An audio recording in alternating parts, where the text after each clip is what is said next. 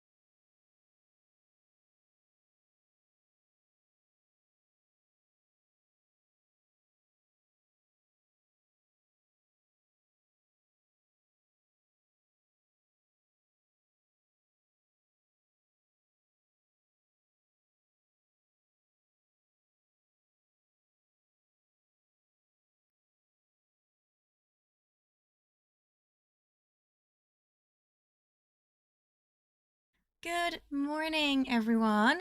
Welcome on in. We've got our first stream of the year and another Love and Deepspace stream today, as the main story has finally gotten updated after several months. So we're finally going to find out what happens to Xavier and Rafayel after the events of Death and Rebirth. So it's we've also got an event, another Timelock event too, so we'll probably get a little more lore on their life with MC as well, sort of throughout the years like we did with Zayne and Sylus, I think. So lots of exciting things happening this morning. We're going to check out our house too. We'll do a quick house tour. Decorated a little bit. Still plenty to work on. I managed to get it to level 8, I think now. I'm on about level 8, so... Oh, how are we all doing? Did we have a good new year? Welcome. We got Rooksy, Lena, Darwin, Wriggle. Hello, hello.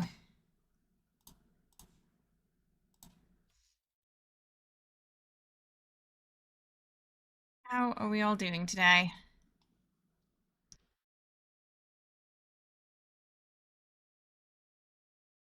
Okay, that's weird. Yeah. Hello, Ollie. Same. Oh, so...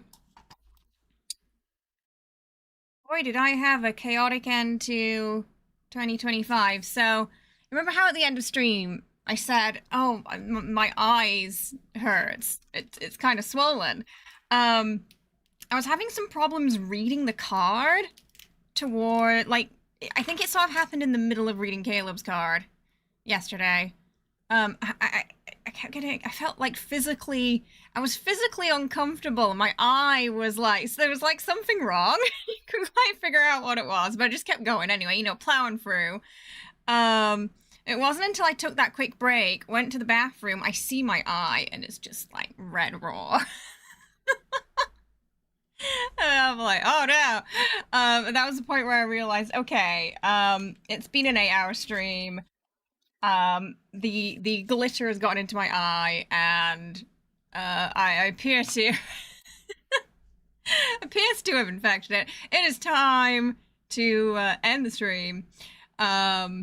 So my sort of lead up to the new year was slowly losing my eyesight, severe amounts of pain, not being able to sit in any bright lights, shunning myself into a dark corner, that then infecting my sinuses, which is why I sound a little probably bunged up today. And that was my new year. So thanks 2025 for that last sucker punch to the gut. Appreciate it. Which is why my eye probably is still a little red. It's not as bad as it was yesterday though. Yesterday I looked like I'd been punched in the face by a truck. So it was pretty rough. Hello, welcome. Yeah, so sorry, it wasn't the card. I thought we all had a really great discussion about it, and the lore and sort of the intent behind it, and the potential translation issues as well. That was all really great. Yeah, yeah, it turned out I completely effed up my eye. So that was it. And yeah, so if we don't get around to those cards today, because I don't know how long the main story is going to be, then when the Lemonette stuff goes live next week, we'll shove Rafayel and Xavier's event cards into there instead. So we've got a sort of backup to the backup. I did pull Xavier off stream when I was trying to R3 Sylus, so I've got that one too. It's funny because I'd put Zayne on my free specific. He didn't come home. No, Xavier came home instead, so it's fine. You're tired from too many fireworks last night. Oh my goodness, I bet it was loud, right? It's like the downside to New Year, just the fireworks the whole night. If you want like a quiet night.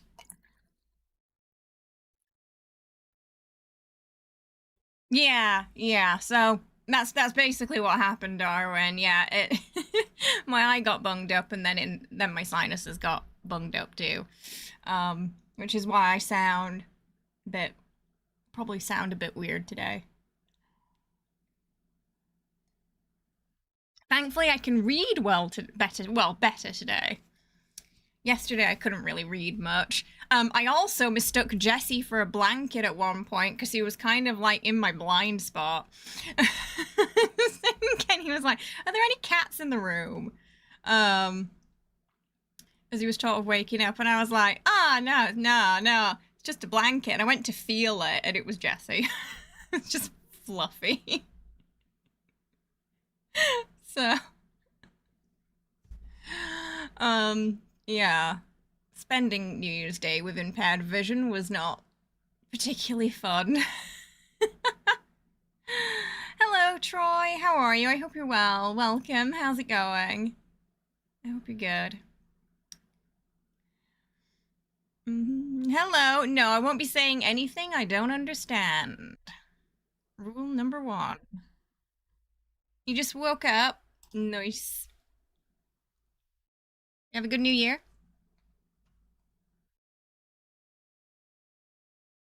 He is being coy.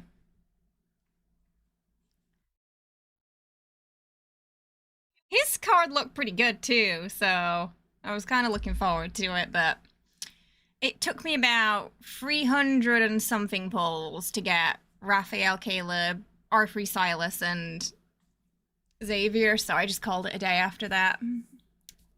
Pretty much. Hey Pete, how are you? I hope you're good. Welcome. You're a little hungover. It's okay. If any day, any day it's acceptable, it's New Year's, right? Oh.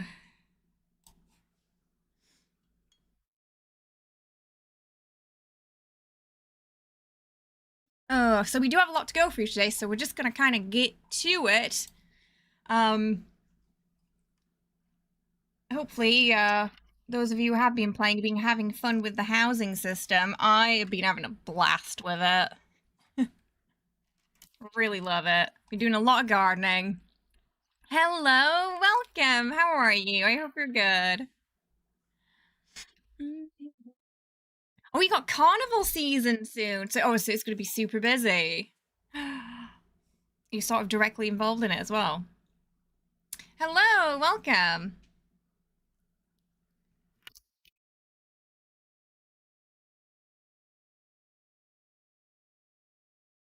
You played the Pragmata demo. Did you like it? Was it good? Oh. Oh, you're walking the parades and you've got to get the costumes done? Nice.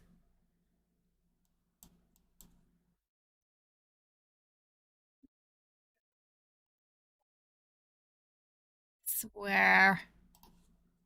The YouTube short section for streaming, is just absolute garbage.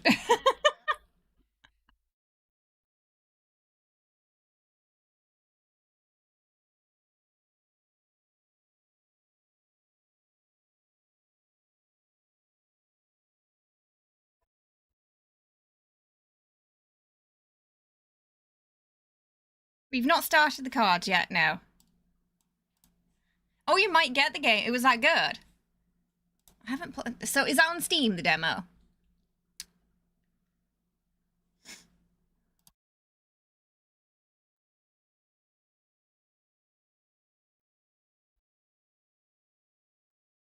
You forgot? Yes, it is. It's already up. Yeah. I had a sneaky peek at the event, but I've not fully seen it yet. Hello, welcome. Hopefully you had a good New Year.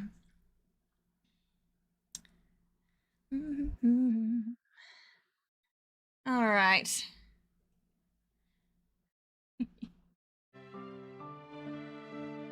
Let's get to it then. So, we'll start off with the Timelock Event, as it is directly connected to the main story.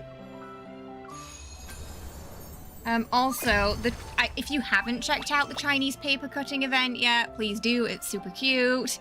We were on to like the second paper cutting, I think. Oh, they just finished something. Let's take a look. They just did a crow. Oh, so a lot of the paper cutting you do, you can put in the journal too.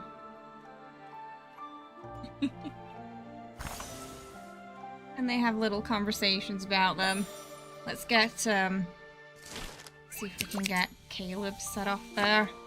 And then it takes them about 10 minutes, but it's so cute. Excited for the house tour. It's not fully decorated yet. I just unlocked the bathroom this morning, but I'm loving it so far.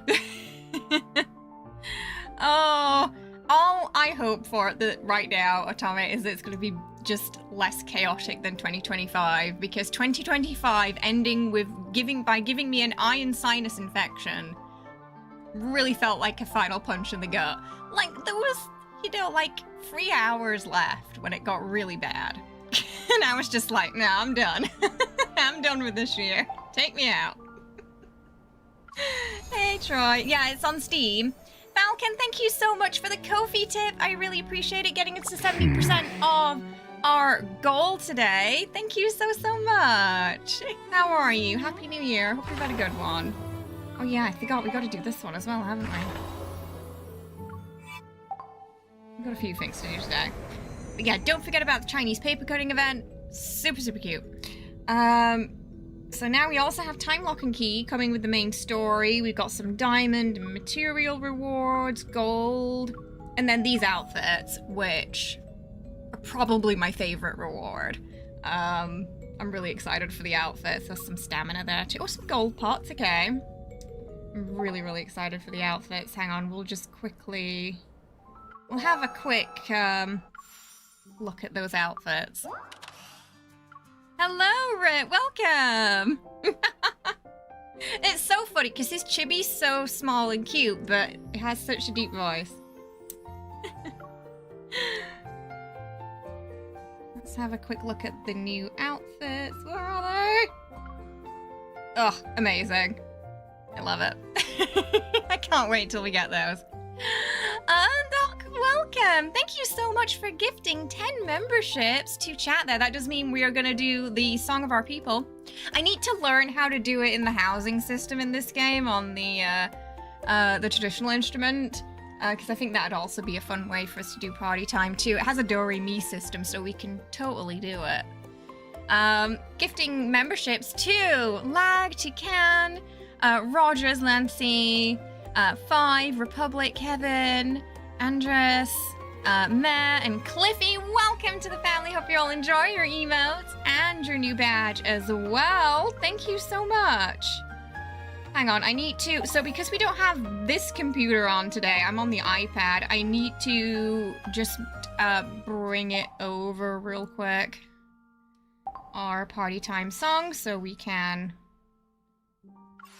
sing the Song of Our People. Just give me a second.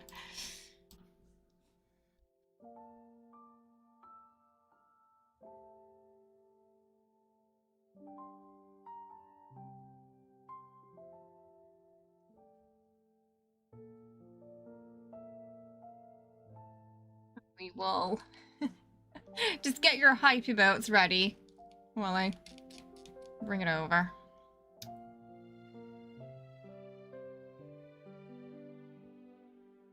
Didn't think about that. The iPad's still a relatively new part of the streaming setup, so I didn't think about it. Oh. Yeah, the first automaton for today. Or for the new year, even. Alright, let's quickly...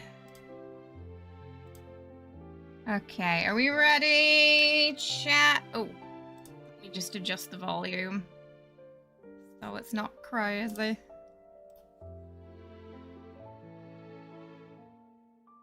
Oh, dear. Oh, thank you so much. I appreciate that. Yeah, unfortunately, I don't think partnerships are coming back in Korea anytime soon. So I do appreciate you supporting over on YouTube. That is super kind of you. Let me just hang on.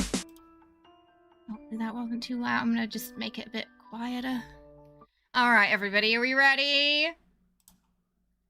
First party time of the year. Get your hype emotes ready. Oh. Early morning, so I can't do it too loud. I want to give him a little mustache one day. I think that'd be fun. Alright, are we ready?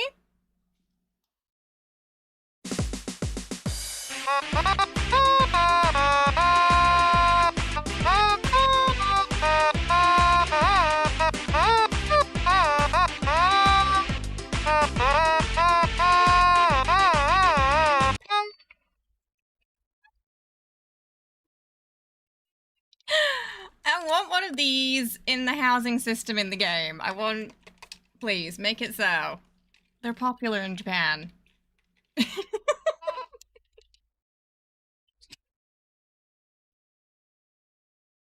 I want to see MC and Rafayel especially play the automaton together. I think it'd be beautiful. Silas murdering one of the... It does, doesn't it? Oh, goodness. Oh. Yeah, I am also holding my breath for poor Rafayel and Xavier in this update. Probably the two that I'm the most nervous for out of all the leads when it comes to their story updates. Especially if, you know, Death and Rebirth is anything to go by as well. It's gonna be rough, I think. Thank you so much, Dio. I really appreciate that. Happy New Year to you too. Right, so shall we start? We'll start with Xavier's then. A shooting star, unaware of its destiny that has been derailed upon departure, plunges into an unknown universe and foolishly hopes to ride foreign winds back to familiar shores. A long time passes, and unfamiliarity's chill is swept away. flowers in foreign soil grew to resemble those from one's memory. Yet those inescapable memories descend inch by inch to devour everything in their path. Ooh, the voyage. The artwork for these is beautiful too. They once swore an oath beneath the holy sword, their blades dipped in starlight. Phylos's sunset cast its glow, gently illuminating energetic figures they destined to part ways. I'll take everyone home. I'll wait for you. And I believe that was probably the myth. The strong wind swept up the distant voyager's wisps. She didn't look back this time. Ooh.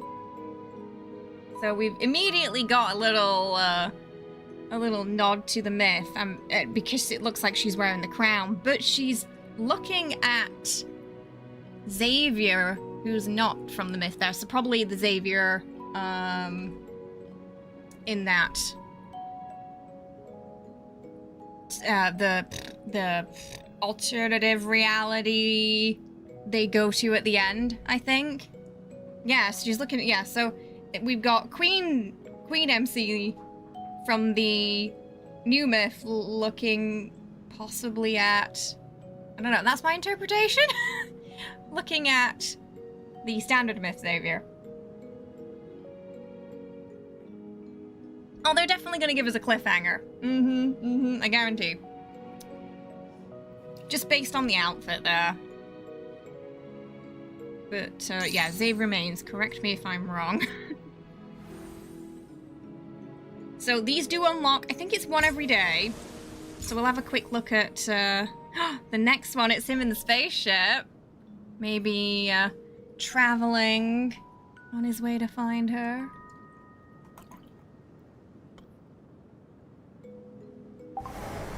And Rafayel's. Surging waves breach the embankment to reveal the long-buried evidence of sins under the scorching sun. It lures those ravenous husks to return with bloodlust, yet insurmountable despair awaits them along the terrified confessions that will follow. I'm concerned for our boy here. This sounds very foreboding. It all began with a single whisper at the beach. Oh, when they met. So they met when it was always kind of alluded that they met when she was younger and she forgot. And he waited for her. Something happened. She never saw him. And it's why he seems to have abandonment issues. But now we can actually see the encounter.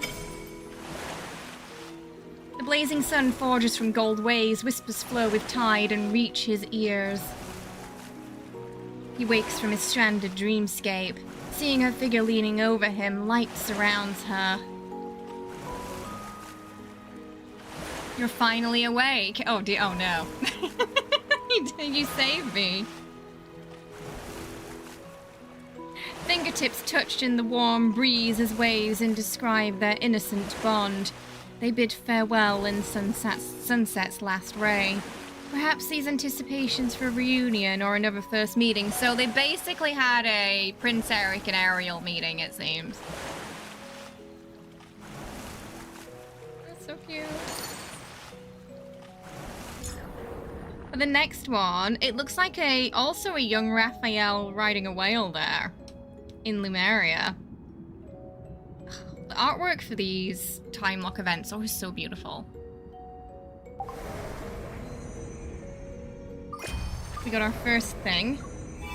There we go. Oh, did you finish? Good job. What did they make? Was it a little airplane? Oh, they made a little airplane and an apple so far, bless them.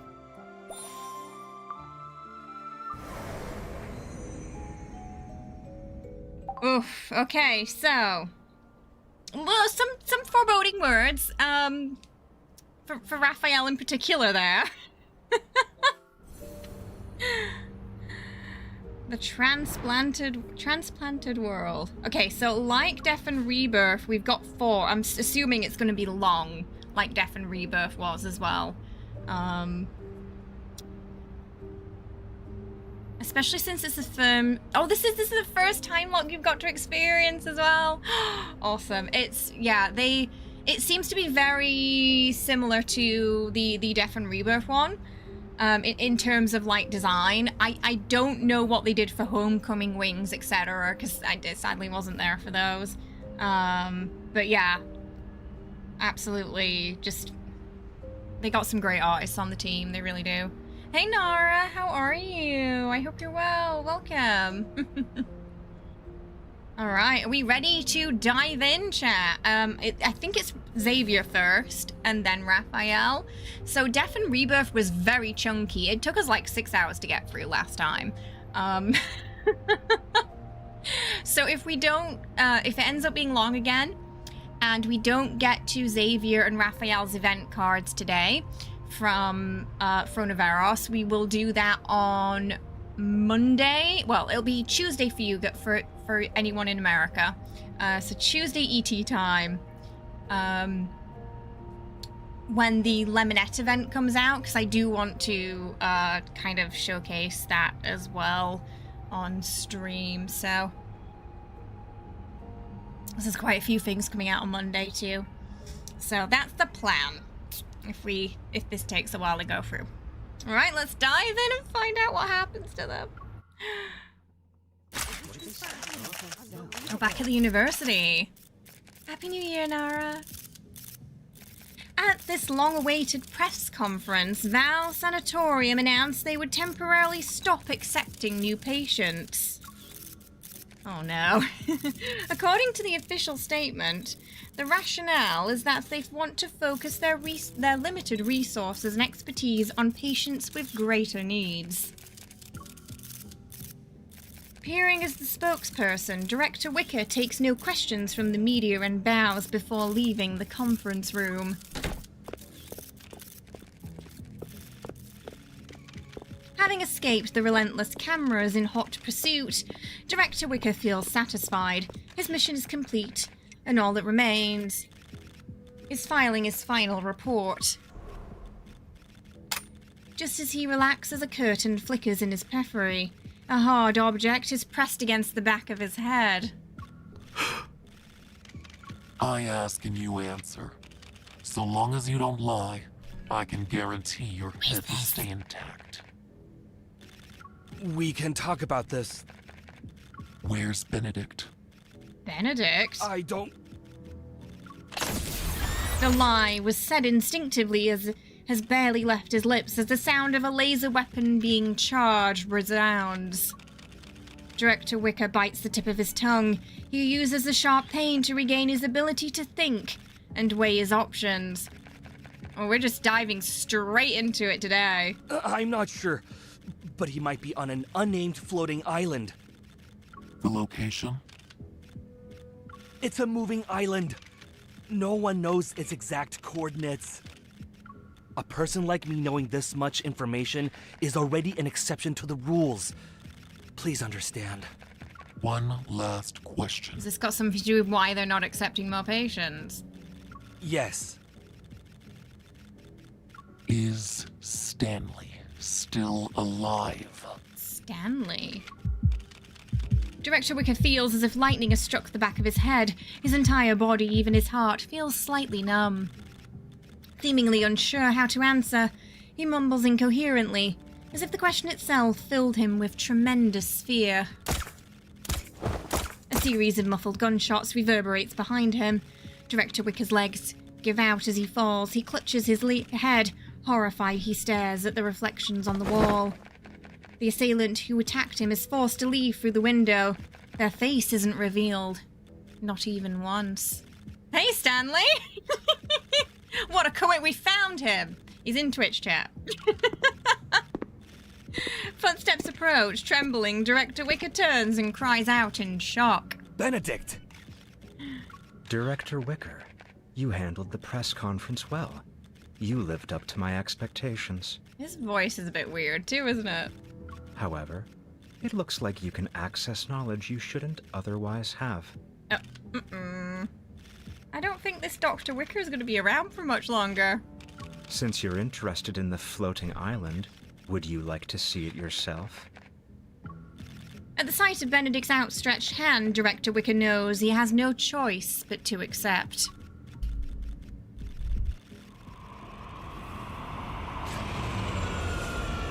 The private aircraft takes off under cover of night. It encounters a floating island that suddenly appears like a mirage. They were definitely using, yes, the assailant was using a voice changer. It sounded like it might have been a feminine voice, but it's hard to tell when a voice changer's involved. I don't think he's leaving the island, Wicker. The aircraft lands, and Benedict carries an unconscious Director Wicker into the island's only dense forest. Oh, it's okay, he's just unconscious. He places the modified Director Wicker on a metal surface somewhere in the woods. Almost like a sacrifice. The body sinks into the ground. Suspiciously looks like that forest too, doesn't it?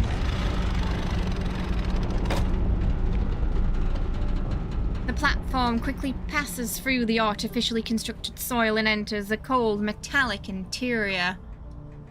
At the end of his journey is a vast hall.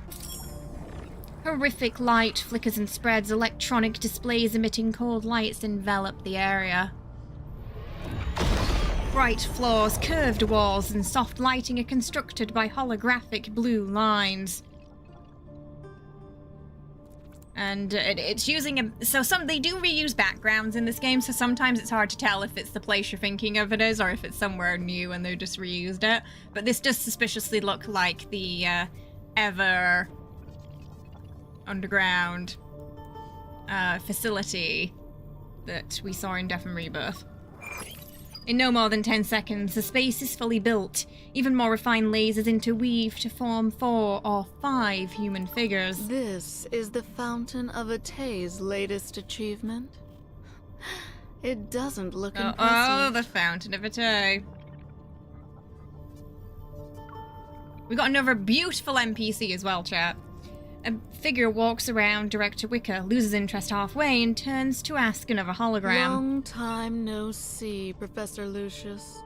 You took so many things from my Gaia Biotech. My Gaia and Biotech? This is all you can accomplish? The Fountain of Atay's core has nothing to do with your precious research center. Souls can't be shaped, and external devices are Sounds useless. like a... You're here.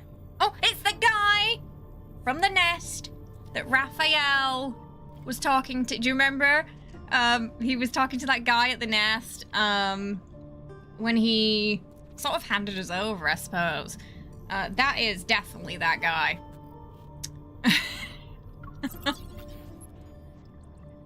So, I think at this point we can pretty much 100% confirm he's working with Eva.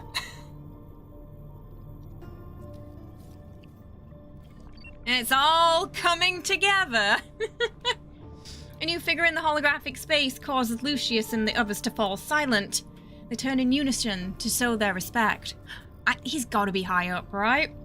They appear polite and trusting, even though he's an old man on a hospital bed. Don't pay too much attention to this test subject. It's just today's extra. Or rather, a medium. Yeah, Stanley... Oh, we don't get to see Stanley yet. The old man makes a beckoning gesture with his hand. The floating platform carrying Director Wicker slowly drifts towards him. Have the new wavelengths from the Deepspace signal been successfully decoded? The silence is abrupt. The holograms remain motionless. It's clear they're well versed in concealing their emotions. Finally, the old man rises from his deep contemplation. Subtle ripples appear in his otherwise emotionless voice. The recent disturbances in the deep space tunnel remind me of that starless night from over a decade ago. So, they say he's an old man, but he's got a very youthful haircut. I wouldn't have guessed he was an old man from the silhouette. He's got that kind of like boy band hair going on. The night when the signal from deep space arrived on Earth. Right? Yeah. Sorry. Yes, apparently you're an old man, Stanley. The night, the deep space signal. Yeah, so I think we can definitely rule out Stanley as a as a sixth lane.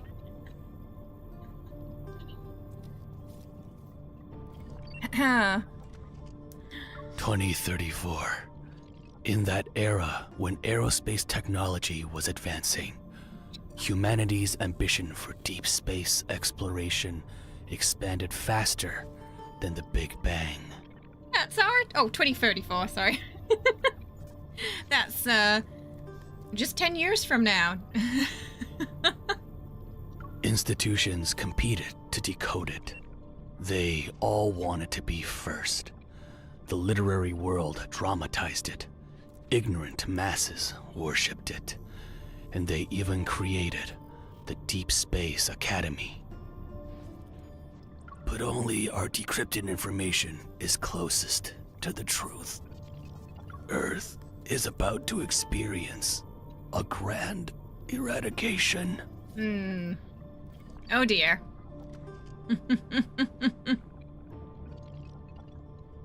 We've had a lot of dying planets in this game already so far, and dying civilizations, so it somehow doesn't surprise me that it's Earth, maybe sooner than perhaps we'd expected. Yes, it's me, Darian mug. Got a goose on it. He slowly exhales and forcibly suppresses his elevated tone and emotions. Then the monsters appeared. Geomagnetic disturbances occurred, and mass extinction events were expedited. The warnings in the signal became reality, one at a time. It does seem that perhaps that was partially the cause then, yeah. Hi, Hannah! Oh my goodness, how have you been? I hope you're well. Welcome. How are you? Happy New Year. The Grand Eradication is a large-scale elimination process. This planet wants to abandon us and enter its next phase of existence. For over a decade, I have strongly advocated for the Fountain of Atay. I've dispatched the Farspace fleet to enter the Deep Space Tunnel's depths to avoid being abandoned. Okay, so that explains what Colonel Caleb may have been up to as well. It does not have a sandwich on the mug, sadly, no. The goose needs one, I agree. Oh, it's so lovely to see you too, Hannah. I really hope you've been well. There were setbacks, but we managed to obtain the chess piece closest to her. To bring up 2034 again. Was there a mishap? Maybe they mean... Maybe they're talking about Caleb? To avoid being abandoned, that will only make you a dog begging for fate's mercy. Lucius, you're old. The gears in your brain are covered in rust. Unless they kidnap Xavier. It only took a few decades for evolvers to evolve from mere humans. This proves that in the future, we can reach a point beyond our wildest imaginations. We can achieve immortality. Poor MC. I feel like often in her life she's suffering because some power around her is seeking immortality and finds out they can, or they think they can at least, use her as a vessel for that, to take it for themselves.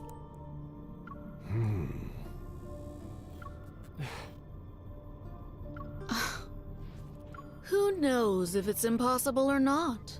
The Lemurians who escaped the last grand eradication are practically living specimens of immortality. Oh, they did, yeah. When we in Death and Rebirth, I think they pretty much had a room for keeping track of almost everyone, didn't they? They were definitely keeping track of the Lumerians, you know, obviously Caleb XO2.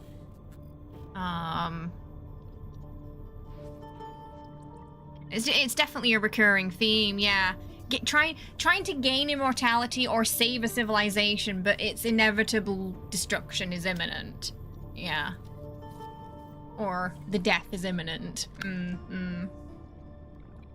Surviving, same. I got an eye infection the day before New Year, so that was fun. So yeah, I'm definitely with you there on the surviving, Hannah. Bye-bye, 2025. No worries, dear. Thank you so much, though. I appreciate it. Good luck with your raid.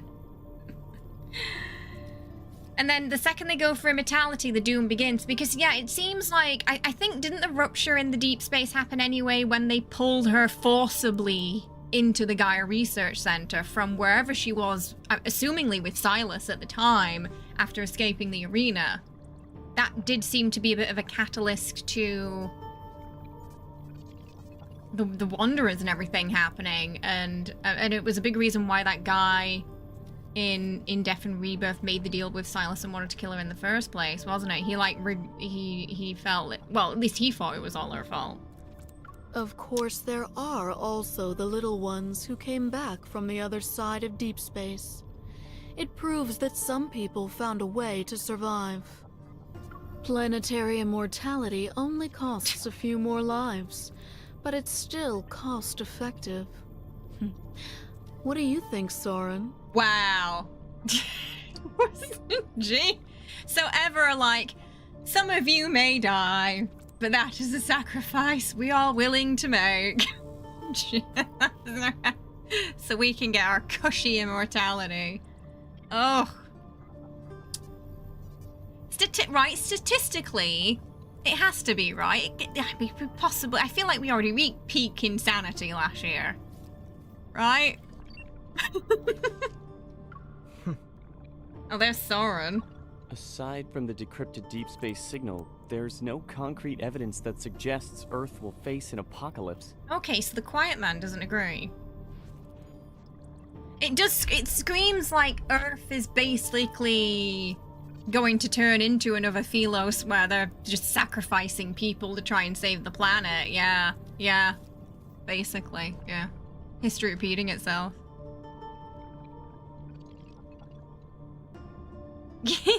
Nothing good can come from a character whose name sounds like Sauron. It's a red flag there. It's a red flag. As for that unkillable monster in the N109 zone, we can't confirm whether the life form is truly indestructible. You're talking about Sylus! So how do we determine whether Yeah, our he did persistence in pursuing immortality is a noble endeavor or He did absurd kind of paranoia? Mess up their plans a few times, didn't they? Wow, so they just straight up call him a monster. They don't even refer to him as a being or human. He's just a straight up monster. They seem to know. Yeah. They know more about him than I feel they should. Uh-huh. Remember in Death and Rebirth, they did develop specific weapons to use against him to kind of try and cancel out his evil. Oh, was it Death? Oh, it might have actually been the idol card there. I can't remember. It was in one of the cards. Maybe it was the idol card. They were getting chased by someone, and yeah, they'd, it was a specific weapon. Yeah, antimatter weapons, yes. So I got a file on him too, I think. And then, obviously, the Quiet Man was at the nest. So this explains why maybe he was hanging out there, too. Maybe, you know, he'd heard about the Ether Core, also keeping tabs on Sylus. Because he's clearly, like, knocking around the M109 zone, this guy. So I do feel like maybe we're going to see the Quiet Man and Sylus. Something's going to happen with them in the future. Oh, was it in Death and Rebirth? Yeah, and then they wound up in the car place. Yeah.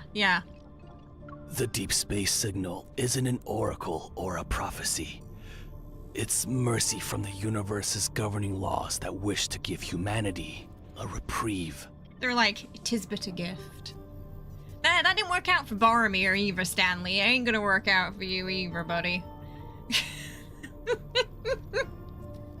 Oh. What we're able to decode are predetermined facts already set in stone. That evidence you want It's already part of this world. He raises his hand. Violently fluctuating metaflux envelops the man bound on the platform. Yeah, this poor Wicker is gonna be a tribute, it seems. At this point, he seems too evil to be. I feel like... Ooh, I don't know. I personally don't think he will be. I guess it depends on what they want to go, how they want to go. Like, maybe they want a really evil one to balance things out. We'll have to wait and see.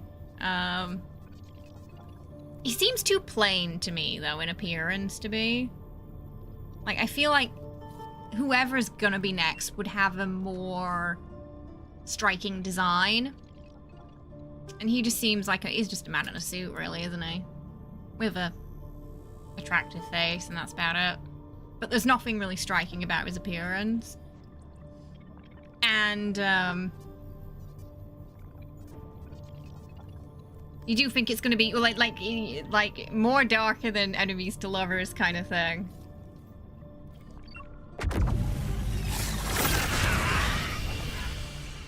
The transformation is completed instantly.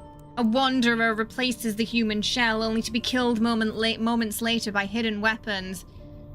Oh, I almost feel bad for poor Wicker. Didn't stand a chance, did he? A crisp metallic chime accompanies the fresh protocore as it falls onto the platform, so they can also produce modified protocores by turning people into wanderers. Protocores are one of the most powerful pieces of evidence. After the Chrono Rift catastrophe, I discovered the connection between protocore energy and her. I knew what kind of mission the universe gave me. Using protocores to accelerate human civilization's development and allowing humanity to achieve an immortality that aligns with this process. Only then can we survive the grand eradication with little to no losses. So I get the feeling that this Dimension Stanley's old, so he's probably dying. And I'm assuming that's why his hat is in this arena, and why we're living rent-free in his head and he's obsessed with us. It's because he wants to save his own skin. But I am curious, because we still haven't seen his face. If he's from our world. Or Xavier's, maybe. Oh, just morally grey and dark, just dark romance, you think? I mean, they're definitely not afraid to approach taboo subjects in this game. So, yeah. Have to wait and see. It's the hair. The hair's really throwing me off. Like, if you just show me the silhouette, I'd be like, that is a man in his 20s. And so the old man is in that silhouette, it's throwing me off. So maybe old as in, I don't know, they said though, the way they said it looked like he was visually old. I don't know, maybe something's gonna happen and he's gonna regain his youth at some point, and that's why we can't see him.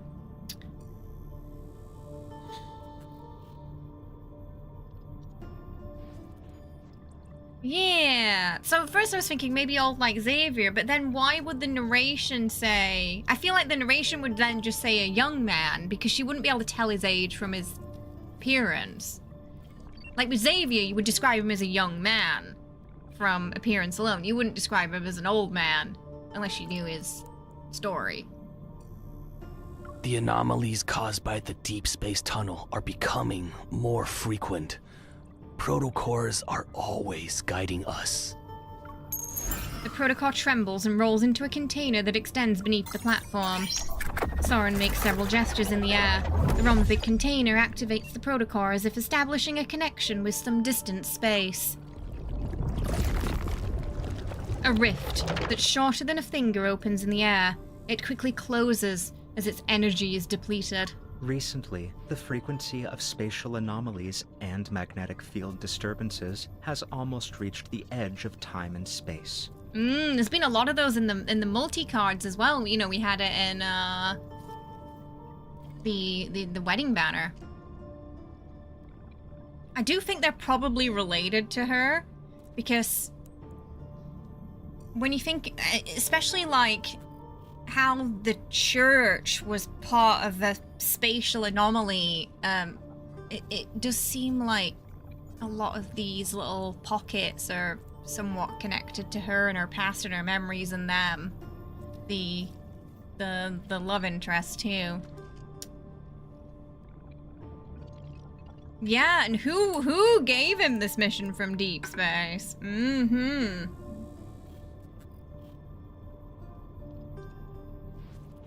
One problem with how spaced out the main story's been so far is that I feel like really unless you reread the whole story again the night before, it's not that fresh. It's easy to forget things. So it's like the downside to when we get sort of story updates that are quite spread out. Because my brain starts to blur what we saw on a banner, like a solo banner or a multi-banner, and then what we saw in the main story. Once a planet gets swept into that, complete disintegration will soon arrive. So Soren's pretty convinced that that's happening. Did you come up with another way to deal with your former teammate? Former teammate? I hope we can defeat your Oh, right, little yeah, prince Xavier. and prove to him that our is Soren what I is mean. the most capable one. Yeah, Soren was the guy at the university, right? Who trapped Xavier and MC in that little mind for protocol thingy, where Xavier had to kind of like relive losing her in the forest, right? I think that was Soren. Matters involving the backtrackers aren't to be taken lightly. Do you need our assistance? I've had enough of those disgusting manipulation tactics you use on your brainwashed test subjects. Trouble in Ever Paradise, chat. They don't agree with each other. There's some potential conflict here within enemy lines. You can tell by his evil bowl cut. Yeah, it was his face that was kind of... I couldn't remember his name, but the face. I don't need any help, and I don't need anyone's approval. I will make Xavier fall because of the hypocrisy, arrogance, and impracticality he clings to. Xavier is also living rent-free in this man's head. That outcome will be enough to prove I'm correct. So, you joined Ever to prove a point. Is that what you're saying? Because you want to prove Xavier wrong. Alright. In any case, they don't actually care about your personal matters. Nobody cares, Soren. Several hoarse, irregular coughs ring out like a broken clock.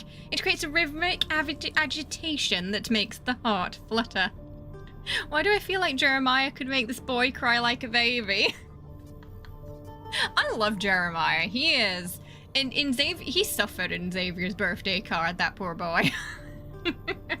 But Jeremiah, he's a good egg. The deep space tunnel is closing in, and the cage is tightening its grip. He's definitely dying. It's time to bring her back to us. Okay, so they've set a trap. Be careful, and try not to let the emissary truly awaken. Our most important hope mustn't be erased. The emissary. Soren's image flickers and disappears, and the meeting ends. Zayne? They don't want him to, they don't want him to get his full memories back. Because he has nightmares, doesn't he? He doesn't remember, but he has nightmares. And he has that Jekyll and Hyde thing going on with Dawnbreaker, doesn't he? Yeah.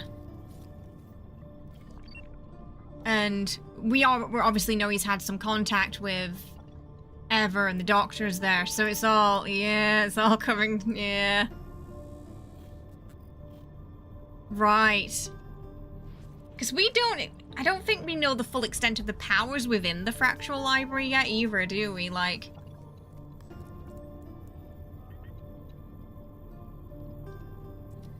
the full extent of the lore there.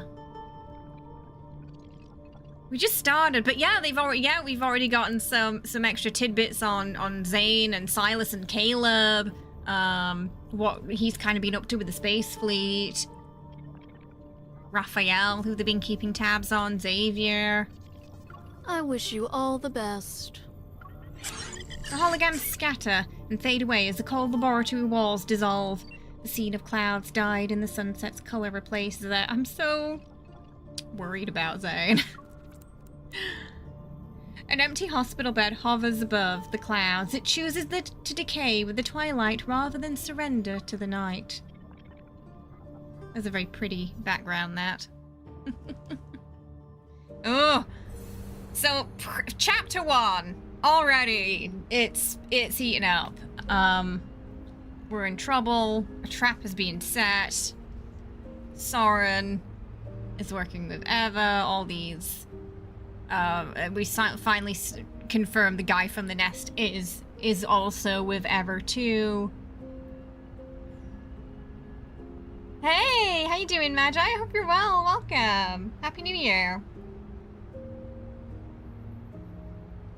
There are enemies at every turn for poor MC.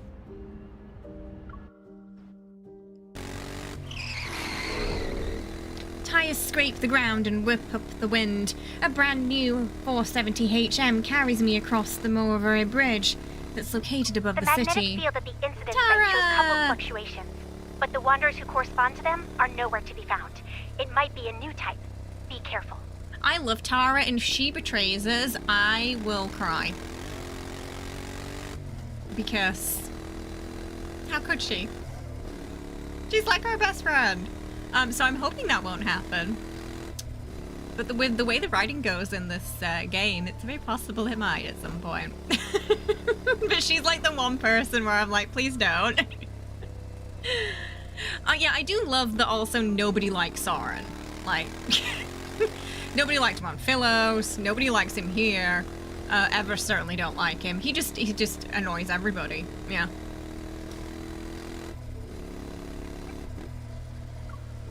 Copy that. I'm 5 kilometers away from my destination.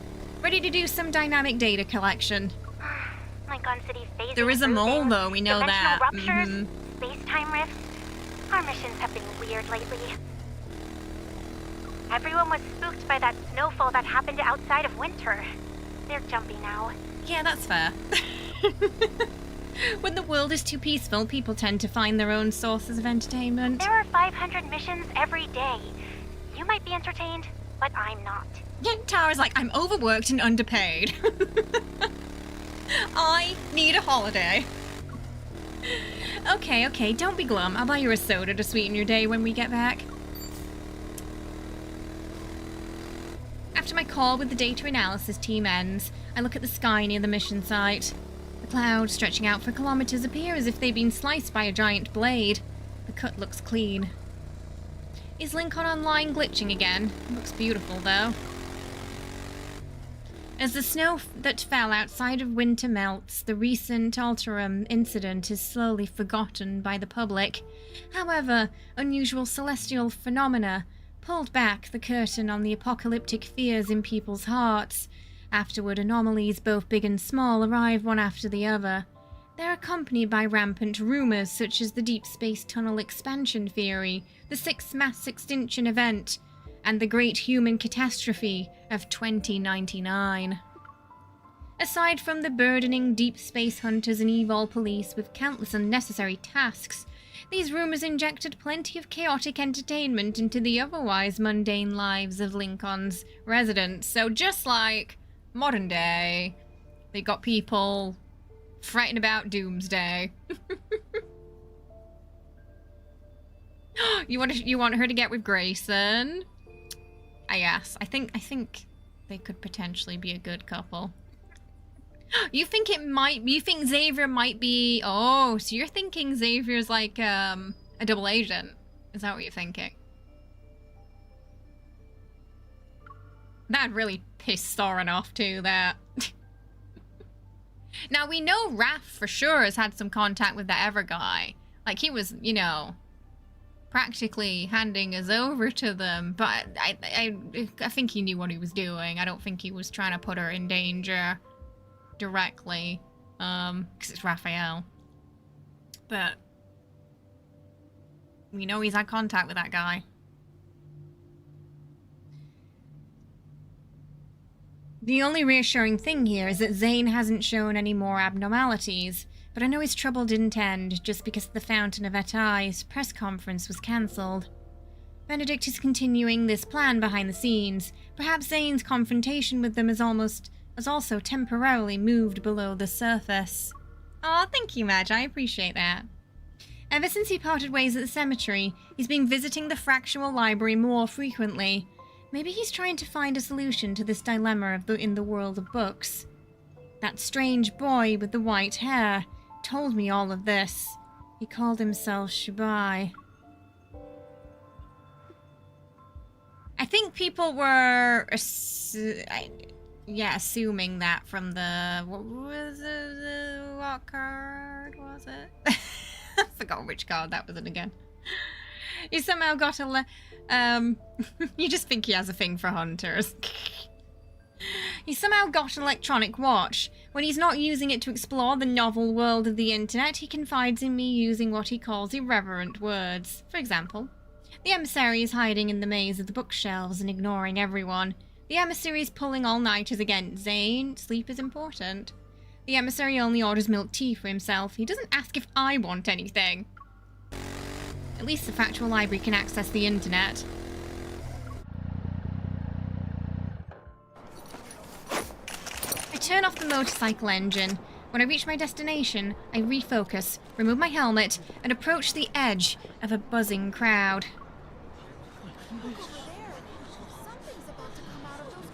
Oh dear. Well, it wasn't me. My crafting skills aren't that good. Oh, maybe it was your mother.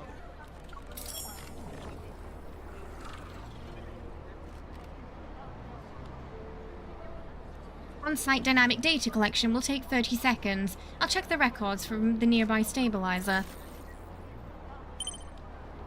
Records refreshed. The fluctuation amplitude has been normal for the past 3 days.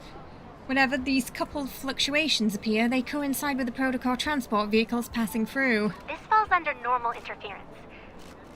Dynamic data retrieval complete. Hold on. You just want to see her princess carrying from an explosion?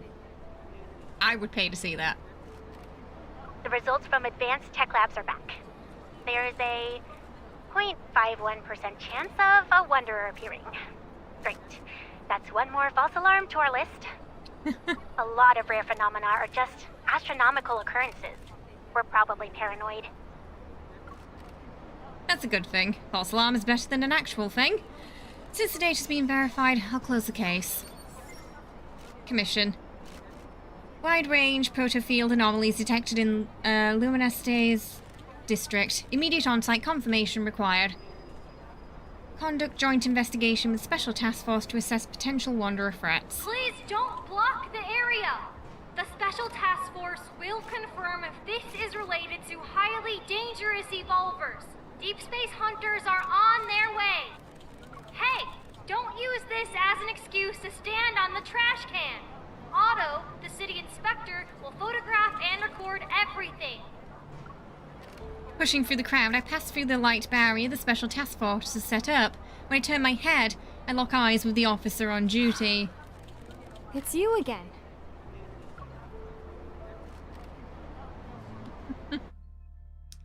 She's having a rough day, bless her. Familiar strangers, is Xavier gonna pop up now? This is the 5th time we've been assigned to the same mission, right? What a coincidence. After evacuating the crowd and finishing our mission, the officer and I crack open energy drinks for each other outside a convenience store. After the last Alterum-related incident, your department and our association have been doing a long-term joint operation. Hello! Welcome! Happy New Year. We'll probably keep running into each other. They say it's to strengthen police-hunter cooperation and mutual learning. But I bet there are things they can't keep under wraps anymore. Did you hear? Someone saw a futuristic spaceship in the forest. It fell out of a space-time rift. The case disappeared the moment it was entered into the system. Don't you think it's suspicious? Really? A futuristic spaceship? That's really sci-fi. I already dealt with 5 anomalies today. I'm going to do 2 more before grabbing a bite to eat. What about you? There's an extremely subtle disturbance behind me. It's like 2 bubbles rising from calm water. They're followed by a trace akin to gently rippling waves that swiftly disappears. Yeah, she was trying her best there, wasn't she, to keep calm and collected like she knows nothing. I look at the magnetic field stabilizer. It's not sending out an alert. What's wrong? Do we have a problem on our hands?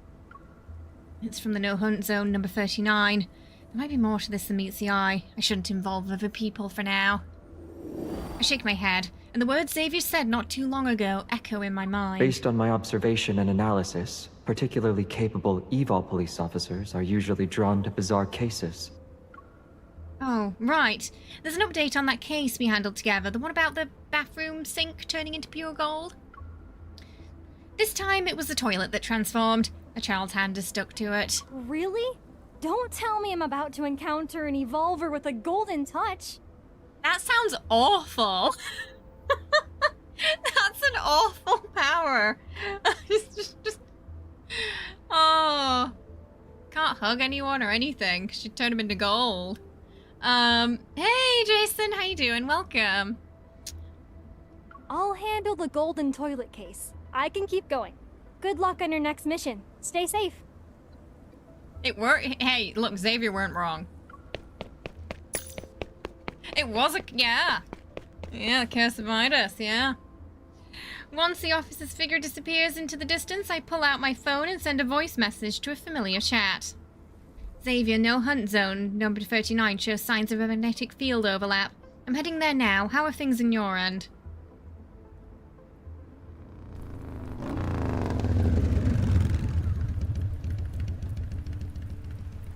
No hunt zone number 39 was once part of the Luminastus district.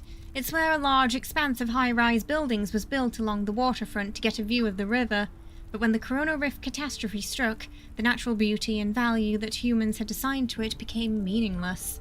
It said the no-hunt zone number 39 wasn't supposed to be irrecoverable, but at some point wanderers began emerging endlessly from the buildings overlapping the shadows. It's as if a crack leading to some monster lair had opened up. The energy levels in this area significantly dropped later on and remained stable, and its danger levels far below the average for no-hunt zones. However, no one believes the no-hunt zone number 39 can be reclaimed. Outside the parameter, I've just parked my motorcycle when Xavier starts a video call with me. It is. It's kind of like a... So the main story and the cards part of the game is very much interactive novel. Yeah. But there are some like fully animated scenes as well that we'll see later too. Oh, watched on YouTube and now checking us out on Twitch. Aww. Oh, thank you. Yeah, welcome to the Twitch side today. Long time no see. Are you alone? And are you sure it's a magnetic field overlap? It is, coupled with fluctuations. It's like 2 bubbles bursting one after another on the water's surface are obvious. This isn't a false alarm from the association. I'll wrap things up here and find you. Give me 2 minutes. 2.5 at most. If you see anyone who looks like a backtracker... I'll quietly follow them. You told me this multiple times already. You've turned into a worrywart with all this nagging, Xavier. Oh. I see someone who thinks I'm always nagging doesn't want the results about the biometric key. You and Jeremiah finally figured it out? Tell me. It's the same as the preliminary examination. We can't unlock it. All we know is that there's an unknown substance inside. And it's not a chip. You mean... We can only go to Soren and see if he can unlock it. Oh dear. He's familiar with the old Gaia Research Center. Right. Okay, but there's one problem. Sauron's a bit of a dick. So you'll have to keep moonlighting for me behind the association's back. Ah. It's a win-win collaboration, but you make it sound like I'm getting a bad deal. Unable to stop myself from grumbling internally, I poke his smiling face on the screen. Who would have expected things to turn out this way 2 weeks ago? 2 weeks ago, Hunters Association. Whether it's a rupture or instances of buildings phasing in and out, they're fundamentally related to magnetic field fluctuations and must be taken seriously. I know there have been many false reports lately, which makes it easy to overlook real threats. Everyone must remain vigilant. As the briefing ends and the crowd disperses, I see a figure who shouldn't be here. Xavier? He showed up voluntarily. Is the world actually ending? In a unusually deserted, quiet corner of the Unicorn's building lobby, I raise an arm to block the sneaky figure's path. Fancy seeing you here, partner. We ran into each other in a corner. It must be fate. This isn't fate. I'm cornering you and skipping the small talk. Xavier, you're the association because those abnormal magnetic fields are actually a problem, right? Yes. The issue is that the magnetic fields are abnormal. My other arm quickly rises and I promptly cut off his escape route on the other side. His eyelashes are lowered and he doesn't speak.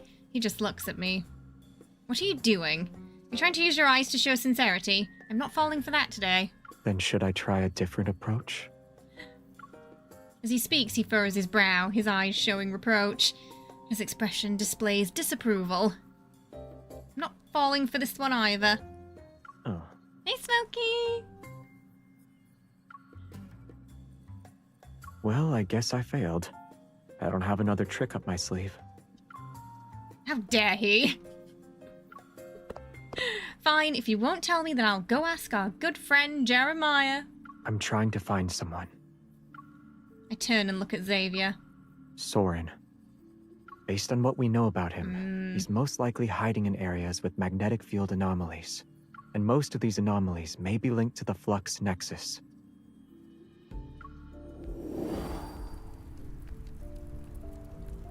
Aside from hiding in magnetic fields, are there any other clues that can help us locate Soren as quickly as possible? Recently, some backtrackers I've lost contact with have returned to Lincoln secretly.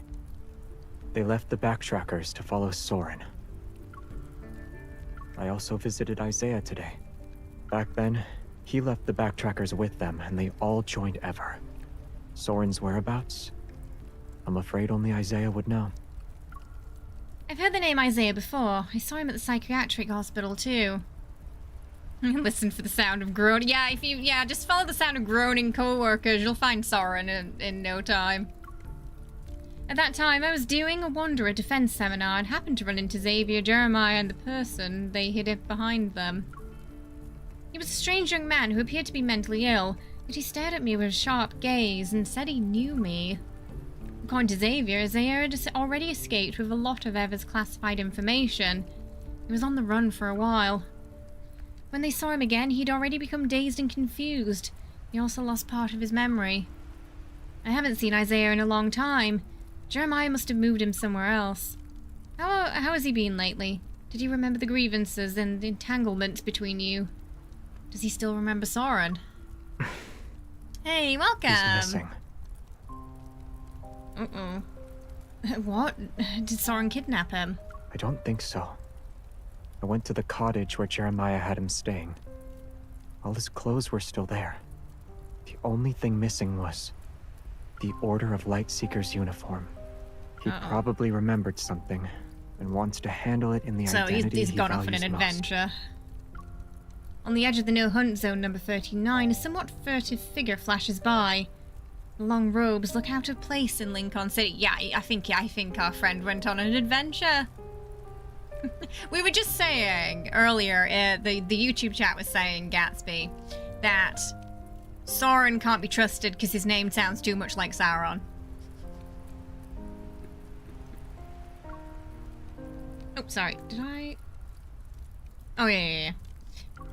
And what's even more peculiar is When he disappeared, did he take the Order of the Light Seeker's uniform and sneakers? A pair of sneakers was missing from the shoe cabinet.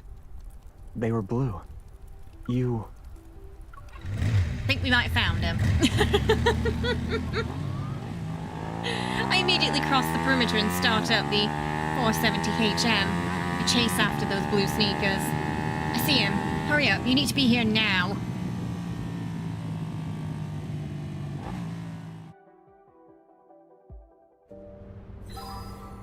Another royal.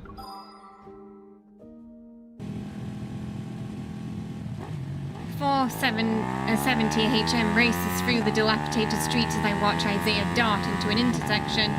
He entered a narrow, winding alley, squeezed between two tall buildings. Who knows where it leads? He wasn't in the best place when I saw him last time, but he's still a backtracker, so I shouldn't underestimate him. He stole shoes too, he did, yeah. Imagine Sauron with a motorcycle. Probably find the ring faster that way. I stop at the intersection to think for a moment, and then I leave the motorcycle running and quietly get off. I'll approach the alley's entrance on foot. As I look down at the intersection, I notice something hidden deep within the alley's darkness. This doesn't feel like a trap or an ambush. Oh, pulse waves again. That fluctuation. It's inside.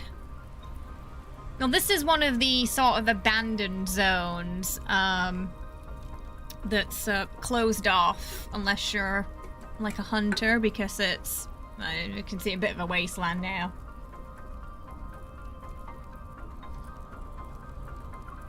If Isaiah knows Thorin's whereabouts, then maybe he fled here to meet him. I'll send the updated coordinates to Xavier and crouch as I slip into the alley. But what is Isaiah doing here? That's the question. My combat boots transverse the dust-covered ground silently. Not even a single speck is stirred. Sneak 100. I advance cautiously when my body feels heavy all of a sudden, as if I've passed through an invisible barrier. Flinching back, I find a soft glow suddenly filling my vision. Oh! We know this place. What's going on? The narrow alley is replaced by a spacious stone street that leads to a plaza, and its center is a massive structure. I step back and turn around. I don't return to familiar surroundings. The sensation beneath my feet feels so real it's undeniable. I experienced this before in the other magnetic field overlaps I've dealt with. In a park, a vintage stable appears out of nowhere. Stairs leading to a rooftop turn into a mural, a well materializing next to a platform. But none of these anomalies were as vivid as this. It really feels like I've traveled into another world. How long are you going to stand there? It does. It does look like that myth from the Standard, yeah. Again, I do feel like a lot of these anomalies are connected to her specifically. I think it's definitely a glimpse of Sylus, isn't it?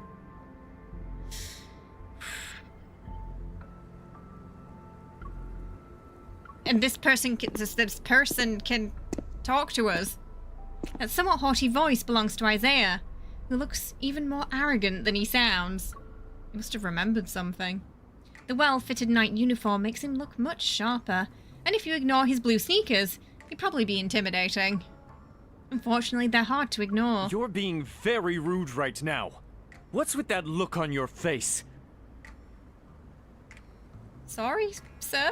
If my night boots hadn't been damaged in the previous battle, I wouldn't need to dress in such a ridiculous manner.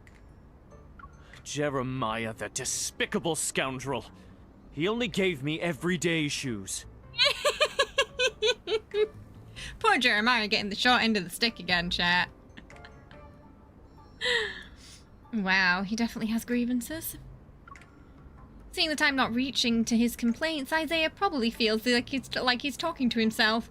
Gritting his teeth, his expression shifts. He raises a chin to address me with renewed dignity. I saw you outside the no-hunt zone. I knew you'd respond to our royal homeland summons and come here. This is your destiny. He brought us here. Oh dear. You're between games at the moment and just bounced off your outside. You're tight. Oh, you're playing Baltaro. I heard good things about that. And an opportunity that fate has granted me. Faint luminescence coalesces in his hand and transforms into a short sword. He points it at me. He's lost his goddamn mind. Isaiah, 5th Squadron Leader of the Order of Lightseekers, Senior Counselor of the Royal Council, and member of the Royal Family's last generation, formally challenges you to an honorable duel. Sit down, Isaiah. Just sit down.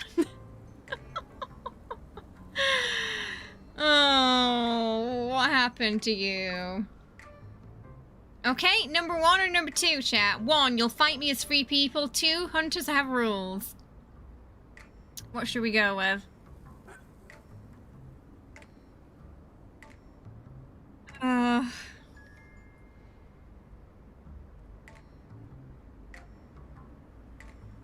Two, go by the hunter rules.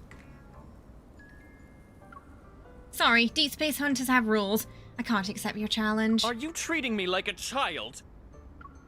It turns out that even the most arrogant person will lose their dignity when pushed to the breaking point. Isaiah doesn't wait for my response. As soon as he finishes shouting, he charges at me like an elegant yet furious goose.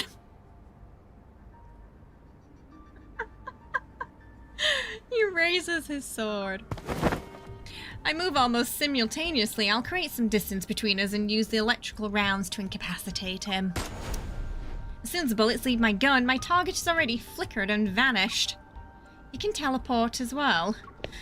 Having seen Xavier's teleportation combat style so many times, my heart skips a beat. I pick a direction and run. You're running away during a duel? You've changed. I look back. Isaiah is now standing where I had been, his sword slicing air. He looks in the direction I fled to, and his figure flickers and vanishes once again. Enemies who can teleport are so annoying. Xavier's weakness. What was it again? Before I can figure it out, a light flashes. Isaiah teleports to be just a few seconds away from me. We're gonna have to take him down, chat. That's right, distance. Even if they both use the light evil, he's still not Xavier. Only those whose evil is as strong as Xavier's can teleport everywhere.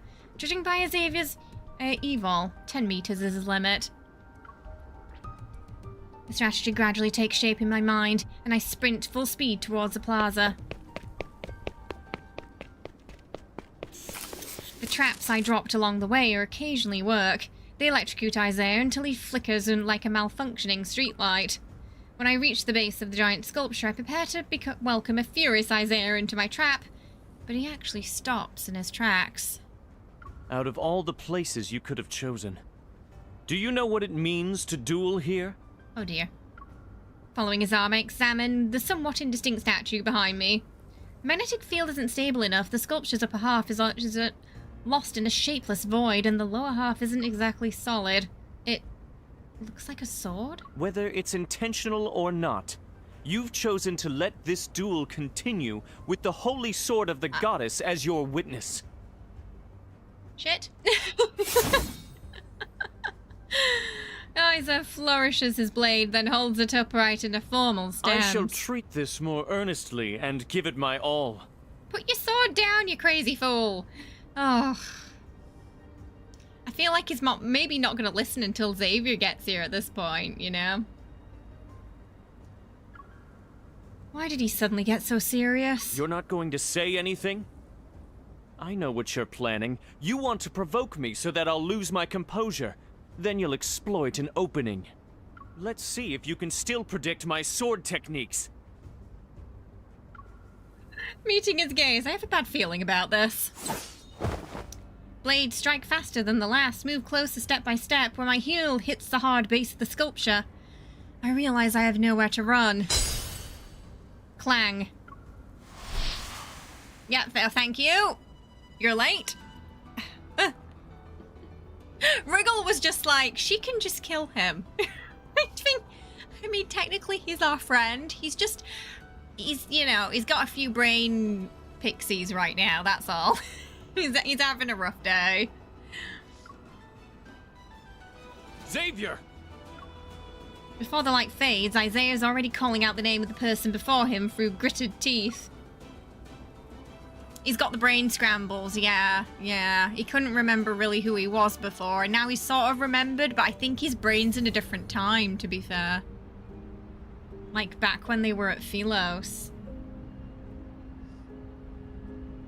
A duel in Lincoln.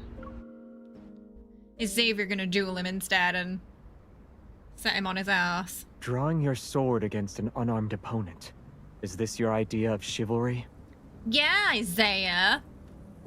What do you mean? She has a gun! Just slowly put it behind our back. What gun? Xavier looks at me and the gun in my hand, and his expression remains the same. It's wrong if one party in a duel doesn't wield a sword. For the sake of your knight uniform, I acknowledge your sincerity for this duel. Familiar light blade in his hand gathers light as he gently pushes me back with his sword arm. The blade cuts the air as it's pointed directly at his opponent. She doesn't have a sword, but I do. Do you think I'm stupid? I didn't win against you last time, so I won't... Oh, I didn't win against you last time, so I don't want to fight you now. Similar to how Isaiah didn't give me the option to refuse, Xavier doesn't wait. He only picks on people who thinks are weaker than him. I see how it is. In the flash of light, two blades, one long, one short, clash. At first, I admire the intensity of their battle and the excellence of their swordsmanship, but then the flashing lights, bright and dim, become so dazzling I can no longer make out the fight's progress. Finally, a cry of pain cuts through the display of light pollution.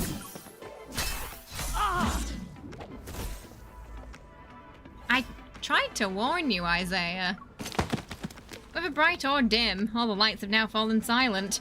Isaiah rolls across the smooth stone pavement until he comes to a stop in front of me. All the honor you wagered now belongs to her. On what grounds? On the grounds that you lost. Fine, it's pointless for me to take it anyway.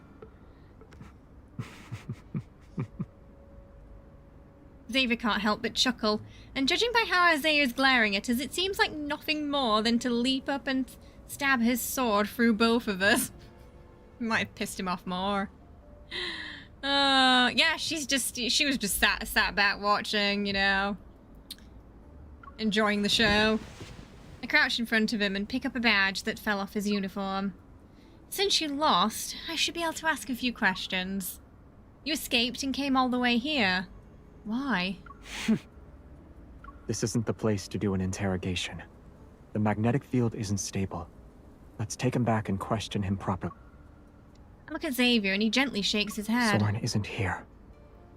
Ah, they thought he might be hiding inside one of these. Alright. Seeing a band of light as thick as hemp rope appear in Xavier's palm, Isaiah rubs his waist as he gets up. Hatred tinges in the words that lead of his mouth. Don't you dare tie me up! I am the 5th Squadron Leader of the Order of Lightseekers, Senior Counselor of the Royal Council! Will you promise you won't try to run off again? The Holy Sword of the Goddess shall be my witness. Oh boy, he's a handful, Isaiah. This is the first time Xavier looks directly at the statue known as the Holy Sword of the Goddess since he arrived here. He looks as calm as water. He says nothing else. Capturing me is pointless, Xavier. You don't know how to leave this place.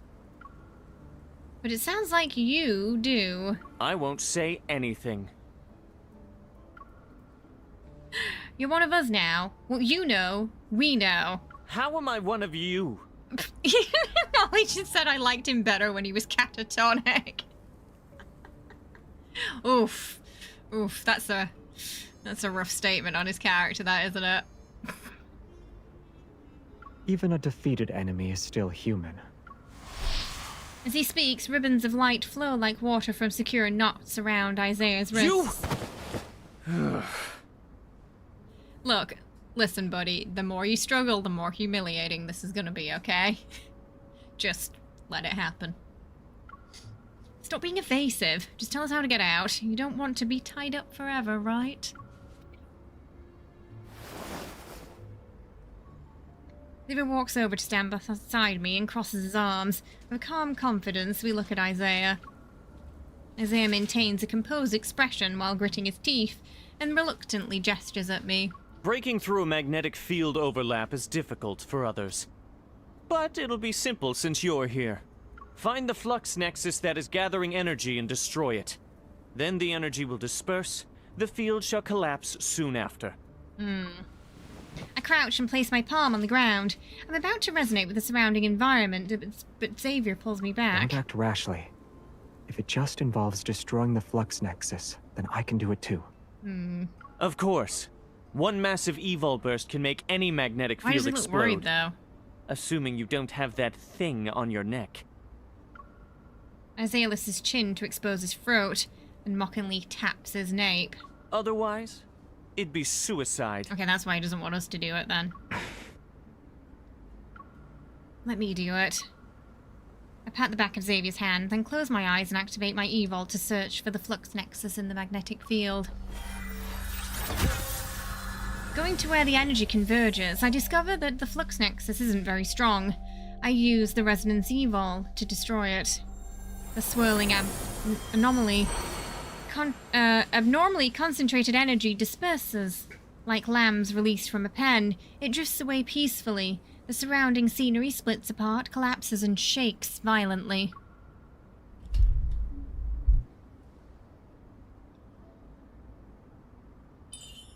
Taking one last look at the blurry visage of the holy sword of the goddess, I suppress the strange feeling welling up inside my heart and grasp Xavier's outstretched hand.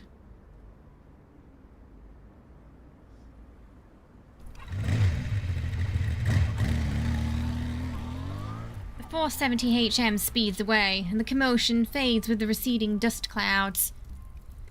This part of the urban ruin returns to its lifeless state once more. It's past midnight. Thick fog rises among the towering buildings, and it silently creeps up the exterior walls to engulf them.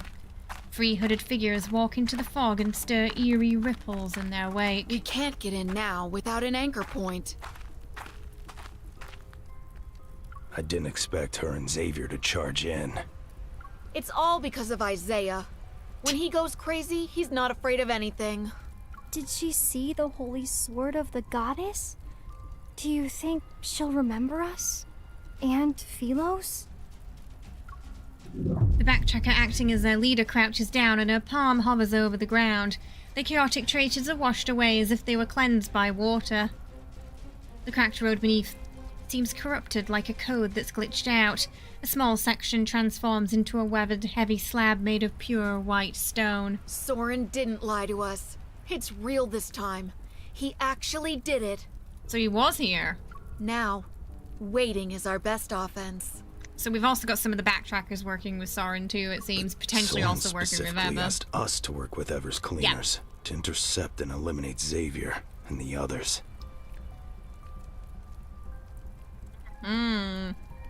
Does that also include Her Majesty and Jeremiah? Wait, so they're fine eliminating Xavier, but Her Majesty and Jeremiah is too much. For Xavier. They shouldn't be able to stop Soren's plan anymore. Hey, welcome, Is Arya. this really necessary? Backtracker falls silent. She pushes her hand against the stone slabs to slowly, reluctantly caress it. Soren isn't a qualified leader. It's up to you if you want to follow his orders. Nobody likes Soren. Nobody likes him, nobody trusts him, and nobody thinks he is inadequate for a leader position. Oh, that's true, yeah. Yes, I can see why they're probably not keen. Considering they got stranded because of him. Hi, Nuka. Regardless of whether his heart is consumed by hatred or blinded by madness, Bit of both, I think. what he's doing hasn't betrayed the Backtracker's original goal. Until the outcome is decided, I will never give up. This is my responsibility as a Backtracker. It also involves my honor as a person. An unknown path ahead and giving it our all. If we're still hesitating at this point, we'd be too weak. If everyone could always be like Xavier, the backtrackers wouldn't have split up, or ended up like us. Also, I haven't been able to see the standard myth for Xavier yet, because I keep getting the same piece, instead of the card I need to actually get the companion and unlock it all. So if there's any juicy lore you feel like fits in relation to that, that I might have missed, please let me know, because I've only seen a small section of it that I was able to unlock. So yeah, feel free to let me know in chat if there's anything that sort of relates to this. The faint sound of the bell drifts from the fog's depths. The three almost simultaneously look into the distance. Classical buildings of varying heights cast shadows that flicker in and out of view. They vanish as quickly as they appear, while fog surges with the hidden currents. Someone waits in restless anticipation for the final reckoning to arrive. Ho ho ho ho. Question philo. Okay, 1 second. I just want to grab a drink. I will be right back, and then we will continue to part 6 of chapter. We're still in chapter 1, so I think it's gonna be very chunky again. This story update. Okay, I'll be right back.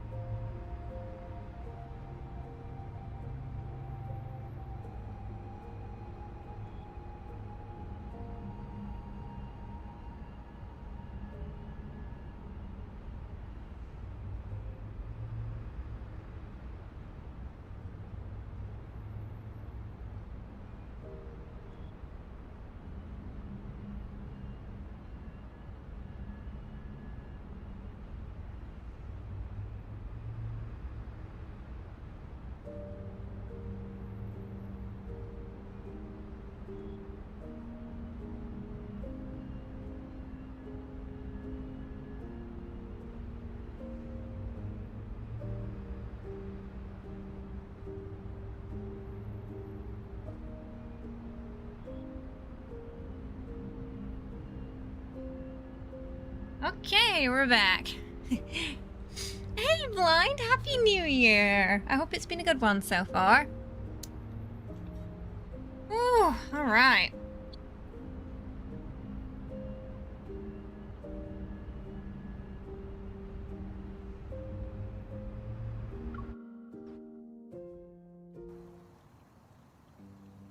Jeremiah's shop. Hey, welcome! After leaving the no-hunt zone, number 39, we escort Isaiah back to the flower shop.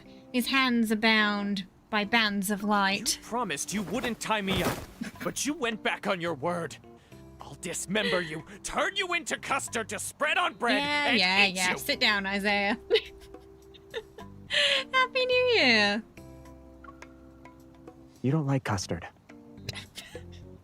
They said they wouldn't tie you up. But did I say that? I'm pretty sure I didn't.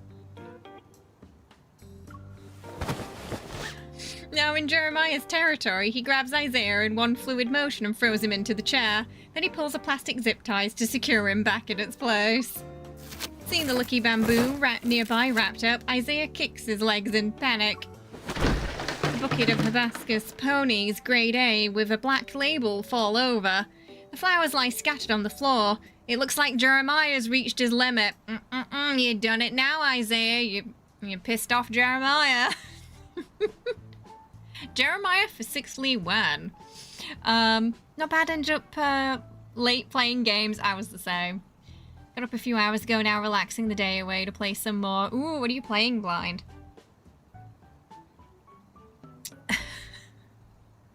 Can I knock him out? Go ahead. That's not a good idea. Okay, MC. MC's feeling a little less chaotic than me right now. That's not a good idea. Do you really think he won't betray us again? I mean, he probably will. He's a bit of a liability at the moment. Without saying a word, Xavier drags over a high stool and sits down. He silently raises his hand and creates 4 walls of light surrounding Isaiah. Why would you use our family's punishment on me over something this trivial? How insulting! Huh? This is baffling to watch. I nudged Jeremiah with my shoulder. What's the relationship between those two? He's from the Philosian royal family. He's Xavier's younger cousin. He's always had a bone to pick with Xavier ever since he was born. Cousin. Those are 2 very different things, Jeremiah. Those are 2 very different things. Huh? He's royalty. Xavier? Royalty. Those flowers Xavier's like, are oh, precious. shit. You shouldn't have kicked them over. Seems like it. I'll let you go after you answer a few questions. Happy New Year, Chetty! Aww. Such as it is with those kind of games, right, Blind? Yeah. Isaiah silently glares at us. He's settled for a non-violent, non-cooperative state. The standoff lasts for a second, then Xavier and I look at each other. The corner of his mouth twitches to signal for me to go, but I quirk an eyebrow and signal for him to go. 3 seconds pass. Xavier's gaze shifts slightly. He gets up, moves to the high stool with my back turned away, places his hands on my shoulder and whispers. We have to quickly get useful information out of him. You're the only one who can do it. Jeremiah gets into arguments with him, and we're hostile towards each other. He won't cooperate. After that unfriendly encounter in the magnetic field overlap, he probably won't be willing to cooperate with me either. A soft laugh reaches my ears, and Xavier gently touches my earlobe. Don't underestimate how much you mean to him. To all the backtrackers, you are different. Fine. What's the worst that could happen is we waste more time. At least we have some time to spare.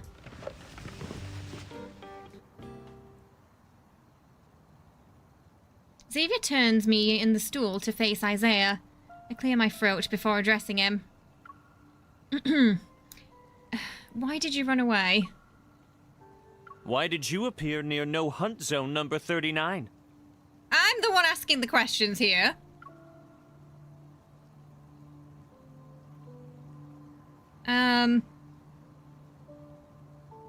Yeah, let's go with the truth. I sense a magnetic field anomaly there. We've been investigating anomalous incidents recently. Investigating? So you're not sure what's inside that magnetic field either? Okay, maybe that was a bad idea. It kind of sounds like that might be a possibility, Ollie. Yeah, that maybe the brother was also interested too. Aren't you afraid I might mislead you? Why does he talk like that? My approach is no match for Isaiah. He's controlling the flow of the conversation. How did you find the overlap? You escaped to go to the no-hunt zone number 39 because of the magnetic field overlap. How did you find it? Special equipment? Or did someone give you information?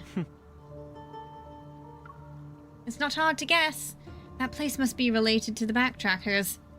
Xavier and Jeremiah could only conduct systematic searches for abnormal magnetic fields. Someone is supporting Isaiah. Was he the one who planted the flux nexus in that magnetic field? This restless questioning is putting a considerable amount of pressure on him. I feel more confident. When Isaiah escaped, for the next question I turned to Jeremiah. He decided to escape today.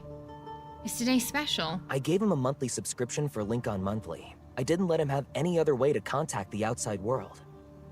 Ah. Today should be the day he receives the magazine. Yeah, the anomalous incidents. In other words, you only learned about the anomalous incidents in Lincoln City today. We could assume that you were aware of the magnetic field overlap in the no-hunt zone number 39. Based on reports in the newspaper, you knew that certain things had already begun. You've made your assumptions. Why are you still questioning me? Can we just pick him up and shake him? Is that an option? Isaiah looks at me listlessly. His stubborn defiance gradually fading away. No-hunt zone number 39 was one of the locations Soren selected. It was the closest, so I just decided to confirm it. I never thought. Everyone underestimated Soren. Oh, okay, so the less favorite brother is the only person who likes Soren. So they're a bit of a match made in heaven, it seems. Hello, welcome. It is hard to think of lies when you're hanging upside down, though. That's true. We should have considered that. Not me. Yeah, Jeremiah's like, no, we don't like Zoran in this house. I always knew he wasn't someone you could mess with. I didn't doubt him either. Fine, I'm the only one who was blind to the obvious. Are you even listening to me? Xavier and I promptly restrain Jeremiah, and Xavier puts on a serious expression. He signals for Isaiah to continue. During our backtracking, we theorized many potential solutions to Philo's crisis. One was planet transplantation. You saw the state of the magnetic field overlap? Don't tell me you didn't realize it was one of the methods for achieving planet transplantation. All the methods we discussed exist only in theory. They're impossible to implement. Then how do you explain what we saw inside the magnetic field? If this was just an abnormal magnetic field caused by spatial fractures or displacement, it should have been empty inside. He's not wrong. What about those buildings we saw? Those are clearly products of a civilization. Inside no-hunt zone number 39 was... Philos. Philos? Even though I had a feeling this might be the case, I'm still shaken by the confirmation. That's where the backtrackers came from. Xavier's home. As if sensing my unasked question, Xavier shakes his head. It looks like our homeland, but I doubt that's the real Philos. Or didn't the real one get destroyed? So they're trying to turn Earth... Yeah, to switch Earth with Philos, it seems. Yes, it's bad for the people of Earth. It's more akin to a projection. Think of how light from a planet travels for a long time before being observed. What we see in that moment is actually how it was many years. I agree with your assessment. What we can confirm right now is that Soren found a way to create magnetic field overlaps. Maybe he's actually attempting to do a transplantation. Everyone is calm, so I quickly compose myself and follow their line of reasoning. I don't really understand the planet transplantation thing, but since it's supposed to involve Phyllis's predicament, it should be affecting Philos, right? Soren is on Earth right now. You don't think he's planning to transplant Earth, right? You're like, I think we were a few steps ahead of MC there, Ollie. Good question. If you hadn't have dragged me back here, I would have already tracked him down and forced him to tell me his plans. Sure you would have, mate. Sure you would have. Oh. Good evening, Panda. How are you? I hope you're well.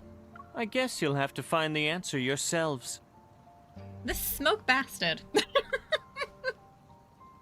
See? Maybe we should have just knocked him out. I agree with Jeremiah. At this point, hey, let's just knock him out for fun.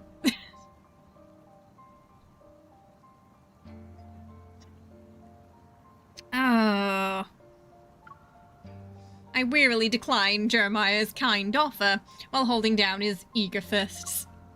I wonder why Xavier hadn't kept Jeremiah in check, only to see him looking down with a furrowed brow. He seems lost in thought. Xavier? Are you thinking about Soren's schemes? I can't figure out what he's planning for now, but maybe we don't need to know. Dad, how are you? Happy New Year. Look him in the eyes and say, I see why she picked Xavier over you. Oh, if Jeremiah said that, he would quickly become my favorite NPC. If we obsess over trying to predict his moves, we'll be easily led around by the nose. We don't need to know everything. As long as we can identify a general pattern and strike the vital point, we can still achieve our goal. And Soren is clearly the vital point in all of his plans. So I have a feeling that with Soren being a key figure in Xavier's quest, I think the guy from the No Hunt Zone is gonna probably be more prominent in Rafayel's storyline, is my guess. Panda, thank you so much for the Ko-fi tip. I really appreciate it, getting us to 80% of our goal towards Kitty Cat Treat Chaos Time this morning.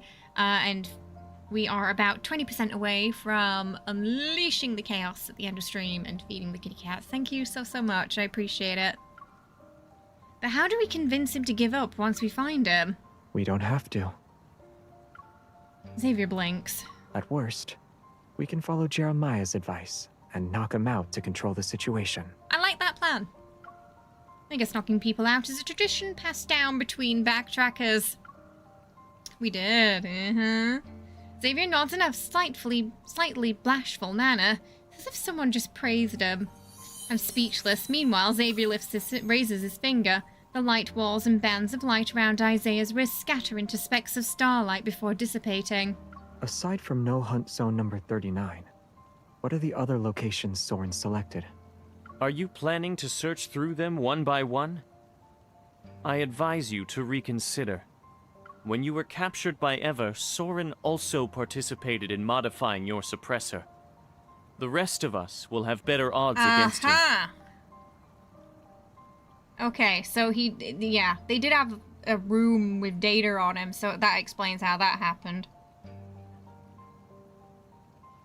They also modified his suppressor, so they potentially nerfed him even more than he initially was, but they're not the source of the suppressor, it seems. Isaiah analyzes the situation calmly, even though his dissatisfaction with Xavier is evident in every word. The magnetic field overlap is Soren's all-or-nothing gamble. He won't be merciful this time. Considering his access to Ever's resources, do you think he developed something that'll specifically target your suppressor? Oh yeah, it's like just imagining him at his full power. I wonder if they're all somewhat nerfed it, because Sylus has something similar, doesn't he, where he can't quite tap into his full power. But he can somewhat access it when he resonates with her. So like with him and Xavier, and it's funny because they have quite a few parallels, I feel like, Sylus and Xavier. They both have this sort of suppressed power, and we've not really seen them at full juice, so to speak. Yeah. So this does make the parallels between them quite more interesting. Probably. Soren modified your suppressor. What did he do? Yeah, and Zayne hasn't awakened yet. I guess Raphael's not in his god form anymore. I suppose that would count, wouldn't it? Caleb's got the chip. Don't worry. I won't let myself be at a disadvantage. You could remove the suppressor. Oh! Are you gonna tell us how to do that? Hey, Sunder! We got a main story update today. That's the one thing we'll never do. Then you can sit back and watch Earth get torn to shreds. Isaiah lets out a cold snort, his expression a mix of detached indifference and simmering anxiety. That very anxiety stirred into a faint unease in me as well. The problems Soren caused really that bad? Isaiah tends to be a little dramatic when he speaks.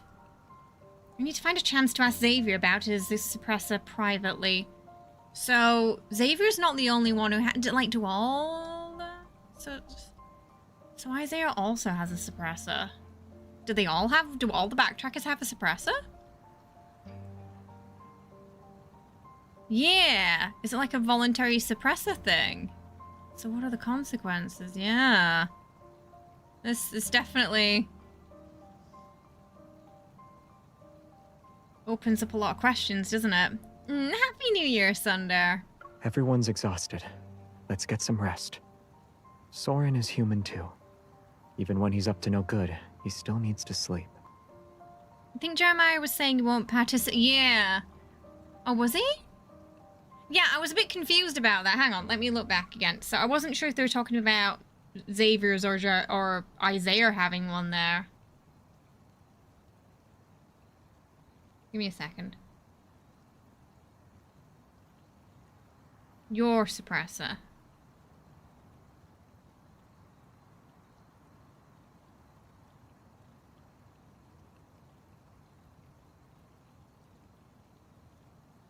Why would Jeremiah not want to remove his suppressor? It's one thing we'll never do. So the suppressor's... Okay, yeah. So I think it is, sorry. I think it is just Xavier. Yeah. Sorry, it was just Jeremiah saying that confused me. So... Xavier wants it on, it seems. So, so you're thinking, yeah, maybe taking the suppressor off would result in some negative impact on MC, and that's why he doesn't want it removed, right? Yeah, because Jeremiah was very, like, quick to say that, wasn't he? Alright, I'll take care of this guy. We can discuss how to sort out his situation tomorrow. Jeremiah gets up to see us off and uses it as an opportunity to sneakily kick Isaiah, but he dodges. Aww. Xavier and I pretend not to notice. We keep our gazes focused on what's ahead as we leave.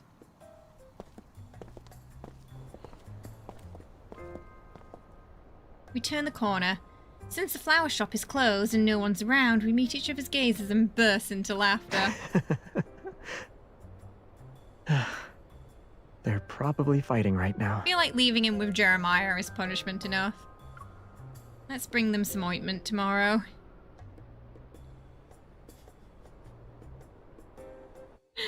Oh, you gotta love Jeremiah.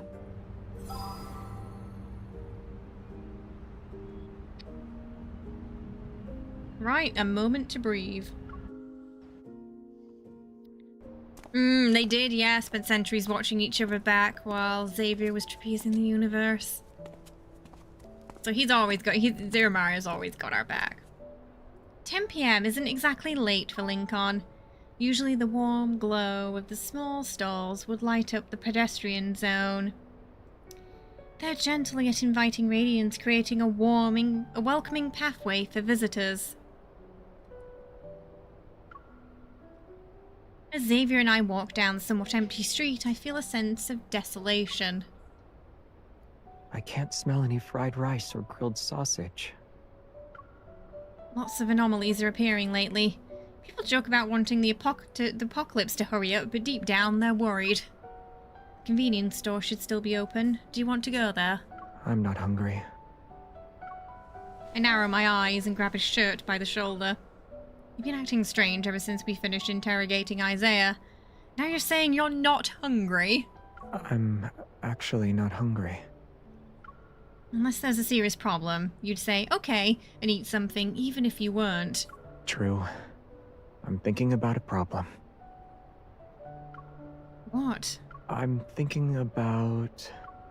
Silence around us makes Xavier pause as he struggles to respond. All the more obvious.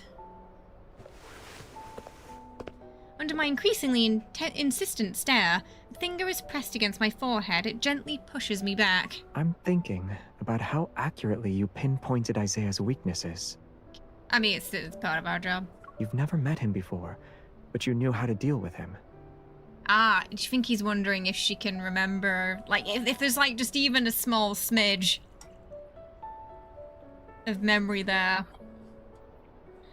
Did you just wing it?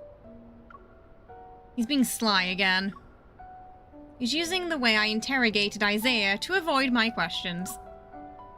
He smiles innocently, but his eyes reveal a hint of mischief. I get it. Your brain is overloaded from processing too much information. So it wants to use me as a distraction to relax for a bit. A broken tool at that, Ollie. If you want to relax, I have plenty of ways to help with that. No thanks, knocking me out doesn't count as relaxing. I cross my hands above my head to block the palm that's moving above me. Do you think I only use violence to solve my problems? I never really thought about it that way before, but after Isaiah appeared, the impression has become more obvious. It's not my fault. Taking advantage of my relaxed state, Xavier breaks through my defenses and vigorously rubs my head with a considerable amount of force. Before I can even protest, his fingers press down on several pressure points. My tense mind actually feels at ease. Better? Temporarily, but none of these problems have been solved. I also need to keep a close eye on you. These moments of relaxation are just a drop in the bucket. In the darkness, the light in Xavier's eyes seems to flicker for a moment. He lets out a soft sigh near my ear. You already know what I'm going to do, don't you? You want to find Soren by yourself. And you want Isaiah to tell you the remaining locations. You won't accept that.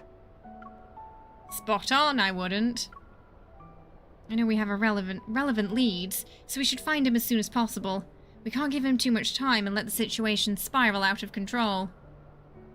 It looks like I easily dealt with the spatial anomalies today. That was because of my evil and the ether core. No biting! The number of anomalous incidents is increasing. If these things start appearing everywhere in the future, I'll be exhausted to death and still won't be able to deal with all of them. To ensure you're alive, hey, I hope. We should catch Soren as soon as possible. Good morning. So we're just on the main story right now. Yeah, we had a really good intro where the guy from the Nest, when MC put her ether core up for auction to try and lure out Sylus, that guy showed up again. Soren's back from one of Xavier's previous stories, causing trouble. And now we're trying to track him down. Yeah. The deserted commercial street has ironically become the perfect place for a serious conversation. In the middle of the road, Xavier steps near the streetlights while pulling me along. We're moving as if we're taking a leisurely stroll. I want to find Soren by myself, but I don't want to stop him immediately. Isaiah is right.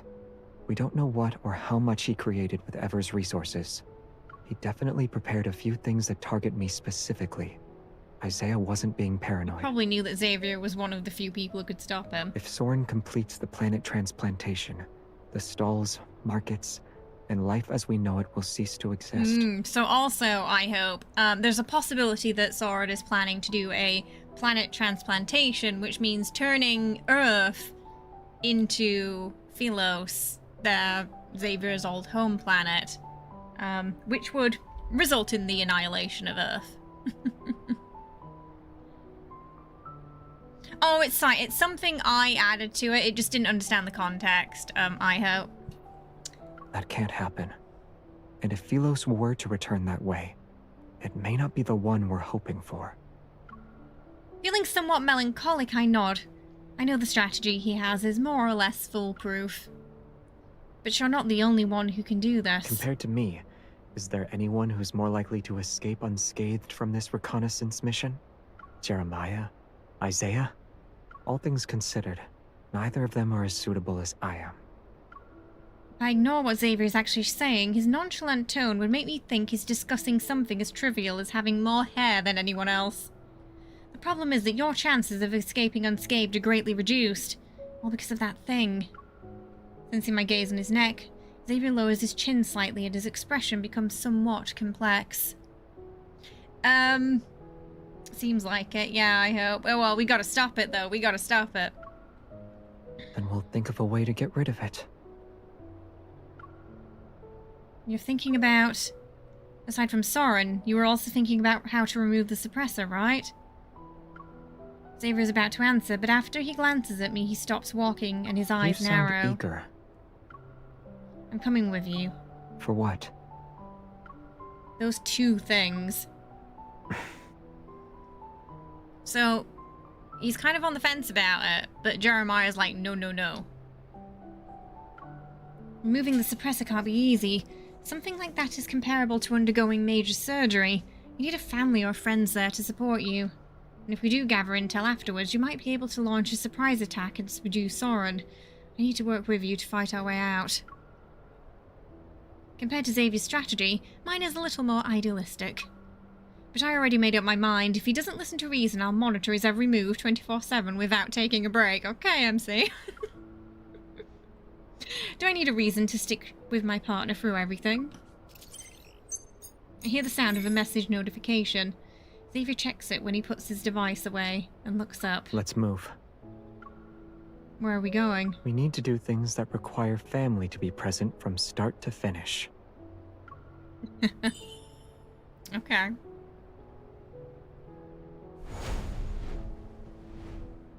Under the streetlight, two shadows suddenly intertwine and overlap.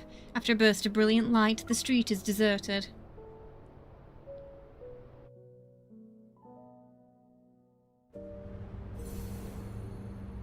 One-sided heist. So far it's taken us about an hour to get through just 8 sections of the first chapter. At midnight, a building located in the commercial area still has its upper floor lights on. It's a normal occurrence. The well-dressed man finishes reading the documents in his hand. After confirming their accuracy, he feeds them into the paper shredder. In an age of paperless offices, he's one of the few who still prefers to work with physical documents. For certain intel exchanges, this tendency has become his signature style and calling card. I think we've seen it in a cutscene, but I don't think they've really talked about it much. Didn't his solo card have something... I didn't pull for that one, but didn't it have some lore behind the suppressor? I remember seeing a post about it. Ellie's not here, so I can't ask her about it.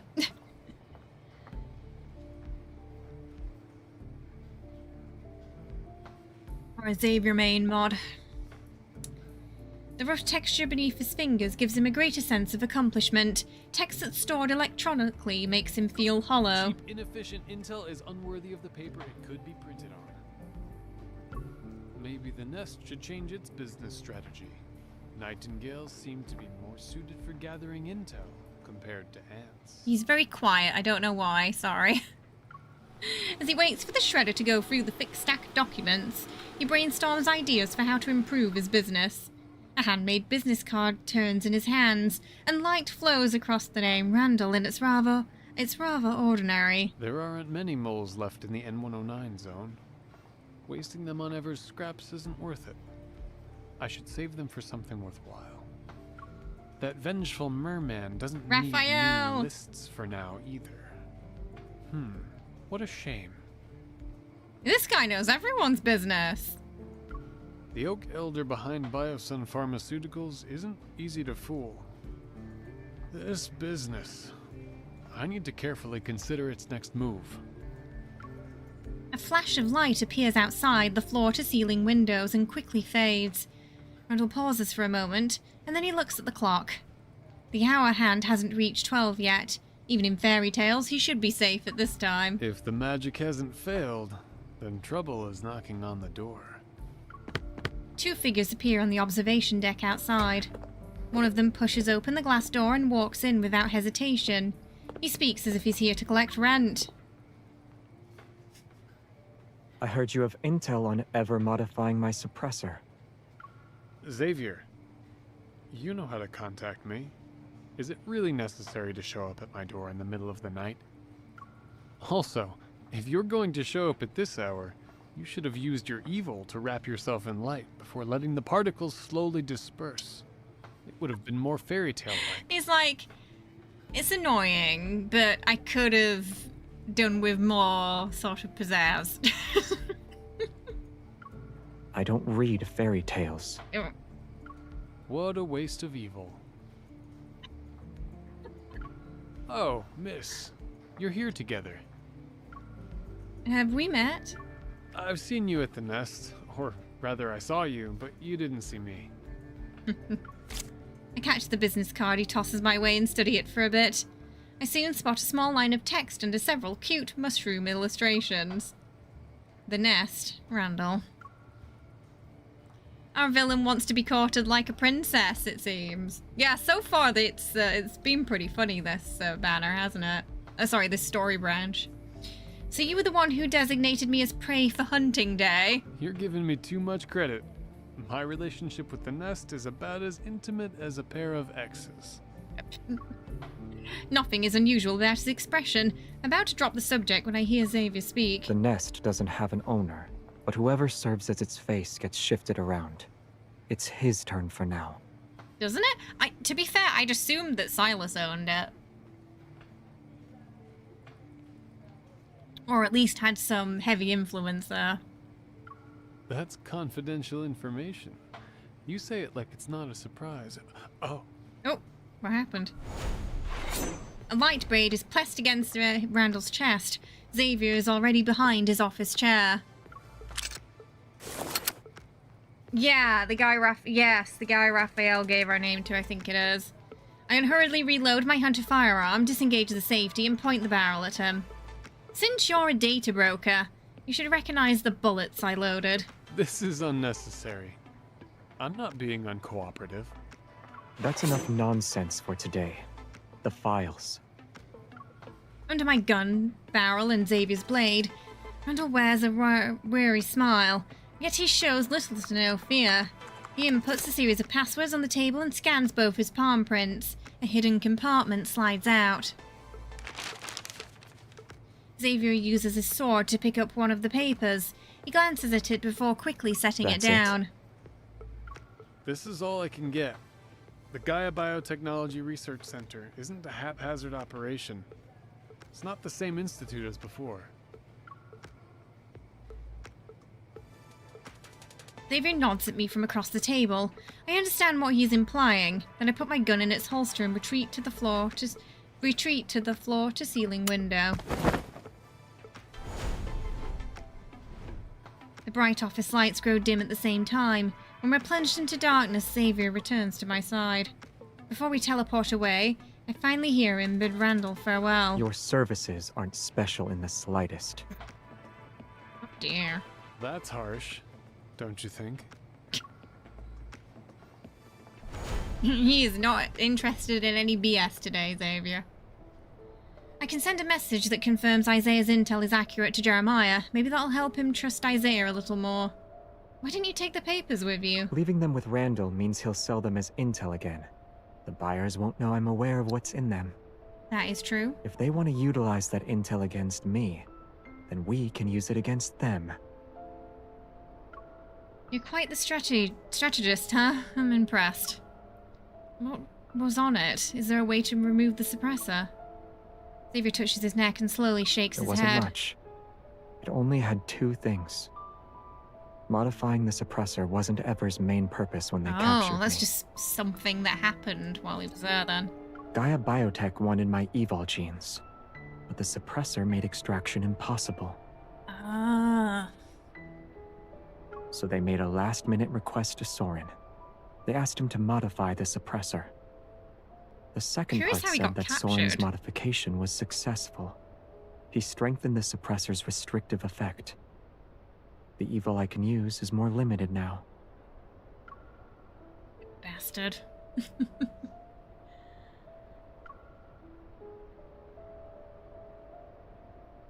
Where exactly did your suppressor come from? And why was Soren able to modify it? She's got similar questions to me. This question has been weighing on my mind for so long. Now it's an appropriate moment to ask it. I thought there was another extraordinary, complex and troubling story behind the suppressor. But I never expected. My family made it for me. Your family? Yes. It was originally made to Okay, protect that's what me. we were suspecting earlier. That it was made to On protect Sylus, someone. an evolver's evol energy and life force are one and the same. Using your evol means you're consuming your own life for power. Oh! On Earth, we're displaced in time and space. The energy we consume can't be regenerated. Ah. The suppressor protects me through restraint. So he doesn't overexert the power. The sound of my heartbeat is amplified in my ears. I almost doubt that what I'm hearing is real. And this also explains, I guess, partially why he's slowly dying as well. Not just from being away from Sylus, but also the evil. Despite all of this, Xavier still sounds so calm. Of course he could. He knew this was his fate for a long time. What else can he do aside from getting used to it and remaining detached? Are you that surprised? What you're basically saying is, we shouldn't remove the suppressor. So that's why Jeremiah was like, nope, no, no, no way. No wonder Isaiah said it'd be suicide if we did that. I tighten my grip on Xavier's hand and deliberately repeat those words. We can't remove it. Did you forget what I just said? Ollie, thank you so much for the Ko-fi tip getting us to 100% today, which means we will be feeding the cats their special treatos at the end of stream. Thank you so, so much. I really appreciate that. That's so kind of you. Xavier casually squeezes my hand, his tone becoming more relaxed. Documents didn't reveal a method to remove the suppressor. So launching a surprise attack against Soren now would be difficult. When we wake up tomorrow, we'll need to think of new approaches. Are you really giving up on removing the suppressor? I don't have a choice. Researching these technological mechanisms isn't something I'm good at. I can't do it. Seeing him shake his head with a genuine sincerity, I actually feel relieved. An emergency call from Jeremiah. A bunch of white-gloved men with new type protocore weapons just burst into the flower shop. We used the car to escape. Isaiah said... They're Ever's cleaners, and we're not their only targets. Where are you? Uh-oh. I'll share my real-time location with Jeremiah. New type protocol weapons, white gloves. I think I've seen intel about this on the dark web. They're the ones who handle the dirty work forever, break through fast, and watch out for suicide attacks. Isaiah can't fight 20 people on his own. He won't last long. I mean, if anything, you might be able to use him as a shield. Some backtrackers are here too. Jeremiah's swordsmanship has always been one of the worst in our team. He couldn't beat them before, so it'll be impossible now. The nerve, the disrespect to our good pal Jeremiah there. Got it. I'm offended Focus for on him. getting out of there. The call ends, and the chaos on the other end temporarily fades. I know all too well that we don't have time to sit around and come up with anything new.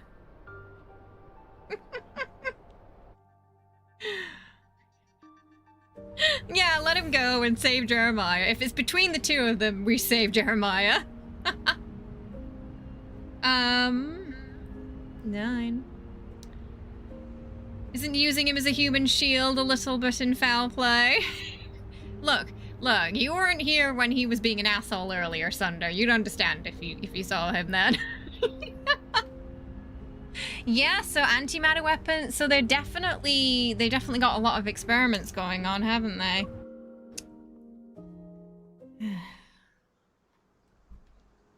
An ordinary workday morning, people pass by the street corner, but they don't smell the familiar scent of flowers.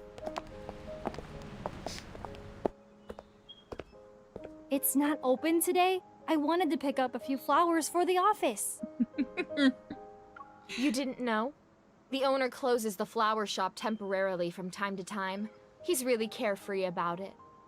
Young people like him who open flower shops in the bustling parts of big cities usually have that wanderlust spirit. They leave whenever they feel like it. The customer who wanted to buy flowers doesn't give up and approaches the glass door to look inside. On the counter sits a bouquet of fresh flowers. The wrapping paper is only partially around it, which shows how hastily the owner To be left. able to leave just like that? Ugh, I'm so jealous. Little do they know. We've been driving for so long He that brought some anyone who's been flowers trying in to his keep car. up should have lost us by now. We shook them off 15 minutes ago. The endless stream of rush hour traffic stretches ahead as a small delivery truck weaves through. Swaying restlessly, it takes advantage of its slender build. He's older than your grandpa and he's one of the most sturdy souls you'll meet. That's true, yeah, Jeremiah. Little do they know. Some drivers pull out their phones to capture the truck's flashy maneuvers. Unfortunately, they lose sight of their target in the blink But of our an eye. choice is obvious. They'll catch up sooner or later. Sorry. A cold snort comes from the passenger seat. Why don't you just ram into everyone and send them flying? Even if it doesn't kill them, it'd make them suffer at least. Permission to gag Isaiah, please. A sock. Tape. A glove. Whatever we've got. Just make him stop. Those masked people's weapons looked dangerous. Who knows what new thing ever came up with this time? Losing heart before the battle even begins. I knew cowardice ran in your peasant blood. Okay, permission to gag and slap Isaiah. Yeah, I'm not like you. Being iron-fisted royalty means your head is made of iron too, right? Why don't you go up front and help me check the headlights?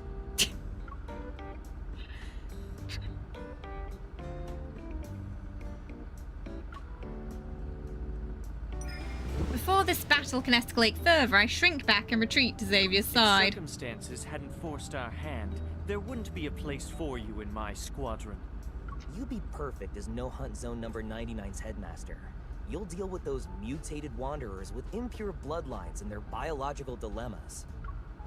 Listening to the ongoing mockery from the front seats, I rub my ears and lower my voice. Are they really going to be okay like this? They worked well when they were running. This is how they relax.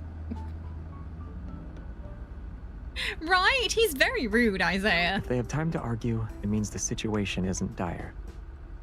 You can use this as a chance to relax too. Okay. When there's no threat nearby, they become each other's biggest threat. Yeah. Our team's dynamic has always been like this. Mature and spirited. And the enemy of my enemy. The back of the small truck has been modified to hold medium and large-sized plants. Xavier and I pluck a banana leaf to sit on. We're nestled among the plants like two Zen stowaways. Your suppressor just flashed.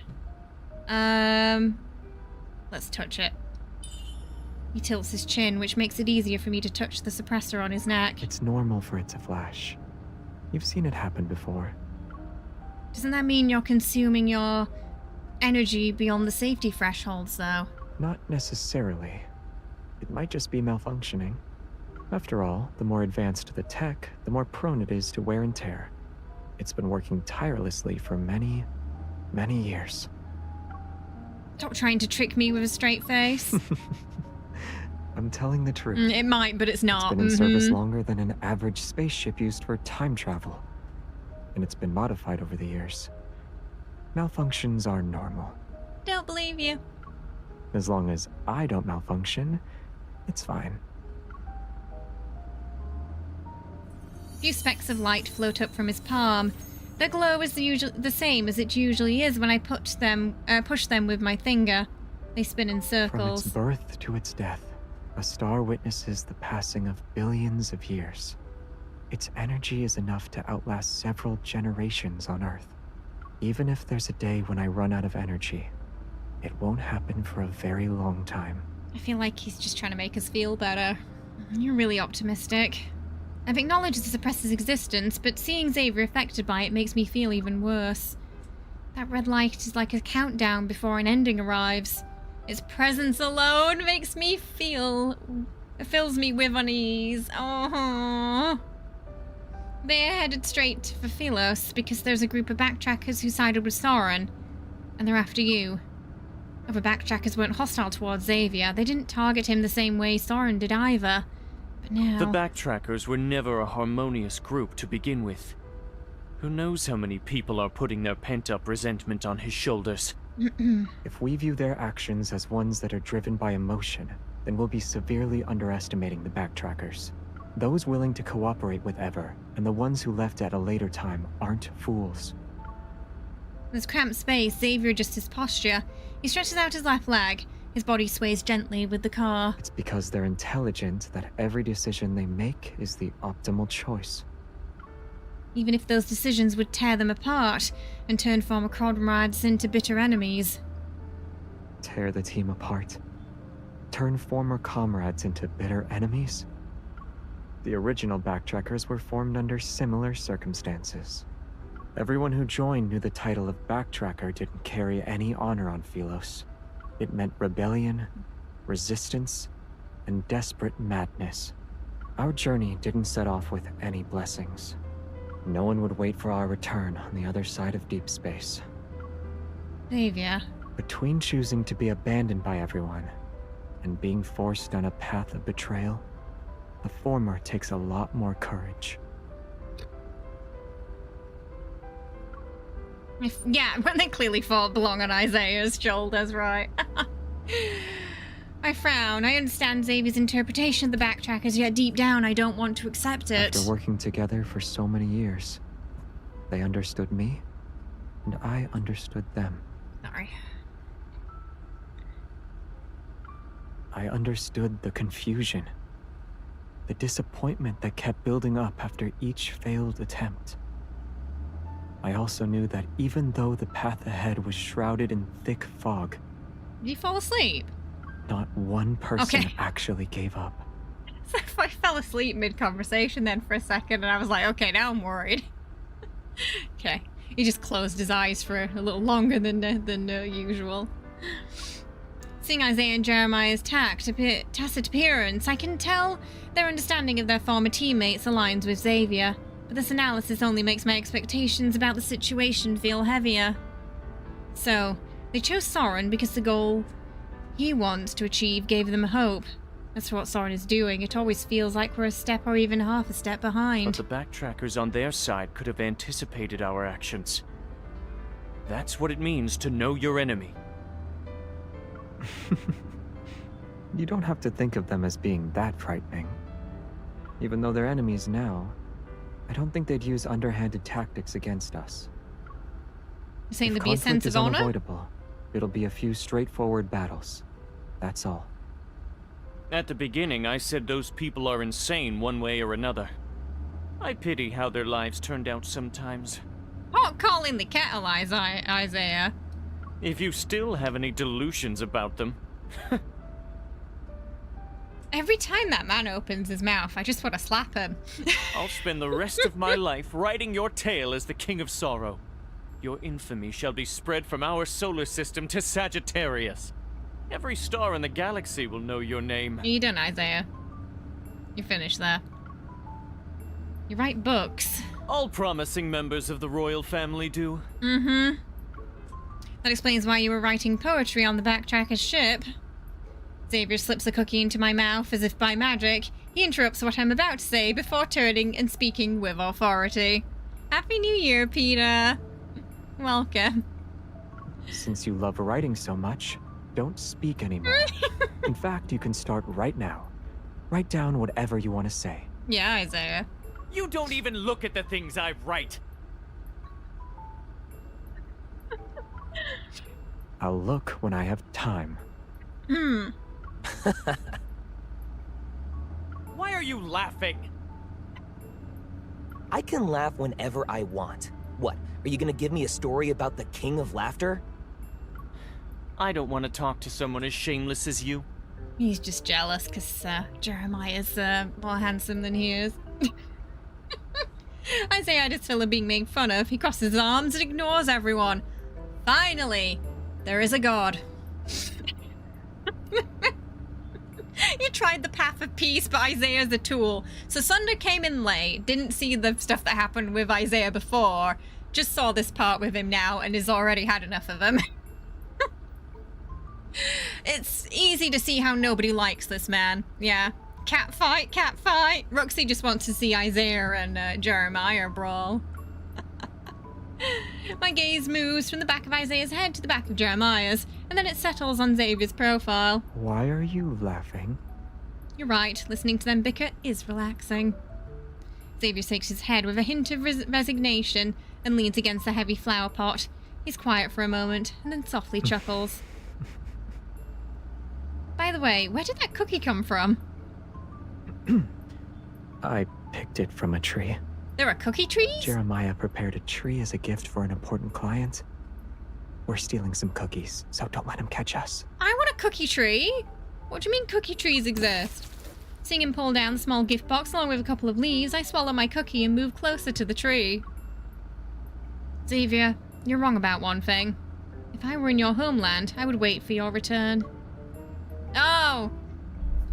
She doesn't know.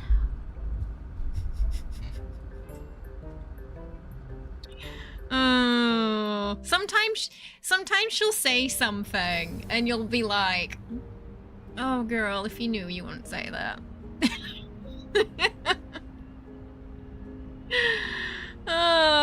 Right? I'm sorry, but, you know, petition to make Jeremiah the 6th Lee.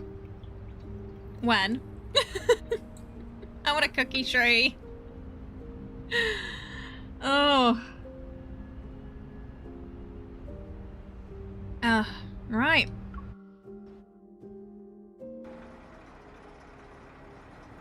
Following Jeremiah's plan, we speed along the suburban highway for a while before heading towards the aerial tunnel. Once we enter the ultra-high-speed tunnel, we can lose our pursuers and buy ourselves enough time to regroup. But from a distance we can see the checkpoint before the tunnel. It's a flashing red like an ominous warning. The thin mist is stained with cold crimson. Looks like it's closed. Apologies if you see me blinking and twitching a lot. My eye keeps watering. the one that's all, you know, groggy from New Year's Eve, so just bear with me. What a coincidence, don't tell me. Their influence doesn't reach that far. Let's split up and scout the area. We'll meet up at the southwest corner of the rest stop in 10 minutes. 5 minutes.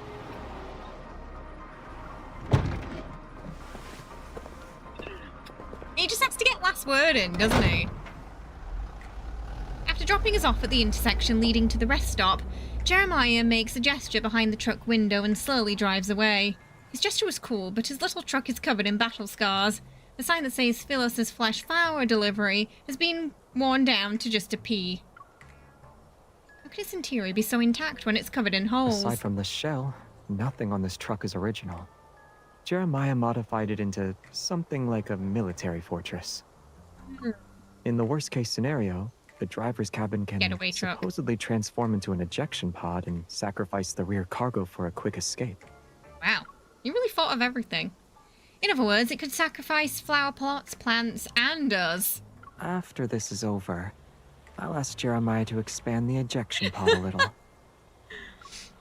I nod. So there was a chance we could have gotten left behind there. Aerial tunnel rest stop. Hundreds of vehicles are parked at the rest stop. Most of them are armoured trucks or heavy-duty trucks transporting valuable cargo. A circular holographic screen in the centre is divided into several displays. The leftmost section shows the number of vehicles currently at the rest stop. As I pass one of the armoured trucks, I can't help but feel a little envious. I remember reading data that showed if a vehicle's structural integrity is sufficient, it can almost travel at the speed of sound through the aerial tunnel. Is Jeremiah's modified truck capable of that? Yeah. Oh. Then we can experience ultra-high speeds. The express lane is very expensive.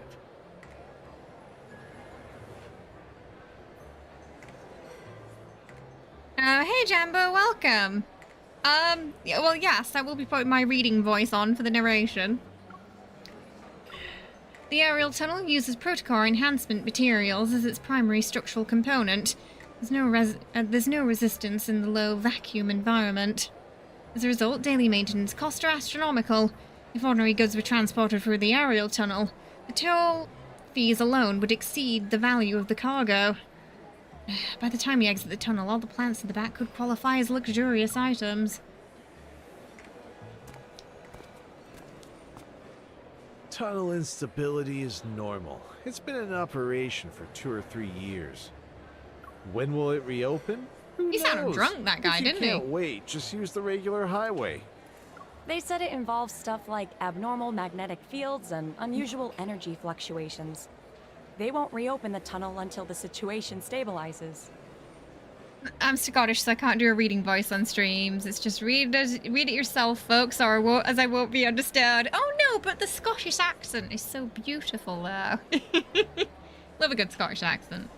Long-distance transport is so exhausting. You might as well rest like me and find a massage pod to lie down in.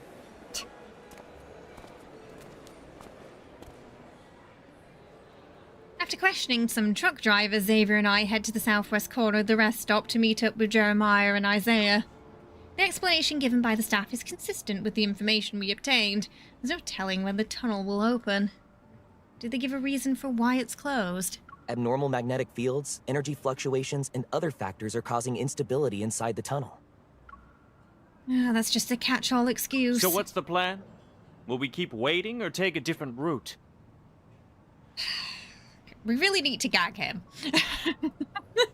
There's only one way to enter the aerial tunnel. If we turn back now, there's a chance we'll run into our pursuers. But if we wait here too long, it's only a matter of time before they catch up to us. You could just say, hey, the main character or the narrator is Scottish, you know? Why not? Like, my MC has a British accent. Okay, do we want to turn back, chat, or wait? What would you like to do? If we turn back, there's a chance we might be caught by our pursuers, but if we wait, they'll probably catch up anyway.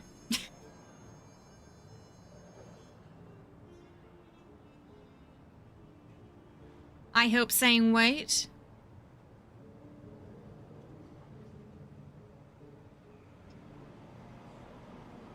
Which one means we don't have to spend more time, with Isaiah. I mean, in theory, if we get caught, we'll be stuck with him in a prison cell, won't we? Oh, that might be worse. Maybe we should wait? Should we wait? Jambo says run.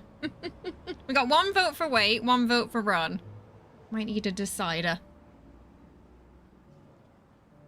You're saying wait because it's a public area. Oh, that's also a good point, yeah. They'd cause a bit of chaos, which we could use to get out of the way, maybe. Wait? Okay, wait. Let's wait a little longer. The rest stop is close to a checkpoint, and if anything unusual happens, it will inevitably alert the EVOL police officers and hunters who are stationed here. Aha! Yeah, you and MC are on the same wavelength for that, I hope. Mm-hmm. Even if the backtrackers and the white gloves catch up to us, they probably wouldn't dare to cause a scene. The trucks at this rest stop are backed by powerful individuals, and the cargo they're transporting is invaluable. I don't think Ever would go so far as to offend the forces behind these shipments for waiting is soaring's safer. sake. Jeremiah gives me a thumbs up. It's settled then. I haven't eaten or drank anything since yesterday, so this is the perfect chance to refuel. You guys should too. Don't go into battle on an empty stomach. It's okay, you eat first. We're not that hungry anyway. Yeah. We'll gather intel in the meantime.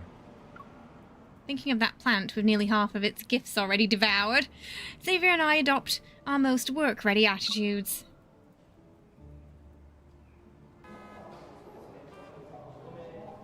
You get that angel and a sandwich and a massage pod, right? Jeremiah deserves it. The circular screen is divided into 6 segments. It displays live news, traffic updates, and recently released movies and TV shows. Some drivers have their vehicle doors open as they recline in their seats to watch the screens. Others are near the rest stops, food services, windows to eat and drink.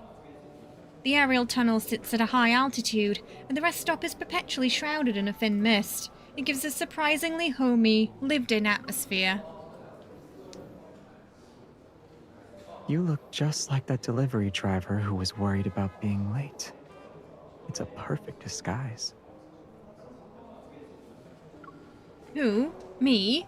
No. Aren't you thinking about something along the lines of, I would have taken a different route if I had known? Magnetic field anomalies can affect the tunnel. I've been dealing with issues related to them, but I completely overlooked that connection. Xavier nods and begins to In count. that case, we should hold Jeremiah responsible. He was driving the truck. Feels unfair.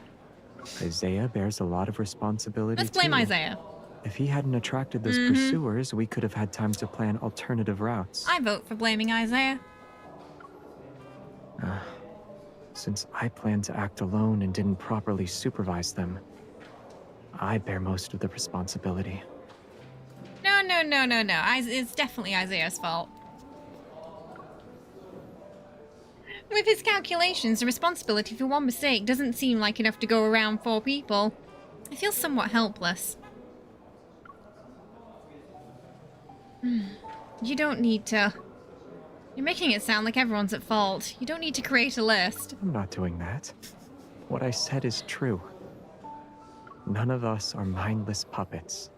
So every action we took was inevitably that should have been an option. Blame Isaiah. Decisions. Let's put Jeremiah aside. If Isaiah found out you wanted to take all the responsibility, what do you think his reaction would be?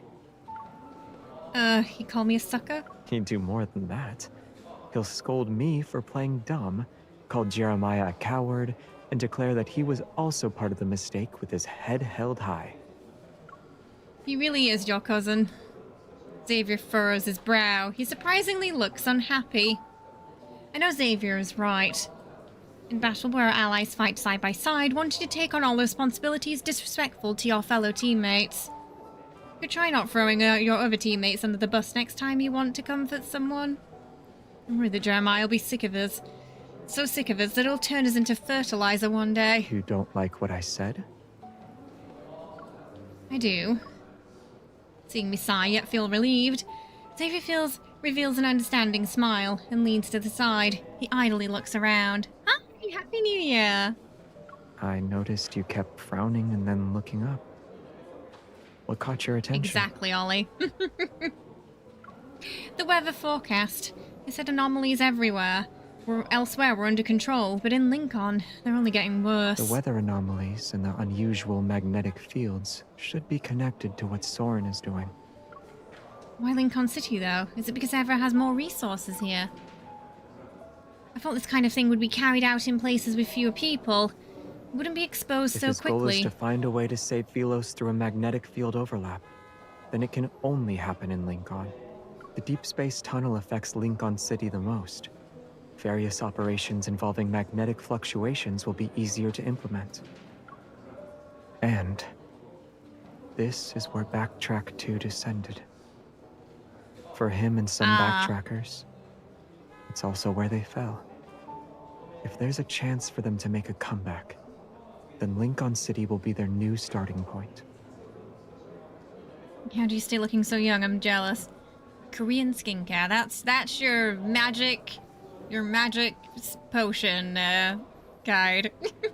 Korean skincare. I see. Talking about lost homelands doesn't seem appropriate here. Too bad I don't have the chance to ask the other backtrackers how they've been doing on Earth. Do they like Earth? Have they gotten used to life here? Do they consider Earth a second home? I guess most of them would say no. Otherwise, there wouldn't be these recurring conflicts. Jeremiah and Isaiah return with food they've scrounged up. Surprisingly, they start watching the TV drama that's playing continuously in the corner of the screen. They're still showing this? Don't tell me they've already made it to 10 seasons. A workplace idol drama about protocol refining? Why did they make it look like magic? Brainless people watch brainless shows. Is this the one thing they can agree on? Trash TV. On the screen, the protagonist is researching methods for turning Earth's natural resources, natural energy sources such as soil and coal into protocols. That's too ridiculous. Do you think the protochorus made this mess to mess with the purists? Maybe.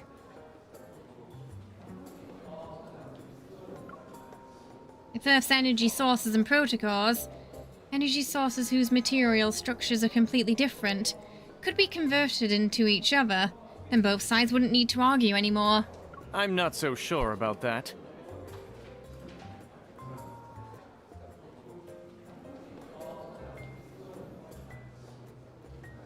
Jacob? Who's Jacob?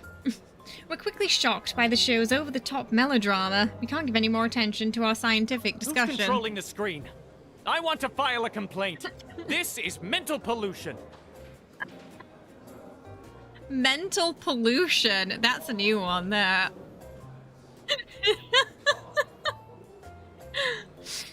Quiet.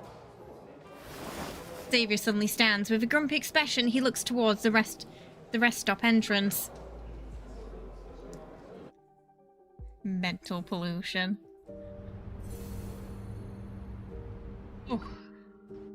So it's Chunky. Chunky, the main story. Something's off. Uh-oh. Did someone's twin show up from the dead pregnant?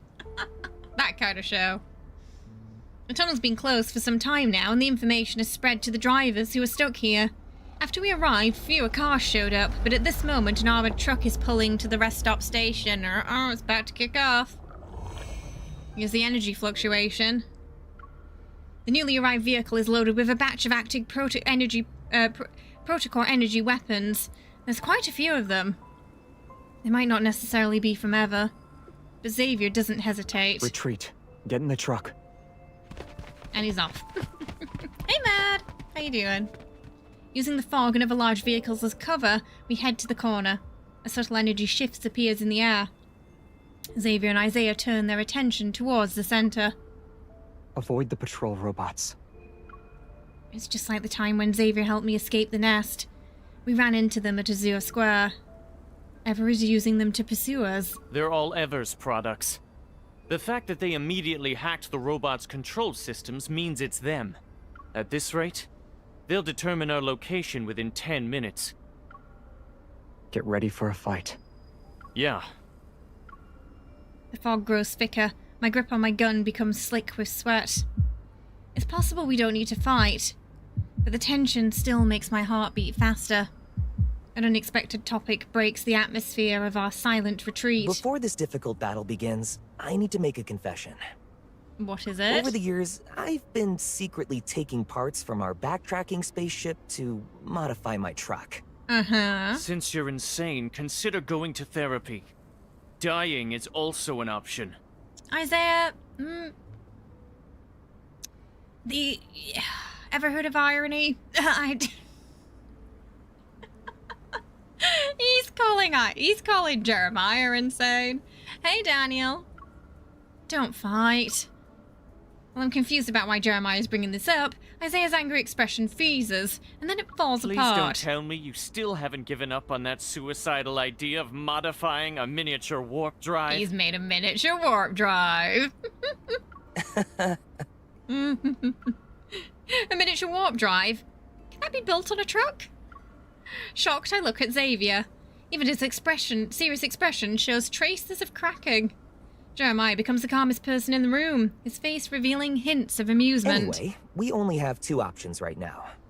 Either we charge out and fight, or we try out my truck's immature string and warp drive that I poured my heart and soul into modifying. I vote for Jeremiah's warp drive.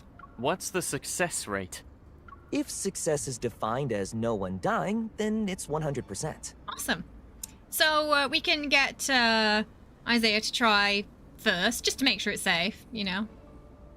And then we can go after. The worst case scenario is that we won't know where we'll end up. Oh, okay. So it's kind of like when you take Nuka-Shine in Fallout 76 and it puts you in a random location. It's going to be like that. So we could end up at a nice spot by a lake or in a Deathblow cave. Has your recklessness grown with age? Has your courage declined with age?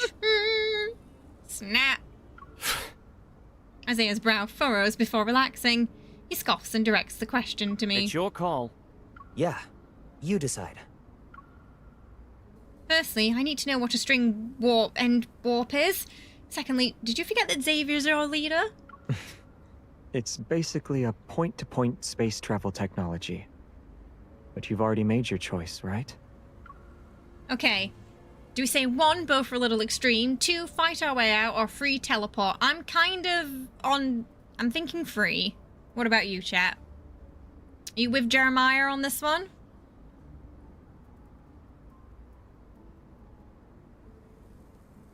Gotta vote for 3.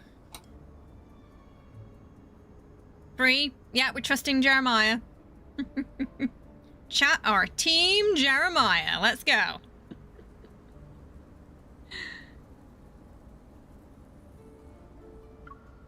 Teleport it is.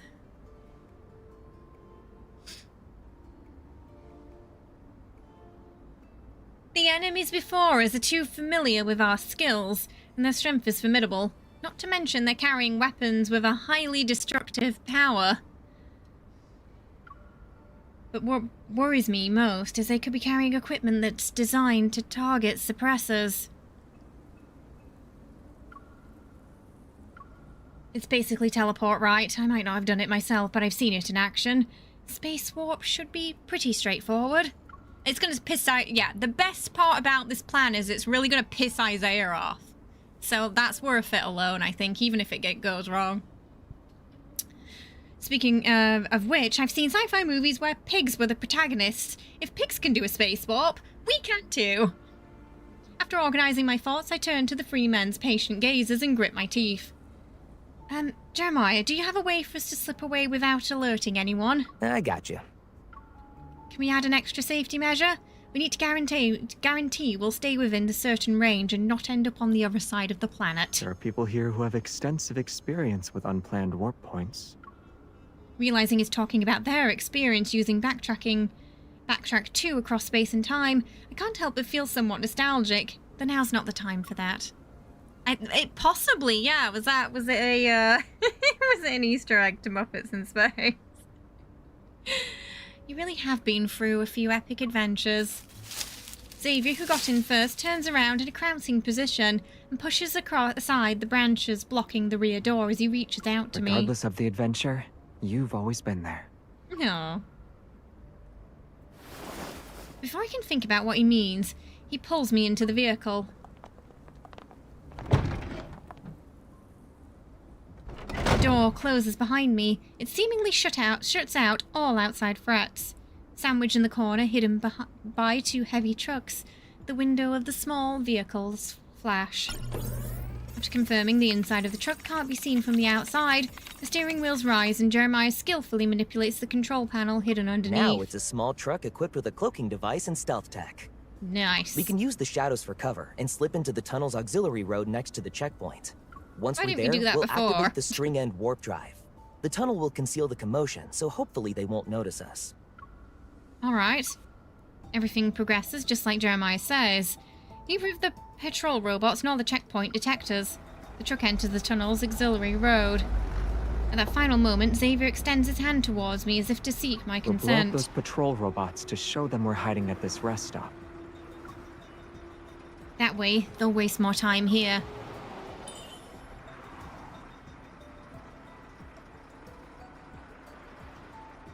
I think he just wanted an excuse to hold her hand.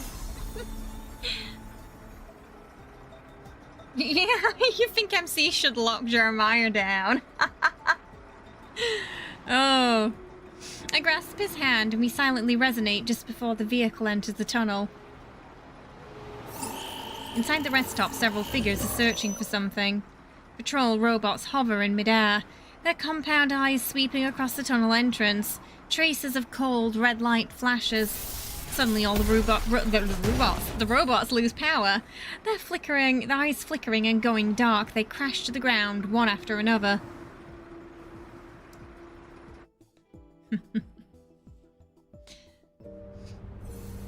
Oh, we gotta fight! Which way does this go? Okay, it's gonna be a little lore breaking because we're gonna just use Sylus for this, it's fine. Just say you showed up temporarily to help, yeah.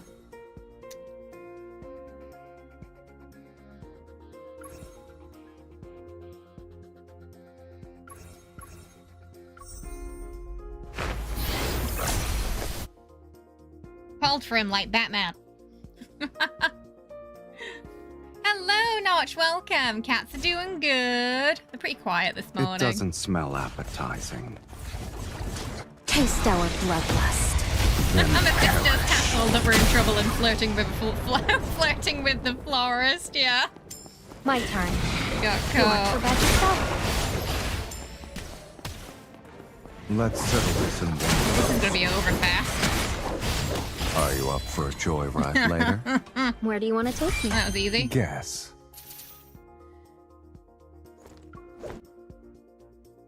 Right, thank you, Sylus. Oh, we got another one. So I think this might be the end of this chapter, maybe. We'll be on to the next one soon.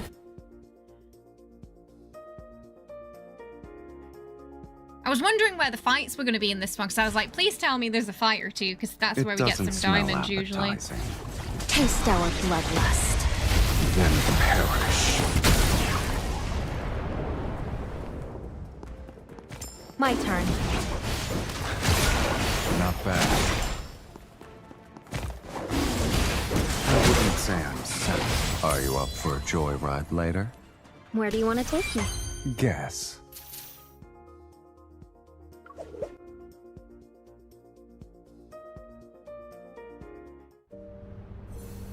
They have a mode you can... Yeah, there's a whole training area, and you can earn some diamonds and achievements through that too. There's also like an endless battle mode as well for practicing with. So yeah, it's quite extensive, the tutorial area. It'll show, there's like tutorials for each companion too. It doesn't smell appetizing. I think this is the last one.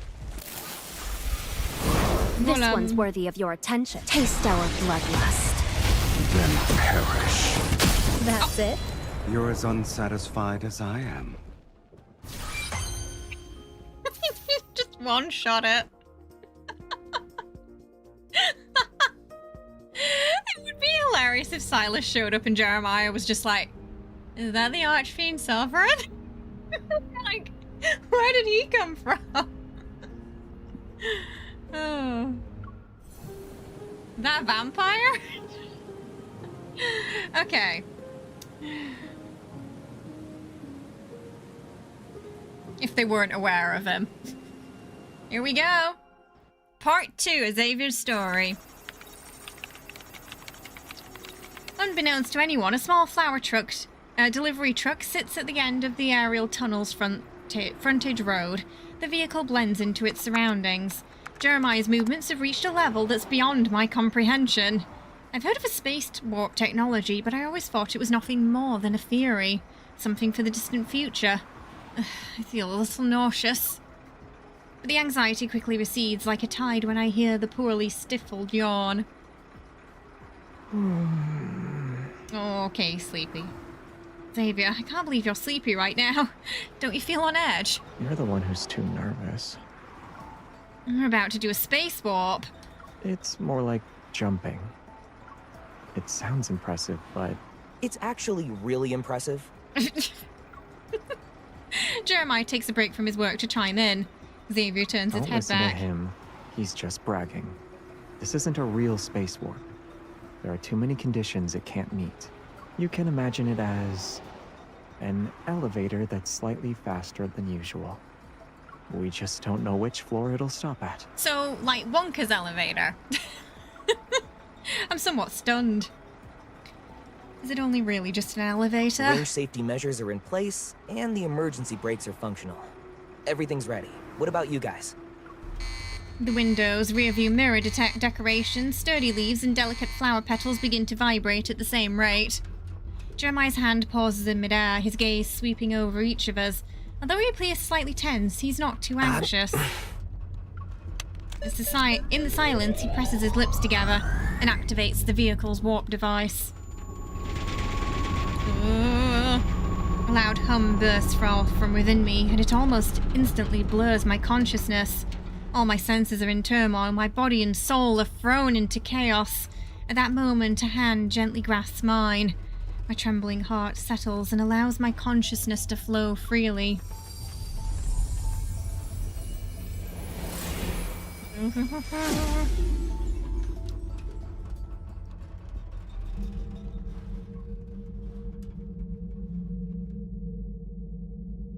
Invisible forces draw me upon pure energy born from nothingness. They twist time and space, they accumulate and condense. Invisible forces drawn upon energy born from nothingness.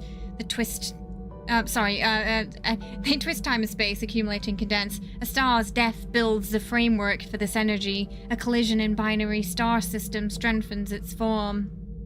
A wave of meteorite bombardment covers it with an outer shell. Finally, a faint fluctuation from cosmic strings sends it into orbit. After being incubated for hundreds of millions of years, it takes on the appearance of a young planet. Oh, we're back here. Huh? It's having a weird effect on her, it seems.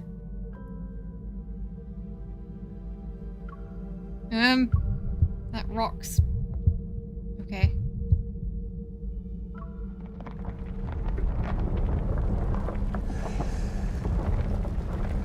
The birth of the universe, its flourishing growth, decline, and eventual collapse into an ether core, play in an endless loop. It's a cycle of perpetual renewal. Light and dust flicker as they flow past. At first, it's impossible to tell whether I'm moving forward or backward, ascending or descending. As if my consciousness is being swept along a river, it converges in the torrent until it falls into the vast ocean of the cosmos. It's interesting that that galaxy there, or whatever it is we can see, looks like an eye, too.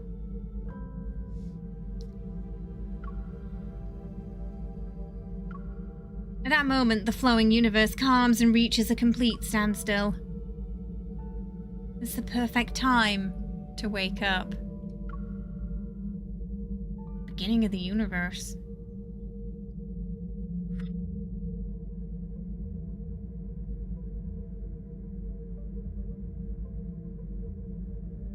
The restraints of my consciousness return bit by bit.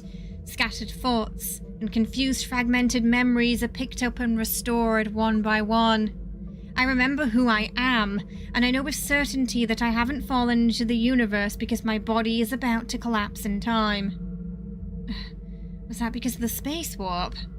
Everything in my periphery is still, and the universe is frozen in this moment. The past, present, and future converge like countless rivers meeting at the same point.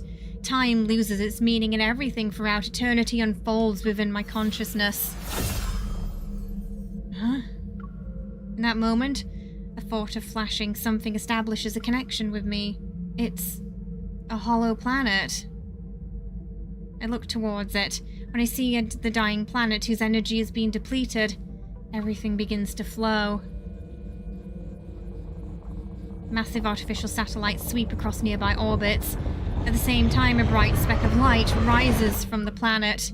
Without hesitation, it plunges into the torrent of space-time. It looks familiar to me. Hey, Kara. Happy New Year. It's a ring-shaped ship. It's Traceback 2. So did we just witness the death of Sylus there?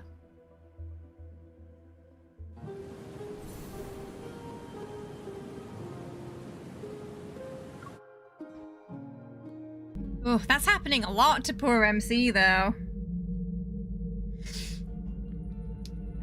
I see Traceback 2 starting point, and I also see every moment after it began its journey. Is Xavier in there? Repeating his name in my heart, I fall towards that ring-shaped ship. It's as if I'm descending into the river of time where it exists. The rising bubbles transform into stars of various sizes and scatter, and the ship's outline rapidly becomes clear. The scars on the spaceship's hull that I had seen aren't there yet. The compartments that were broken in my memory are now bustling with life. Is this what they look like during the mission? The small spaceship's portholes frame several scenes of varying activity. On the cluttered workbench are equipments of various sizes, some familiar and some not. They sit in piles. I've seen traces of them at Jeremiah's place. 2 sisters who look alike are polishing their comrades' badges, the gleaming metal sparkling brilliantly in their hands. 5 or 6 people are wearing the same uniform gather in the center. They're animatedly discussing something while looking at several holographic star charts with overlapping galaxies. In the distance, regularly blinking panels and instruments displays run smoothly, their faint light occasionally illuminating a distant figure. Their uniforms. I feel like I wore one myself. I watch the backtrackers from another space-time as if they're part of a vivid, lifelike, silent film. Most of them are people I've never met before, so why do I feel a sense of familiarity? The crowd around the holographic charts is suddenly agitated. I suppress my quickened heartbeat and move closer to the porthole. I can make out certain faces among them. Should we go with Jeremiah first? In the center are 2 figures, and one of them seems to be Jeremiah. Why does he look like he just got into a fight? After some effort, I finally recognize the person across from him. The one covering his face the most. He fought with Isaiah. That explains it. But what about Xavier? I don't see him anywhere.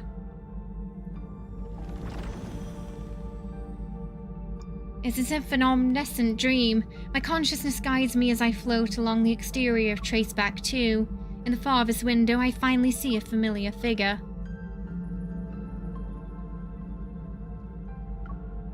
The distance between the portholes is so great that he appears to be alone from the outside. He's away from the crowd located at the other end of the spaceship. But this doesn't make him seem lonely. He's watching the commotion, and everyone is held with his gaze. Their relationships were really good back then. What happened?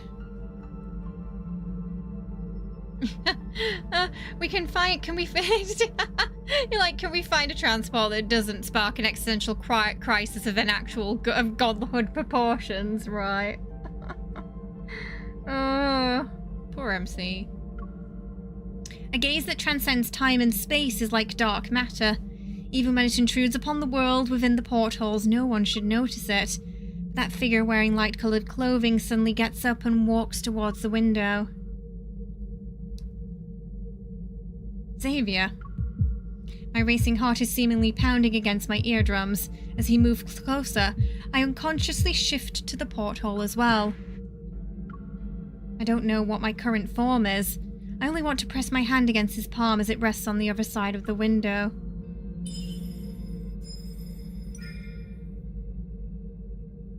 In that moment, those eyes that have already seen everything looks out. His peaceful gaze is endless. So this is kind of like, as also, this form that she's in now, this that can sort of float through time and space, is kind of what I imagine her and Caleb's origins being. The source being whatever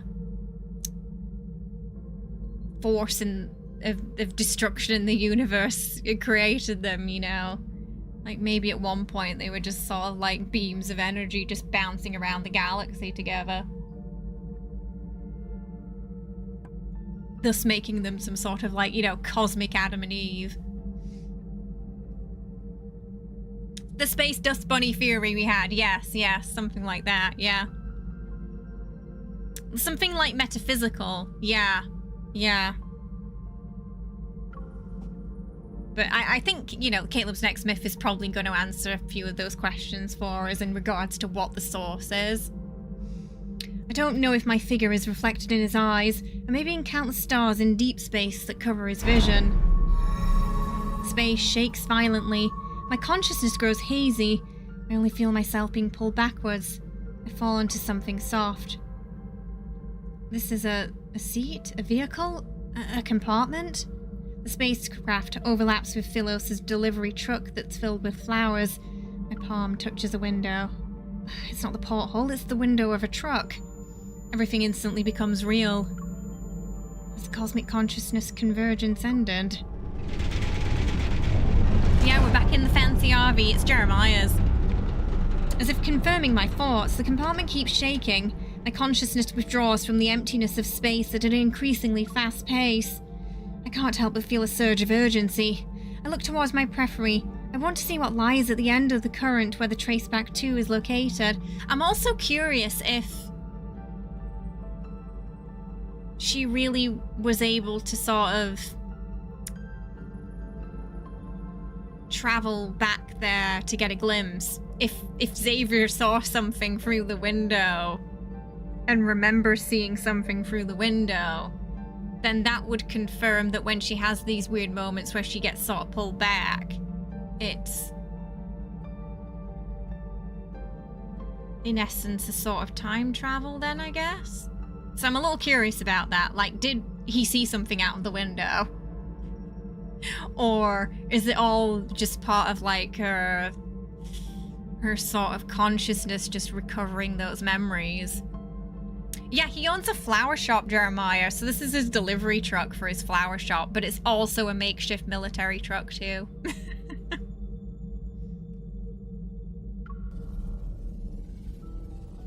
I didn't think I'd see a destroyed planet there. Oh wait. It's Earth! A certain voice rings out in my consciousness. That is Traceback 2's destination.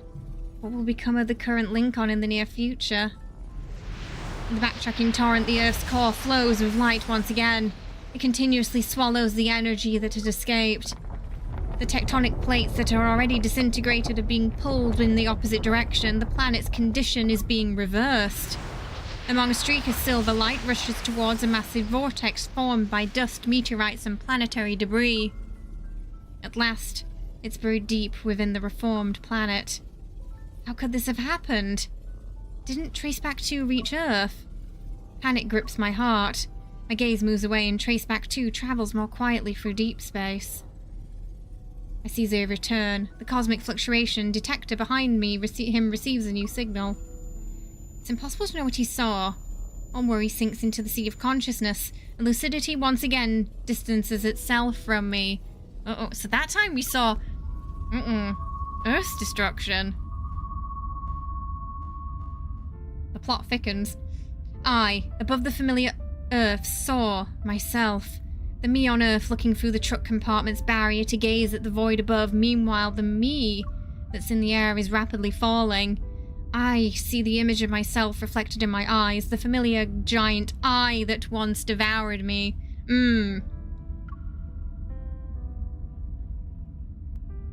It'll grow back. Once the observer's vision leaves the cosmos, the changes don't stop. The space-time current that Traceback 2 is traveling along on the countless other currents whose origin can't be seen has arrived at the turning point. Thus, their direction is changed. A predetermined future shatters.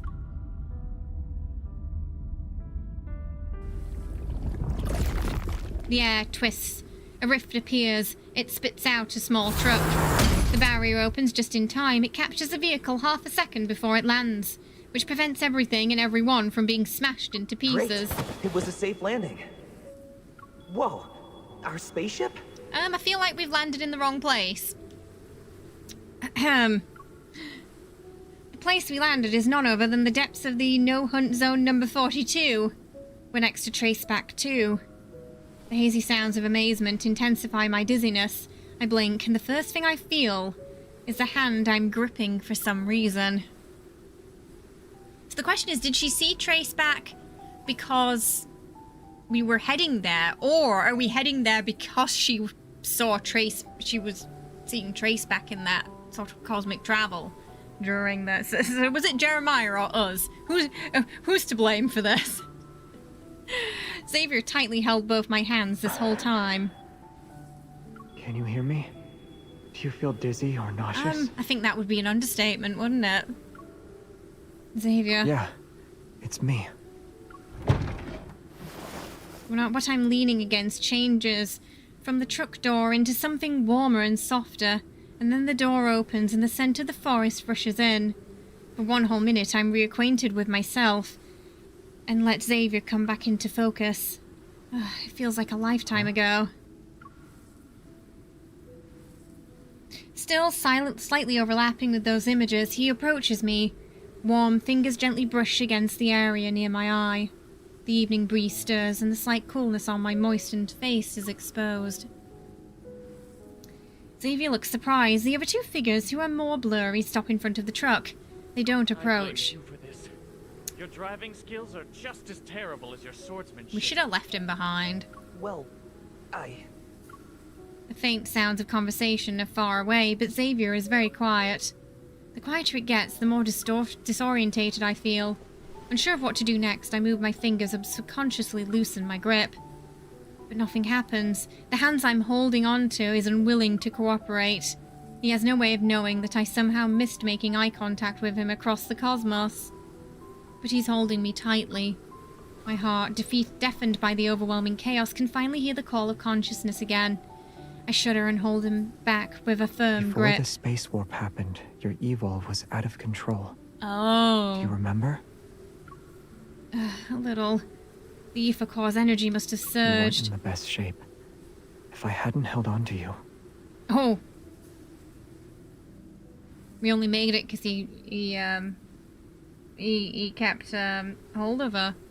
He pauses and then gently pats my head you're not hurt or anything? to replace those unsaid words. I feel much better. I'm just a little tired. No, I'm very tired.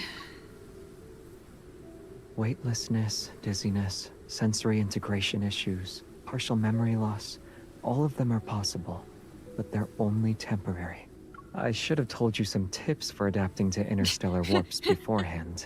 They might have helped. Anything in those tips about traveling through space and time, by any chance? I know. We'll make Soren pay for this, too. I agree. In the end, I'm so exhausted that I lose my ability to think. Time for a nap. Before falling asleep, the last thing I remember is me leaning against Xavier's shoulder. I listen to his slow breathing. That reality I've retrieved, it makes me want to cry. Oh, poor MC. So I think she was probably on the ship with them back then, right? In some form or way or another, or at least she knew all the people on it. So it's possible she might have been there too. Okay, 1 second, I will be right back. I just need to, like, put some eye drops in. It's my eyes watering a bit. I will be right back.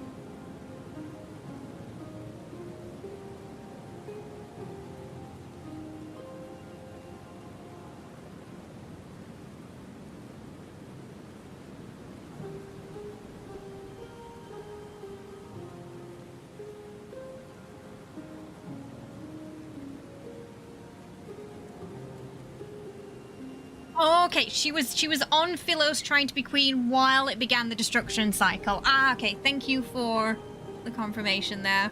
I'm assuming that was probably in that myth I haven't gotten the second part to yet, right? Okay. Traces of betrayal. Thanks, Wriggle. Hey, Peanut, how you doing? Welcome. Happy New Year. The heaviness of my heartbeat pounds against my chest as I struggle to tear away the haze before my eyes.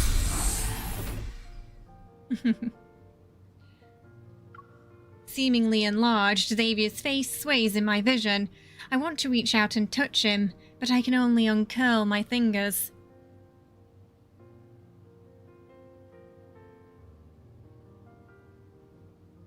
Xavier notices this and leans down. He playfully nuzzles my hand with the tip of his nose. Did you sleep well? How are you feeling? A loaded question after the journey we've had. He's so close. Even simple words have the power to make me happy. Hey, Mark. Welcome.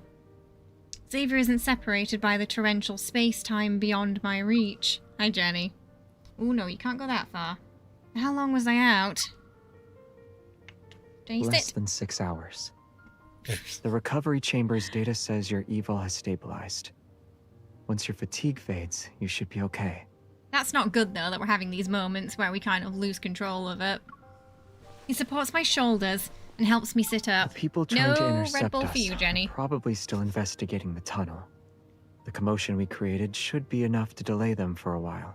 Sorry, she was trying to get into my drink. Wah! She's so springy.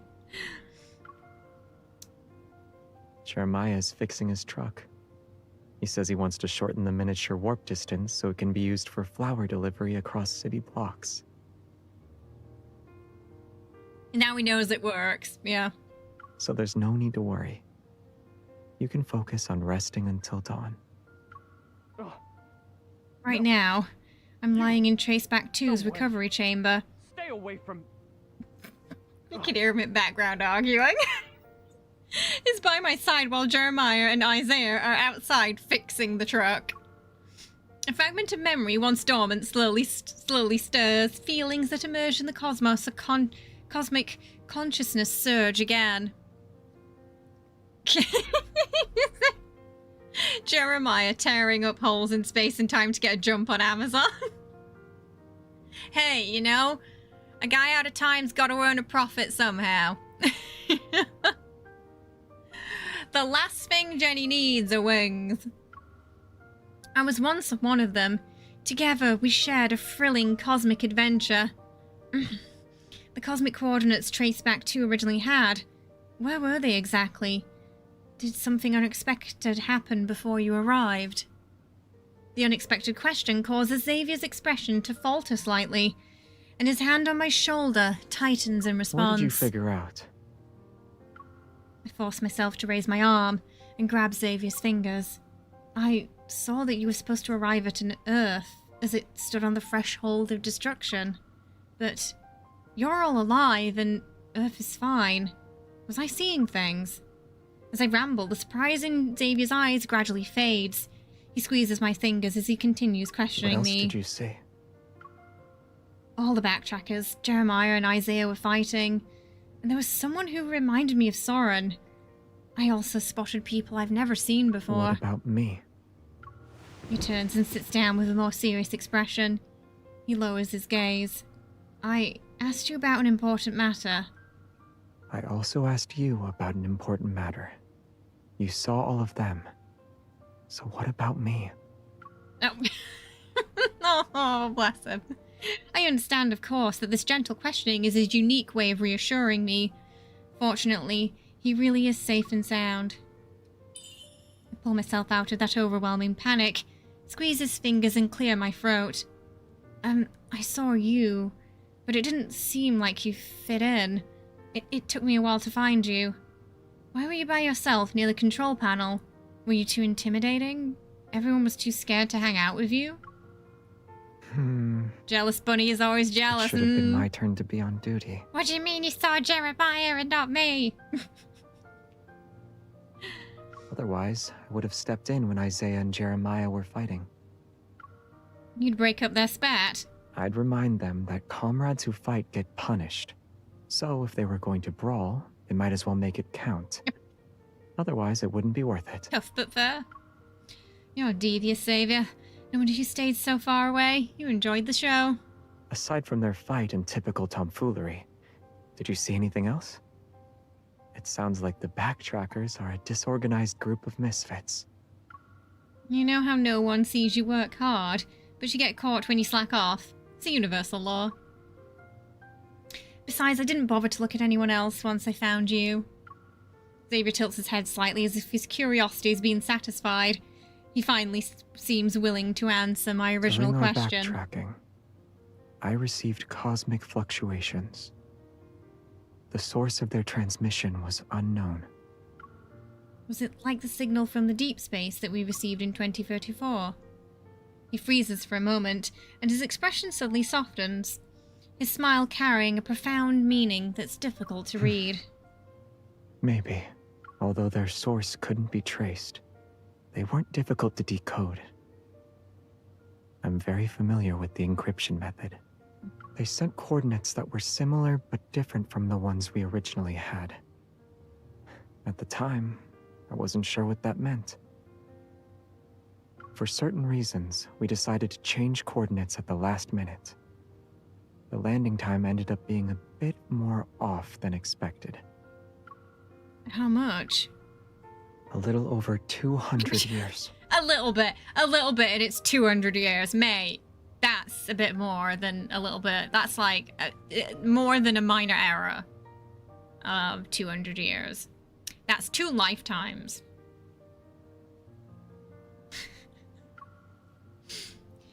My eyes widen as they stare at his face. I blink once, then twice.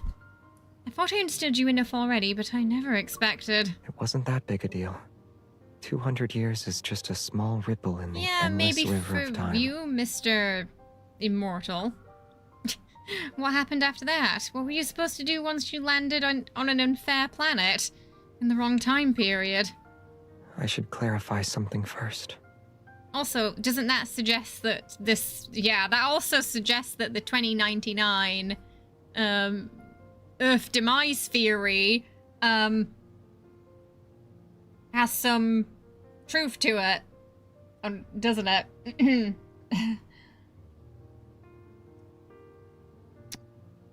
If you meant to go earlier. Uh-oh. Whether it's a journey with time travel or a displacement of 200 years, both are already in the past. Happy New Year. You can just call me Kay, though. No honey or sweetheart, please. No pet names. You can just call me Kay. You don't need to worry about the hardships we've already endured.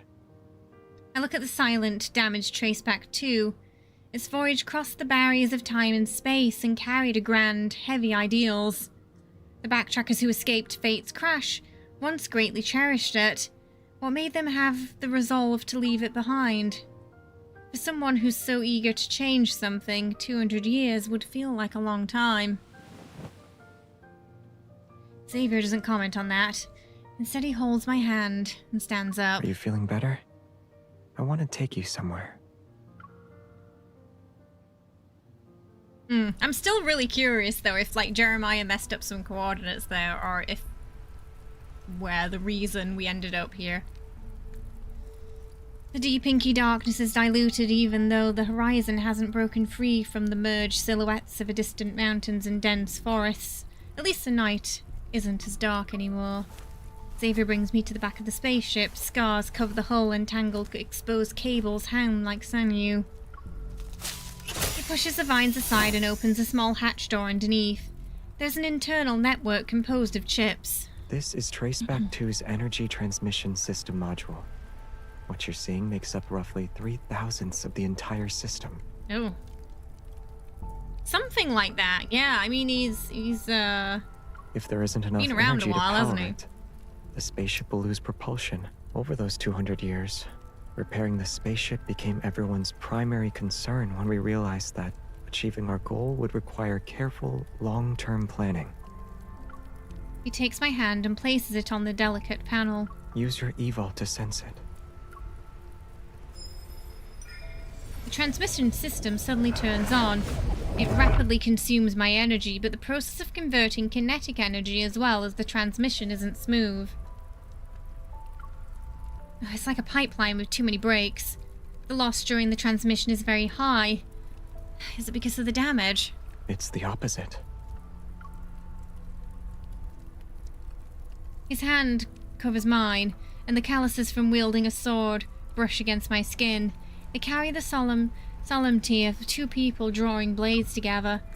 Xavier lowers his gaze and silently releases his evil. I immediately follow suit. Following his guidance, I detect traces that I couldn't find before.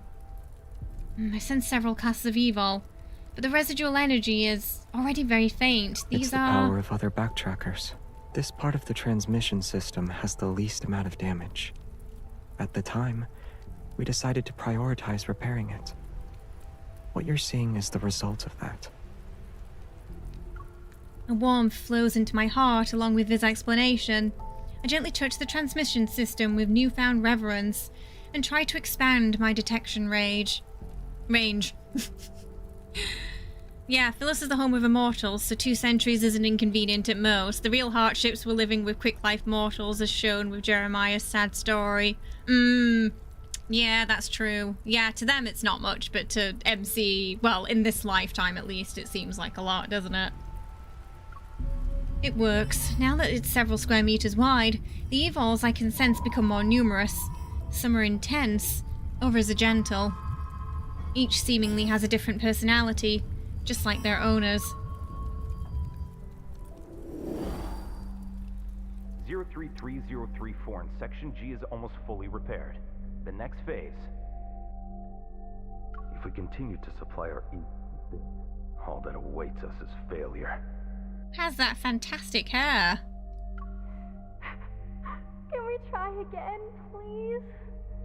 Hey, we're leaving too? This doesn't involve just one person. The spaceship. It affects everyone. Your orders, I won't accept. Is that, Sauron?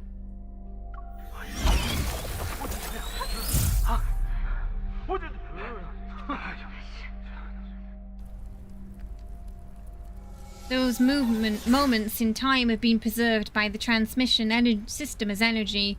They appear as hollow as pieces of amber in places where the light illuminates them. The backtrackers once gathered here to repair the massive traceback too, and it was the place they left traces of them parting ways. Afterward, half of the people who had been repairing the ship gave up. Later on, several more among that group left. Fewer people stayed behind. And after a very, very long time, it became what you see now. So they've been here quite a while then. Yeah, mutanty on the backtrace bounty. Yeah, seems like it. Fragments of light drift from the vines. He brushes aside. As the night wind rises, they scatter and land on the grass. Faint light pours down from behind us. Our shadows are cast on the damaged surface of the traceback too. They bring an energy fluctuation. Sensing something, I turn and look towards the east. The morning sunlight rips open a line along the distant horizon, the towering structures that in the area cast long shadows. Hang on a second, I just need to turn the brightness down a bit because my eyes are going funky. It shouldn't change. Okay, yeah, it doesn't change the brightness for you guys, so that's good. Once our eyes adjust to the light, we realize it's a magnificent giant sword standing upright. It's as if it's cleaved in heaven and earth. The holy sword of the goddess. Oh.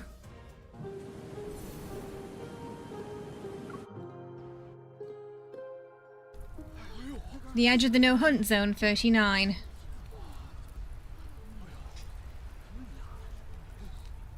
It wasn't there last night. It just appeared out of nowhere this morning. What is it? A mirage? Morning light bathes the boundary between the city and the no-hunt zone number 39. It illuminates the metal fence that's in front of the seclusion barrier and that old plaza. The crowd isn't gathered to gawk at the ruined streetscape from the old Wanderer attack. They're staring at the towering sword-shaped monument that seems to have appeared out of thin air. It materialized. Earlier than expected. While we were rushing over from the no-hunt zone number 42, the panic triggered by the Holy Sword's appearance had been brewing for an hour.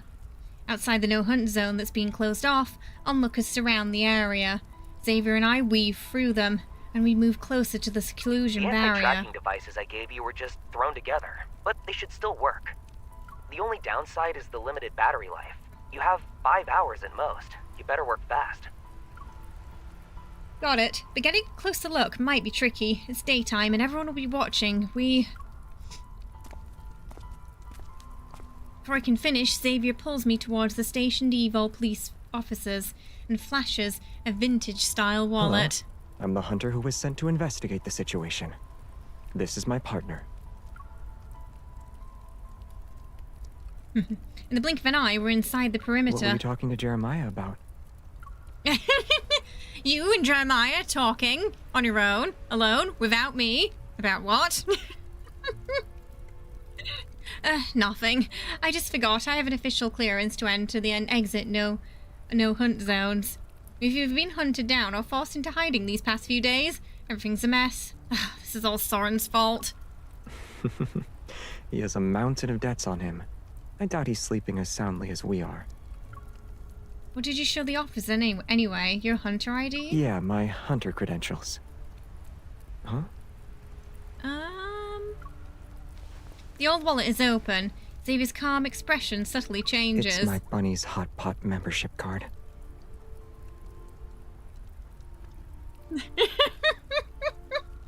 Your Bunny's Hot Pot membership card. We stare at the beaming rabbit mascot for a few seconds, and then we decide to move on.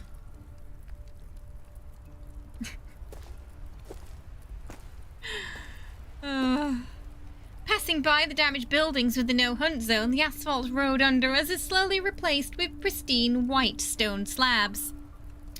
This is the complete holy sword of the goddess. We are never moving on from that. Unlike the phantoms I've seen before, the solid statue stands before me. It's solemn and graceful, like a reverent queen. What's going on? As soon as my consciousness wavers, dizziness strikes me. Not again!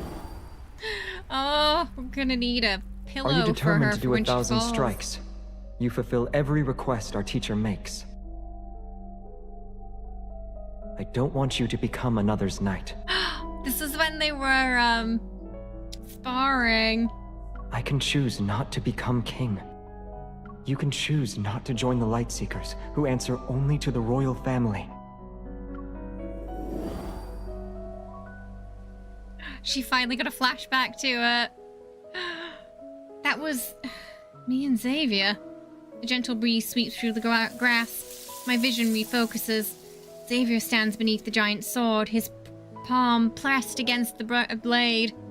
Finally, yeah, it's happening. We're getting some memories back that relate to the myths now. Thankfully, a less heartbreaking and traumatic part there for her. Often I feel like when she remembers, it's like in the case with Sylus, it was not the happy part of that myth. As if transported back to that ancient time, he bows his head and silently recites something. Maybe he's performing a ritual. Another gust of wind sweeps across the ground. He opens his eyes and returns to his familiar demeanor. This is... The faint light is peeled away from the monument. It flows into Xavier's palm. Without the light's concealment, the scratches on the statue's surface become more visible.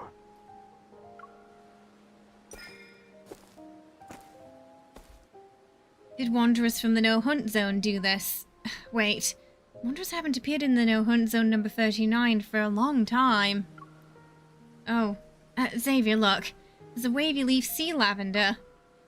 Familiar yet somehow different, a cluster of small blue flowers grows close to its base. The blue flowers.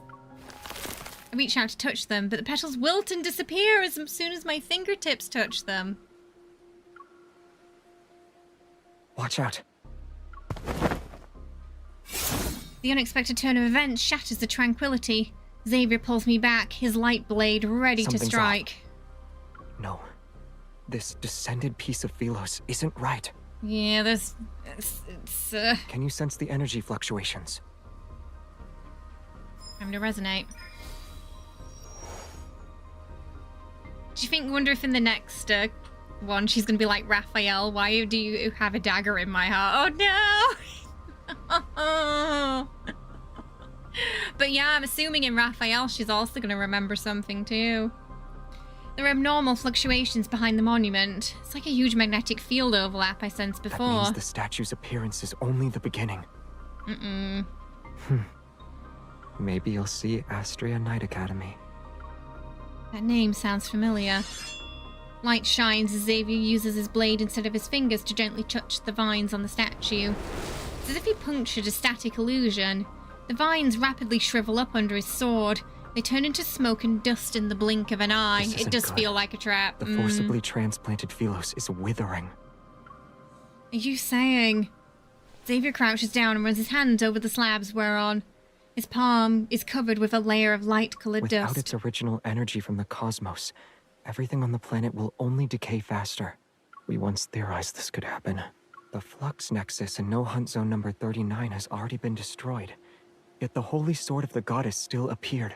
Yeah, it's not good, is it? I'm afraid only Soren knows the truth. Xavier narrows his eyes as he looks at the wilted, wavy leaf sea lavender at his feet. Just when I believe he might be thinking of finding Soren by himself again, he closes his eyes. Oops, sorry. Let's go. And then he looks up at me softly to speak. Soren is in a good hiding place. We won't be able to locate him immediately. How did you know I was worried about that? You're gripping my hand tight. It wasn't hard to figure out. Anxiety tell, of course. Should just... There's no point in staying here any longer. Let's get going. We'll think of something. Should just quietly, like, reducing the blood circulation in his hand.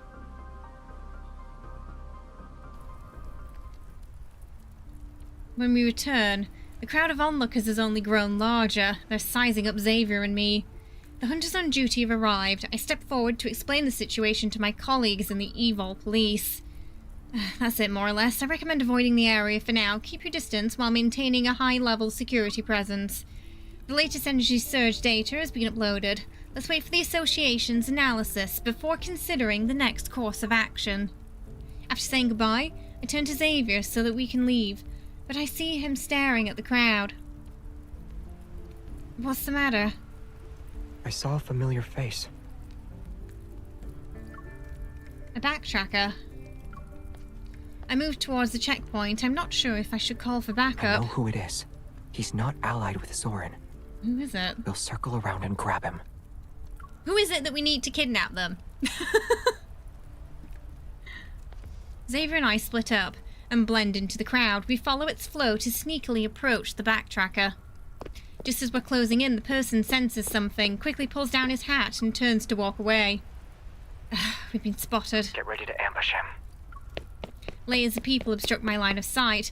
I struggle to push past through the gaps as I chase after him. But whenever I'm about to catch up, I become unfocused for a moment. Stay at least 6 meters away. Keep your distance. He's a psychic class evolver. Get too close and there's a chance he could paralyze your brain or make you go blind. Oh my god! Okay, psychic evil. That sounds pretty scary, that. He's strong. The backtracker quickly realizes we're keeping our distance and decides to use the crowd as cover to make his escape. Just as I'm about to close in, a strong metaflux suddenly falls, and my concentration scatters. We're not very good hunters, apparently. The Wanderer. No, the scale of metaflux? It's a horde. Oh. Fuck. fudge a duck. We are in trouble. Space is torn apart as several menacing figures fall. Wanderers lunge towards the civilians who've collapsed. Can't worry about the backtrackers now. Immediately call the Evil police and let them evacuate the civilians. And then I raise my gun. Beside me, he flashes and vanishes in the blink of an eye. The blade has already sliced the Wanderer's claws. But what surprises me even more is that the person who appears later is standing in front of the civilians. It's the backtracker. I'll handle this side. An unfamiliar, composed voice comes from Xavier's side. It's like an old phone call that took years to connect. Why does it sound like there's a goat in the background? Like going, nah. Right, we're fighting with Xavier. This one's going to take a little longer because we have to use default cards and levels. Oh, hang on. I put my iPad the wrong way. I'm sleepy. Let's get this over with. Xavier, this is not the time for a nap. This is a serious situation. Here we go. Xavier. I'm here.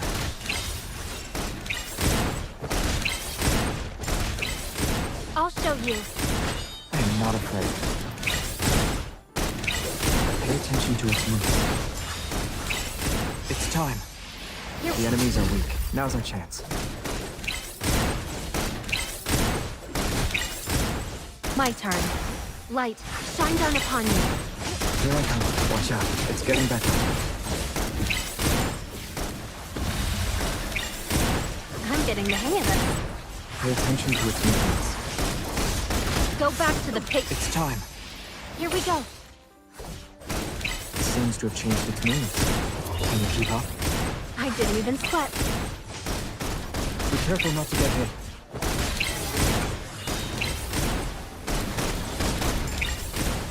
It's time. Alright. The enemies are weak. Yep. Now's our chance. Let's move. End it. Everything went well. Whew. Okay. Nice.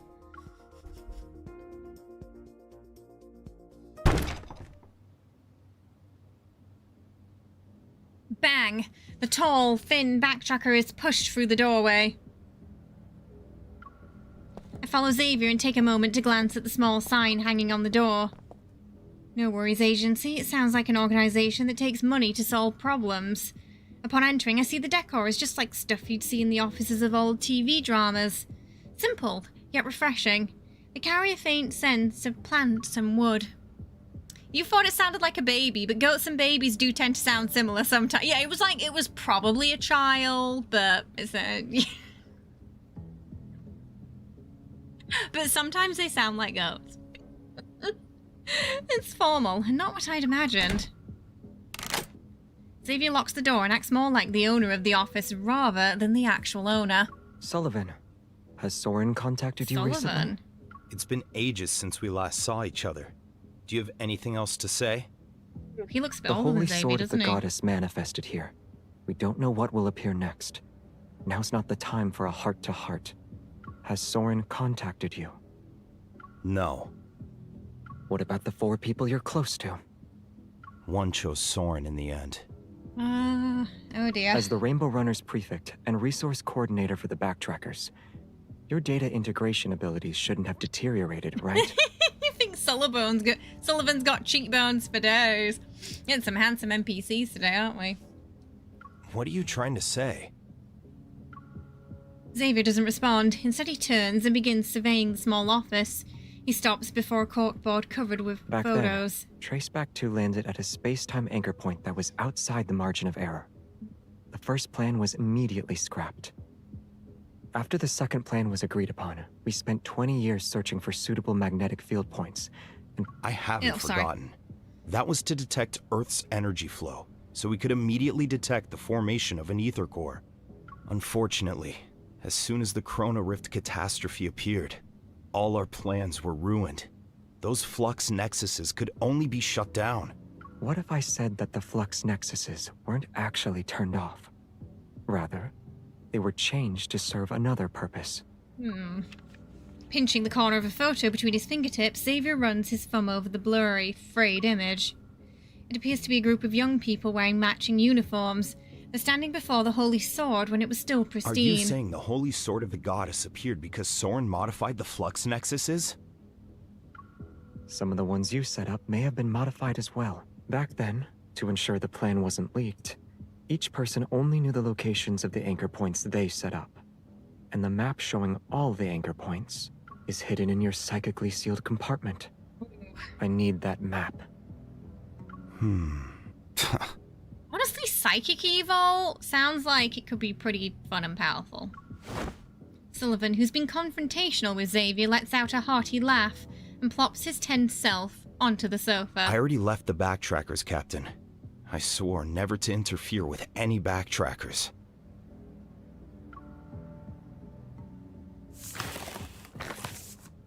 Xavier takes down a map of Lincoln City and spreads it out in front of Sullivan. Just mark the anchor points in Lincoln.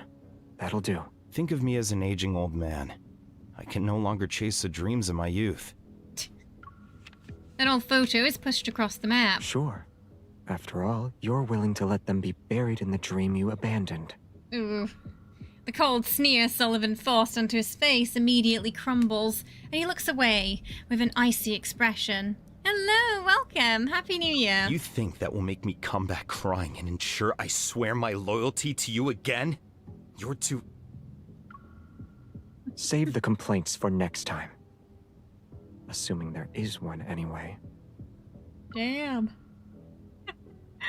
Well, this is the second time Xavier's interrupted him. I'm nervous because I rarely see him animate an intimidating aura. That kind of attitude, I can only hope Sullivan doesn't get angry and side with Soren out of spite. The Holy Sword of the Goddess has appeared. Doesn't that mean Soren's plan might succeed? The Holy Sword of the Goddess was the first to manifest, which proves he remembers the oath we swore before it. He's staying true to himself. Shouldn't you be happy? But his actions are tearing Philos apart, which will accelerate the death of the planet. What? Oh.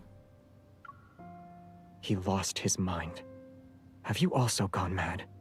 What do you mean he's tearing Philos apart?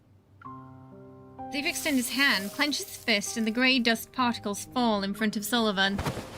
The falling dust shatters the serenity in Sullivan's gaze. He leaps up from the sofa. The Philos that's being transferred through a magnetic field overlap is the same Philos in our memories. But it won't be for long. He modified the flux nexuses to perform an energy traction. To be more specific, he used the RMFMA's spatial overlap principles as a basis for cutting and transplanting Philos. But instead, he's just sort of cutting it into chunks that are tearing away? Unlike the planet transplantation we theorized, this method will cause the fragments of Philos to lose their original energy when they arrive on Earth. What he's bringing isn't Philos, but rather the broken corpse of a lifeless planet. Literally just dragging around a dead planet. The decay of the Holy Sword of the Goddess has only just begun. Oh boy. The grey dust sits in a thin layer on the table. It's so fragile that it doesn't need wind or rain to disperse. Sullivan's hands tremble. He wants to touch the dust particles, but doesn't dare get close. Our everlasting statue. As long as Philos stands, it will never fall. Heavy silence fills the room. It presses down on everything, and no one dares to breathe. I notice a soft sigh Xavier hid behind his calm words. It's so gentle, as if he's afraid of disturbing something. This is what you left with me back then. He takes out a familiar badge from his pocket and places it beside the dust from the monument. Now, using my authority as Xavier, I invite you once again, be my vice captain. There's a stack of neatly arranged forms on the desk. They match the office's interior. The note looks new and seems to be a request for a form for a lost item. Mr. Yang, Building 12, Unit 102, urgently seeking a melodious laughing thrush that flew away from the backyard at noon. I hope that melodious laughing thrush hasn't wandered too far. Let's go. That sounds like That can't be real. What do you mean a melodious laughing thrush? 1 second, I will be right back. I just want to go grab another drink. And then, so we're getting close towards the end of Xavier's story, I think, now. So we should be getting to the Kindle soon. Before we move on to Rafayel's. Okay, I'll be right back.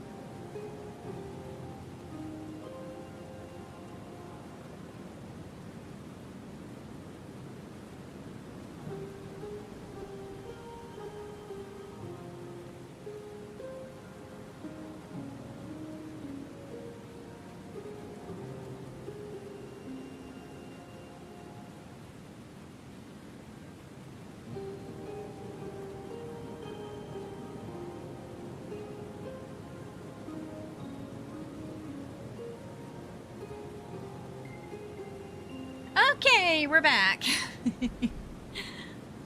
Anyone reading that paper will be full on, yep, that's a spy meetup. Did I watch the finale of Stranger Things? Yes, but we won't be talking about it on stream because some people haven't seen it.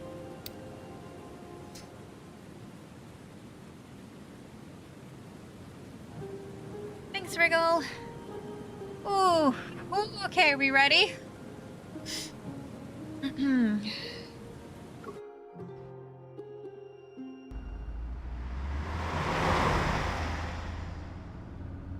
The streets outside the window are a blur as the hastily repaired trucks carry us towards the other side of the city. You ran into old Sully? He opened an agency? He's doing work for his neighborhood? He's so confused. I'm not surprised. He's a people-pleasing bootlicker. And he has a forgettable face, too. Quiet. He's clearly got a bit of an inferiority complex, Isaiah, hasn't he? Before meeting up with you, we visited 3 locations where I remembered flux nexuses had been planted. 2 of them showed no activity, but we removed them just to be safe. Okay. The 3rd one we collected was at Triumph Avenue. The street in front of our academy had manifested. Oh. That was the first time I saw it so deserted. There wasn't a soul around. No one being present is a good thing. Seeing Jeremiah's confusion, I sigh as well and give him a short recap of our conversation between Xavier and Sullivan. The Holy Sword is deteriorating. The wavy leaf sea lavender is withering. These are all signs that point to the planet's energy being drained. But it shouldn't happen this quickly. Transplanted planets do experience a phase where their energy is taken away, but the new energy should be enough to sustain them through this transition. Earth's ether core hasn't fully matured yet. It can't meet the requirements to support Philos. The second plan requires an ether core that matures when Earth collapses. Then Earth's energy won't be directly siphoned if people start appearing in the magnetic field overlap. As silence falls over the truck, the clamor of Lincoln officially waking up in the drifts. It's mingled with the sounds of rush hour traffic. Soren did a calculation. Even with planet transplantation, people still have a 53% chance of surviving the process. Right, that's pretty low though, 53%. Those are not good odds. At all. That's 1% higher than the chance of doing a successful backtracking. I did not know the backtracking odds were that low. Oh I dear. think His Highness, the Crown Prince knockoff, is missing Soren again. The Crown Prince knockoff. It is. It's basically a coin flip, that, isn't it? That's it. I'm going to call him Crown Prince knockoff from now on. It's a gamble. Thank you. When you first proposed the concept of backtracking, how many people supported you, Xavier? We just leave him. Do we need him? 80% of people thought you were joking, and the remaining 20% thought you were insane. Do you even remember how many times your backtracking experiments failed? It was okay for you to fail again and again, but when it's someone else's turn, it becomes a gamble? Okay, but he was experimenting. This person's destroying a planet. And 100% think you're annoying. Tell him, I hope. Tell him. The Earth collapse they were moved from was the destruction of Earth from Philos falling apart to replace it. Yes, I think so. I think that's what we see. Yeah, basically in the... Yeah, so... Which... Yeah, that was my understanding as well, which in theory suggests that the rumors of the Earth's demise with it by 2099 might have some truth to them. Or at least there's a universe out there where it's happened. You know, like there's a timeline where it can happen, yeah. That's exactly, he risked his life, not everyone else's. Thank you, that's a good point, Ollie. Is it because you're the Crown Prince? So you get special privileges? Those who only ever think about power always seem to see that fault in others. Since you can fail 100 times, Xavier, other people should be allowed to fail 99 times. Let's look at Philos' situation and assume that letting 1 million people die could save 1.01 million people. You should know what the correct choice is. Oh, sorry. Sorry, my perception's a bit off today, so I can't... I was waiting to press it, but didn't realize. I was so close to the iPad. The truck turns at an intersection. Jeremiah slams on the brakes and stops the vehicle in a deserted corner. He grits his teeth and glares at Isaiah. Now I understand how that human-eating planet and the royal family that upholds it came to be. You stand in the clouds at 10,000 meters. 1 million people look like densely packed grains of sand beneath your feet. They mean nothing to you. Preach, Jeremiah, preach. But I stand on the ground. So let me tell you that they're people just like us. Each and every one of them. Get him telled. They each have a name. They're not a string of numbers. Yeah, go Jeremiah. In other words, we let everyone die together while chanting all lives are equal? Huh.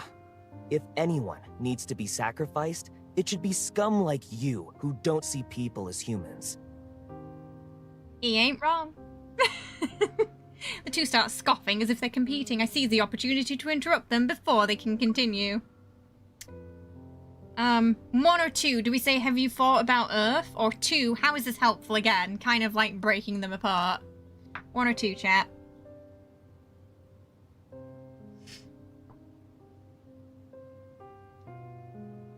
I feel like 1 somewhat continues the argument. 2, we're sort of trying to just break them up.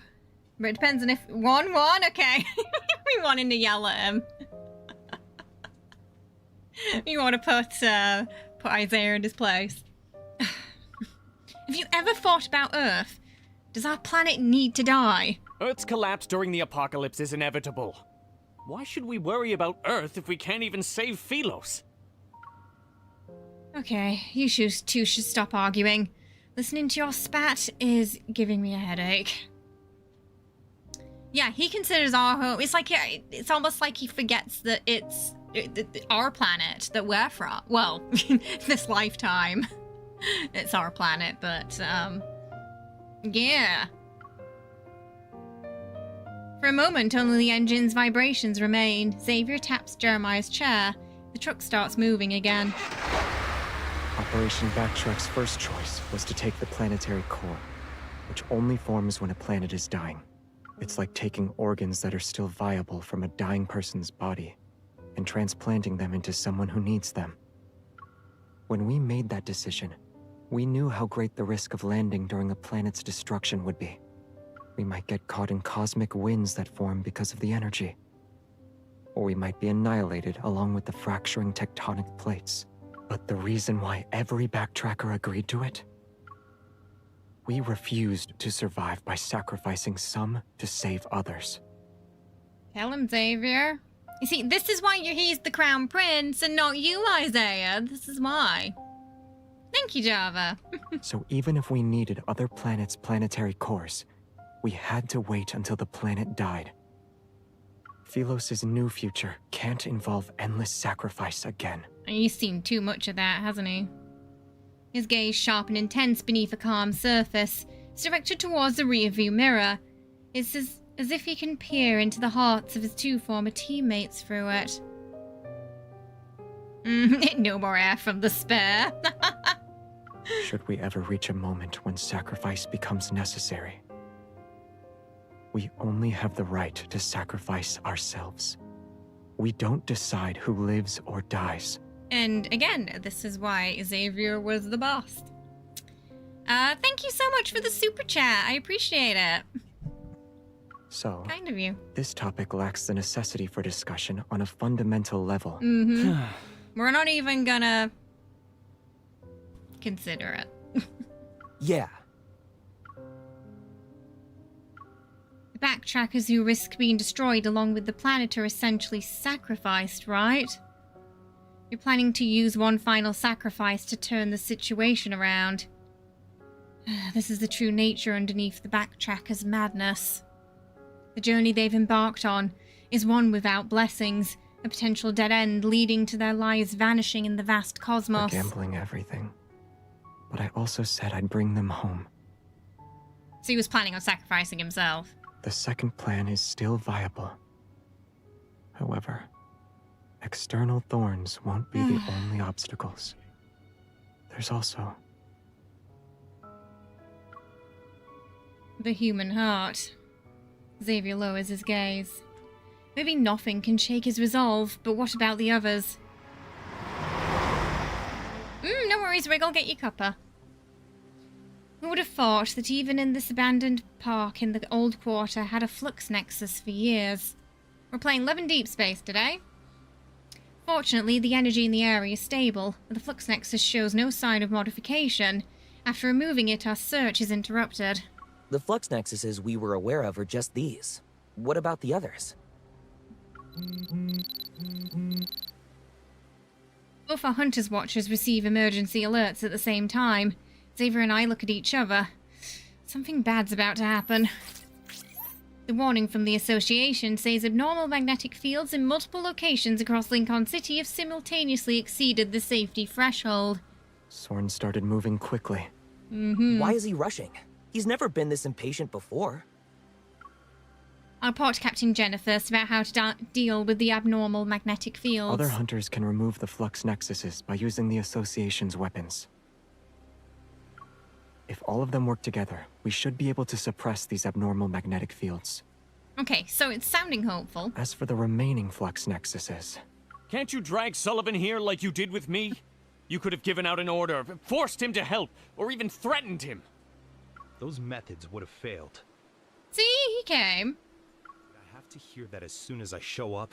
I'm starting to question whether or not I made the right choice. Look, Sullivan, if you want to slap him, I'm fine with that. I'll look away. I'll turn a blind eye. You know, nobody likes him here. And then unexpected figure approaches, he stands out under the sunlight. Annoyed, Sullivan glances at Isaiah and hands over a neatly folded map. Take it before I change my mind. Look at what you've done, Isaiah. You've gone and upset Sullivan now. The stunned silence lasts for a moment. Xavier steps forward first, his gaze lingering briefly on his badge. A hint of a smile appears at the corner of his mouth. Since you're here, I won't give you the chance to change your mind.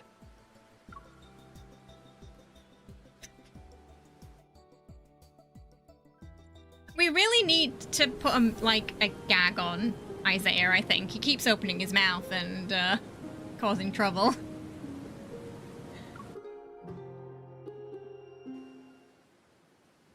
From that point on, no one wastes another word. Their attention is focused on the map Xavier spreads the 6 out. flux nexuses in the southeastern region match up with the abnormal magnetic fields the Association detected.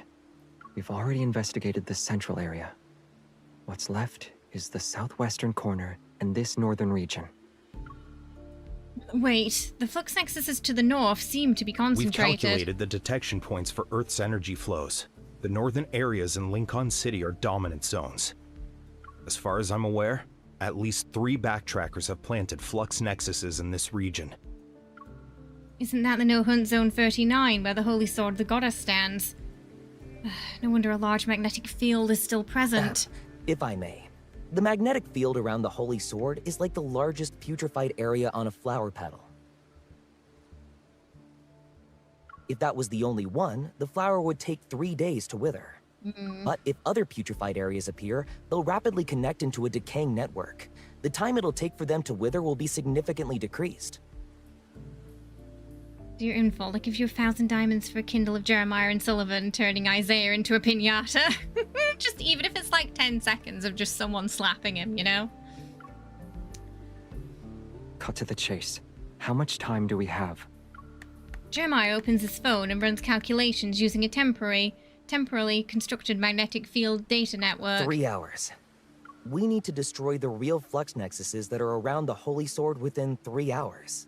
Oof. To ensure it goes smoothly, we have to prevent other putrefied areas from appearing. Okay. 3 hours isn't enough. We can't even get into the magnetic field overlap behind the Holy Sword right now.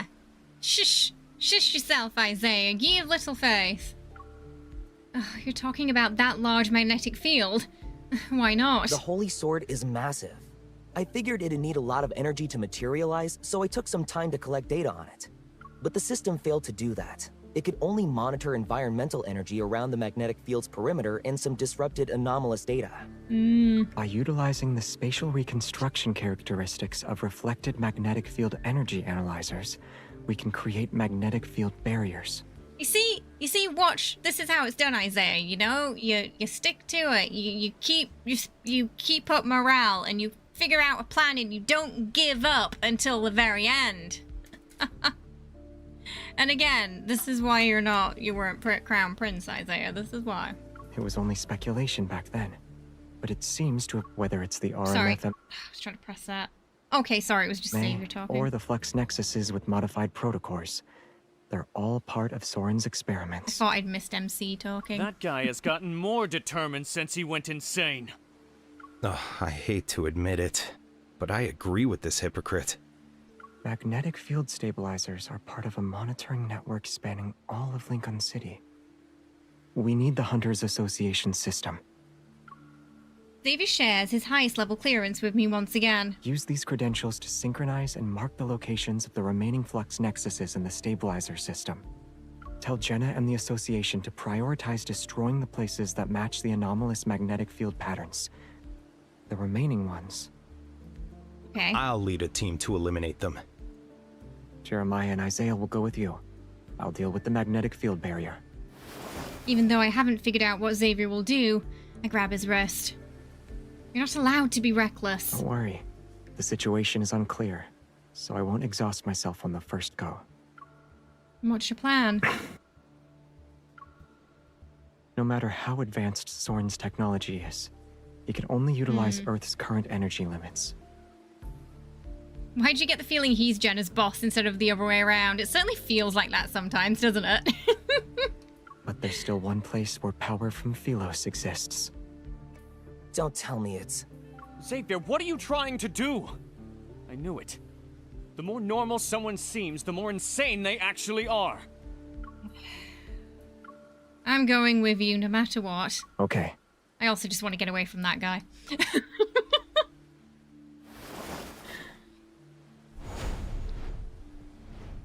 Anything's better than 10 minutes more with Isaiah. Even during the day, the no-hunt zone number 42 is shrouded in dark clouds. In a flash, Xavier appears above the wreckage of the Traceback 2 with me in his arms. The exposed transmission system is visible under our feet. I knew he was talking about the Traceback 2.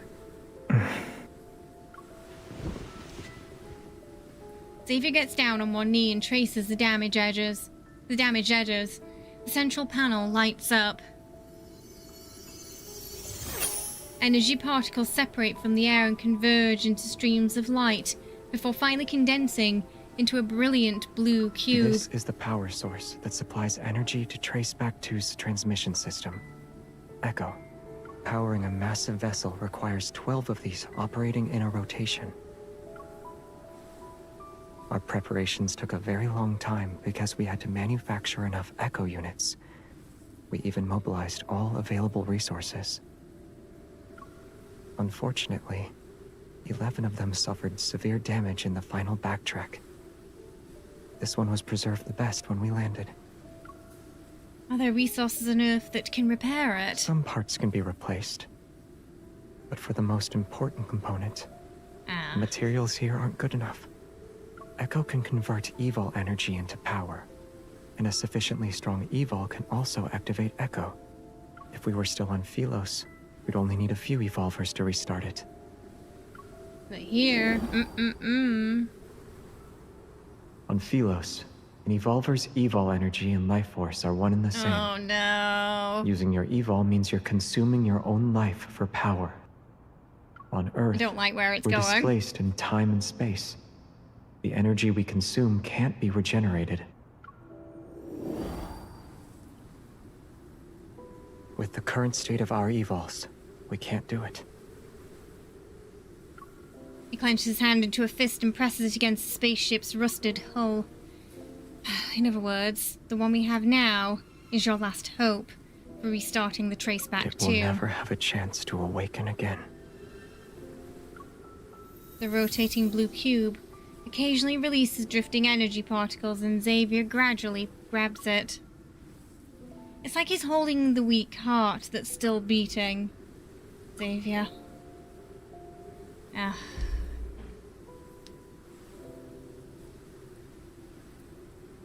The broken portholes hang and reflect the bustling crowd the spaceship once carried, and there was that young man sitting beyond the lamplight. It quietly visits this distant planet. During a quiet spring, a knight's boots step into unfamiliar yet soft earth. People appeared for it, surrounded it, poured everything into it, and then they left it behind one by one. On nights when silver waterfalls cascade, empty syringes roll and fall, someone once curled up in its pod. Dreams keep it closed to its homeland.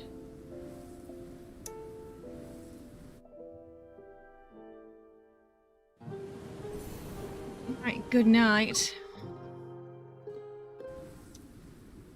Xavier, are you really going to use up the spaceship's remaining energy? This is the only way. I know, but I'm not asking about Xavier's decision. I'm asking about Xavier's heart.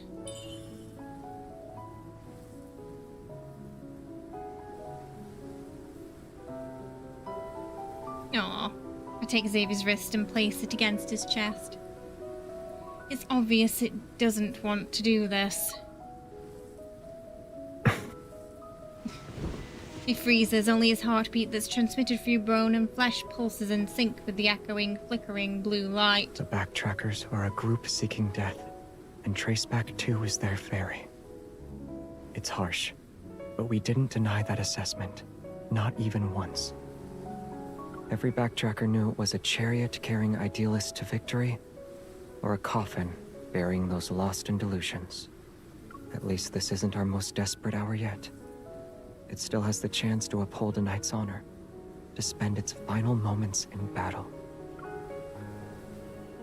It's willing. Ugh.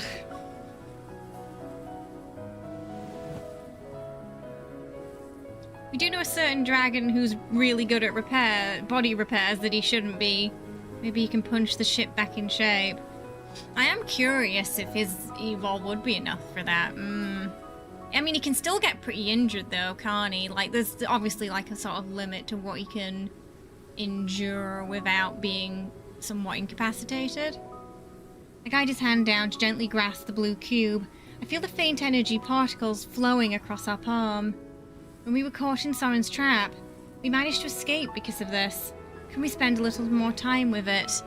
5 minutes? Of course.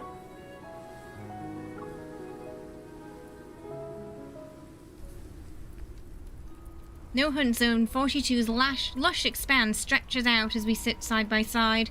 We let the forest breeze wash over us. The past few days turning in over my head, and I find myself grabbing moments that stand out to me.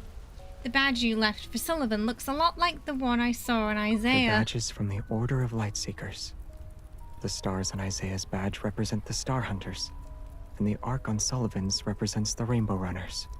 All the backtrackers were part of the Order of Lightseekers, and most members of the Order of Lightseekers were students from Astria Night Academy. Yeah, that makes sense. The name is familiar for some reason. Oh, it's slowly coming back to our chat. In the memories that came back to me at the Holy Sword of the Goddess. I think that was one of them.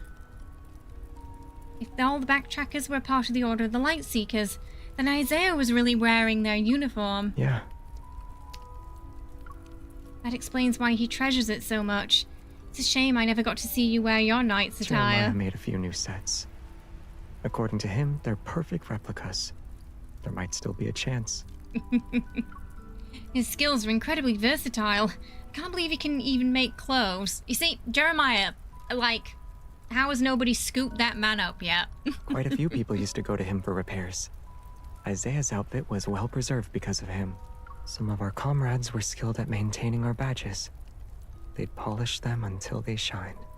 Sullivan's evol was remarkably effective at treating insomnia. Everyone called him the Sandman behind his back. Who would have thought that his powerful evil could be used like that? Scenes from that brief encounter spring to life. Through his stories, the faces I glimpsed through the porthole become real one by one. Ah! Most likely, I'm guessing you probably did, yeah.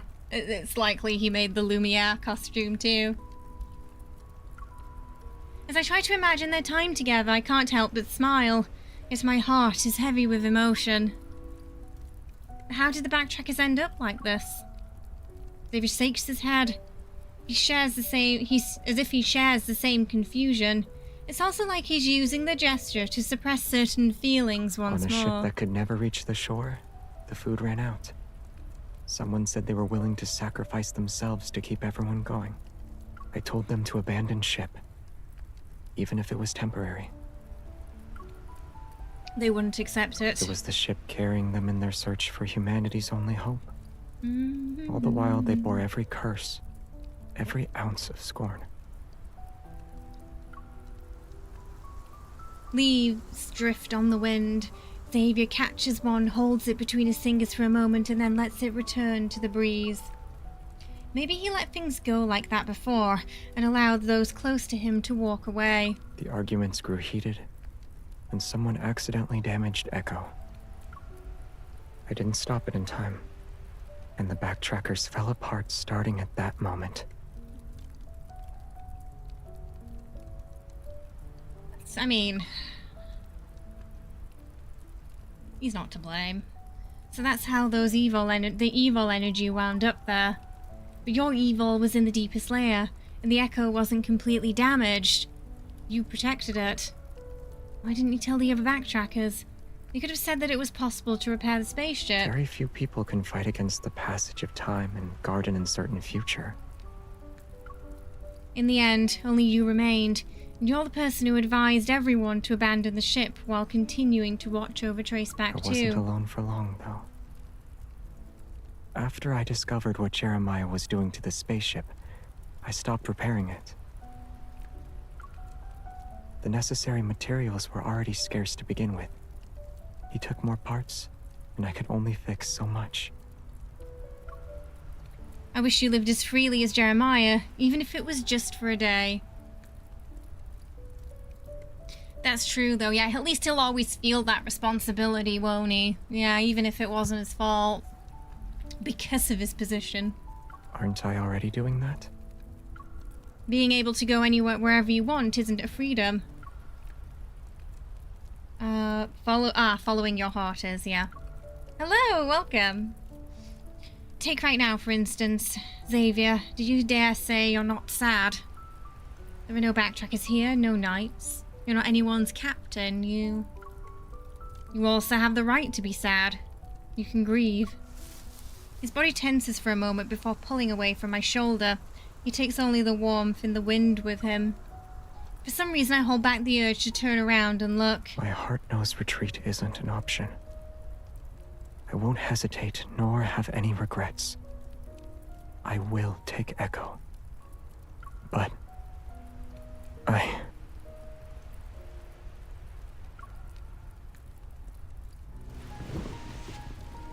He hugs me from behind, his warmth seeps through our clothes to press against my shoulder blades. I want your forgiveness. Oh. I bite my lip. I'm grateful that I didn't turn around. He doesn't need to see the tears well up in my eyes. No one, not even me, has the right to forgive you. If a mission requires you to shoulder everything for everyone and forge ahead relentlessly, then the person who gave you that order should be responsible for you. Take Echo. Ooh, this is my decision, and this is an order that I'm giving to you.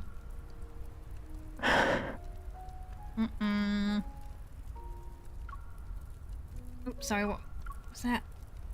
Maybe we're close, or maybe we also parted ways. Ah!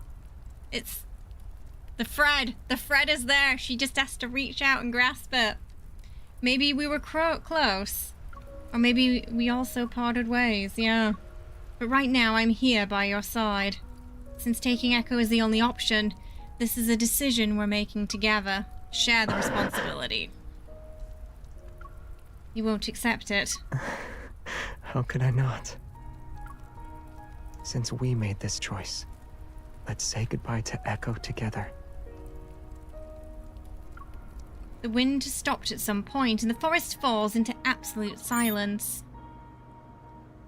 Yeah, she's taking on that burden of Queen without realizing it exactly, yeah. Yeah, it's like that part of it still in there somewhere, isn't it? Xavier supports me as we reach into the deepest part of the spaceship system.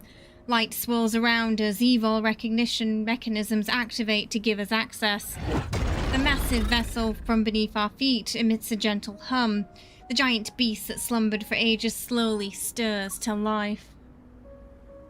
The silence system has been activated. The countdown is 90 minutes. 90 minutes. As per subsystem commands, farewell mode will now be initiated. Compiling data.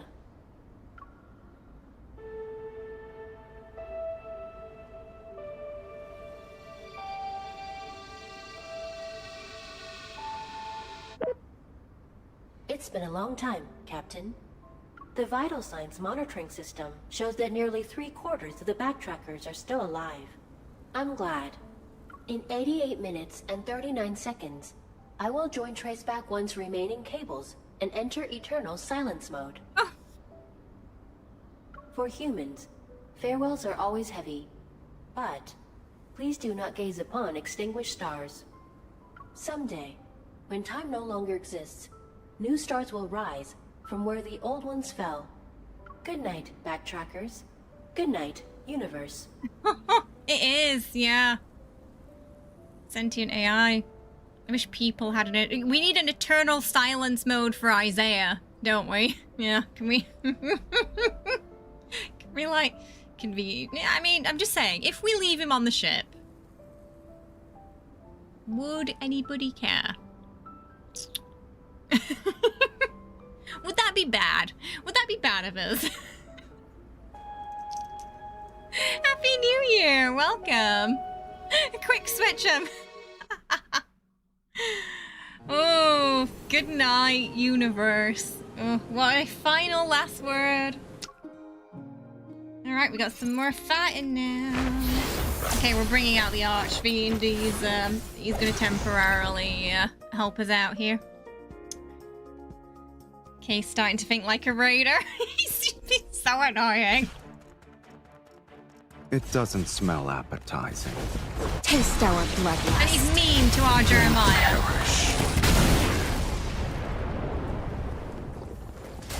It's your turn. Okay, if you say so. It's a small gift. Everyone who receives your gifts leaves. Are you up for a joyride later? Where do you want to take me? Guess. Maybe one more? I don't know if it's gonna be now or... Oh, happy early birthday, Nate! Are you doing anything special?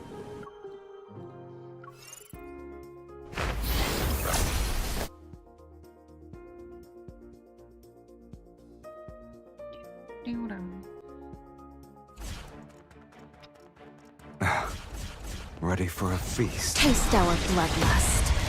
Then perish. It's your turn. Oops. Okay, if you say so. Get that early. Your bloodlust is like mine. Taste our bloodlust. Then perish. That's it? You're as unsatisfied Alright. as I am.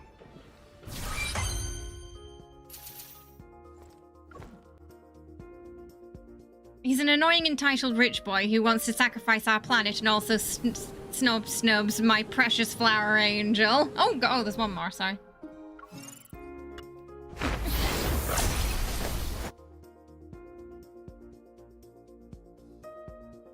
We won't hear a word against Jeremiah. It doesn't smell appetizing. Yeah, you probably don't want to eat that. This one's worthy of your attention. Taste our bloodlust. Then perish. Are you yeah. up for a joyride later? One Where shot do you again. want to take me? Guess. Okay.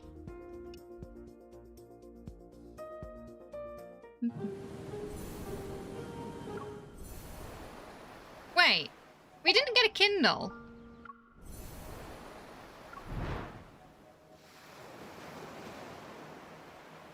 We didn't get a Kindle.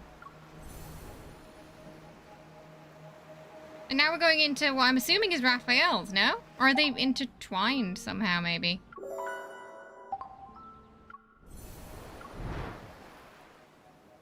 Wasn't Xavier supposed to have a Kindle? Okay, maybe... no, he doesn't have a storyline this update, no. Maybe their Kindles are both gonna be somewhere in here? Yeah, we didn't get one, did we? Yeah, that wasn't one at all.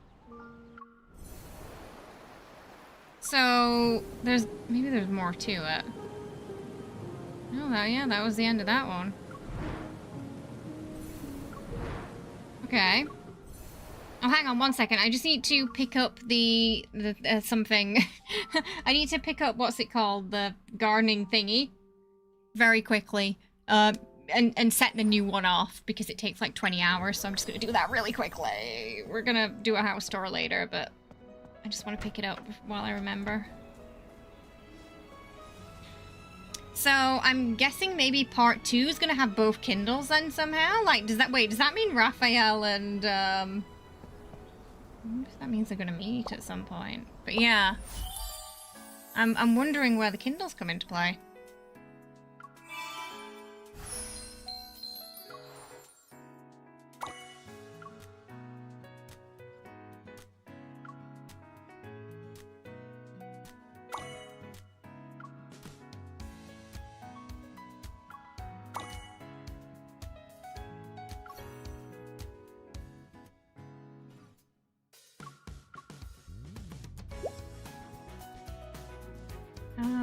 We get cooked the other thing. The blooms.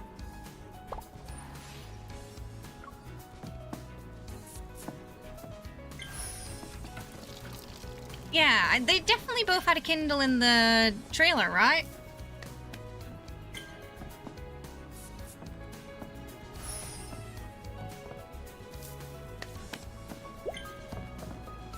It's just usually they're like separated, aren't they? Like in Sylus's and Zayne's, their storylines were like completely separate, and I think the Kindle happened sort of towards the end of both of them.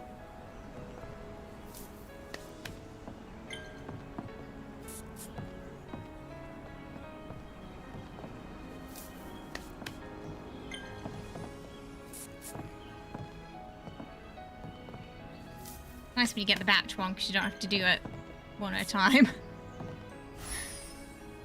Okay, I wanted to get some... We get blooms of...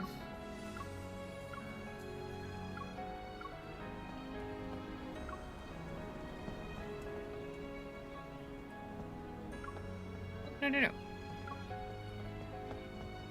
Ah! MC, where are you going? Girl!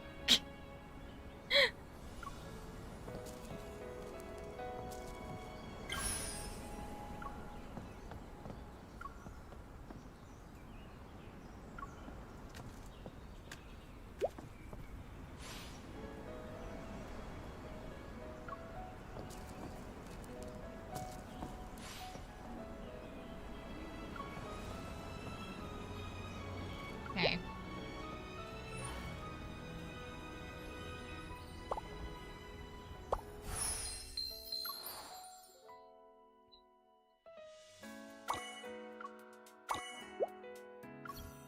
Okay.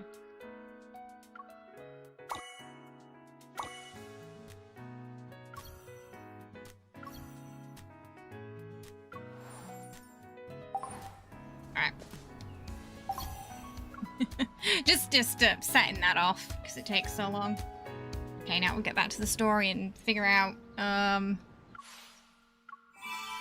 where the Kindle's gonna be then. Right, the plan. Oh! Wait, wait. Oh, so is it like 3 branches for Xavier? Oh, maybe it's gonna be like two... Oh, I'm curious. Wait, I'm not sure now. I thought that was maybe the end of Xavier's. It did feel a bit abrupt. So is Rafayel's bit just gonna be shorter?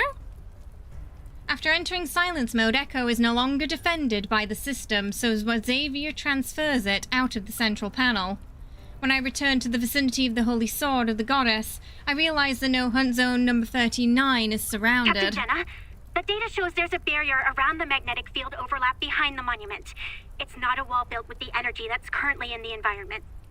It's more like a piece of space has been cut out. What do we do? Outside the secluded zone, the Association has already set up a temporary outpost. Jenna's gaze moves from the console and lands on the giant monument that stands in a stark contrast against the modern building. The barrier's energy distribution is uneven. Yeah, maybe it's coming up, finding Ollie. its weakest points. Simone, what's the maximum multiplier you can boost your Rogue to? 3. You said I Simone. can't exceed the safety. She's so pretty. Raise it to 5. Happy New Year, The Gem. multiplier can go up to 8.7. As long as there's an energy source worthy of this baby, I'll blast this pile of rocks to the moon. She's always so enthusiastic. Behind Simone, the massive rotary cannon rises, the flowing light on its body changing from green to orange to finally a dangerous red. Oh, that's true, they did, didn't they, Aphie? Yeah, you're right. There was a little bit at the end of Sylus's where it sort of connected into Zayne, so maybe it's going to do that too. No, this is not Claire Obscura. Very different games. I look at Xavier. After he nods, I grab him and run towards the unicorn's hunters. Captain Jenna, Simone, try this. I toss over a container and Simone catches it. It's made from an unknown metal. When she opens it, an ice blue cube is revealed. Damn, this Use looks the awesome. association stabilizers to lock onto the magnetic field. Force multiple points to synchronize with this area's energy Simone's like, fluctuations. yeah, new toy, let's go. The barrier will have a momentary resistance to them. Then, weak points will appear. Attack immediately. Unsurprised, Jenna looks at Xavier, and then her gaze falls to me. I'll mobilize the entire fire support of unicorns. But once this is over, I need both of you to provide a report. Like, I'm gonna help, but you're gonna have to give me the details. The perimeter support is sufficient. Don't let other hunters enter this magnetic field overlap. Unlike the others, this place isn't harmless. Let's go. I'll get you some of my latest gear. You'll deal lots of damage and be well protected. Woohoo! Simone's always got us. Simone wraps her arm around my shoulder and starts heading towards a mobile armory. The cannon's multiplier can go up to 13.2. Don't tell Jenna. Secret safe with me. Amid the urgent honking, Sylus' delivery truck bursts through the barrier and stops with its rear cargo facing us. We're just in time. Captain, let's get going. Does Jenna know about Jeremiah, or is she like, is that the flower shop guy? Jeremiah jumps down from the driver's seat and quickly opens the doors in the back. After 100 years, the backtrackers are finally working together again. We have to make it official. Among the vibrant flowers and plants, 2 mannequins are wearing brand new Ta-da! combat uniforms. They're brand- Sorry. And I put, one male, one female. Lightseeker uniforms. These are blessed Matching! equipment that enhances your strength in combat. I put my all into restoring them. This is why she had the Lightseeker uniform then in the preview. Yeah, because Jeremiah makes her the costume. Oh, was that a blush? I exchange glances with Xavier. My bewilderment and helplessness are reflected in his eyes. Sullivan rubs his forehead, shakes his head, and places his hand on Isaiah's shoulder. Isaiah crosses his arms, leans against the vehicle, and rolls his eyes while pretending to look at the clouds. Ooh, do you think we could get Jeremiah and Simone to hook up, maybe? Peasants and their sense of ceremony. He really needs to stop calling people All right, peasants. let's finalize our plan.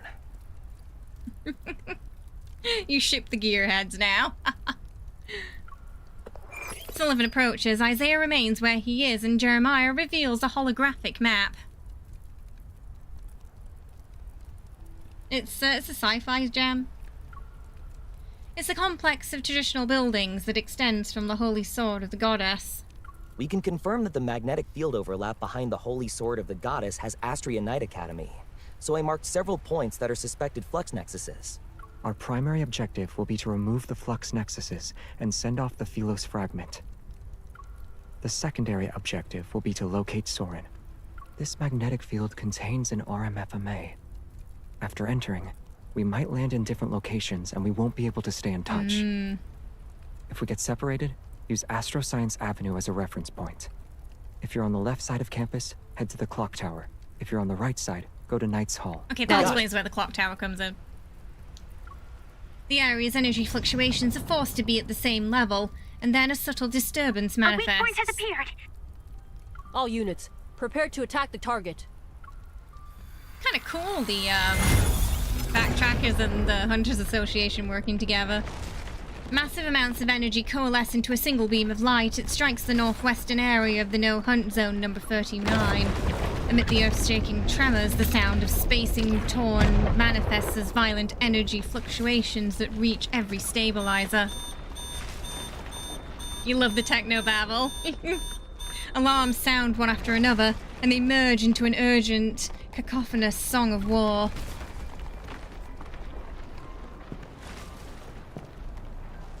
Walking through familiar scenery is something Soren has yearned for over the past 200 years. Distant buildings cast jagged shadows in an unsteppable, stable space. They are like a chaotic omens of a dream about to end. In front of the square, several backtrackers have gathered. All of you are early. It seems you're just as eager as I am to go home. Oh god, he's just as... You know, I can see why him and Isaiah get along, because they're both as annoying as each other. The summoner finally makes his unhurried entrance. Soren sweeps his gaze around the circle of people. Philos' spectrum positioning has been completed. It will descend soon. Regional transplantation experiments don't require that. This isn't what you told us. Oh, you lied. Planet transplantation has an extremely low error tolerance and strict conditions. It's impossible to accomplish through human effort alone. To put it simply, it's nothing more than pure fantasy. But what I'm doing now, the site I'm about to create, it deserves to be called an effective, perfect solution. You used us! You... Calm down. The inevitable betrayal. This isn't an era where titles and royal authority work. You need to wait. You just need to wait. I will show you true salvation and the beautiful dawn.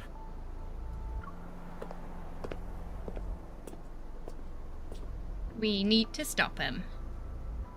Lost his goddamn mind, that guy has. Possibly more so than Isaiah.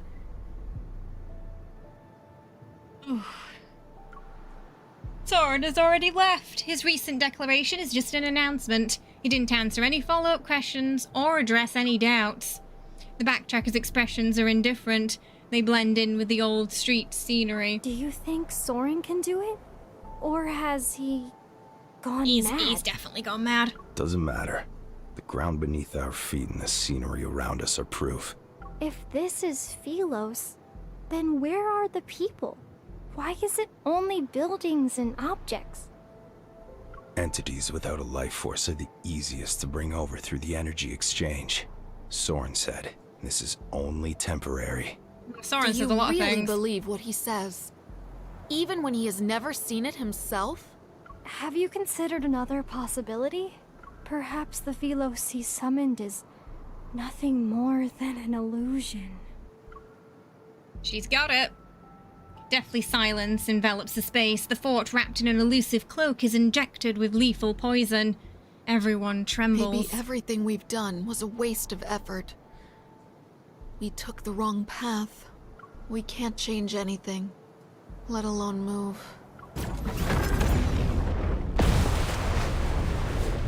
In that moment, the ground begins to shake violently. The backtracker leaps out through the swaying, collapsing building. When she sees what appears, her pupils contract. The sky. What? There's a crack in the sky. It's always a good sign. As all gazers follow her finger, they collectively turn towards the distant corner of the sky that's been torn open like a massive wound. Ooh, is it Kindle time? The Descent.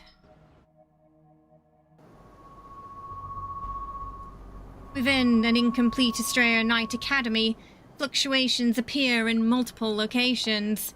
Isaiah surveys his surroundings, remembering where the Knight's Hall should be. Sullivan runs to that place. That would be a great entrance, that, wouldn't it, Ollie? Xavier walks out of the empty training ground. The intensified presence around his neck makes him furrow his brow. Wriggle says some duct tape might fix that. I'm sure, yeah, just a little bit of duct tape here and there. I mean, it keeps the 76 service together. Why can't it keep a hole in the fabric of space and time together, huh? Besides the giant stone arch, Jeremiah jumps and runs towards the street. The ring in his palm flickers like the light in a person's eye. Look! This is my home!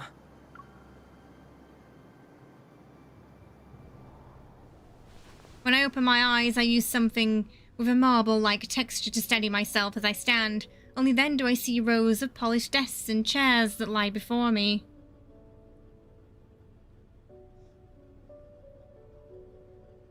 This looks like a large classroom. The pristine walls are white and tall, and on the other side of the podium steps there stand two knight statues, which wields a great sword. Phantoms wearing the knight's uniform seem to appear among the desks and chairs. They materialize in the center area used for sparring. The Moonchaser's house. I've heard this name before, but it feels familiar as it flows within my heart. But as a bell rings outside, those figures tremble and fade. They transform into countless stars above the classroom. I wonder what they teach in Sylus. Did Xavier sleep in class when he was in school too? Nearby, the silhouette of a tall, slender building quietly stands. It pulls my thoughts back to the meeting from 10 minutes ago. I feel like Xavier's direction is not great for someone who has no idea where the clock tower is. Hopefully they'll find it. That must be the clock tower. A shrill shriek suddenly echoes through the academy as several aircraft with different designs emerge from somewhere unknown. Multiple ports for weapons reveal themselves on their undersides. There's a flash of red light as they flash towards the breach in the barrier. I guess Soren is here. Based on Astro Knight's Academy unique characteristics in this magnetic field's distinctive barrier, Xavier deduced that Soren would most likely be hiding in here. And wherever Soren is, there will inevitably be other backtrackers and even Ever's accomplices lurking in the shadows. It'd be great if we could handle everything at once, but first things first. I need to avoid these aircrafts and regroup with the others. Here we go! Kindle time!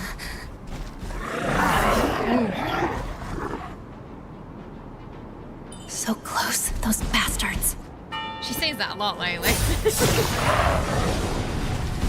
No light seeker uniforms.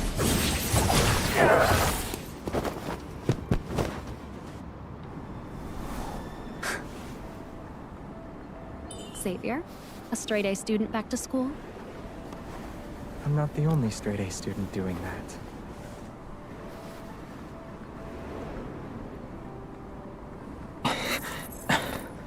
Oh.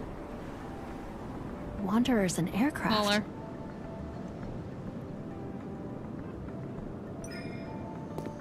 Soren really went all out. The backtrackers should be here. They haven't appeared yet. I found a nail.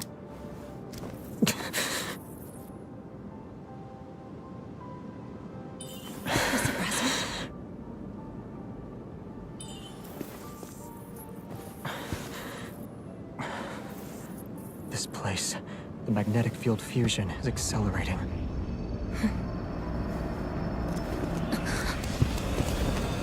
Well. The backtrackers. Hide and don't move. I'll hold them off while you find a chance to. No. It's not a request. Xavier.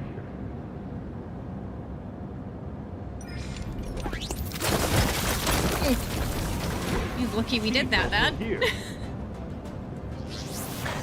Go.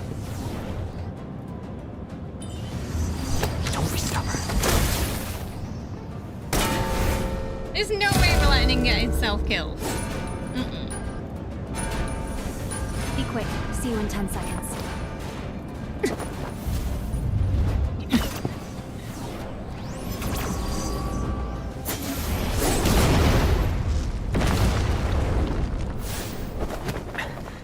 Right on time. Oh, okay. It really was 10 seconds.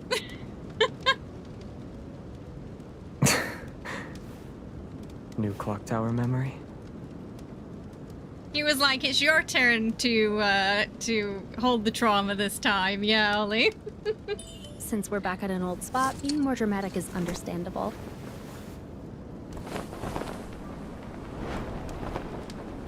I guess causing a commotion is the best way to commemorate going back to school.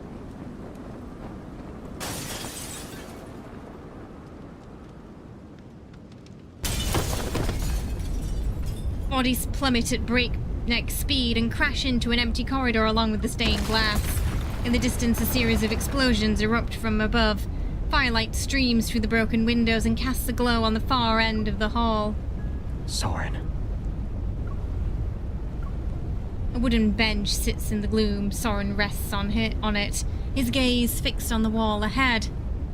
Countless nameplates are embedded in the stone. They're flanked by extinguished light pillars that once bathed them in brilliance. Our knight's hall, right? During our days in Astro Knight's Academy, those were the two spots you always choose when you had an emergency.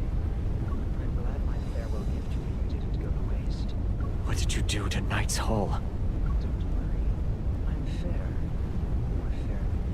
Why is he so quiet? That's why what they're dealing with now is what you'll face as well. Soren rises from the bench and lifts his right hand to casually wave.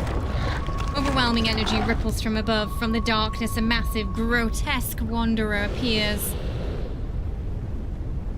Xavier. Let's go.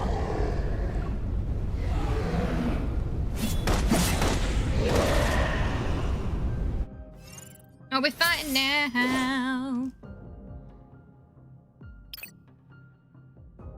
Fighting time.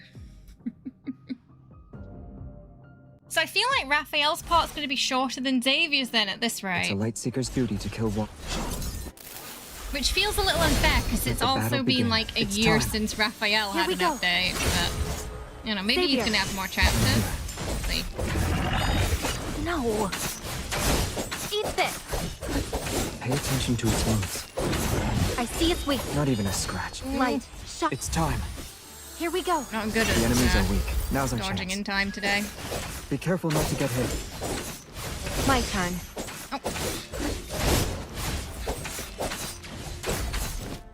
Watch out. It's getting back up. Pay attention to its moves. Aha, there we go.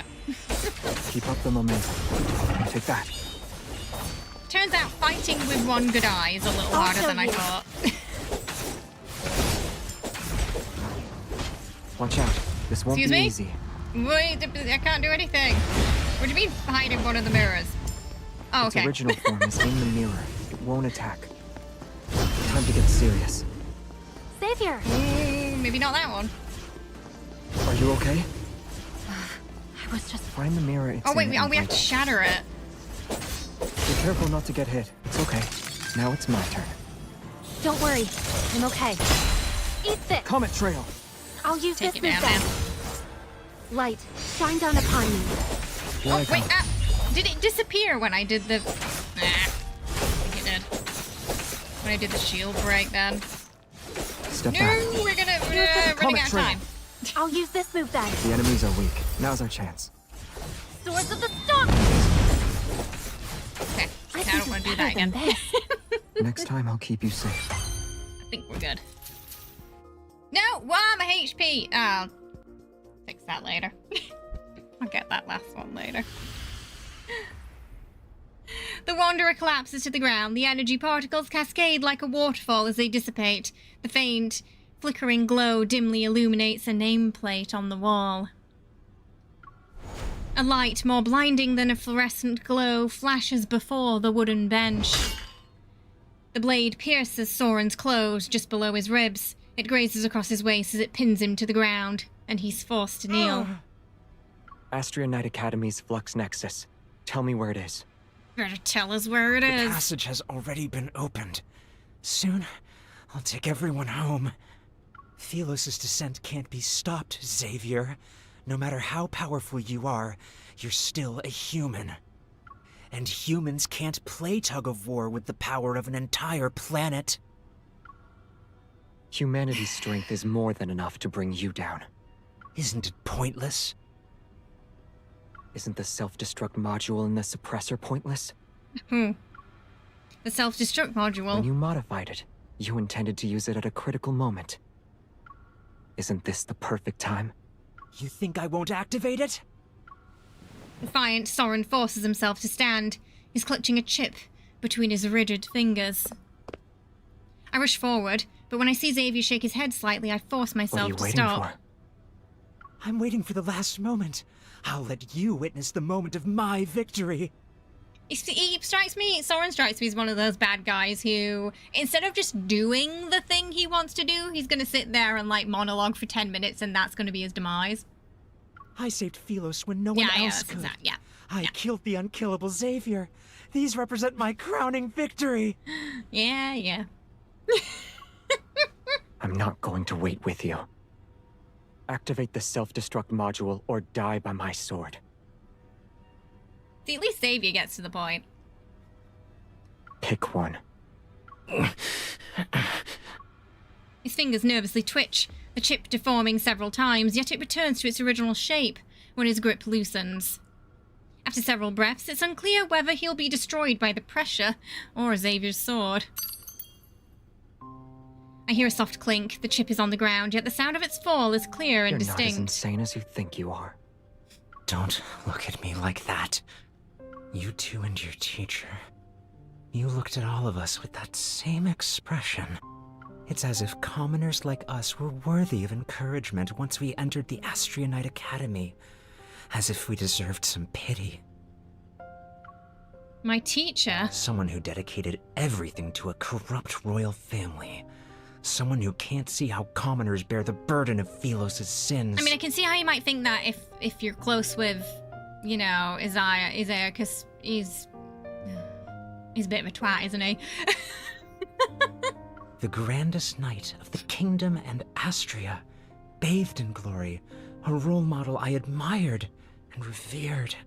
A rotten Phylos like this is beyond redemption. Xavier's silent figure suddenly turns fierce, but when his blade presses down, he restrains his anger. He was the type to prepay tuition for students with financial difficulties. Looking pretty silly, Soren. Looking pretty silly. Have you forgotten what you said when you first entered the academy? I still had faith back then. I believed in you, him, the king, but all of you destroyed our trust again and again. So Phylos did kind of fall because Xavier didn't want to sacrifice MC to keep the planet going. Even the backtrackers never treated me as a real member. You used to be the smartest person in the backtrackers. Of course. You don't need to tell me that. I don't think that was a compliment, Soren. The backtrackers aren't a squadron of knights. We didn't recruit people based on the roles they could fulfill. You have a mind that surpasses most, yet you were willing to conduct feasibility trials for our undeveloped ideas. Maybe you forgot that the people who invited you to be our companion were us. So what? Isn't it more ironic that you're bringing this up now? You were the first to invite me, and the first to cast me aside. And now, I can do what you can't. You still don't get it. Wanderer's dying shrieks echo from the other side of the magnetic field. My tense body finally relaxes. Looks like the other's battle has ended well. Xavier turns his head slightly and glances outside. His gaze is serene. The backtrackers don't lack strength. They don't lack wisdom either. What everyone needed was a companion on the same wavelength, not a nifty gadget. You didn't need to prove that you were a useful tool. Xavier, are you throwing pity at me again? I hate the way you look at everyone. It's like they're nothing but nuts. You... What, with compassion and empathy? His aggressive words are cut short by a heavy blow.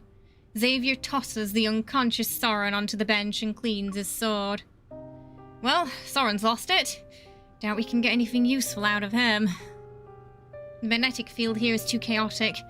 My evil can only faintly sense the flux nexus. Let's try following Jeremiah instead. No need. I think I know where it is.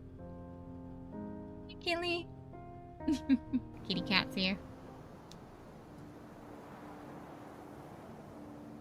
A flat, wide avenue stretches in front of the clock tower. Knight sculptures holding long swords stand on both sides. I can't remember its name, but my body recalls the sensation of running here countless times. I hear footsteps behind me. It's Jeremiah and the other two. They're looking somewhat worse for wear. There was some big guy ready to ambush us in Knight's Hall. Good thing the three of us aren't pushovers. We killed it. Only Sullivan and I were doing the fighting. I threw a bunch of bombs at it. They served as a distraction. We checked 2 possible Flux Nexus locations along the way. Neither of them were real. After confirming that none of them is seriously injured, Xavier nods and turns towards the end of the long street. Astria's Flux Nexus is the holy sword of the goddess. What? That makes sense. Soren, that damn mutt. How much humiliation do we have to go through before he's satisfied? Wow. The most dangerous bomb was hidden in the safest place all along. Let's go. We'll destroy it and send Astria back. Wait! Xavier! Are you really going to destroy the monument? Can you still call yourself a grandest knight? What else can they do? The Holy Sword of the Goddess isn't just a symbol of Astria Knight Academy. It's the royal family's greatest honor. Have you forgotten what it represents? Well, right now it represents a ticking time bomb and death, so shut the hell up, Isaiah. Calm down. You look like a goose that lost a fight and got its feathers plucked. You and Soren can die together. Wow. It's unclear whether Jeremiah is restraining Isaiah, or if Isaiah is overpowering Jeremiah. The two of them have started brawling off to the side. Is destroying the monument the only way? The knights who protected Philos left behind their swords and beliefs. It wasn't so that the future generations could admire their glory. Mm-hmm. The only legacy the monument must remember is the duty to protect. Destroying it is also for that sake. I understand. Well, I'm glad Sullivan can see some sense. I think everyone needs a chocolate and and a hug. It might calm him down a bit. I have no objections.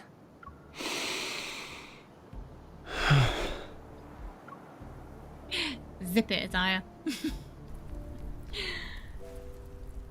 The holy sword of the goddess didn't manifest by chance. It serves as an anchor point for the magnetic field and the no-hunt zone number 39, but its energy is too strong.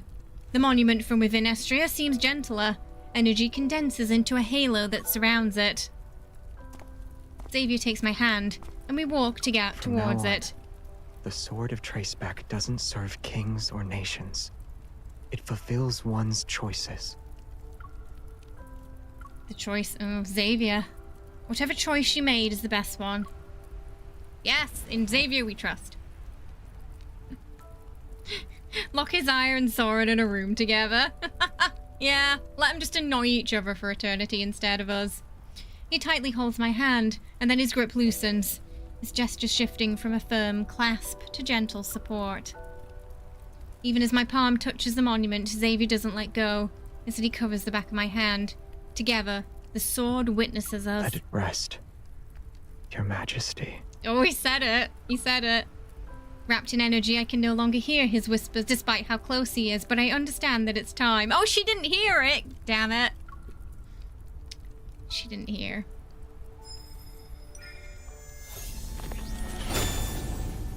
Energy fluctuates violently as the holy sword blazes with brilliant light. At the same time, a terrifying energy comes crashing down on us with an overwhelming force. Instinctively, I gather my power to resist it. Our renaissance that was dismantling the holy sword falters. Don't stop. Leave it to me. I withdraw my power and focus on dismantling the holy sword. I'm no longer distracted by the energy that has suddenly surged. Even with my eyes closed, at that very moment when the statue breaks, I feel myself in my body and soul be engulfed by light. An unimaginable energy hurricane is intercepted. It should have burst forth with an impact powerful enough to level everything, only to then realize that the power confronting this terrifying energy is familiar. It's Xavier's evil. Xavier? I'm here. That doesn't sound good. The light hasn't faded yet. I feel around for his hand. I don't even dare let go for a second. Memories shimmering with light flood in, together with the warmth in my hand. They become a final gift of the holy sword bestows upon me.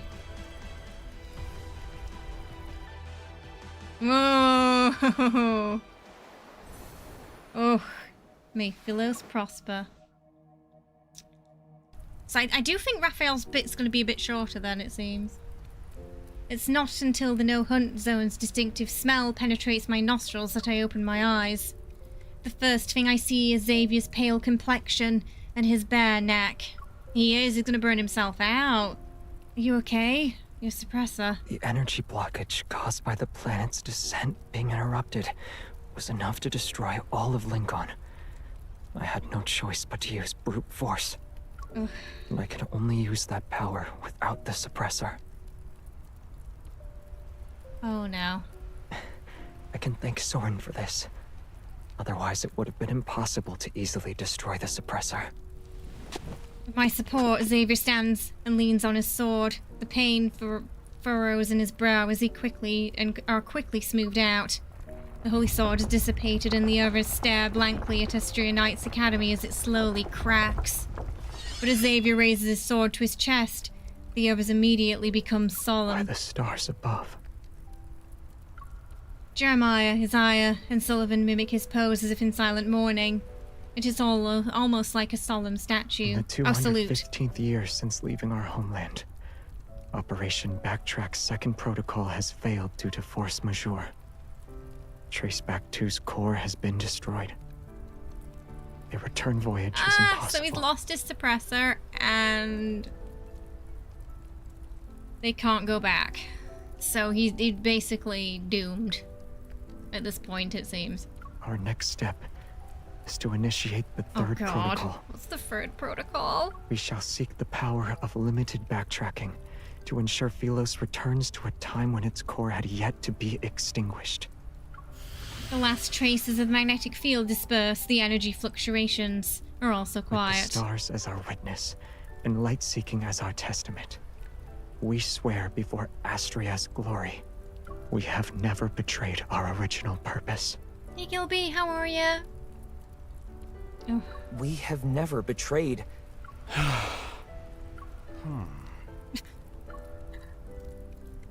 May Philos prosper under eternity's divine gaze.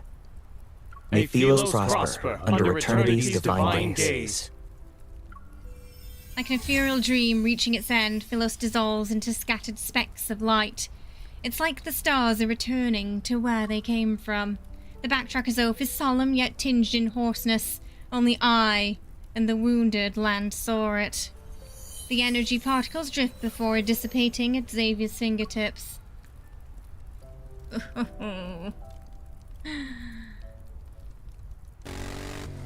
So we were worried about Xavier before, now it's even worse. Was that 3 months later? I think. Tires scrape the ground and stir up wind. A somewhat withered 310 HM carries me and its driver through the city's long streets. The red light appears. Xavier and I move in perfect sync as we pull up our helmet visors, and look up at the large screen in the square across from us. The abnormal phenomena frequently occurring in Lincoln have been reported worldwide. No casualties reported as of. The large-scale energy fluctuation from 3 days ago. Oh, 3 days ago, sorry. Not 3 weeks. Experts believe it might be related to the Deepspace tunnel. Pedestrians discuss amongst themselves, which gives rise to more urban legends. They're unaware that it was a heart-stopping night. The abnormal magnetic field hasn't completely disappeared. No matter how powerful Soren is, he couldn't possibly cause a commotion this big. He probably just took advantage of this anomaly. How is he? Is he still refusing to talk? Yeah. Don't worry. Isaiah will keep a close eye on him. The light's about to turn green. He pulls down the helmet visor, and I can faintly hear him muttering about why we're not using the new motorcycle instead.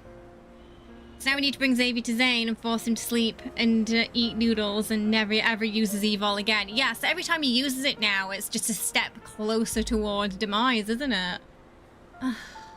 Because now there's no control over the power usage either.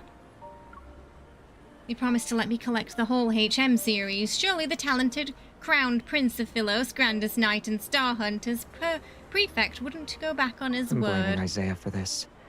You better stay away from him. Are you ordering me around? It's a suggestion. My status is special, so I'll consider suggestions like that based on my mood. We gotta go.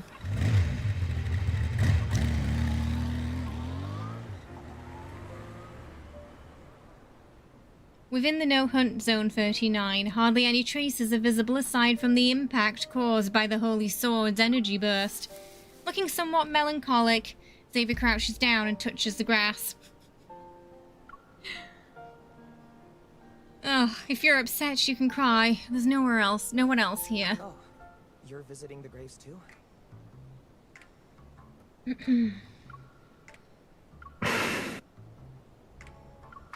Cleaned up, the familiar small truck looks brand new. 2 people get out of the vehicle. Each of them's carrying 2 pots of fresh flowers. Whose graves are you visiting? For the homeland I can't return to. Of course, visiting the graves isn't the right way to put it, but I can't think of anything else right now. He's the one who insisted on being here, not me. He's like, I was just dragged here. With 2 more people and several more pots of flowers, the no-hunt zone now looks like a campground. Jeremiah's curiously walking around the pile of scorched earth that was left behind by the monument. There seems to be something here. I can't pull it out. Sully, come here. As Sullivan reaches into the pile, Xavier and I move closer. Puzzled, we watch. The soil is moved away to reveal a section of metal. It doesn't look new. Sullivan is having trouble. Let me try. We might have missed a flux nexus. I'll handle this. When I place my hand on it, Xavier's already reached out. With a single touch, I can feel the soil around the object loosening. Xavier frowns and places his hand over mine. Together, we grasp the metal and strain to pull it out. It's a sword. Sword? No. Oh, no. Jeremiah's expression transforms into one of horror and disbelief. Isn't this the legendary king's sword that's depicted in the mural at Knight's Hall? I guess it is. Her sword, yeah. Is it the one she uses in the Lightseeker myth? At the end of the universe's collapse, dawn's light lingers in a darkness. To you, O Philos, cradle of the stars and the graveyard of souls. At the end of the universe collapse, dawn's light lingers in darkness. To you, O Philos, cradle of the stars of the graveyard of souls, the stars have crowned a king to escape the curse of time. Decay falls at the end of a star's descent. Redemption blooms at the hem of a new dawn. And that light is eternity.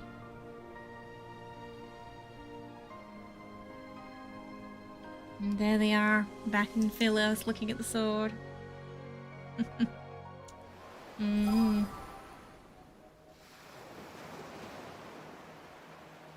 Okay, right. 1 second, I'll be right back. I just want to go grab another drink and just wash my eye. I'll be right back. Yeah. I think we're getting close to Raphael's part now, but I was hoping we'd be less worried about Xavier by the end of this, but whatever comes after this, it can't be good. Now that he can't really control his energy usage anymore. I'll be right back.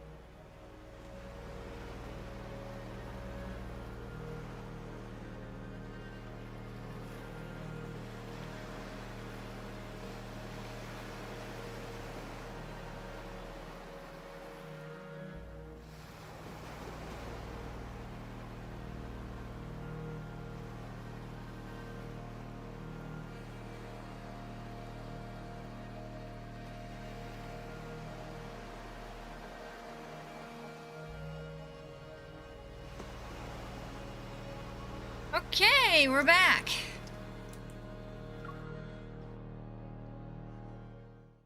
Oh, back at the Hunters Association. The abnormal magnetic fields in Lincoln are rapidly diminishing, and the situation's threat level has been downgraded from critical.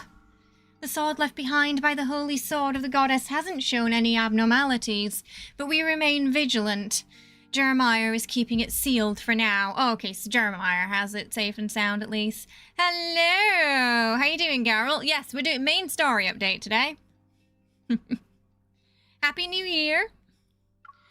And thanks to Sullivan's intel, Xavier has begun searching for the backtrackers who weren't involved in this incident.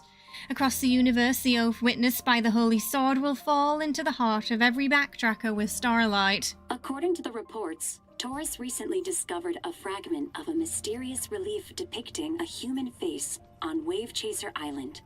It's just off the coast of Verona. Oh, maybe that's where we're going with Rafayel. Experts from the Institute of Cultural Artifacts have concluded that the relief fragments most likely belong to the underwater ruins that were discovered in 2034. This has to be where he comes in. After a decade, relics supposedly from Lemuria have resurfaced, which have sparked intense online discussions. Lemuria! I've been playing some Elden Ring.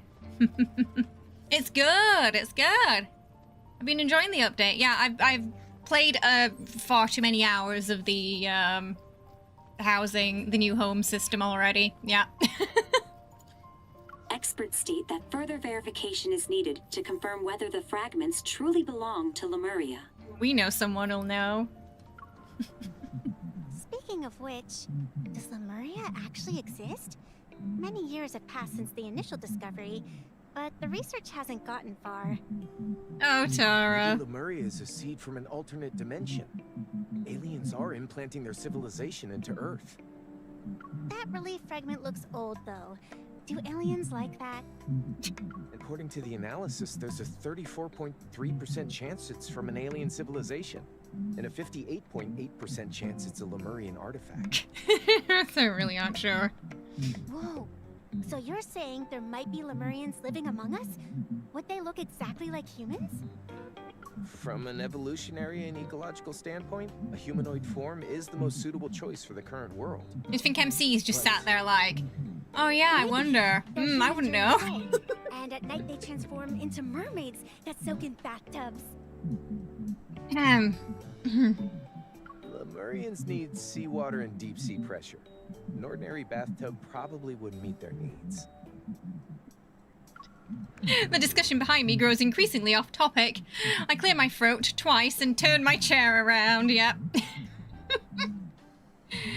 Did you finish your follow-up reports on the magnetic field anomalies? There were more from other areas just 2 hours ago. My data entries are endless. Don't even mention the reports. My fragile heart can't take anymore. I need a massage for my mind, body, and spirit. Someone, please, give Tara some time off. This poor girl needs a holiday. Yes, Solasta 2 is the open sort of like beta early access period starts in March. Yes, yeah, I'm already in the creator program for it. Yeah, I've been keeping an eye on it for a while now. So it's definitely on our to play list. The news channel's turned off, and the chatter ends. Even though I can no longer hear any discussions about Lemuria, a faint curiosity still lingers in my mind. Come to think of it, didn't Rafayel say he was going to Verona a while ago? Suspicious. They are annoyingly cute brats, those two, aren't they? If I'm not mistaken, that was before the anomalies appeared. Is it just a coincidence? Ah, with Rafayel, it's never just a coincidence. And we played plenty of Baldur's Gate, Garrel. Yeah, so, yeah, I'm looking forward to Solasta. That'll be slightly different. The Association's Verona branch submitted a special report during the most critical moment of Lincoln's recent crisis. It was buried under the countless regional magnetic fluctuation reports and initially didn't attract any attention. I'd be lying if I said I wasn't worried. Whenever I scroll past discussions about Lemuria, I think about Rafayel. He's been quiet, while Lumeria faces a storm of public scrutiny. It's as if he disappeared. I look through the missions related to Lincoln's magnetic field anomalies again. There isn't anything that requires my immediate attention. I refresh the page and open a detailed report about Verona once more.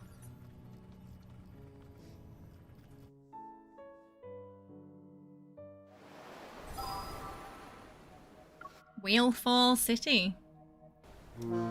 Ah, you haven't had the chance to see it live yet. Since Verona's offshore areas experience unstable magnetic fields, transportation between Wave Chaser Island and the mainland has been suspended. Aboard the ferry prepared by the Association and facing the sea breeze, call Rafayel. Okay, they're making some serious money at the Association if that's their ferry. For their work ferry.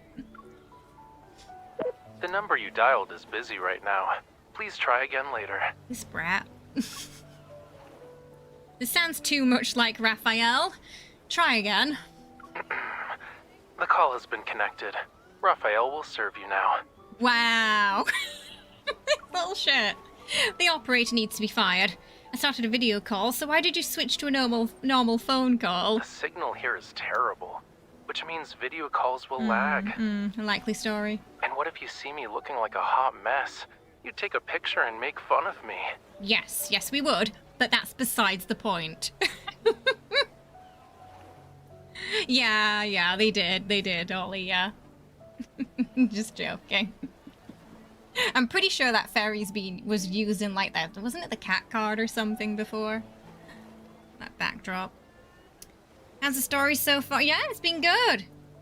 Yeah, it's been good. We've got 2 characters, main story branch is updated today. And we're just getting into the second one now. Who was the one who started that, though? I'm just following your example. Did something happen? Why are you calling me? Why do I hear waves in the background? Good question. But first, why do I hear waves on your end? Okay, that's fair. I knew I couldn't hide it from you, though. I was planning to call you after you finished work. I didn't expect you to beat me to it. Ah, you're at Wave Chaser Island, right? There's... Hello? You're cutting in and out. I just can't hear you. Hello? Raphael's call ends abruptly. I try calling him again, but it doesn't connect. The number you dialed is busy right now. Please try again later. Actually, voicemail this time. Before I know it, the boat is already in the waters where the magnetic field anomalies were detected. Cell service disappears. That must be getting close then. No, he didn't hang up. No, it's probably because of the magnetic fields, I think. Because her cell service cut out roughly as we got there too. I try opening several messaging apps only to see that the network is down. The impact is severe. The situation is worse than I thought. Well, the Verona branch reported. Oh, if the signal's completely gone, Wave Chaser Island will be isolated from the rest of the world. And if there's an emergency... Watching the signal bars fluctuate, my brow furrows. I look at the somewhat artificial island that's visible in the distance. The wind and waves are intensifying. Okay. I know, how dare they, Geralt? How dare they? We have arrived at Wave Chaser Port. Passengers, please gather on the main deck if you wish to disembark. Oh, it was a bee for a second then. In the evening, the ferry docks at Wave Chaser Port. Aside from the ferry, other ships are moored, words like Gaia Biotech are printed on them. The coastline where the relief fragment was discovered has been sealed off with protective barriers. Inside, a group of researchers wearing Gaia Biotech gear have gathered. It looks like a legitimate scientific fieldwork. Gaia Biotech, why are Evers people here? As the only passenger, I disembark. Under the watchful eyes of the crew, my colleague stationed on the island walks towards me. Gaia Biotech personnel sealed off the area where fragments were found. We can't investigate it for now. Do they have research permits? They got it yesterday.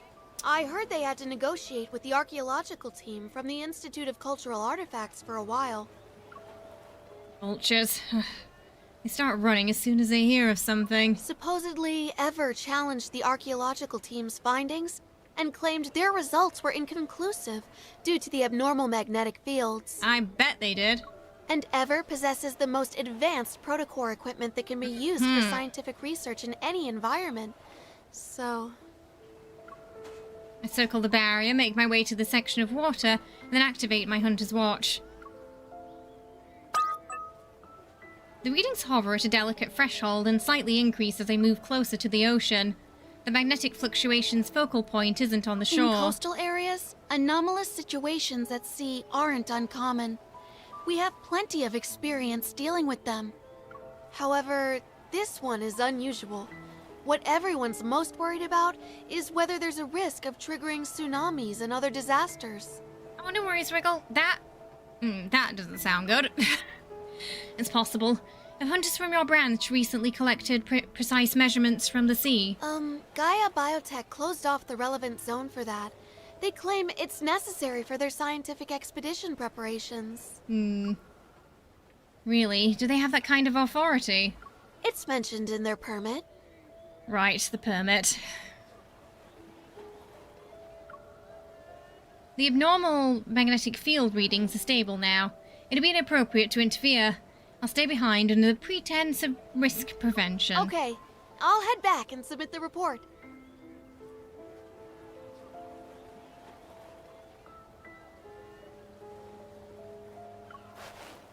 That just, yeah. So we got potential natural disaster. Or sort of, I mean, I guess it's unnatural if the thing causing it is... yeah. I guess that would make it unnatural if it was the magnetic fields, right? The Verona hunter jogs away, only to return moments later. I almost forgot.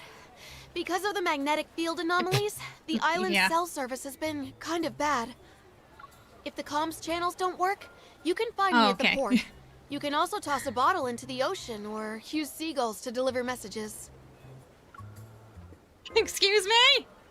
She leaves with a laugh that perfectly captures the island's unique charm. I slowly raise my head to look up at the seagulls over-circling ahead. How am I going to contact Rafayel now? By seagull? I've never tried that before.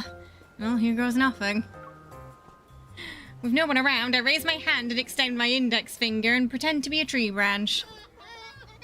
No, that's the irony, is that you can do that. At least Lumerians can.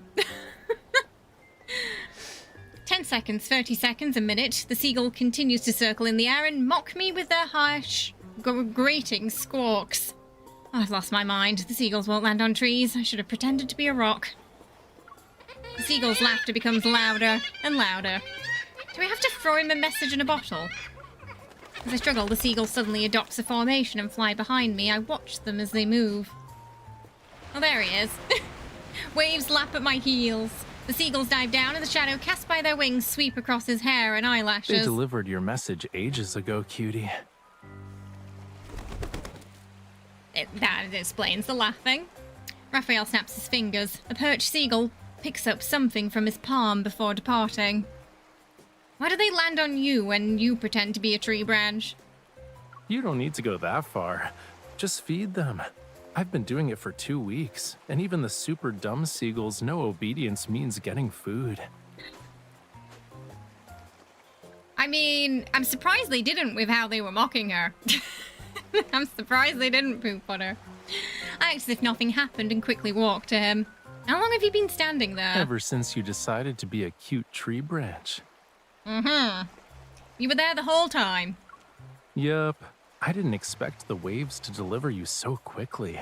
I thought I was seeing He probably things. went to the port when he heard the waves and the phone call, I guess. If I weren't concerned that something happened to you, I'd still be in Lincoln with mountains of work. What could possibly happen to me? I doubt the locals would kidnap me and, you know, lock me in a dark room until I finish 100 paintings. Fail, that sounds exactly like the kind of thing that would happen to you, though. Like, that sounds exactly like the kind of situation he would get himself in. I'm quiet for several seconds, and I turn around and pretend to leave. Since you're fine, I'm going back to work. Hey, wait. The seagull food falls to the ground as Rafayel grabs my backpack strap. My departure fails, and I take 2 steps back. I end up being closer to him. It's getting dark. What work do you have to do? I need to mess with Gaia Biotech or seek past their barriers, that sort of thing. I'm extremely busy. Seagulls gather at our feet. Rafayel remains silent for a long time in the noisy sea wind. His expression gradually becomes serious. Ever won't let anyone in. Oh, you sound certain. It's almost like you have some sort of insider information. The relief fragment isn't from this seabed. It belongs to Whalefall City. Whalefall City. Whalefall. Its relationship with Lemuria must be extraordinary. Is it related to those Lemurian ruins that were discovered in 2034? That was Whalefall Acropolis. Although we used to live there, it's not a royal capital.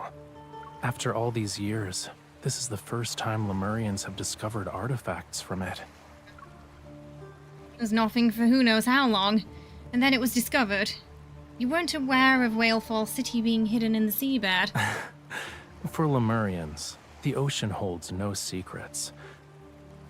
And there's no sea on this planet that bears a trace of Whalefall City.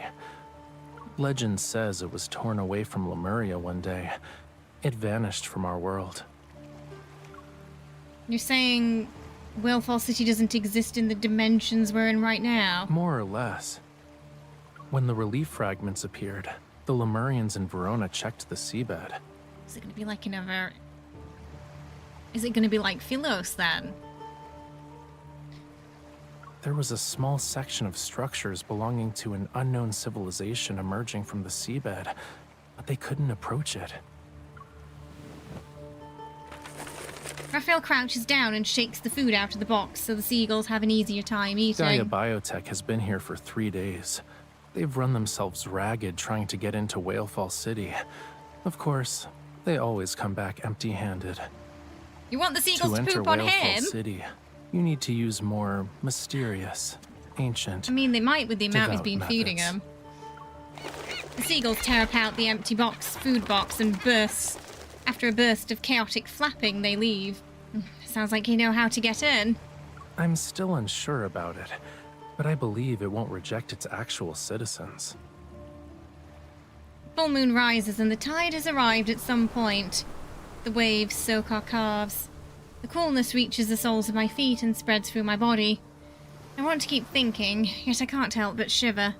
Seagulls are just gremlins with rings. I agree. Raphael's hand quickly slides to my wrist and he leads me to the shore. It's almost time. Do you want to attend a ceremony with me? Now? Yes, now. Rafayel brings me to the car beside the road, opens the passenger door, and places his hand against it. He tilts his head as if to invite me. It's a remarkable ceremony in various myths. And maybe it's perfect for the legendary Whalefall City. Could just tell us what's going on. Right.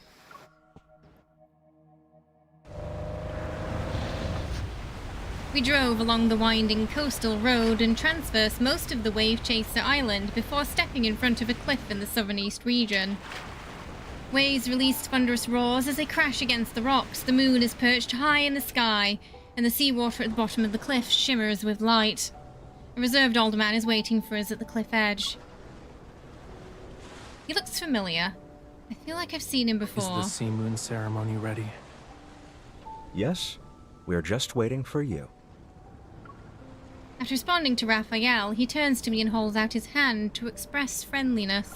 I'm Raphael's butler. We met at the antique shop. Okay.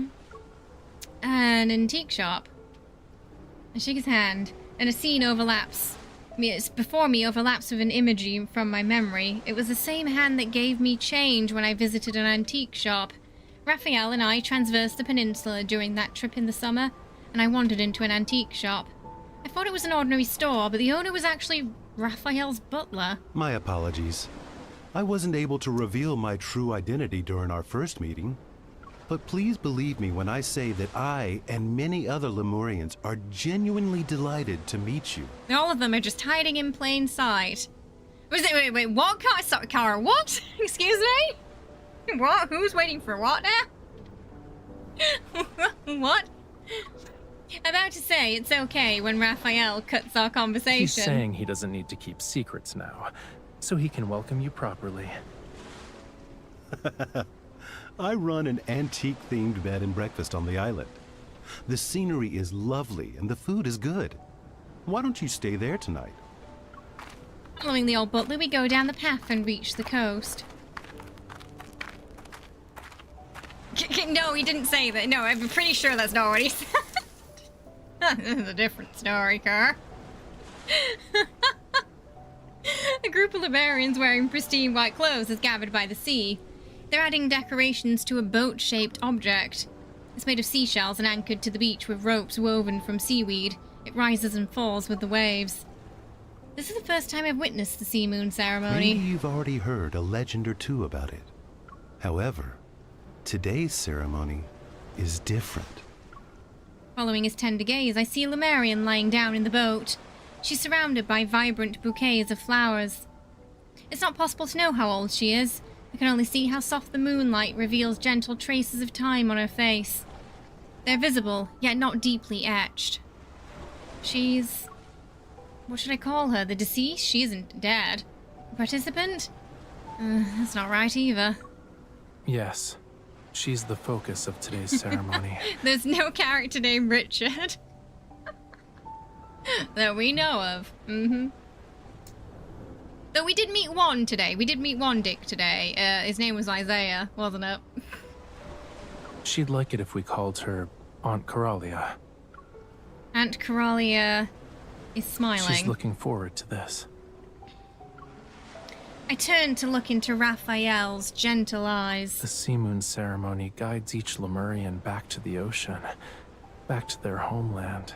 Having shed their physical bodies, those souls will journey to Lemuria's true resting place, Whalefall City. So is the plan to follow the body? That explains why the people here don't seem to be sad or grieving. They aren't afraid of death. Not all deaths are the same. Oh no, did he just get flashbacks to Seafoam MC? I'm sorry. I feel like that was we shouldn't have pried there. Because I certainly got a flashback to that. 2 if you count Sauron. That's true.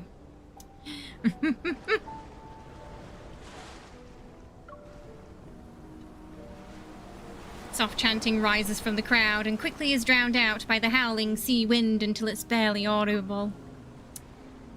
But the pearls and seashells adorning the boat hear it. They emit a soft glow. If it helps, I only saw it once. With the songs of their people and the ritual's power, the deceased melts into the sea, and life takes on a new form. But if they die on land, their life force remains trapped within their fragile remains. So that's why they have to go back to the sea. Being unable to return to the sea is painful for Lemurians. No wonder Raphael had to retrieve those remains from Raymond's villa. Forced to be away from her home while alive and unable to rest in peace after her death.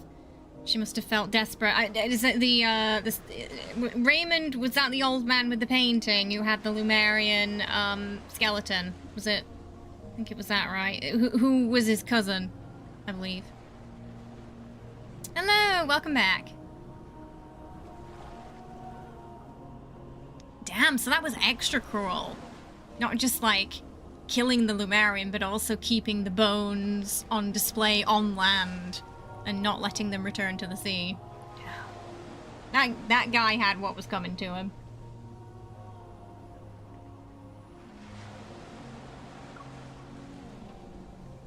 Do all deceased Lemurians eventually reunite in Whalefall City? My words slip out without thinking. I soon realize I'm sharing Aunt Corelia's anticipation. Maybe. Assuming they can find the way back to Whalefall City. Oh, so they have to find the way back too. But isn't Whalefall City... The moon has reached its apex. Follow me.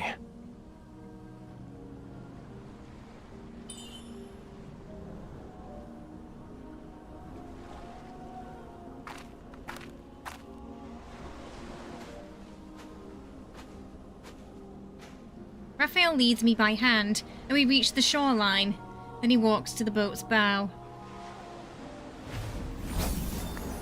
He raises his hand and holds a bouquet. A gentle flame is ignited in the night's darkness. Enveloped in fire, the flower blood rustles and tremble. Their wave-like petals unfurl, one after the other.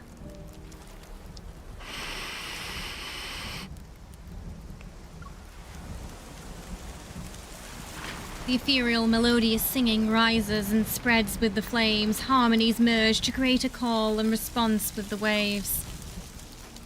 The Lumerians slowly step forward. They take the flowers, aglow with sparks from the boat, and hold them as if they scooped up seawater. Following Raphael's gesture, I approach and receive a handful of vibrant flower petals from him. As the singing reaches its peak, the waves surge. The quietly moored seashell boat gently sways as it drifts away from the shore. This is the final step of the ceremony.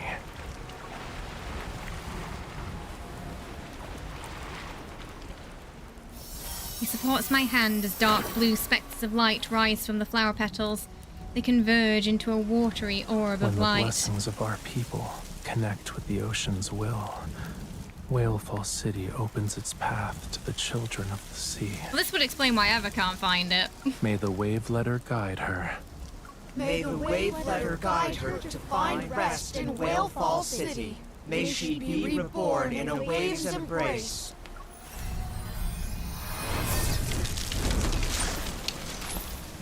The orbs of light from the flower petals pulse with the rippling waves. They transform into fish that swim around the boat as it drifts towards the sea. The waves carry the petals as they collide and gather. On the dark seawater surface, they converge to form a bright and gentle path. No, it's not. It's more like a funeral car. It's more like a funeral than a cultist.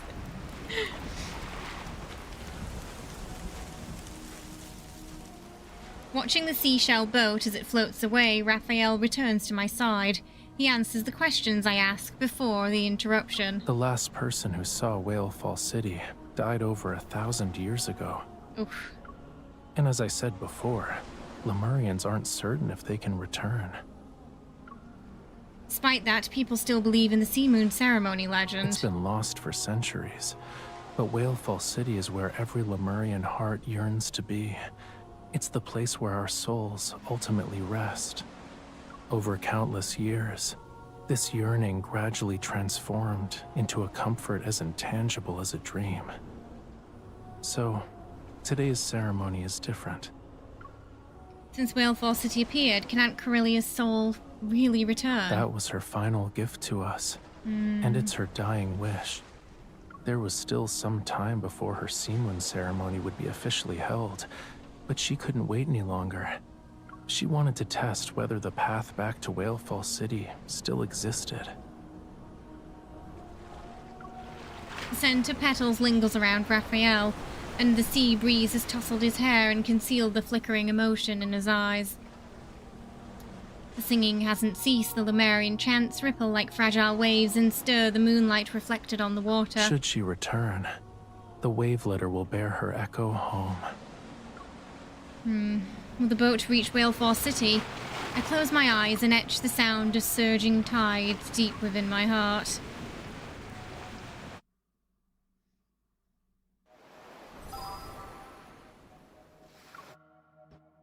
Whalefall City again, though. The distant sound of the waves linger in my dreams long after I've fallen asleep that night.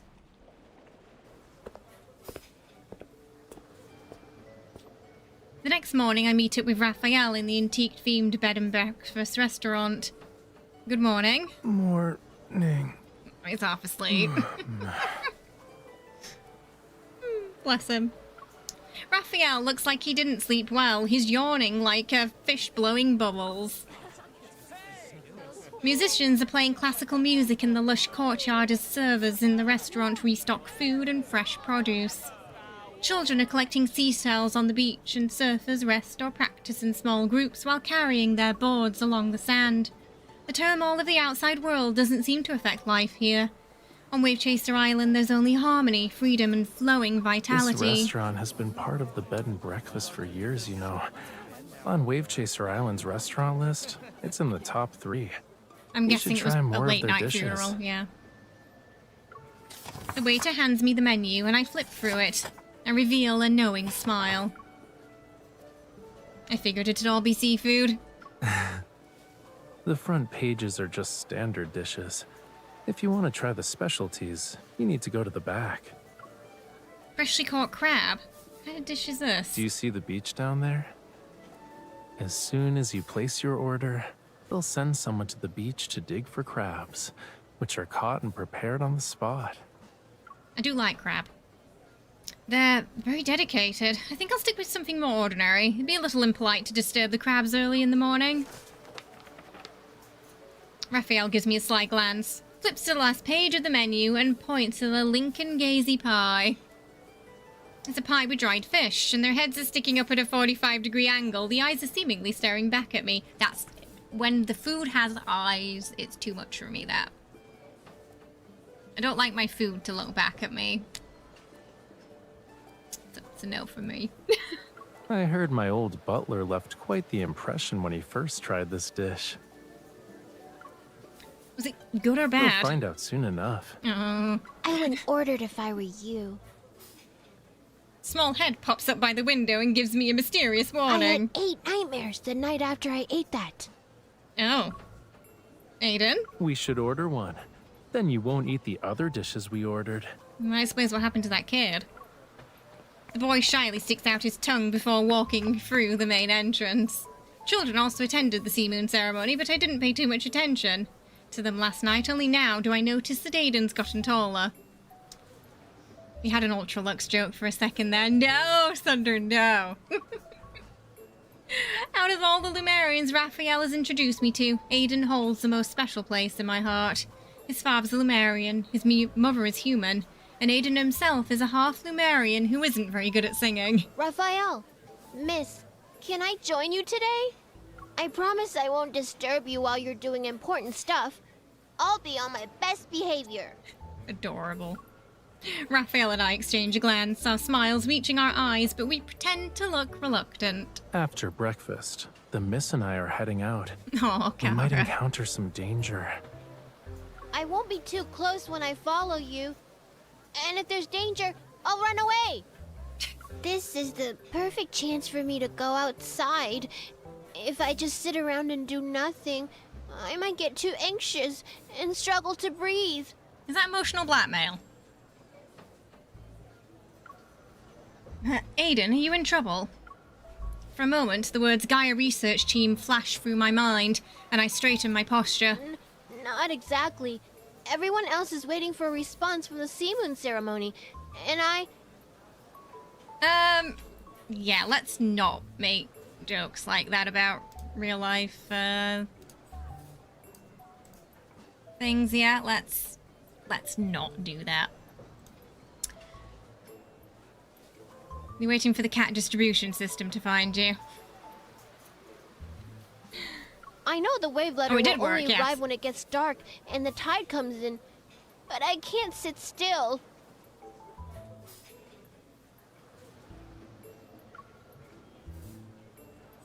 No, final warning about that, okay? Drop it. The young boy hasn't experienced much of life's hardships yet.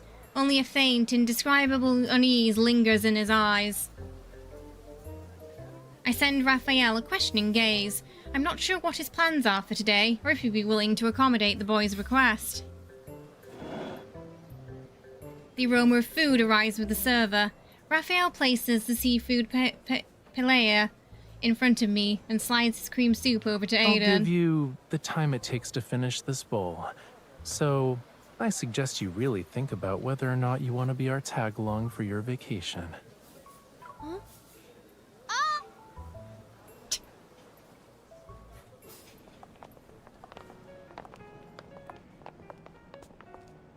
Unsure of which path to take, two grown-ups head out with a child and stand at the intersection. Didn't you guys have something important to do? Oh no. We're stuck with him.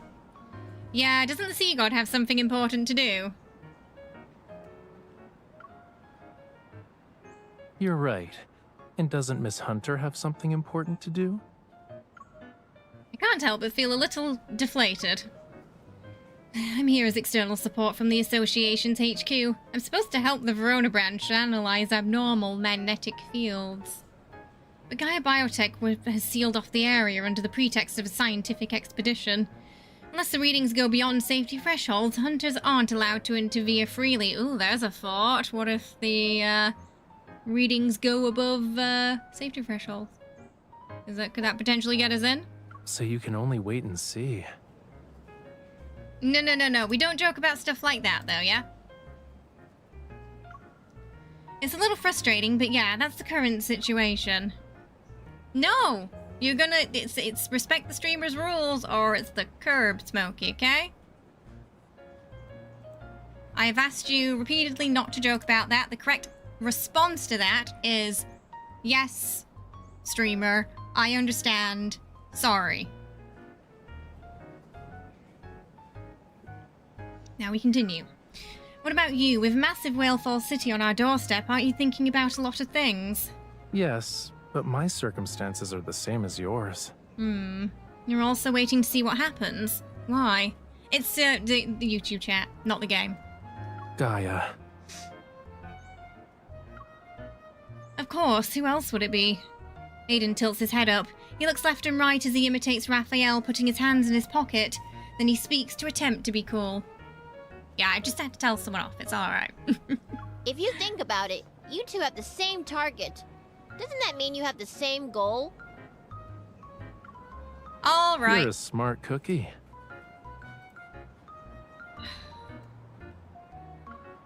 The next one's gonna be a band, Smokey. Yeah?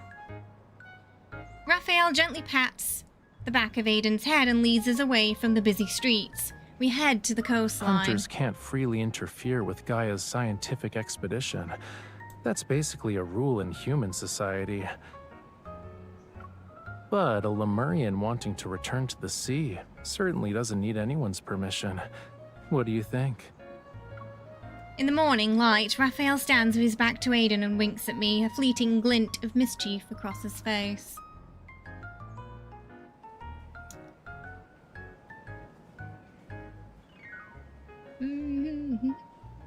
Yeah, sometimes you gotta bring out Teacher K.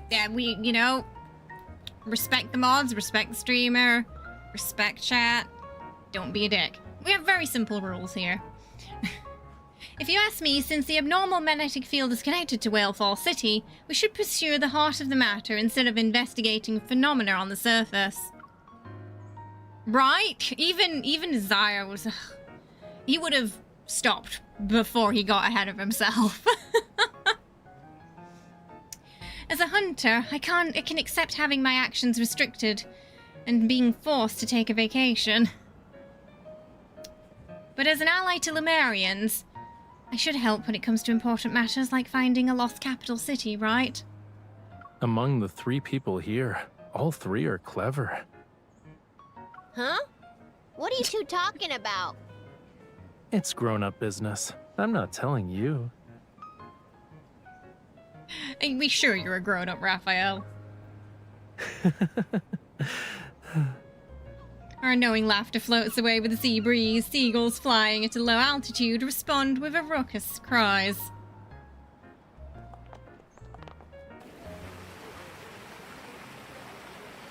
The mist from the fountain refracts to create a faint rainbow. Tourists pause to take pictures. I know.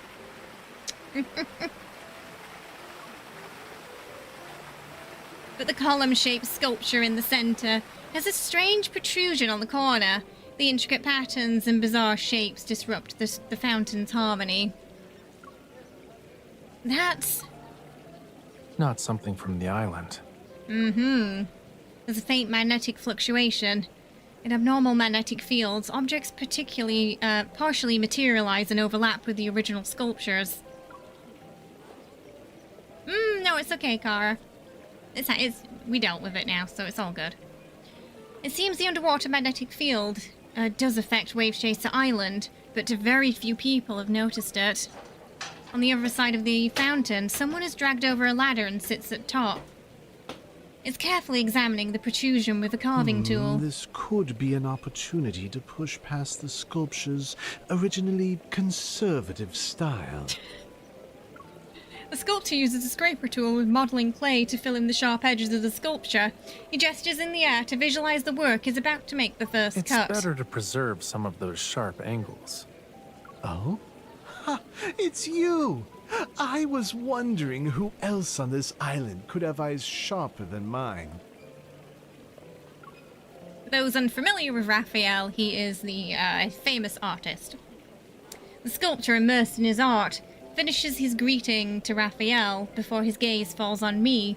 He silently raises his eyebrow. Our minds are always in an artistic perspective. It's boring and not surprising. Raphael, don't you think?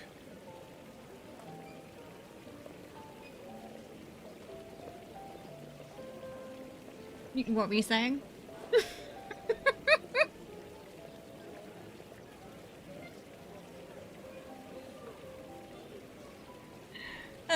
Also, fun fact. So Sarah Brightman did the original theme song when this game first came out back in 2004, and she did an interview and she said that Raphael is her favorite of all the characters. Unconventional art needs non-artistic advice.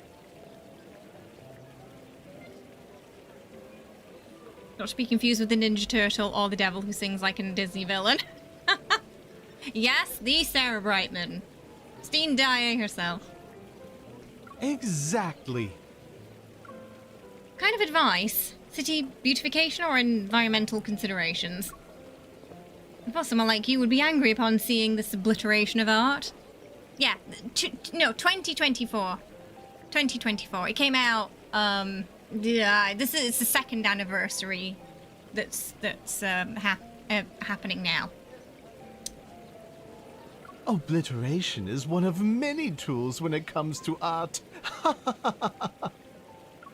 Oh, I know! You need to balance order and obliteration.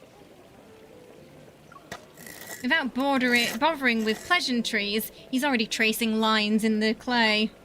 The crowd of onlookers disperses while Raphael's focused gaze remains unchanged. He speaks as though he's in the middle of an inquiry and a casual conversation. You see it, right? That's a tentacle from Whale Falls City. Oh. Whether it is or isn't doesn't This matter guy to the just art. doesn't give a damn, does he? I made the choice to devote my life to pursuing the limitations of art. I believed that finding Lemuria's lost treasures would lead me to the end. But over the years, I realized how narrow-minded I was. I think we found the Azire of this As long story. as the world continues to turn, life will never cease to exist. And so long as life exists, art won't have an end. Order is a temporary framework. Breaking it forms the underlying essence of life's perpetual renewal. Why does Raphael It's look like he's about to... Looks like he's about to draw him. Lemurian's fate, to wander for all eternity. Ugh. The freest fish in the sea can't stop swimming. That's what he thinks, at least, Underright. Ethereal singing comes from some unknown corner, pulsates with ceaseless joy like a heartbeat beneath the island's tranquility. Let's go. If we stay any longer, he'll think our breathing is annoying. Yeah. When Raphael pulls me around the corner, I finally look away from the statue. The sculpture looks disheveled, but his thoughts are surprisingly profound. He's like my grandfather. Raphael, do you have a last wish? Oh god, don't ask him that. Just like, what the fuck? Oh. You can't just ask two people who've gone through the trauma MC and Raphael have what the final wish is. Okay, fighting and then on to the next chapter, I think. Just bring the Archfiend in for this one.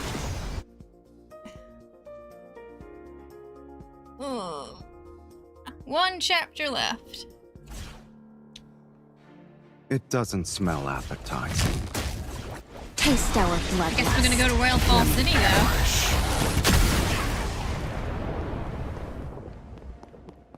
My turn. I wouldn't say I'm satisfied. You have quite the appetite. Let Taste our bloodlust. them perish. That's it?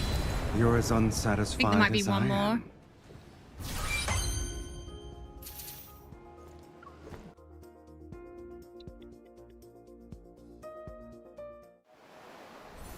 Yeah.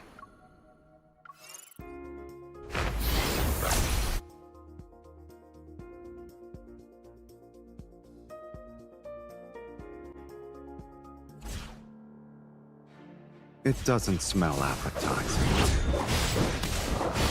Time to make it through. As you wish. Taste our bloodlust. Then perish.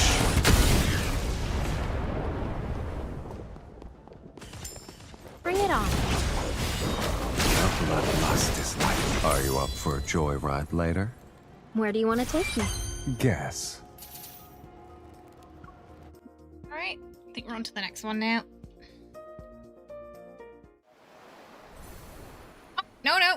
4 fights in this one. Okay. This has to be the last one, I think.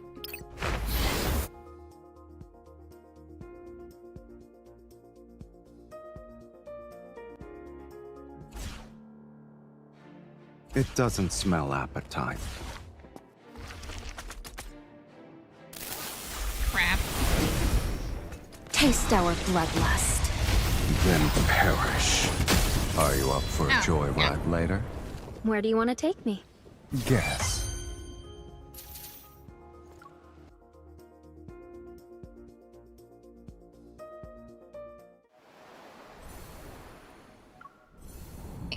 Okay.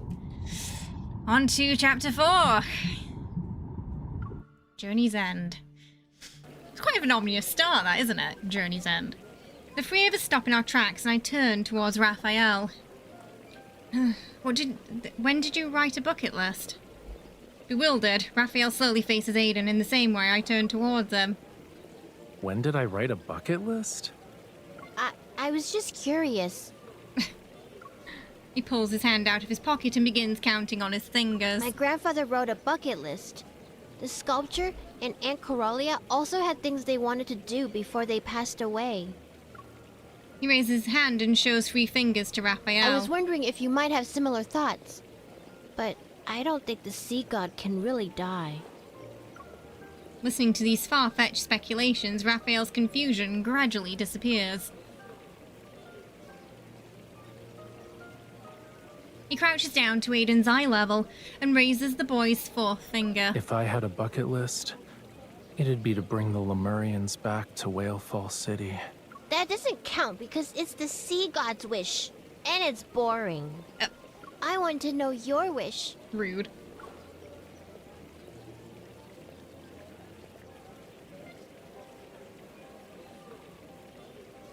Raphael softly chuckles as he stands. His hand gently touches Aiden's head. If the old butler finds out I've told you inappropriate things again, will you accept being scolded in my place? I've grown up. I can hear things children aren't supposed to know. Really? You're only a little taller than my waist. It still counts. I don't think it does. Aiden stands on his tiptoes and pushes Raphael's hand up. He's trying to make himself appear taller. Raphael pushes him back down, but I catch a glimpse of something hidden behind his smile. The wish he doesn't want to say. Is it revenge? So, yeah, also an assassin, Raphael. He, basically takes out people who've wronged, Lumerians. You be the judge. Have I grown up or not? Oh, don't involve me in this. I snap back to reality, then I walk over and pat Aiden's head. Okay, what about your homework? Excuse me, Mr. Little Grown-Up. Did you finish your homework? Are you done with studying? How did you do on your last exam? Stop! I'm a kid. I'm just a kid. Did he walk off? I think he walked off. Oh no. Oh dear. Well, we don't have to worry about him getting hurt or kidnapped on this journey, at least now. He runs away with his hands over his head. He's afraid of taking another decisive strike. He's afraid of taking another decisive strike from these mean animals. Oh no.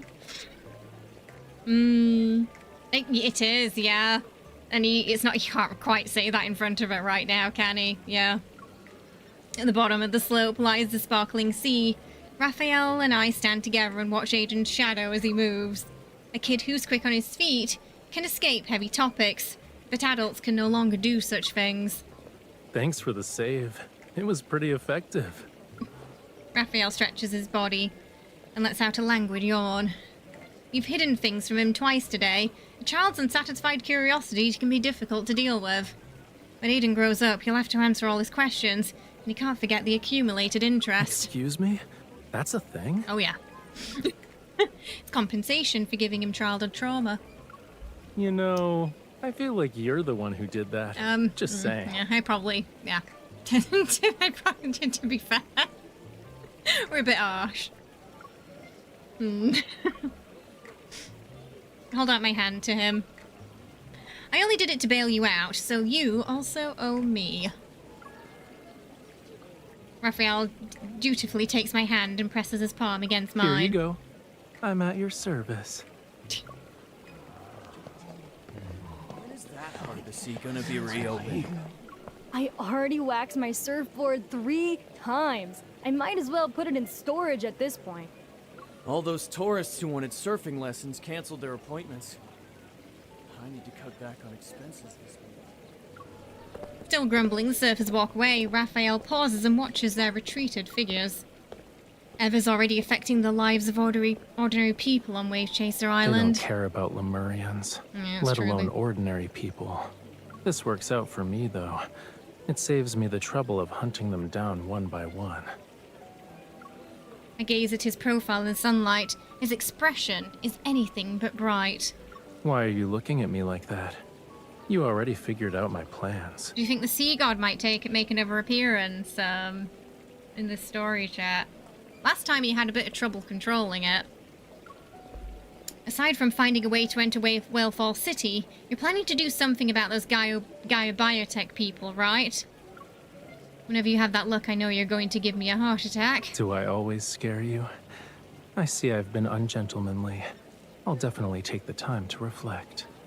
Whalefall City's emergence has caused quite a stir within Ever. It's gonna attract a lot of people who want a piece of it. Those who entered Whalefall Acropolis back then made enormous profits and got a taste of the rewards. They definitely won't miss this opportunity. I'm just acting as a catalyst That's and why he's helping here. this predictable cycle of cause and effect reach its conclusion faster. You think if it escalates, he might have no choice but to show up? Yeah, and then can he control him? Because last time, he kind of pounced on her, didn't he? So we'll have to wait and see. Revenge is a goal Rafayel has never wavered from. It's seemingly the backbone to his very existence. But revenge must eventually end. And I've never really thought about this question. Once everything is over, what will Rafayel do? If his revenge ends with this, then that's good. Yet, ending this conflict and recovering Whalefall City seems like the perfect opportunity to lead the Lumerians back to the royal capital. Will Rafayel and the other Lumerians leave? So, like, she's low-key worried that he might go back to the sea. My tangled thoughts are a jumbled mess, and my pace unconsciously slows. I start to fall behind Rafayel. I like that he's wearing the birthday outfit in this. Face? I think it's the one from this year, right? I joined after Raphael's birthday, so I didn't get either of the outfits. I'm hoping next year both of them and the new one will be all available, so I can get them all. I don't know when he turned around, but now he's looking into my eyes. Will you return to the sea? I think I want to ask that. I want to be honest. I'm wondering if you and the Lemurians I know will return to the ocean depths. All of you swim incredibly fast, so coming ashore for visits wouldn't be too difficult, but it still feels a little... What if I can never return to the surface again? Countless words spin at the tip of my tongue, and they compete to represent my feelings. However, none of them are adequate enough. I open my mouth, but no sound comes out. Only a single simple thought echoes in my mind. I can't bear to lose you. You're thinking further ahead than me, cutie. Some of my people that ever took are still missing. How can I leave? Just trying to reassure her.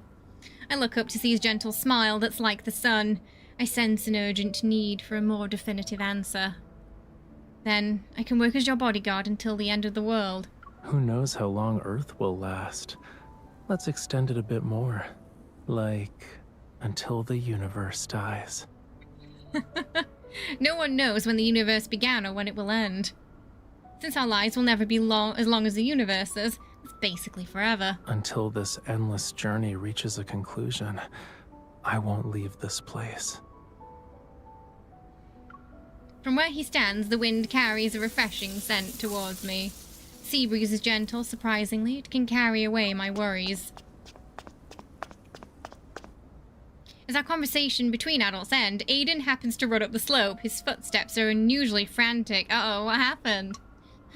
There are people at the port! Ever. He retreats behind us, his shoulders trembling violently. I crouch down and pat his back. Oh, it's his angry face. Take your time.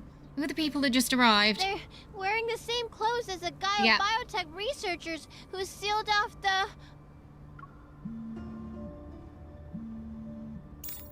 Raphael's phone rings. After he answers the call, I can faintly hear the old butler's voice. Ever has sent a new team of support personnel. They're already in Verona. Understood. Yep. Raphael lowers his phone, and the smile on his face vanishes. This deadly temptation really is irresistible. Someone couldn't wait any longer.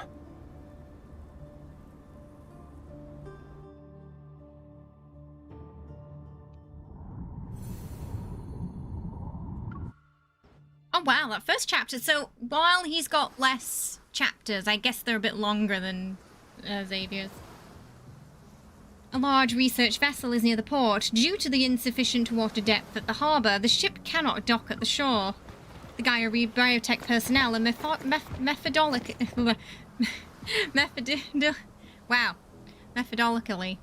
coming ashore via assault boats. They arrive on the land one after the other. I sit with Rafayel at an open-air cafe by the coast, and we quietly monitor the movements of the new team. Hey, Mad. They're moving. Okay. I follow Rafayel out of the cafe, and we quickly tail the group. Do you know where they are headed? Central Square.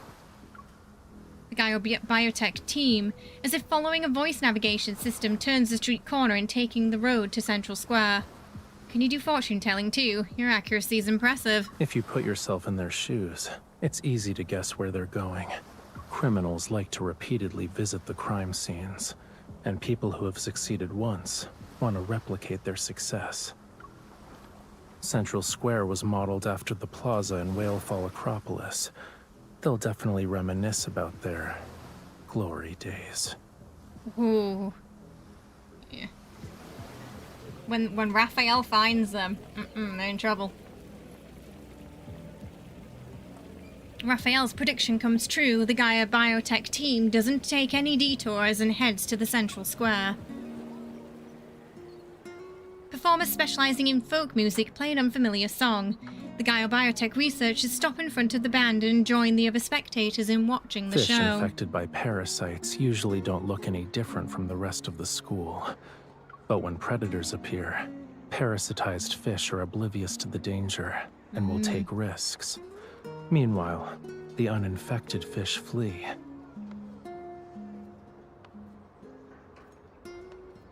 In that moment, they believe they can defeat their predators.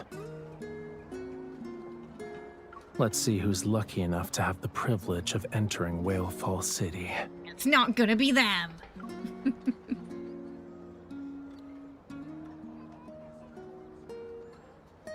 the melodious music reaches the finale, Rafayel signals for me to stay put, and he quickly moves behind a statue across the square and partially reveals himself.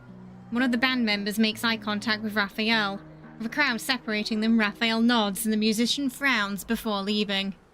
The next song begins. The audience pays little to no attention to the unmarkable band member who left midway through the performance, except for the three Gaia biotech researchers. Directly behind them, I can see three silently exchanging signals with their eyes. MC's like, I can help! They then break away and head towards Rafayel's position. The fish is fishing. Interesting. Up ahead, Rafayel and the band members flicker in and out of view. They're about to disappear outside of the square. When the three researchers quicken their pace, I silently speed up to follow.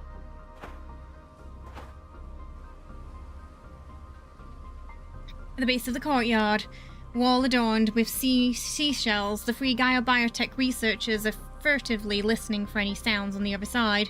Their faces contort with shifty, rat-like expressions. Shortly after they leave the alley with those same expressions, they pass under the second-floor building where I'm hiding. That's Whalefall City. Just as they're about to enter, we should also... We're lucky to get what we want without any effort. Oh, you sweet summer children. They make no attempt to hide their greed, and a disgusting chill runs down my spine. Then I sense someone looking at me.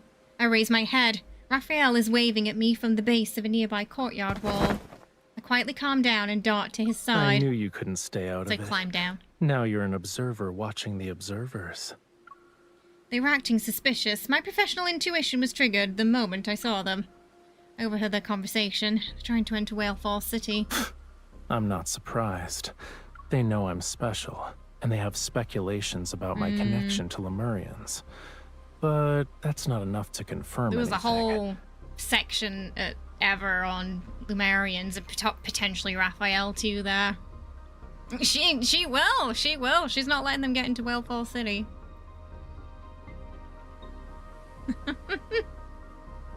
Right, Ollie? Yep, the more they soak it up, the more it's gonna hurt. I let out some information about us knowing how to enter Whalefall City.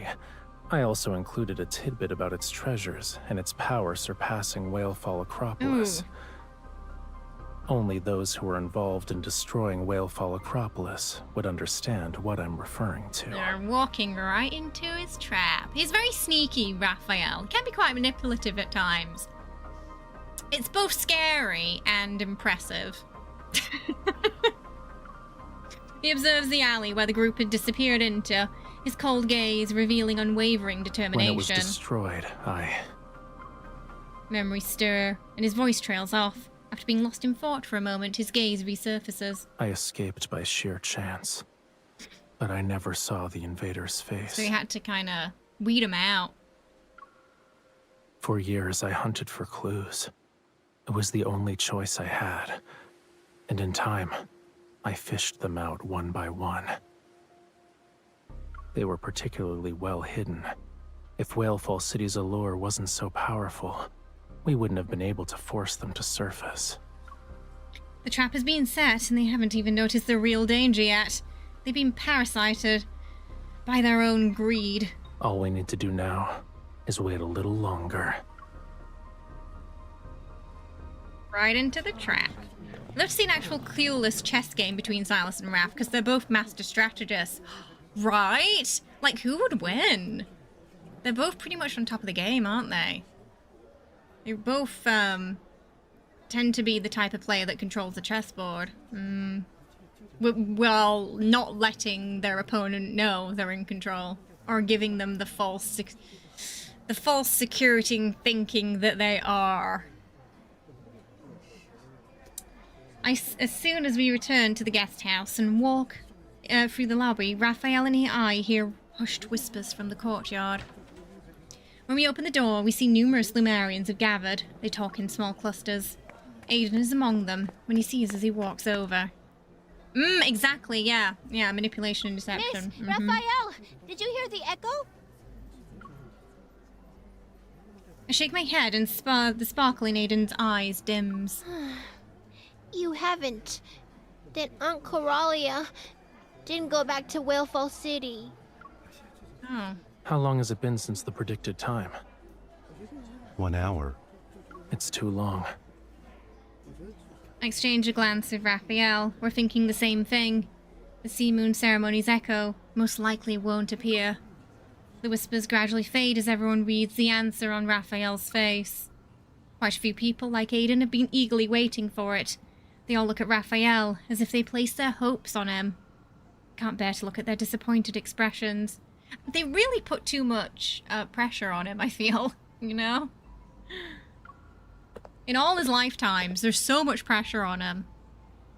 In the agonizing silence, I move to Raphael's side and tenderly brush the back of my hand against his.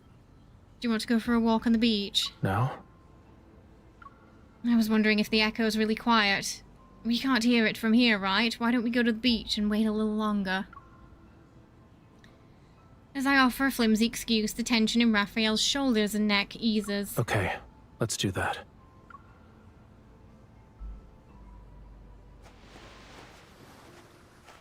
Tonight's moonlight isn't bright. Clouds cover the moon, which leaves the seaside shrouded in darkness. I step into the seawater, and I'm surprised to discover that it glows with luminescent blue light where I disturb it. I crouch down and place my hand in the water. Blue light radiates, which creates a dreamy scene from a fairy tale. Raphael, I think I've become a magician. There are sea fireflies in the water.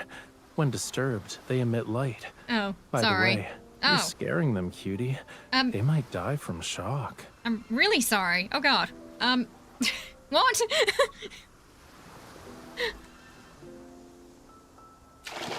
I quickly pull my hand out and Raphael crouches. Smiling, he grasps my wrist and guides it back. Just kidding. They're not that fragile. This is a normal bioluminescent phenomenon in certain oceans. How dare he?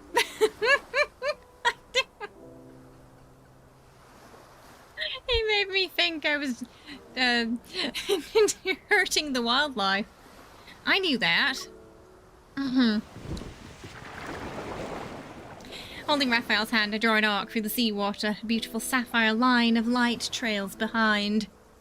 The fluorescence shines on our blurry reflections. The waves crash and tear us apart before quickly mending us back together. There are many transparent creatures in the ocean that don't emit light. They live in the deep sea and play a part in the ocean's ecosystem. Sunlight can't reach them. Your bioluminescent phenomenon in most oceans. They live in deep... Oh, sorry. When I was young, I used flames to play with them. Their transparent bodies would take on the colors that were created when firelight and seawater merged. Now, that I want to see. Is it like your painting from Raymond's collection? They're more ethereal. But why did you think of that painting? Aunt Coralia reminded me of what you said about Lumerians needing to return to the sea after death. Then at Raymond's house, she died a long time ago.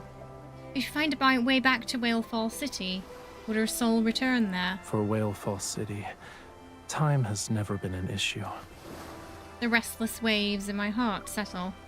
Words are interspersed in moments between the rise and fall of the waves, and they become silent again. I reach into the sea with both hands. Sea fireflies, please carry our wish into the deep sea, and let those who have passed away send their echoes, I beg you. I open my eyes to find Raphael looking at me. His eyes reflect those blue specks of bioluminescence. What? When people feel helpless, they're capable of doing anything. I'd even go so far as to make a wish to the sea god. I was thinking about how sea fireflies would carry our wishes when they can't speak. You're ruining the magic. I grab his hand and dip it into the seawater. Oh, great sea god. Can't you communicate with the sea creatures? Try it. Ask for the sea fireflies to deliver our message.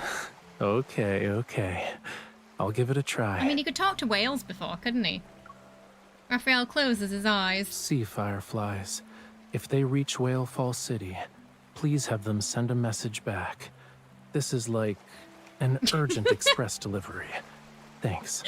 Please send the message back via urgent express delivery.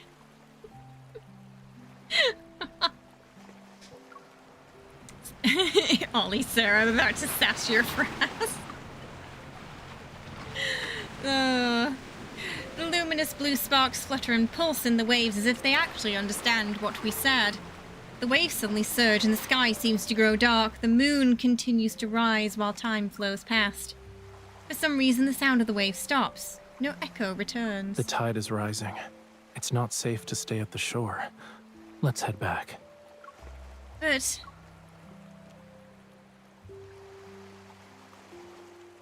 Rafayel reaches out to smooth my hair that the wind tousled.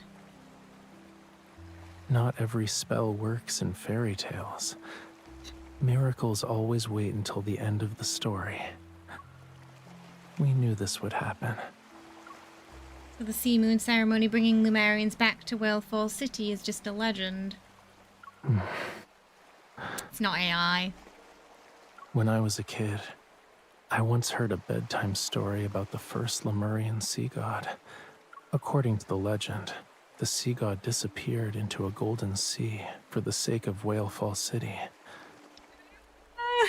The sea god's lover searched the world, but when she finally found him, he had already entered an eternal slumber. Oh, this story. Her tears of blood fell onto the ring that symbolized their covenant, their bond. Then golden waves surged across the sea. A conch-shaped vessel rose from the ocean's depths and drifted toward them. That night, moonlight guided their way. The vessel carried the sleeping sea god and his lover back to Whalefall City. The funeral of the first sea god is the origin of the sea moon ceremony. Raphael's gaze lands on the distant silver waves where several seabirds gracefully fly past. The tides ebb and flow. Maybe the first sea god once heard the same waves we're hearing today. We did get introduced to quite a few of the sea gods in his last myth, didn't we? When he had to face them. Yeah. So maybe these legends really did happen. What do you mean? While searching for the mastermind behind the invasion and looting of Whalefall Acropolis, I saw that ring. Oh. Potentially, yeah. It just sounds exactly like something that would happen to those two, doesn't it? Though, I don't know. What have we had? We've had Abyssal... What? We had his sort of... assassin myth. We had... Yeah, Abyss Walker. We had... two different sort of variations of the sea god, didn't we, as well? They could go something completely different yet interconnected for the next one. We lived in the Acropolis of the royal capital, hiding countless treasures unknown even to the Lemurians. That modest-looking ring, however, went unnoticed and soon vanished in the flow of gold and trade. Now it's time to return it to its rightful owner. The person who took it knows it's one of Lemuria's most precious treasures now. He'll only exchange it for something more valuable. A meaningful look slowly appears on his face. Of course, this never should have been a deal in the first place. So, I have an idea. Are you willing to... Deal it? Yes.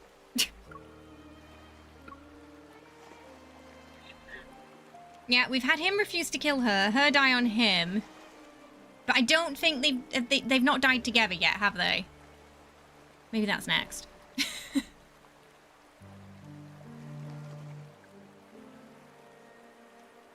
Or... Oh wait, was it together in the first? Because I don't have I don't have the second myth. But I vaguely know the story. So for the OT3, I missed their second myths. Except Sylus's. I have no desire to ask him about his idea. Deep down, I might have already been looking forward to causing a bit of trouble with him. The rising tide catches up to us. Rafayel takes my hand and helps me stand. We trudge towards the shore. The tide is like a melody. I can't bear to leave behind. I tug his hand and pull him back. I still want to wait for the echo. I don't want to give up until the very last moment. Okay. We sit down on the seawall. Rafayel positions himself on the wayward side to shield me from the cold, until the sea's bioluminescent glow fades and the first hint of dawn appears on the horizon. On the beach, the only echoes I hear are from the waves perpetually lapping against the shore. Ugh, nothing. It's the thought that counts, right? Inside the room, the curtains are tightly drawn to prevent the faintest traces of sunlight and sound from penetrating the stagnant air. The time spent waiting stretches, seemingly pulled taut by invisible, intangible radio waves. The tug at the nerves whoever might be on either end. Before the third ring is about to end, he answers the call. Mr. Sutherland. Our talented artist has kept me waiting. That's his name. I brought you what you wanted, Rafayel. So when will you uphold your end of the deal? We knew he was going to show up at some point. Now we've got a name. Mr. Sutherland. Of course. I have her with me right now. You want to explain yourself, sir? However, what you've brought is only enough for me to deliver her. Okay. You see, Rafayel, you failed to mention the fact that you were delivering us to this... Oh, again? Freaking again? Excuse me. Now, I know he probably has absolutely no chances of actually giving us to him, but the fact that this has happened a second time... Sir... Whether or not you can subdue her depends on your skills. I'm right here. Don't worry. I'm eager to end this quickly. But Wave Chaser Island hasn't been peaceful lately, right? So this must be, he must be the person who has the ring. It's just a storm that won't create real waves. If you're scared, you don't have to visit the island. Yeah, not saying you can't use as bait, but a heads up would be nice, you know, a bit of communication. By the way, you're the thing I'm trading the ring for. Don't intend to actually trade you, but just so you're aware. It's the second time now. First at the nest. To the same guy. Very well. My greatest virtue is that I never pretend to be brave. I'll humbly await your presence at Verona's breakwater at 4 p.m. The call ends and the phone nimbly twirls between Rafayel's fingers. He pauses to capture the image of a glistening glass by the window. Taking a big gulp of my ice mint lemonade before opening the curtains, swoosh! Blinding sunlight follows the... So we were just sitting there, drinking our ice mint lemonade while that was all happening. I didn't dare to drink anything while you were talking. You two spoke for so long that the ice almost melted. Please. I'm here performing a scene with conspiracy and betrayal, only to see you basking in the sun. With a cold drink, I might add. How am I supposed to stay in character? Right, Kara. The glass finds its way into his hands and the liquid is gone within seconds. That guy dares to steal business from Ever for his own benefit. You can imagine how alert he must be. Okay, so basically everybody ever is trying to step on each other's shoes and backstab each other, it seems. So when he asked you about me, it must have been for... The ether core. He's a coward, but he's quite the appetite. Perched on a small table next to him, I watch Rafayel drink water. I cross my arms and narrow my eyes. Be honest with me. Was I part of your deal with him since the beginning? No. It's more like taking advantage of what was available. Why do I not believe you? What can I do when the most precious treasure I have is... Oh, okay. It depends if you want to be cheeky or not. Do we say the ether core? Or are we a bit cheeky and say me? How do you want to go about it, chat?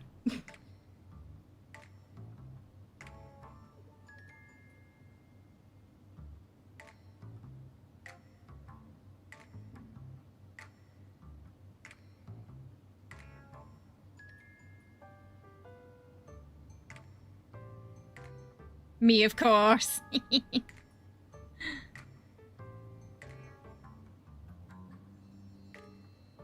Me.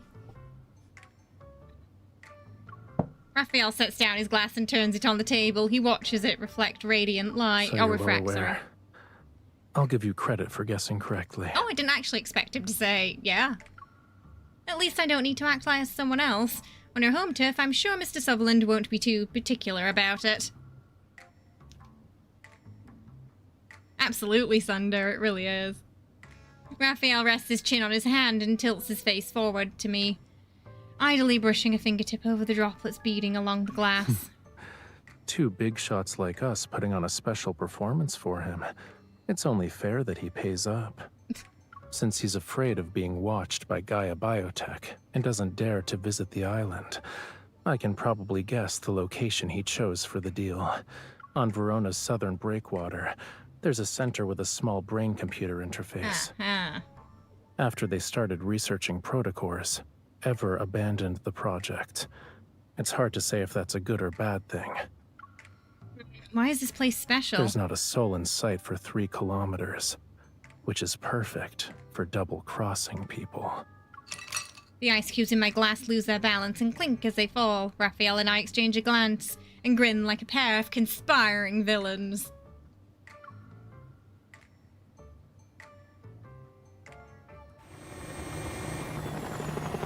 The helicopter lands behind a breakwater.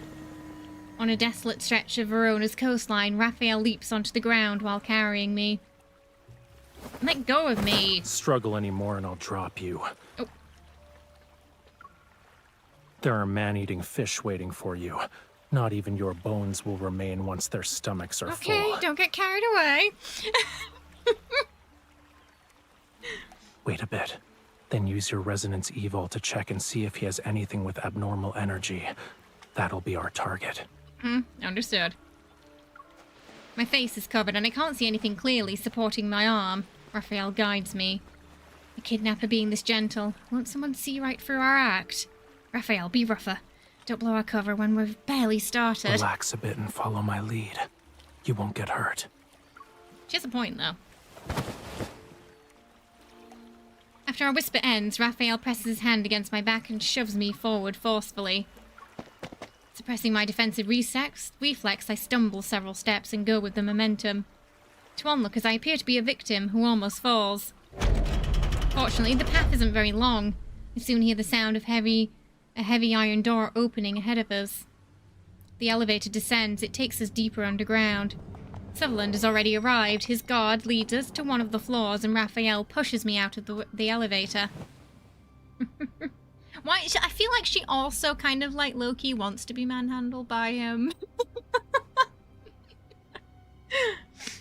I think she's kind of finding it a little exciting, maybe. Our guide, probably believing there won't be any serious issues now, finally removes the covering from my head.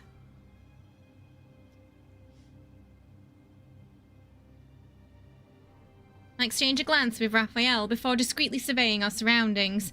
I note the positions of several guards without showing reaction. Both of you need to wait here. Many wanderers are hiding here. In the corner of the reception room, several malformed figures remain motionless. It's as if they're objects. But the energy fluctuations keep me on edge. I find an opportunity to subtly signal Raphael to keep his distance. They even lined up to welcome us. They're so polite. Don't move. These things only obey their leader's commands. If you provoke them, I won't be able to save you. From this angle, I can't see Raphael's expression, but the hand gripping my arm gives a gentle squeeze to silently reassure me. Then why do we have to wait here? And how long do we have to wait? The equipment's still being prepared. It'll take at least another hour.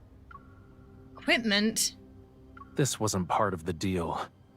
The boss said the higher-ups require a protocore verification. Uh-oh. My arm is tapped. It's a secret signal Rafayel and I established beforehand. If anything unexpected happens, run. I have to leave you behind. Can you really do that, though? Just run. I'll catch you and bring you back. If we show the exchange is unstable, we can demand to speed up the process. Okay. As we discussed before, resistance will make it look more convincing.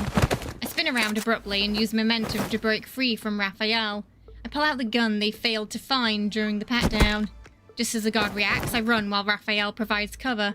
I take the guard down and immediately make a break for it. Squad number 2, take her!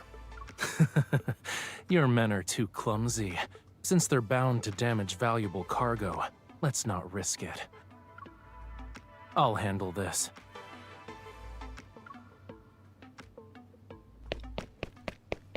Sprint back along the path I took and hide in the place where the corridor splits. From the darkness, the sound of unhurried footsteps approaches. He's here. Oh, first Kindle. Don't come any closer. Shush.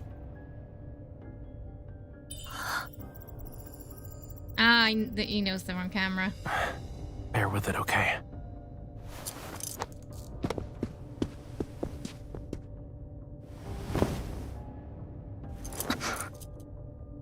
Okay, that explains the handcuffs. I'm here. No greeting? You kept your word. I'm certain our cooperation will be pleasant this time as well. Rushing. Forcibly seizing power that's beyond your capability won't make you stronger. You'll only burn yourself in the end. Are you sure you can handle this power? Rest assured, I have no intention of claiming the protocore. Good. So what about the thing I want? I have it. However, I need to verify the ether core. Who's been wearing the ring? Of course, but unfortunately the ether core's power is difficult to control. You need trust and permission. If that doesn't Someone's work, enjoying you themselves. need to use some outside assistance. You see, the threat of fear and death is the best method for awakening potential. It's simple. That's the signal. Powerful resonance. Oh, he just swiped it off his fingers. The ring. Damn, that was smooth. Grab him. Grab him. You two are. Catch. Oh, shoot. Why are you in a rush? Since we have a deal, we can't let our performance be for nothing. The thing you brought. I'll take it. Let's go.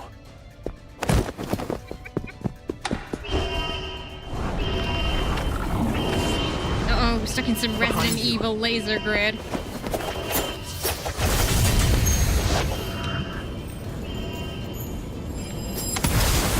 So smooth. The rest is yours.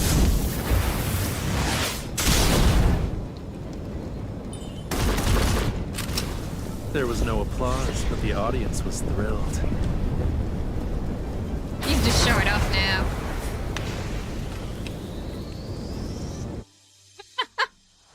That was a good Kindle.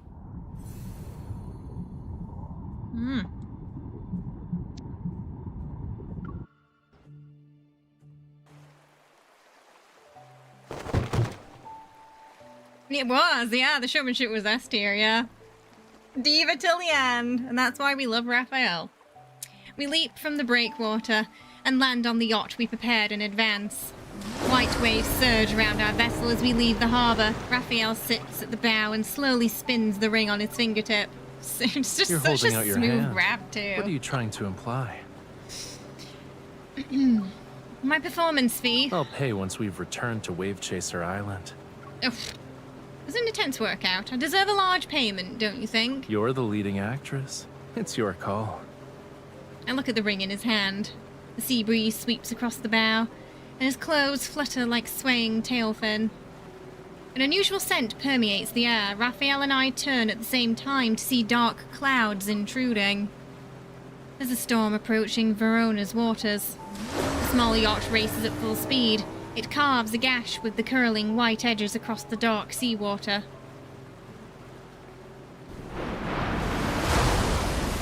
Oh, those are some big waves. After a large wave passes, I grip the control panel to steady myself as Raphael adjusts our course. We're trying to stay away from the eye of the storm. Rain pounds against the cabin windows and rainwater quickly accumulates. The windshield wipers can't clear away fast enough. Raphael, is this a small storm to you? Of course. These waves couldn't even dislodge a starfish from the bottom of a reef. All right. If you're really worried, don't look down. His reminder has the opposite effect. I glance outside. For creatures who didn't grow up here, the sea is terrifying during a storm. The murky waters become impossibly deep, and the churning waves seem to herald... I feel like he's teasing us again. The arrival of a massive creature that's about to emerge from the bottom of the ocean. Like a kraken?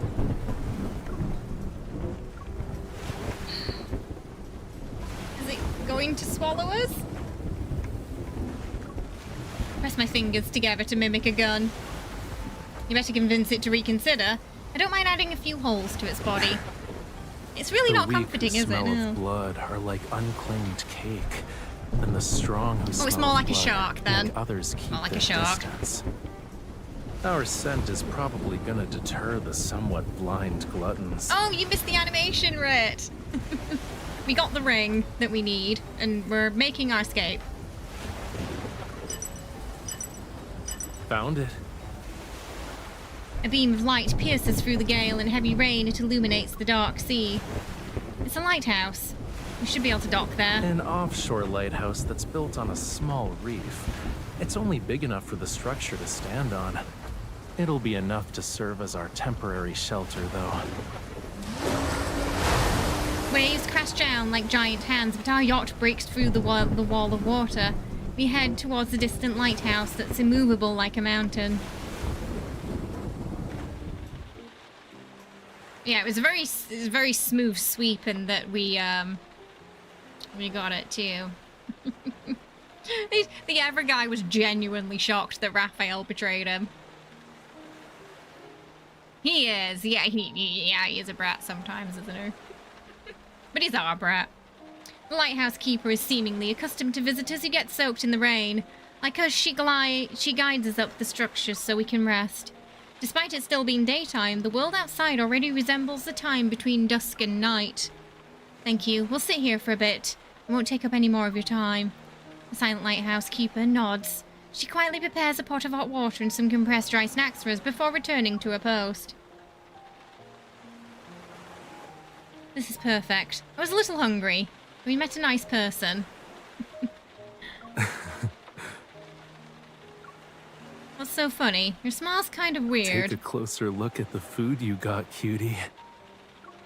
The opaque craft paper packaging looks simple and clean. I figure it probably contains biscuits, jerky, or other non-perishable food that's sustainable for storage. As soon as I break the seal, an intense organic smell hits me. It's so fishy that my face contorts. What is this? I could smell it 800 meters away. Do you want to guess what kind of person would dare to guard this isolated lighthouse alone? It's basically in the heart of the ocean. She's also Lemurian. Why didn't you say hello to her? Not every Lemurian is as outgoing and friendly as me, you know. She probably never expected anyone to brave the elements to visit her, even when she hid herself away from everything. No wonder she seemed to relax when we let her go about her business. Raphael quietly laughs again as he places several pieces of unrecognizable dry fish into a titanium cup and pours a hot water over Don't them. give me that look. It's just been cured with seawater. It'll become delicious after you let it soak for a bit. Be patient. Amid the rising steam, the air seems to grow humid and salty. I wrinkle my nose as I notice the scent of melting fat and wax. Okay. Oh, you think she might be a sea witch? Raphael, do you smell that? She's lighting the lamp. The one in the lighthouse. In Lemuria, we have structures similar to lighthouses. They're called whale ash gardens. When the oceans were still uncharted, traveling Lemurians would build simple waypoints in places where whales died. The whale ash serves as an underwater lighthouse. It offers shelter to those who have temporarily lost their way and allows them to regain their bearings. Traveling with whale ash lamps was once a popular tradition in Lemuria, but hardly anyone remembers it now. Then she must have lived for a very long time. Lighting the whale ash lamp serves as a reminder to not lose sight of your destination, and more importantly, it ensures you never forget your starting point. Is she thinking about the Whalefall Acropolis she can never return to, or the long-lost Whalefall City? Cold water touches the wooden floor and quickly seeps through the cracks. But when the cup is refilled, the taste becomes fresher, but the salty bitterness spreading from my chest to my throat only intensifies. Once the storm passes, we'll have to return to Wave Chaser Island to perform another sea moon ceremony. If we succeed, where will Raphael go once everything is over? Raphael, you said you wouldn't remain in Whalefall City because it's one part of your journey. It's not your final destination. I think it's good that you'll succeed in your revenge. Your life afterward might be more carefree. I pause before trying to sound like I'm making a joke. Maybe you can devote yourself to painting, go beyond your limits, and take your artistic accomplishments to the next level. But then, do you have a reason to? Or, assuming that's the case, do you have any reason to stay in Lincoln City? Staring at him, I gripped the edge of the craft paper package. I'm unwilling to hear another evasive answer from his lips. What I want to ask, it's not about staying here, or staying in Lincoln City, rather on an ordinary weekend, an idle afternoon, or a meaningless normal day, like an actual meaningless day, when I want to see you, will you still be by my side?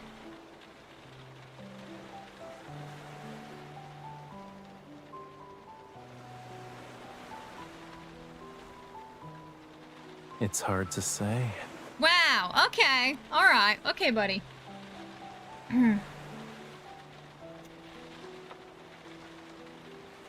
He's just teasing her now, isn't he? According to your vision, I'll surpass my limits and ascend to the next level. Doesn't that mean I'm devoting myself to art and only art? I guess a talented artist doesn't deserve to have mundane days. Unbelievable. Hey.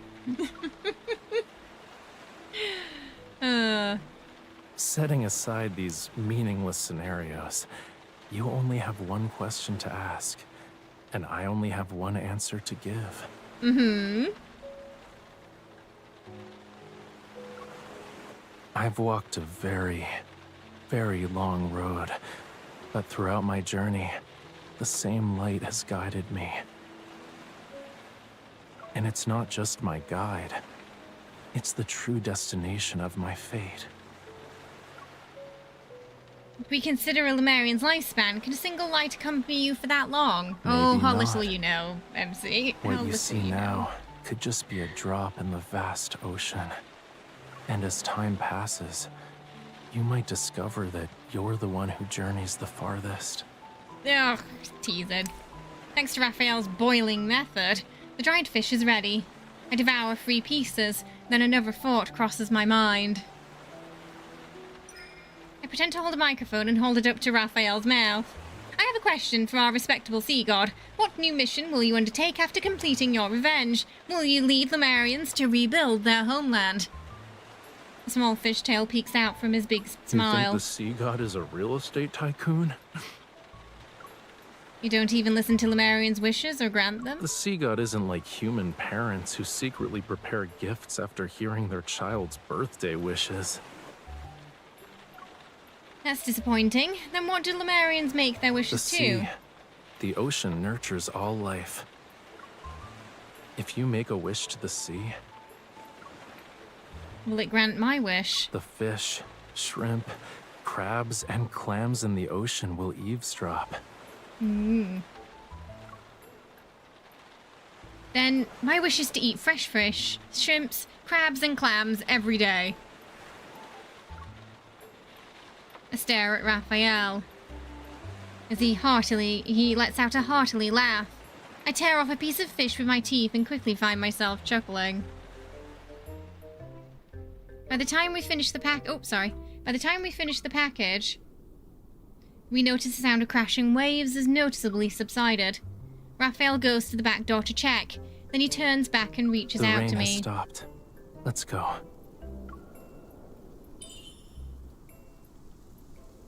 Tonight will be perfect for the sea moon ceremony.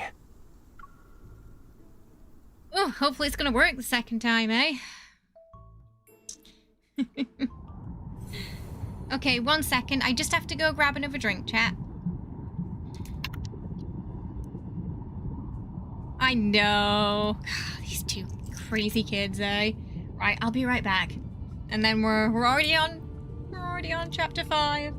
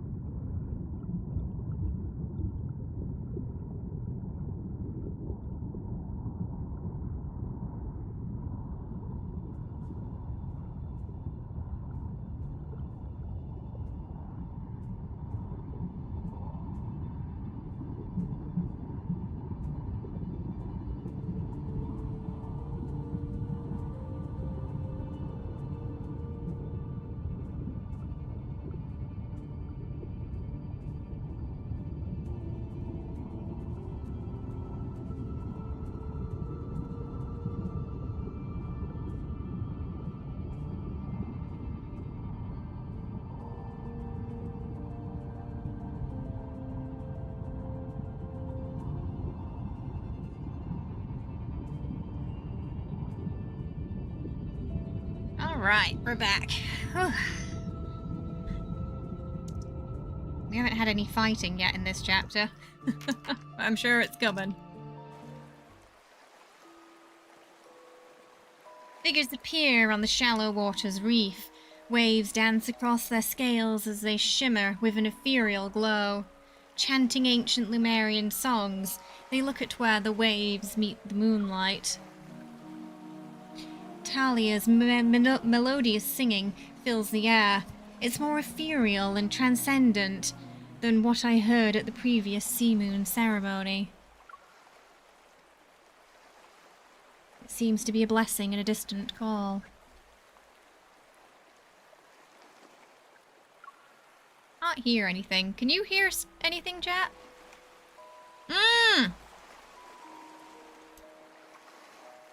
I accidentally muted my PC there. Okay, got it. There was no sound. Must have hit a button. The ring rests in Rafayel's palm as I place my hand over his. I feel the patterns beneath my hand. What are they singing? It's a blessing for the sea god and his followers. I haven't heard such an ancient melody in a very long time. Even in Lemuria's historical records, there's almost nothing about the sea god's funeral. I think it's better just to call it the Sea Moon ceremony. Lemurians don't fear death, but we have desires in our hearts. Even when we're far away from home, we'll never stop searching for a way back. When Whalefall City still existed, did they already know it would leave one day? Long ago, Lemuria had written prophecies about its fate.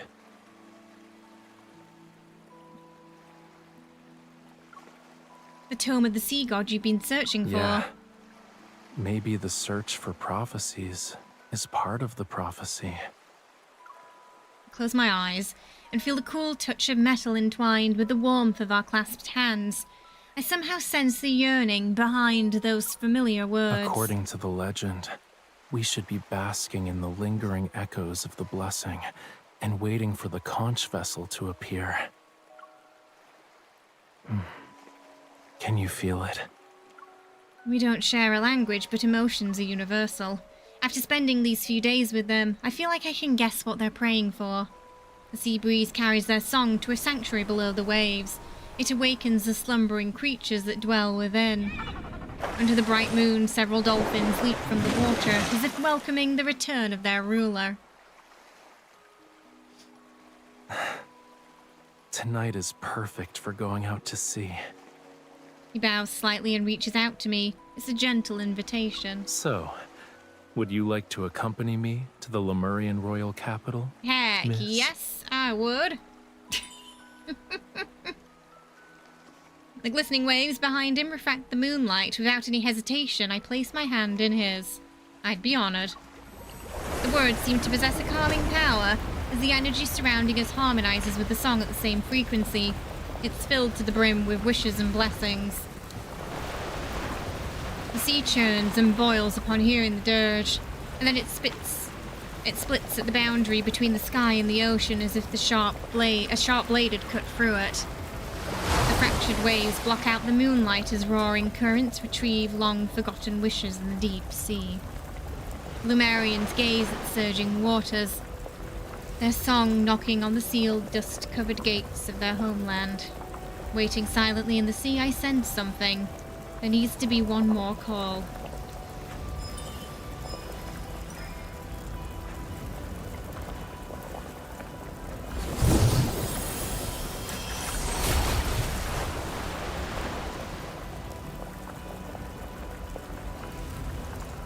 When I grasp the ring in Rafayel's palm,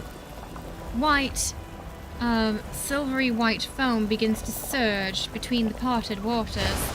A massive glowing seashell gently rises. It's accompanied by an energy that feels familiar and strange. This is what I felt at the Blue Hole.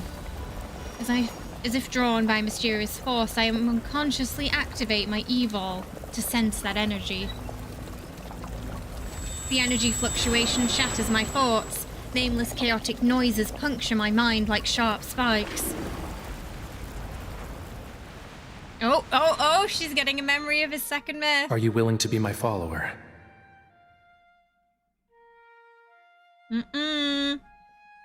Are you, Desiring the sincerest worship of mortals, thou must offer an irreplaceable object. The sea god's heart, mine heart. Dost thou want it? That's me. Who am I talking to?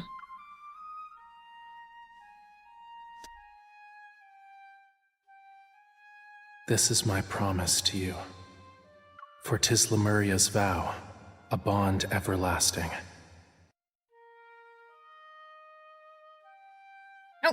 She's getting It's a simple melody, yet you still haven't learned it properly. Listen carefully. This is the last time I'll teach you. What's going on?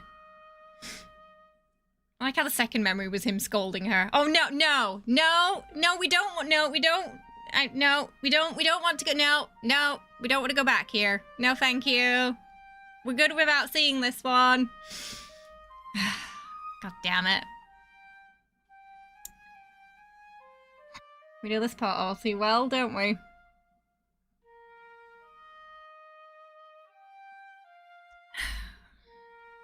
Now with the power of the sea god's vow, our covenant, Rafayel, obey my command. Reclaim this heart and end our everlasting bond.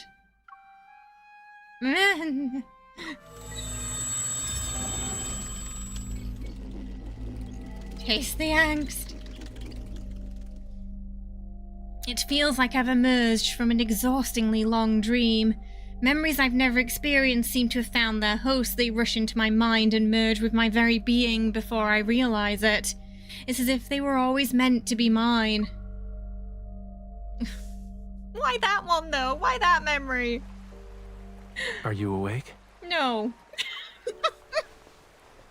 While I open my eyes, I see the sky and the moonlight. Dazed, I blink and try to move. I realize I'm being held in a warm embrace. What just happened? You were probably affected by the ancient oceanic power lingering on this boat. It has weathered many years, so there might still be traces of its previous owners on it. Yeah, it's not living deep space without depression. But that power feels like... I meet Rafayel's gaze. It's as clear as seawater and doesn't reveal a hint of deception. Did he also forget? My heart faintly aches and my mind still lingers in that memory. Ugh. Right? Maybe a fluffy pillow. Scenes from the past keep replaying as if they're reminding me not to forget. What are you humming? Oh, yeah. I don't know. Can we use the song to get there, maybe? Is that a thing we can do? Only then do I notice that I'm humming the melody I heard from either a dream or an illusion. If I told you I heard this song in a dream, would you believe me? I guess you had an unusual dream. And What you else were was there. in it? And you. And there were waves, flute, music, and... My emotions bear the weight of our covenant. The bond between us is heavy. I compose myself and smile at Rafayel. You. I knew it.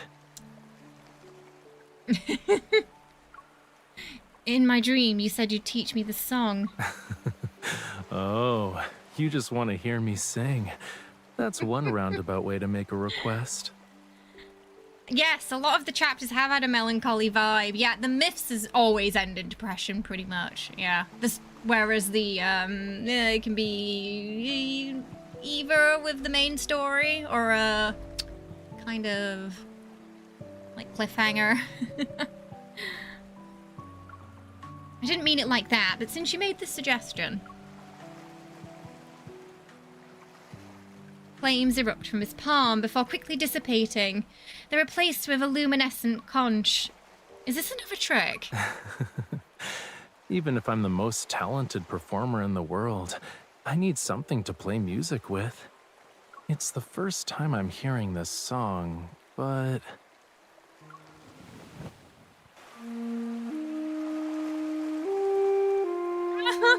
It's the song. We played it before we died.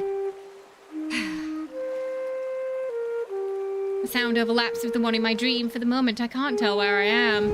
Rafayel uses his free hand to pull me toward him. I lean into his embrace and try to piece together those fragmented memories. Covenant began even earlier than I thought. The melody pauses on a high note like waves as they touch the shore. They linger for a moment before flowing. With numerous questions in my mind that I can't ask right now, I immerse myself in the music before the interlude. You look more mature compared to back then.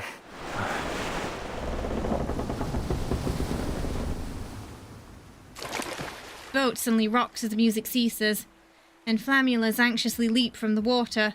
They're seemingly giving us a warning. There's an undercurrent. No. This is Whale Fall City.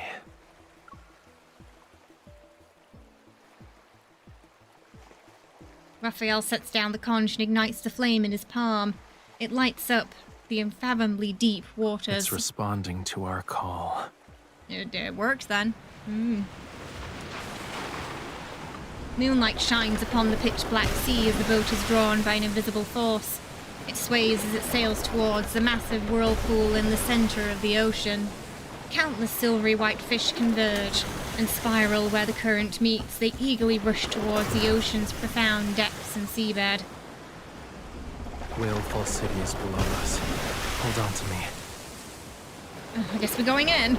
He holds me close. The seawater swallows the sky as we descend into the deep sea.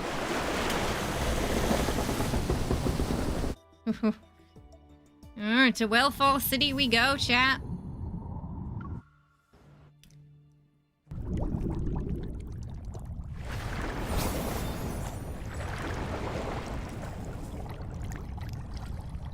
The weightlessness makes me lose all sense of direction. In my dizziness, a warmth touches my hand. Rafayel. I'm here. My consciousness stabilizes itself before my body does. My vision gradually clears as I blink repeatedly. What? An enormous skeleton carries our vessels through the water.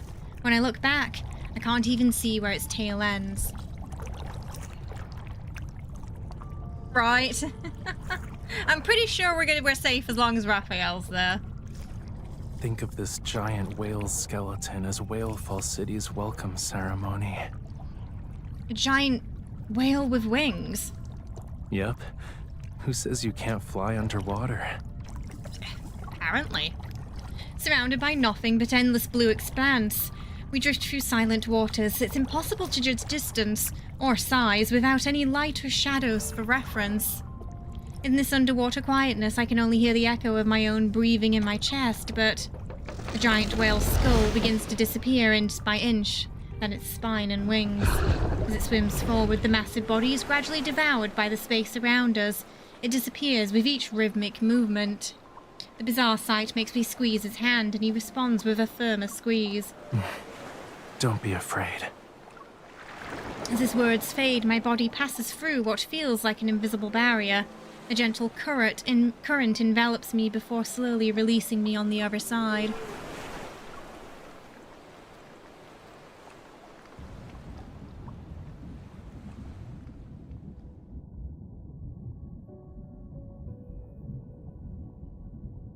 The world below the waves is bursting with colour.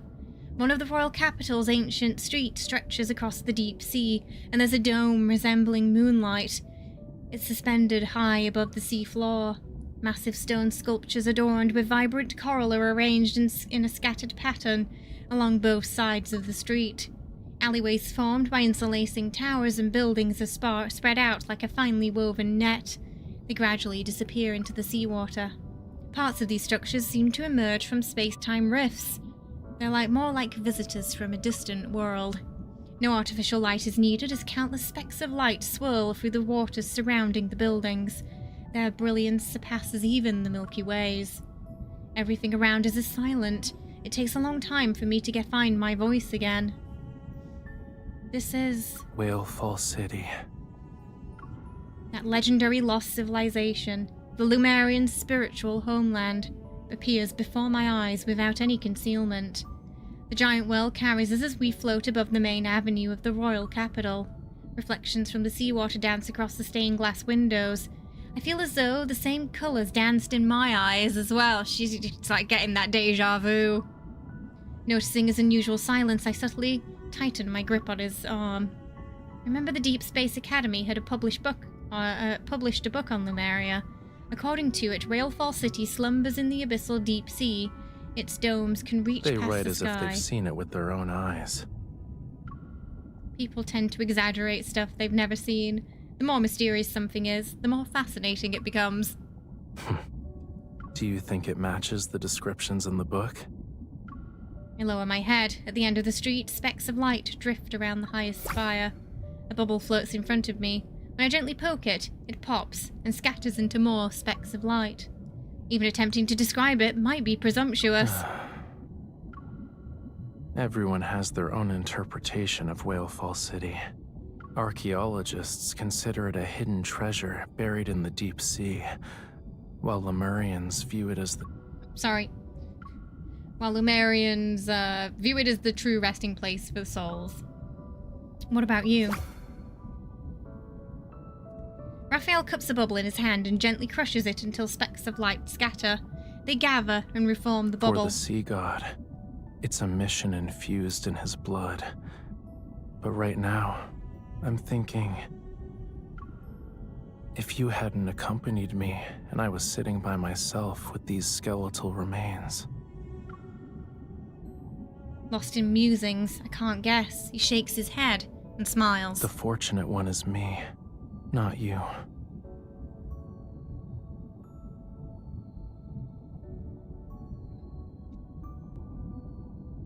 The giant whale slowly moves its bone wing downward along the central path. The tips of my shoes almost graze the brick rooftops below. We're here.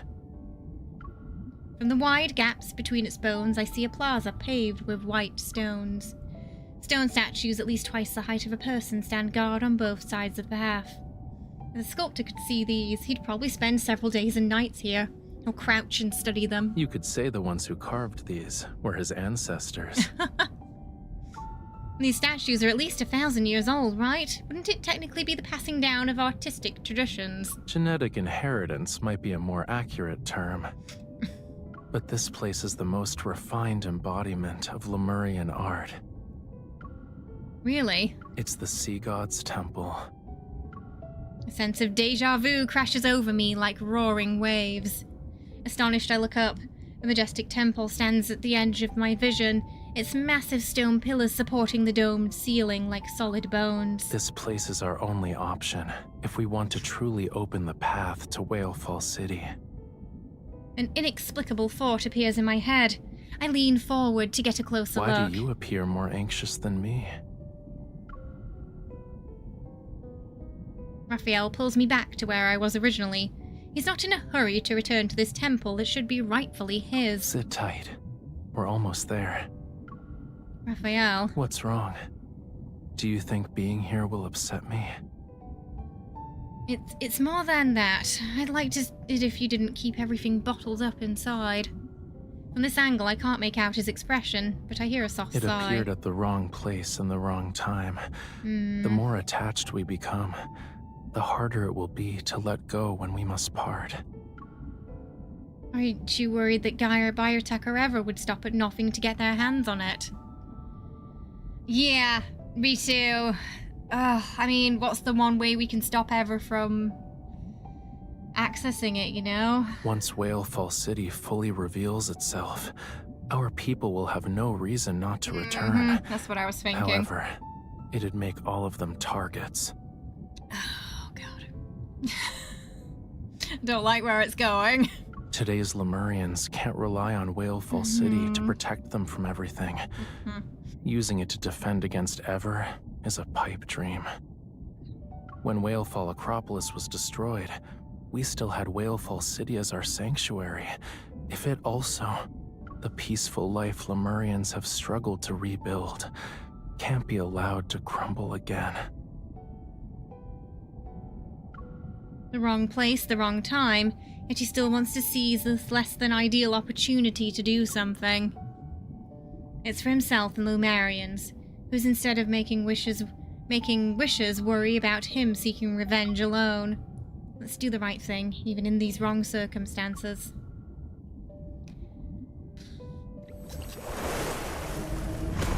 The giant whale delivers us to the central plaza in front of the sea god's temple, and it flaps its enormous wings and floats back up to hover above the royal capital. The wings stir up a gust that sweeps scattered stone fragments on the ground. I look around and find the source of the debris. A circle of diverse of stone statues surrounds the front part of the sea god's temple. They're blocking the entrance. At the from front stands a humanoid statue. It lowers before a stone pillar, its figure hunched and tilted awkwardly to one side. Are these statues here for the ritual? Raphael, did you see that? That statue just move? Meeting Raphael's gaze, I quickly raise both hands. It wasn't me. I didn't touch it. Maybe it's being corroded? I know. Come over here. Metaflux. As I step back, the cracks spread out in all directions. Countless fissures appear and stone fragments rain down like a downpour.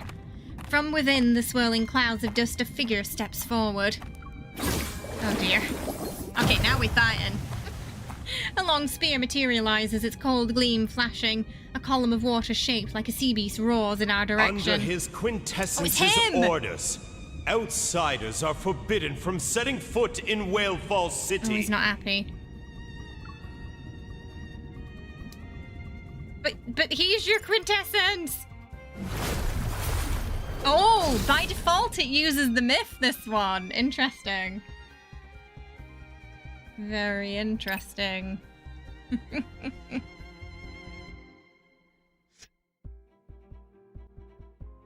He was in the Abyss Walker, wasn't he? The storm shall crush impudence.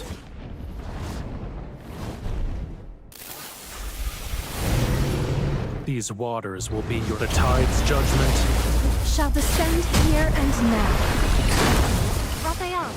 Yeah, I hear you. Good job. Keep your distance, The tide's judgment shall descend here and now. My turn. surrender. The deep stirs. How's the scenery? It's nice. Oh man, it recovered so fast. You were too close to it. Focus on staying safe. The tide's judgment No. Shall descend here and now. Keep your distance from it. Rafayel. I need to restart it. Good job. Hang on, I'm gonna restart. Alright, so we could just get it in one go, because I fudged that. I didn't realize it was gonna lock up at that exact moment. Destruction's tide has...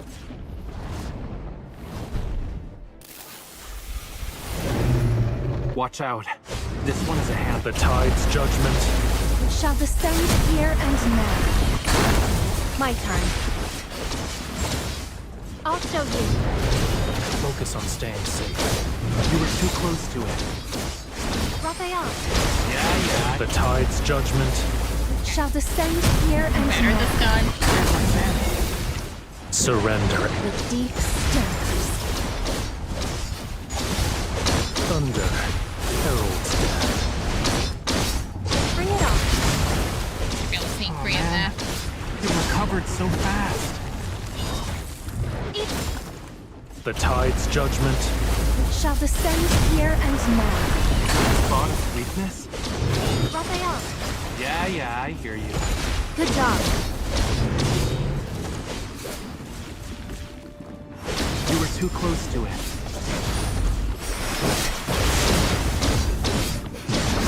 a desperate attempt. The tide's judgment Shall descend here and now. The deep stirs. Bring it on. Get it in this weakness stage. It's almost over. Don't let it get away. Again. Oh, man. Ah, You recovered so fast. No Okay, one we're can good. escape the waves.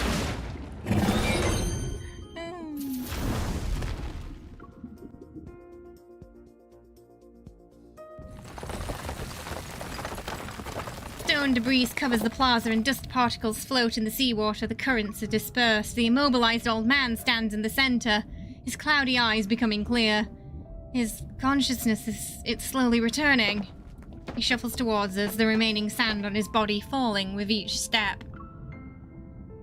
It's his quintessence's power. His quintessence. I mean, if you just stopped We to know talk each to us other. first, we could have told you. The man approaches Rafayel, his clothes slightly fluttering. Then he suddenly performs a deep and respectful bow. Amund, Lemurian Elder, Guardian of Whalefall City. I've been waiting for the return of the Sea God. His gaze becomes unfocused when Whalefall City is mentioned. A spear in his hand trembles violently as if triggered by a reflex. It supports him as he stands. Outsiders are forbidden from setting foot in Whalefall City. Almond, does that mean anything to you? At least he doesn't seem to be our enemy. This is just a guess, but he's been here for too long. He won't have a clear mind anytime soon. Rafayel circles him and helps him brush off the stone fragments from his body. Almond, you said the Sea God told you to stay here? His quintessence's orders? Almond slowly recognizes Raphael's voice and gradually regains his composure. Tens of millions of years ago, the sky and sea were inverted, and Whalefall was revived. Lemuria was about to reach its true fate. But his quintessence refused to accept. The Sea God couldn't bear to lose the most precious. Has he spotted us yet? Most precious. He's unable to finish his story. His gaze sweeps across the plaza before he slowly moves towards the temple. Rafayel and I exchange a glance and follow him. The temple's massive stone doors are wrapped in seaweed, their original appearance no longer visible. Amund walks towards the temple entrance, laboriously raises both hands and places them on the stone doors. The flame. The Sea God incinerated his divine power in exchange. The fire. For some reason, a strange warmth wells up in my chest, as if a fragment of the flame is quietly burning within my heart. His quintessence hid Whalefall City within Deepspace's rifts. Time ceased to flow, life never decayed, and everything became eternal. But the world's flames and all that exists will eventually be extinguished. Only when the Sea God sacrifices everything once more to ignite the alcove's flame. Then his quintessence and Whalefall City will return. That's unfortunate. They shall return to where it all began. Feels like they're kind of just forced to be stuck in this loop. Yeah. Man's words falter for a moment, and his gaze moves towards me before returning to Rafayel. Yeah, don't look at me too much. I feel like if he does, he might recognize her. Whalefall City will respond to its true ruler. The sound of an engine that doesn't belong to Whalefall City stirs up the seawater. Rafayel turns to the waters beyond the temple, his gaze increasingly sharp. Before that happens, this place might need a few sacrifices. Ever did they find us? Following Raphael's gaze, I look towards Whalefall City's outskirts. Several massive submarines have approached us. Every time, right, Thunder? Swum into our net. Rafayel steps forward and positions himself in front of me and Almond. Flames ignite from his palm, and yet they transform into fiery threads that spread outside the temple. Don't let their blood defile this place. Ah, okay. Kill them clean and outside. Got it.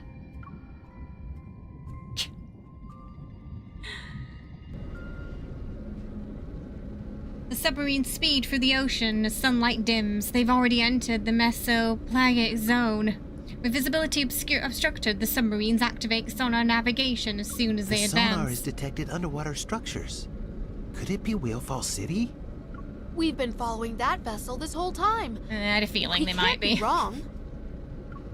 After marking the coordinates, the submarines head towards the structures and descend into the pitch black pelagic zone. Suddenly, ethereal singing resounds from the ocean depths as if guiding lost travelers to their destination. The flat seabed gives way to a cliff. A strange glow emanates from the base. The submarines travel to the cliff's edge and cross an underwater valley. Their passengers see the source of the mysterious glow. Yes, finally. We can get that revenge now, can't we? It's a dreamlike, magnificent city. Giant pearls adorn stone carvings, gold and silver threads entwine the city pillars, and large roads paved in jade stretch endlessly. Everyone rushes to crowd around the portholes in awe. They exclaim upon seeing the magnificent That city. must be Whalefall City. I heard it's filled with countless treasures. It definitely hasn't disappointed us. The submarine's cargo capacity is limited. It'll take some time to transport everything back. Thieves. Cheers erupt throughout the submarine, but no one notices they've already been veered off course. When the city dissolves into a mirage in the water, an alarm blares. That's when these greedy souls realize something is wrong. What's going on? Who changed our course? It's not that. Our coordinates have changed. We've lost control. The submarine is... Huh? The seabed rises as towering rock walls erupt from the ground and encircle the submarine. The figure of a young man stands on the cliff. Solemn and majestic like the god of the sea, he looks down from afar. His expression is seemingly compassionate and indifferent. The Lemurian court has finally received its overdue sinners. Yep, kept it nice and clean. Ooh.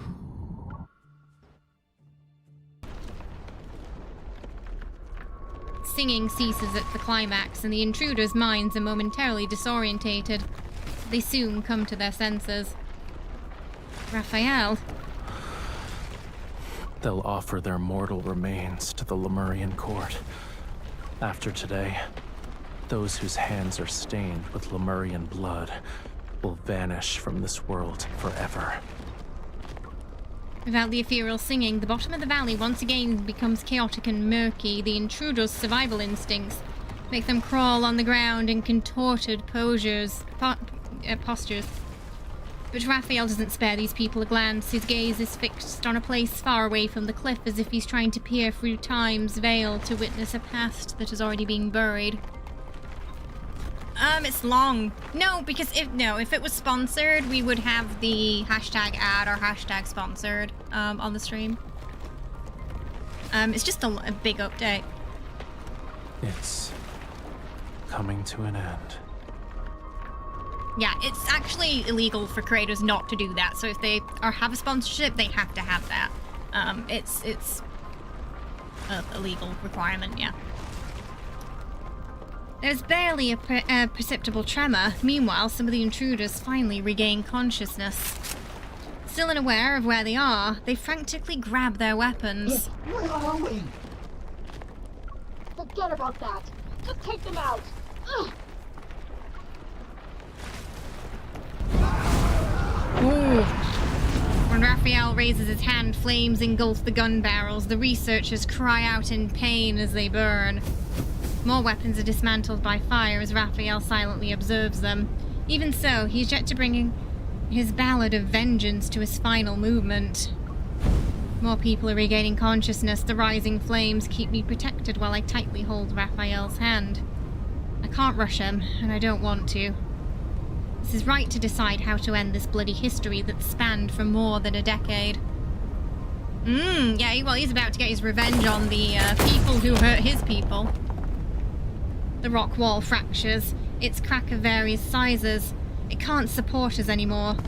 Rafayel brings me to the protruding rocks near the seabed, but it won't last long. The sniper rifle hidden behind a stone pillar emits smoke as a bullet heads straight for Rafayel. It's centimeters away from striking his chest, but the metal bullet is intercepted by flames. It explodes into a small ball of fire. The attack pauses, and I use this chance to pull out my gun and kill the sniper. You... It's okay, I'll be fine. You can... I know you're not hesitating. What you can't let go of is this part of your past. Your people who aren't here anymore. I'll stay with you until you decide to end this. The ground beneath our feet violently shakes as energy fluctuations manifest from various corners. It's a sonar weapon that specializes in killing Of course they've developed a weapon specifically for killing Lumarians. That sounds like something Ever would do. Oh. Every wall trembles with an invisible force. It sends dust and rock fragments flying. They have absolutely no respect for history either. You know, they're like, oh, we want to find this ancient civilization and destroy it.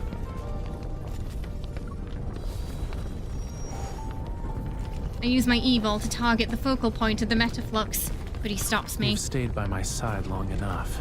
What are you doing? What are you doing? I'll take care of the rest.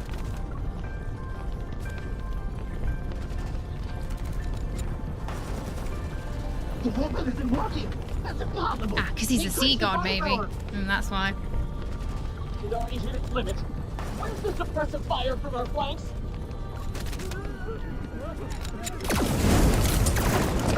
He steps forward and raises his arm in spite of the hail of bullets and thunderous vibrations. Fire amidst his opponents like divine punishment. The massive metal container crashes as fear and rage fill the air. Seemingly realizing the true power of the man standing before them, several gun barrels raise in unison. Whalefall Acropolis was a wonderful place. It was nowhere near as magnificent and spacious as the royal capital, but it was worthy of being called our home. No one fires. The invaders exchange bewildered glances as if they don't believe the sea god will grant them mercy, and he probably won't. I once promised them that I'd find Whalefall City. I said I'd bring them back here. We'd live together. In these waters, we'd laugh and sing. I didn't make a vow to merely bring back their souls. Rafayel lowers his gaze to deliver the sea god's ultimate judgment. The lives that were lost here shall be repaid with blood. Oh, yeah, y'all ain't getting out of this. It's been over a decade. I will end this once and for all. The audacity of them, though, to kill his people and then try to steal their treasure. Fierce flames rise from the rock walls as distant tides roar like thunder. Terrified, everyone looks around. It's as if an invisible blade of judgment is hanging over their heads.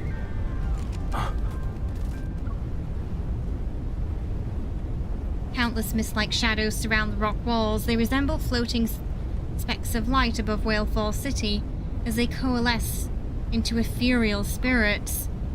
Naturally formless, they slowly gather towards the center, yet I can't make out the blurry figures.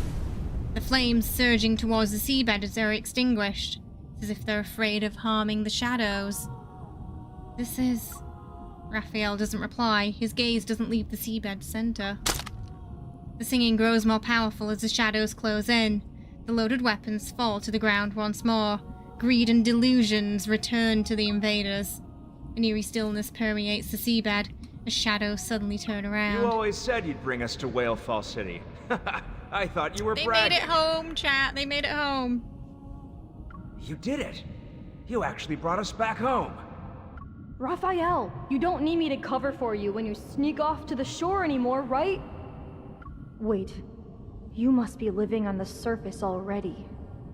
The Maestro tattled to Her Majesty on the day you went to the surface, saying you skipped class again. I wish I could attend the Maestro's classes again. Has Aiden grown taller? Now that I'm gone, I wonder where he goes when he skips class. Please deliver a message for me next time you see him. Whalefall City isn't that exciting. It's nowhere near as good as life on land. Tell him to take his time coming back. Oh. He's like, I got here, but it's a bit unimpressive. I hold Rafayel's hand. I can still feel the subtle trembling in his palm. It's you. You still look the same as you did when you snuck off to the shore. But you've grown up. Man with the coral crown. You resemble the sea god more than I had expected. His hand suddenly tightens as the man's spirit stirs Rafayel's emotions. Another shadow appears and stands shoulder to shoulder with him. In the blink of an eye, the shadow draws near. It slowly raises what appears to be an arm made of swirling light and darkness. The trembling hand grows more intense. Rafayel seemingly wants to grasp the shadow, but he's unable to touch it, and his hands remain suspended in midair. Across time's vastness, across the boundaries between life and death, their hands gently overlap. These are hands that should hold paintbrushes. Hatred and bloodshed should never stain them. Oh no! Go now, my dear boy. Go to where you truly belong. No matter where life takes you, I hope you can find happiness. The mist-like figures approach Rafayel one by one. Smiling, they wave goodbye and gather once more around the invaders. The singing around them suddenly becomes ethereal and otherworldly. It's almost like a distant of a whale song from the ocean's depths. The frenzied invaders gradually quiet down, their facial features twisting into bizarre shapes. They pick up broken stones and sand from the ground and stuff every pocket to the brim. The singing reaches its crescendo as Lemurian souls encircle them. They're like deep-sea predators, about to strike. A bloody mist surges with the song as an invisible fang pierces the throat of every invader. Greed and blood congeal into a foul trickle. They flow beneath the spirit's feet that never touch the ground. They got their revenge in the end. The screams reverberate throughout the court for what feels like an eternity. Amidst the ceaseless song, I can't see Rafayel's expression. I only sense that his gaze remains fixed on a single place for a long time. When the melody is about to end, only then does he take my hand and slowly lead the way. And he gives a deep bow to the chaotic ocean floor filled with devastation and laments. Ugh, poor Rafayel.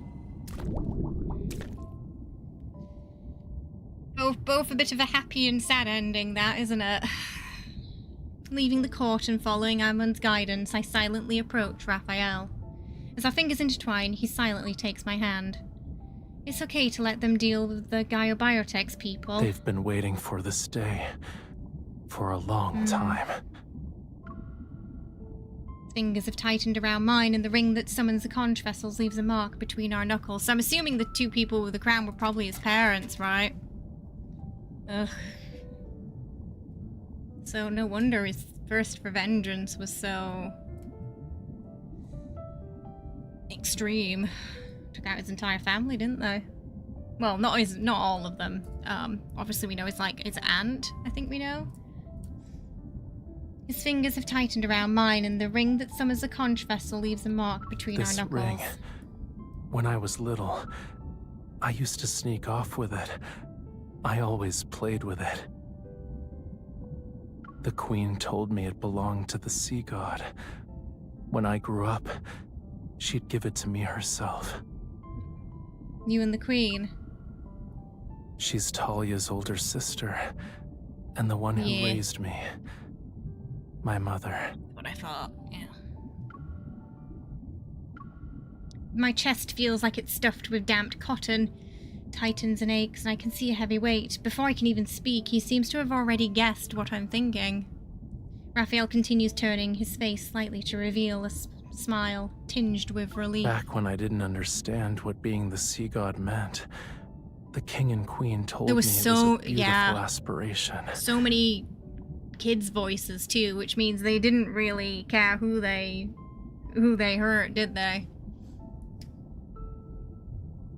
That's why I could play with the Lemurian children who were around my age, get punished by the king when I caused trouble, and be teased by my friends.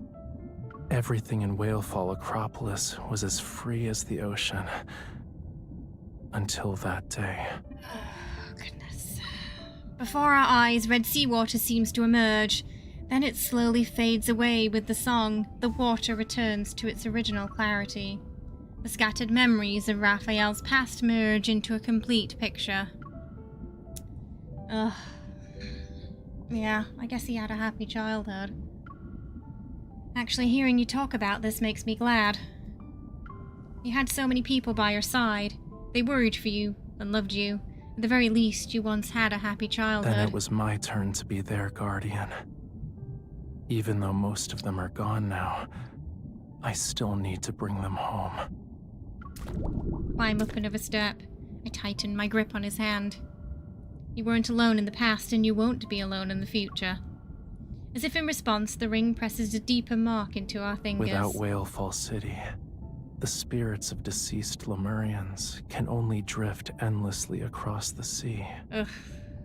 I often think that if their souls could truly return, then maybe they wouldn't be lonely anymore. Following the staircase along the side of the temple, we ascend and reach the highest point. I don't believe that making those people pay with their lives can balance out the sins they've committed, but it might be the only way for everyone to find peace. You can also say goodbye to that past. Why are you crying first? I think she might be worried he's gonna stay, maybe. I'm not. You're just seeing a reflection from the glass.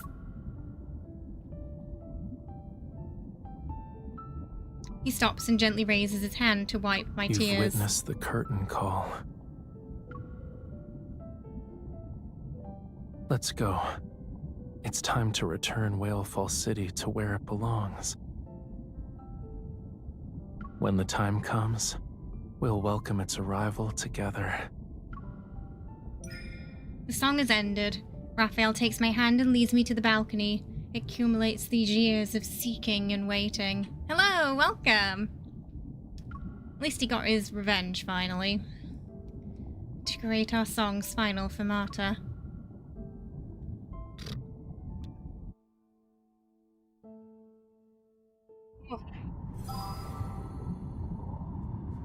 Goodness. Still got at least one more left.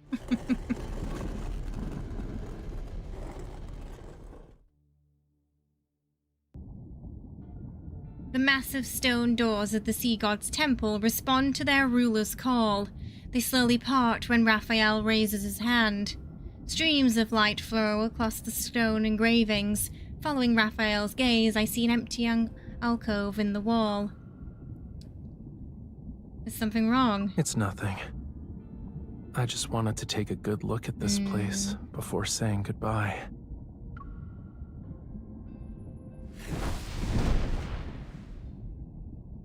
Flames appear at Rafayel's fingertips. Like a flammularia, they swim in the air. The fire is briefly ignited inside the alcove. It's similar to a dim, everlasting sun. As Almond said, the sea god's divine power can return the flame to this temple.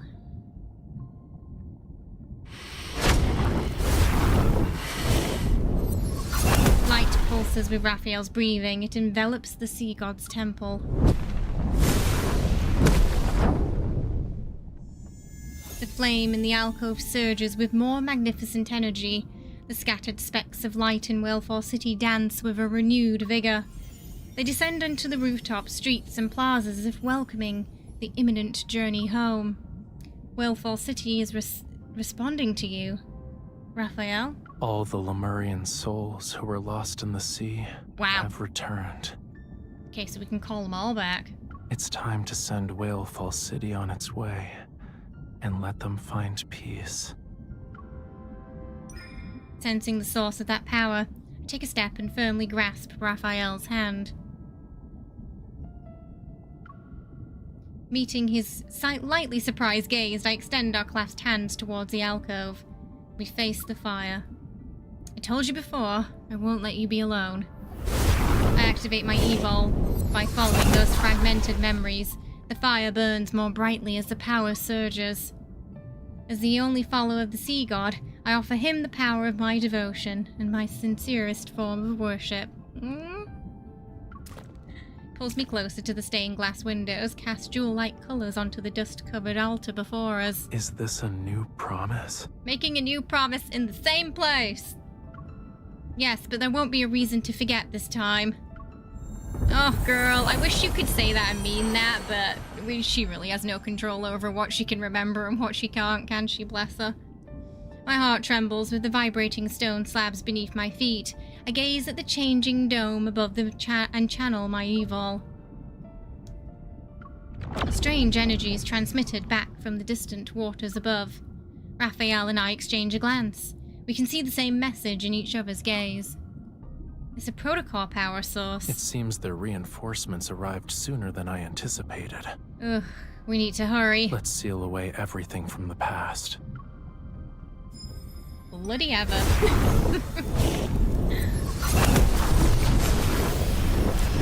The flames in the walls. Niches roar upward, water violently churns. An invisible force seems to be waging a tug-of-war between the city and the deep sea. The temple's walls emit deep, mournful groans. They resist, yet also yield. With the sea god's power as a sacrifice, ride the opposing tides and return to the fathomless abyss. Flames gather and solidify in his palm as the ocean is plunged into chaos and darkness. The metaflux erupts in successive explosions. Each vanishes immediately, yet they continue to appear in an endless stream. Damn it. Ignore them. First, we... The flames that have almost leapt from their sacred spots begin to tremble. Their intensity unexpectedly weakens. It felt a bit more so than Xavier's, didn't it? Yeah, but you could also interpret it as a friendship thing too if you didn't pick Rafayel, I think. At this point, I think she's kind of close with all of them in terms of, like, wanting the best for them and, you know, the friendship blossoming. But with, but yeah, I kind of know what you mean, though. It did feel a bit stronger than Xavier's, didn't it? As the source of this power, Rafayel tightly closed his eyes. He looks unnaturally pale. What's happening? Is something wrong with the flow? Rafayel? I'm fine. Oh no. Oh no. Oh dear. It's because of those. No. This is a price that must be paid. To demand a perfect outcome from the sea, you must willingly pay the most painful price. Oh, well, that doesn't sound good.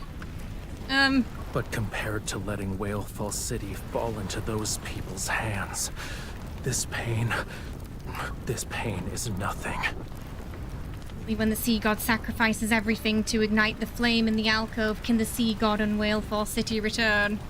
Oh god, what does that mean? I finally understand what Armand meant. You and the temple have to absolutely not. No. No, that's not. Oh no, that's Don't definitely not happening. Worry. I can make it. Leave. Oh.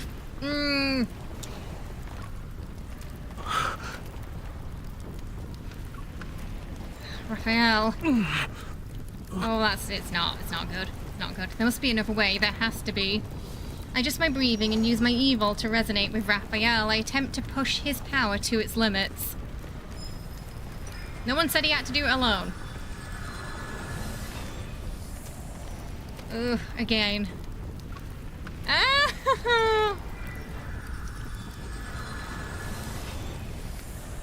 Oh! Again. Each release fails to move Whalefall City, but the repeated attempts allow me to sense an invisible tether that's pulling Rafayel into a rift of nothingness. There's no way we're leaving him here. Tolerance for submission and forgot about its cruelty. But I remember, and I will reclaim this forgotten power. Our futile attempts will drain his energy. Armin's words resound in my ear like a tsunami. Is it possible that Rafayel with the complete power from the tone of the sea god? Only those who have a bond with the sea god can awaken the tome. Okay, we're awakening the tome. When the thoughts form in my mind, the flames in the alcove suddenly surges and trembles. Rafayel seems to sense what I'm about to do. No. Oh god, please don't give this poor boy trauma again. Can only... with the temple. I can sense it. With just a single page, part of Rafayel has already become one with the sea god's temple.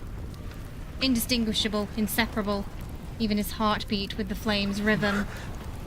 Try again. As the flames rise to greater heights, colors fade from the scales on Rafayel's neck. Oh. Like ash behind the fire, behind by fire, it's slowly being devoured from the tip. The beautiful hues vanish as quickly as most brilliant fireworks. Wanting to stop it, I rush forward, but I can only helplessly watch them fade. The tail turns ashen and lifeless in the blink of an eye. Oh, we can't wait anymore. What did Rafayel do back then? A pain rises in my fingertips with that memory. I clench my fist and invoke our covenant. The dagger. Oh god, not again. No, not the dagger, please. I take it from Raphael's hand and press it into our hands. They're both gonna need therapy after this. Our blood merges and warm fluid falls from our clasped hands. It lands on the altar. I close my eyes and let light and sound sink into the sea. I don't trust these two with a dagger anymore, not after that last myth. The distant waters belonging to Lincoln City's southeastern region. The sea churns without the wind. Terrifying giant waves rise. In the center of an almost abandoned private island, red lights flicker in the sapphire blue hole. Then they quickly vanish into the depths. In some overlooked coastal mudflat shorelines and even the middle of the ocean, seawater bubbles like boiling foam. They surge and subside. Every body of seawater on this planet, every single drop shares one mission. The waves must rise. Gentle waves, furious waves, powerful waves, enough to shatter everything. They surge from the sea's surface and the ocean's depths. They rush in the same direction. Flames emerge from blood, beginning as small as warm embers. They spread out with great speed. The temple is engulfed in a fiery vortex. The colonnades and stone sculptures transform them into ghostly silhouettes. The seawater loses its natural hue and evaporates into mist before being infused with countless golden runes. I sense violent tremors in the distance. Suppressed power splits mountains and levels the seabed. I think it's working. I hope it's working. They transverse thousands upon thousands of miles, tearing through countless space-time rifts. They surge to the water above the temple. They flow towards their sea god. Rafayel. His grip on my hand tightens. I can feel him tremble as that immense power flows into his body. The power in his palm is no longer a calm sea. It now screeches like thunder. It roars as it engulfs everything in its path. Meanwhile, the fire in the alcove insatiably devours the sea god's divine power. Rafayel sways slightly, relying on his pale, deteriorating tail for support. Power is sufficient to move Whalefall City, yet the owner of this power is merged with the sea god's temple.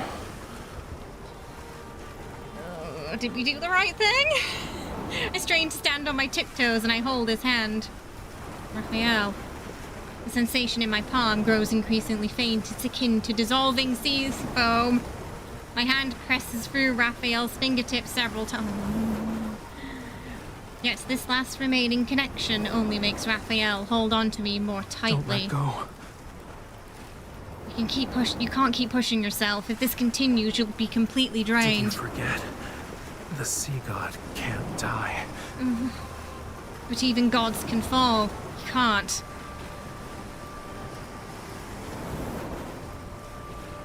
Trembling fingers brush against my eyelashes. I never knew tears could quickly cool underwater. You're letting me go just like that? Didn't you make a promise to never leave me alone? Because he's the sea god now. You already changed your mind? No, that's not what I said. We have a covenant between us. If I call for you again, maybe you'll... I want to finish the lie, but it's something... as if something is choking me and all I can do is look into Raphael's eyes. I'm sorry. Who called for the fourth heartbreaking myth? If you want me to leave, then come with me. Oh. You... The flame in Raphael's palm dims as the sea god is about to return to his Just temple. kidding. How could a sea god ever make a wish to his follower? Strange noises belonging to submersibles are above the spire. As they move in, I can almost hear Misfortune's bell toll. I suppress the trembling in my arms and pass my hands against his chest under my palm, in his heart. It responds to me without any barriers. I can command him to do anything. It feels as though the blade is slicing through my thought when I force myself to speak. I almost want to believe that talking more slowly could give us a little more time. Rafayel, you and Whalefall City must... No! Girl, there's gotta be another way. Girl, you must leave.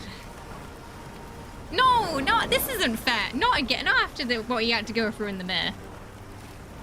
God damn it.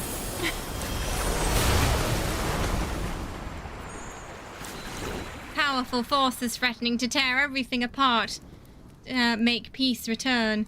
Massive waves subside and the boiling sea grows still. The final strand of golden light wraps itself around Raphael's fingers as roaring seawater recedes into the abyss. He bends down to embrace me. He can no longer defy fate. No! Girl, there's gotta be another way. On an ordinary weekend, an idle afternoon, or a meaningless, normal day. If you want to see me again, you'll have to wait a very long time. What are they doing to Raphael? No, I'll wait as long as it takes. With great effort, I hug him and look over his shoulder one last time at the dancing firelight in the wall's niche. Raphael, you don't have a whale ash lamp. Take our covenant with you on your journey.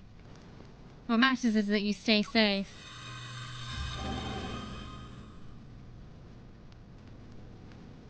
How long will you be gone? It's hard to say. Maybe it'll be a year or two. A century or more. Don't worry. Even after I'm gone, you and Ramiro will survive. Oh no! Myth flashback! Myth flashback! This is a god's promise to you.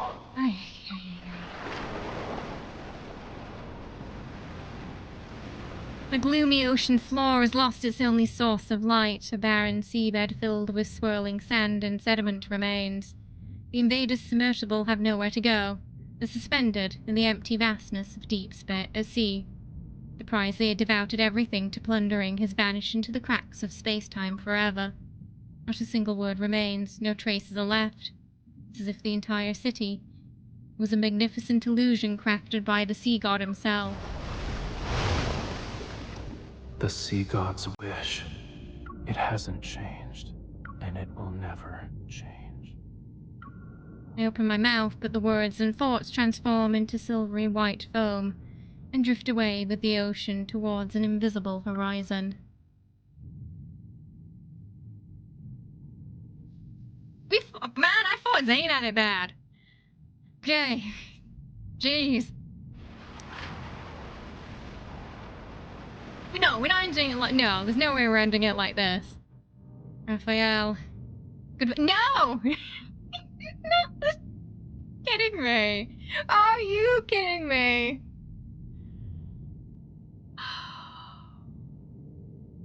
Not like this.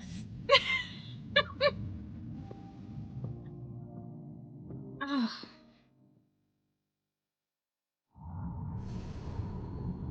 Fuck.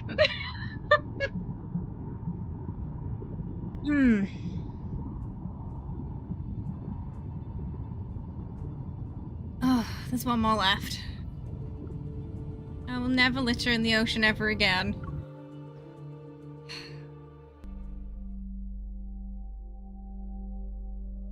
I didn't sign up for love and depression with this banner. This story update. What do you mean it's gone? What do you... Melodious flute music and whale songs urge me to regain consciousness as I struggle to wake up from a darkness that's as deep as the... Please tell me it was just like the sea god in him that got left behind and not our, like, President Rafayel. Please tell me we somehow, like, split them or something. The harsh sunlight stings my eyes. It's impossible to open them. Waves lap against my back when I realize I'm lying on a beach. Don't feel any pain, so I probably haven't been injured. I recall the sudden shift in the current before I was about to drown. Rafayel. He changed the tides as he left and brought me to shore. Ugh. The tremors from resonating too many times still course through my veins. Pain explodes in my chest that spreads to my fingertips. Memories of my farewell to Rafayel play catonically in my mind. It's like the scenes from a movie that had been cut into pieces haphazardly reassembled. Cough up a mouthful of seawater and struggle to push myself up, but I repeatedly fall back into the waves. Right? I thought we'd only get this kind of heartbreak in myths. I didn't expect it in the main story. Like, you know, we were all worried about Zayne. Last story. So it seems like whoever comes last just gets fucked. Zayne and now Rafayel. And whoever came first is like somewhat okay, but maybe they're next. The seawater's reached my mouth and nose. The tide is coming in. If I stay here any longer, I might drown. I forcibly push aside these churning emotions and try to forget those persistent images from my mind. I need to find a safe place first. I can't fall here. I struggle to my feet again and again, only to fall back into the waves. Oh! Accompanied by shouts, the sound of several footsteps reaches the beach. Help me.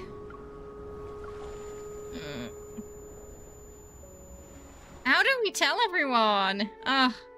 When I wake up again, I'm told the old butler rescued me. While my body has no serious injuries, I'm still weak and need to quietly recover.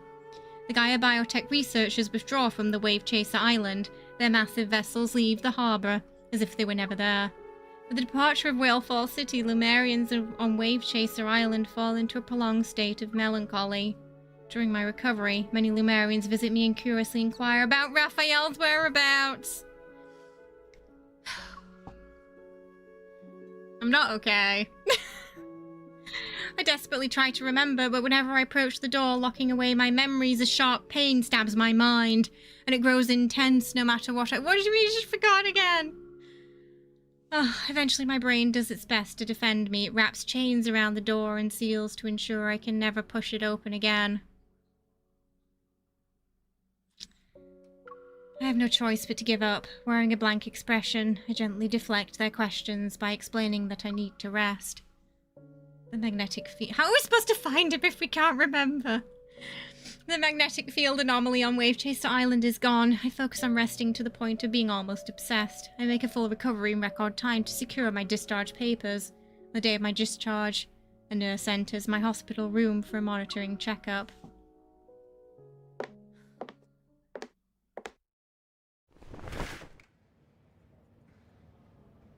I close my eyes in response to the daylight flooding in. The figure of a nurse appears and approaches me with a forehead thermometer.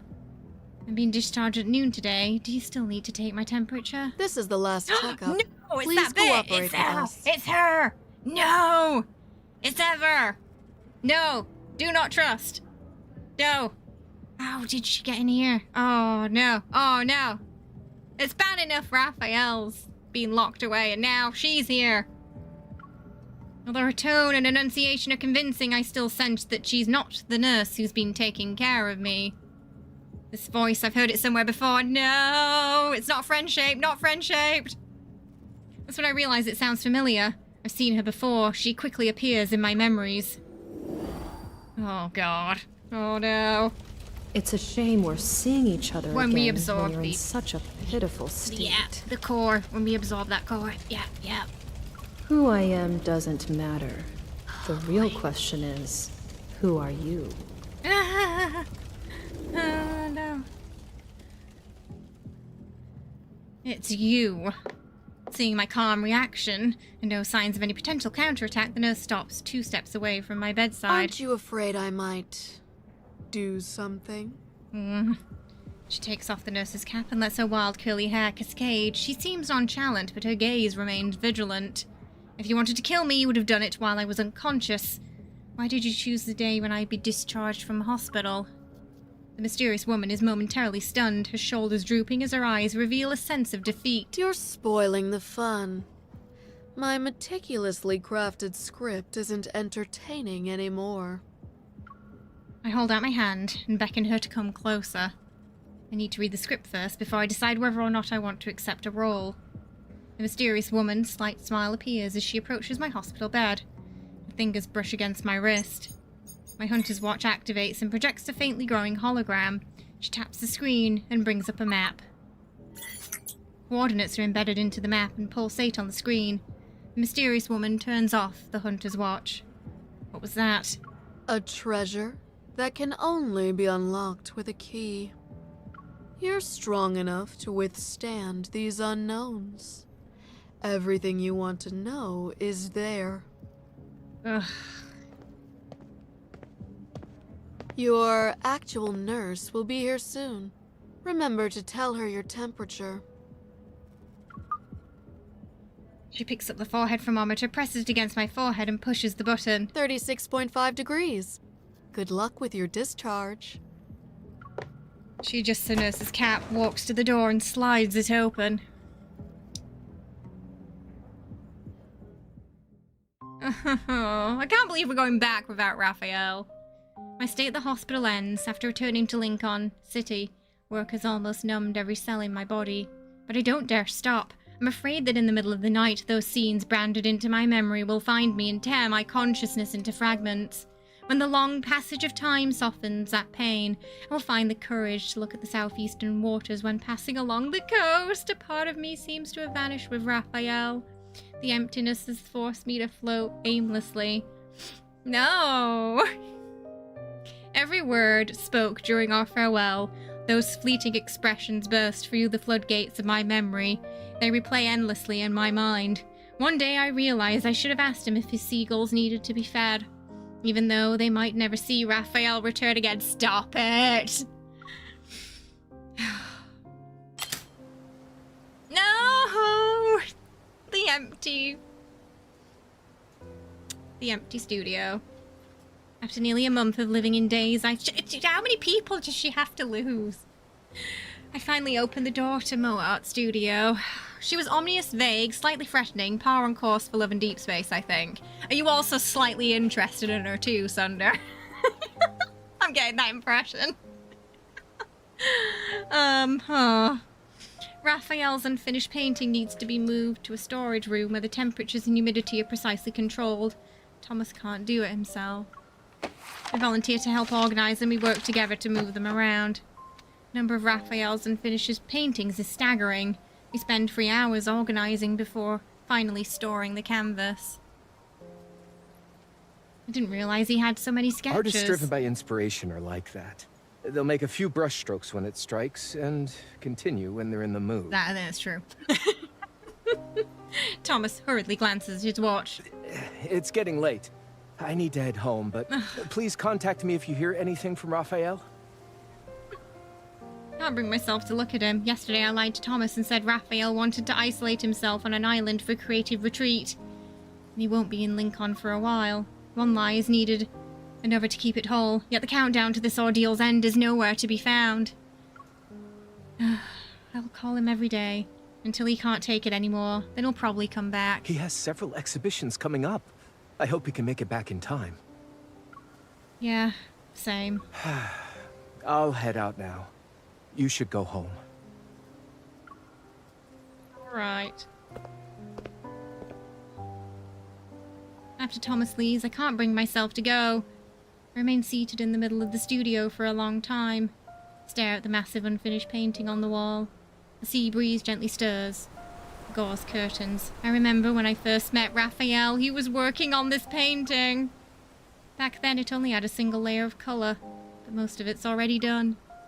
My memories take on the bluish-violet hues of the painting. The soft whispers of brushstrokes against the canvas resound in my ears. Rafayel was perched on the tall ladder and applying each brushstroke with deliberate care. Although his progress was slow, his attention to detail was extraordinary. He worked on each brushstroke with an intense force. He seems to forget himself, and he didn't even notice me standing behind him.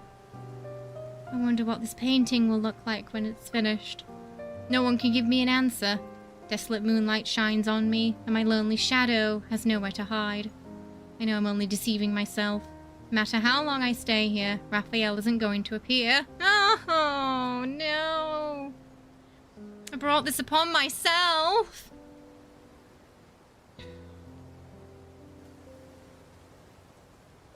Before leaving, I take one last look at the empty studio and whisper to someone who isn't there. Goodbye. No!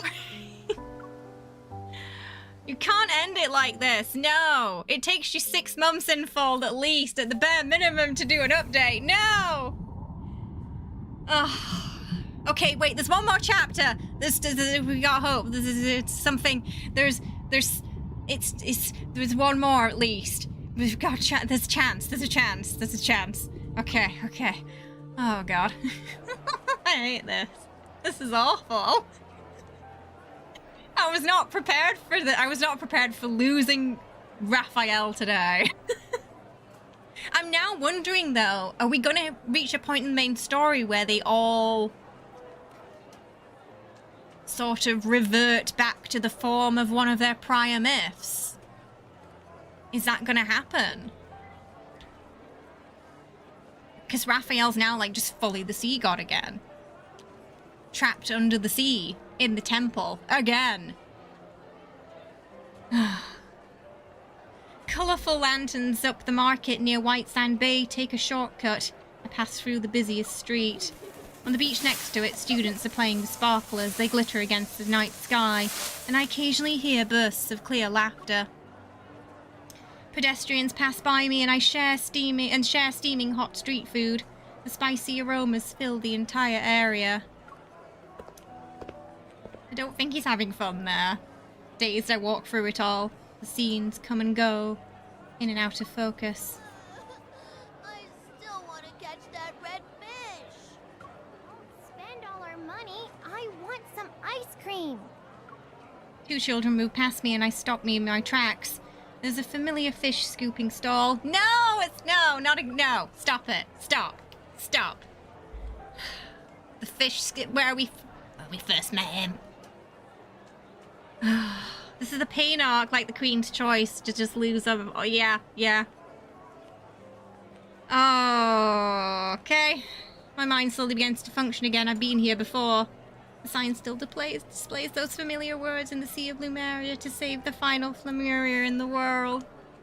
I look at the small pool where the brightly coloured Flamuria is slowly swimming along the edge. Unfortunate. This species of fish can only survive for a week on land. Back when he was Weird Fish Guy and he walked off. Everything reminds her of Rafayel. I move closer to the pool, squat down and watch the Flamulia swim several laps. Since you're also from that sea, I pay the vendor for a fish net and position myself along the Flamulia's swimming route. Aim, dip, scoop, and fail. The Flamulia that was leisurely swimming suddenly launches itself as if it were doing a 100-meter sprint. It zigzags through the water to avoid my net. Why are you so fast? Ugh. How did he catch it back then? I tried to remember Rafayel's technique from that time. It was like a swoop, wasn't it? When the Flamulia swims into a corner, I use a narrow space to my advantage. I block its path with the net and scoop it up in one swift motion. It works. I catch the proud Flamulia while it's showing off in the pool. Oh no! Bring Rafayel back. I don't want him. I don't want the 6 if it means Rafayel has to go. Has to be trapped again. No, I want a refund. Rafayel, look, I did it. Oh, I turn, but no one's there. I can only look at the unobstructed path. The street that leads to the coast. The bustling crowd comes and goes, but he won't appear again. He won't show me how to catch fish and tell me what the red fish is called. No, Vord, no. I look at the small fish in my net. It's breathing its shadow, and stomach rises and falls as it struggles to stay alive. The fish is gonna slip away, you know. It's Please tell me. Okay.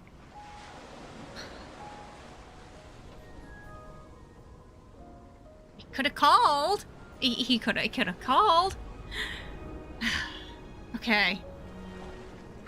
I really thought they were gonna end it with him being trapped, and we weren't gonna get like, we were just gonna have to wait like 6 months to see what happened to her. I really thought they were gonna do that, unless she's having a hallucination right now, which is also possible. With his arms crossed, Rafayel stands behind me. It's just like when we first met. Same clothes, too. Rafayel. Memory and reality combine to form a complete picture. It's as if nothing ever happened. Yes, it's as if I didn't force him to leave. It's like he's never been away from me. Why does it sound like she's imagining things? My grip on the net loosens, and the familiar uses this chance to jump and dive towards the pool. I frantically reach for it, but Rafayel is faster. He gently cups the small fish in his hand. That was close. It's pretty silly for trying to return to its cage. Please tell me it's really Rafayel. The vendor hands over the container. Rafayel carefully places the familiar into the water before tenderly touching the fish's forehead. The fish gracefully sways its tail to create a string of water droplets. It's livelier compared to when it was in the pool. Should I take this one home too? I wonder if Reddy needs a new friend. No Or going I could near the just return sea. it to the sea. No. You stay away from that sea. Just check if he's real.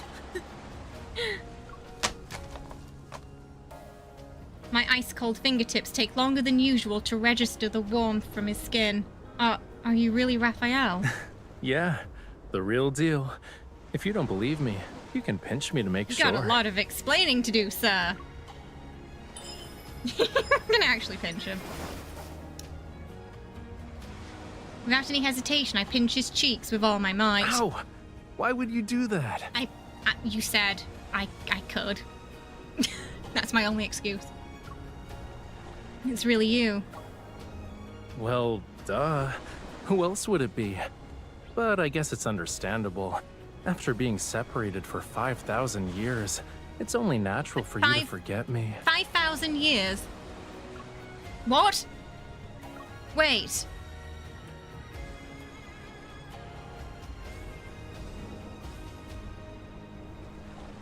Did a weird time loop just happen?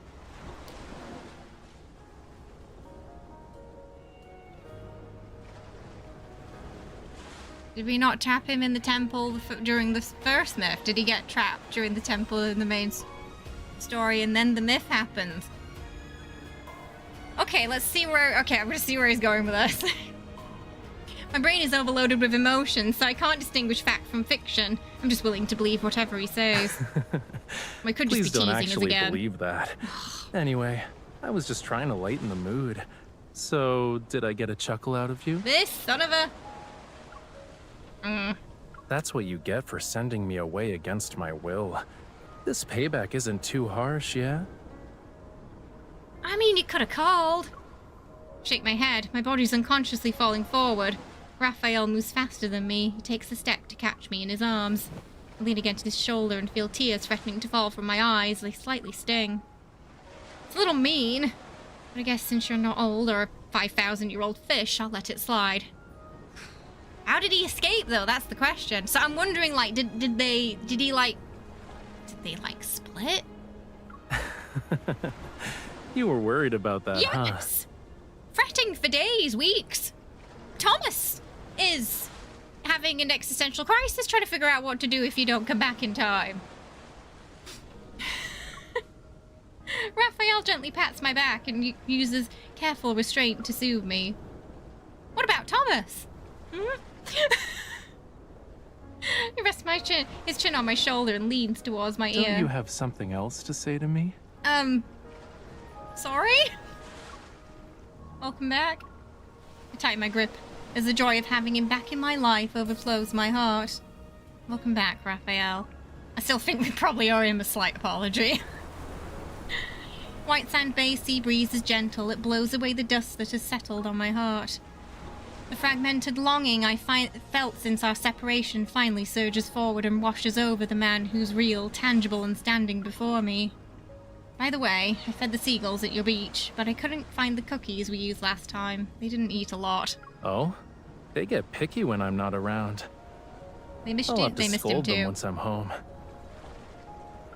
Also, I organised your paintings with Thomas. We couldn't tell which ones were pieces you planned on keeping working on, so we just stored everything.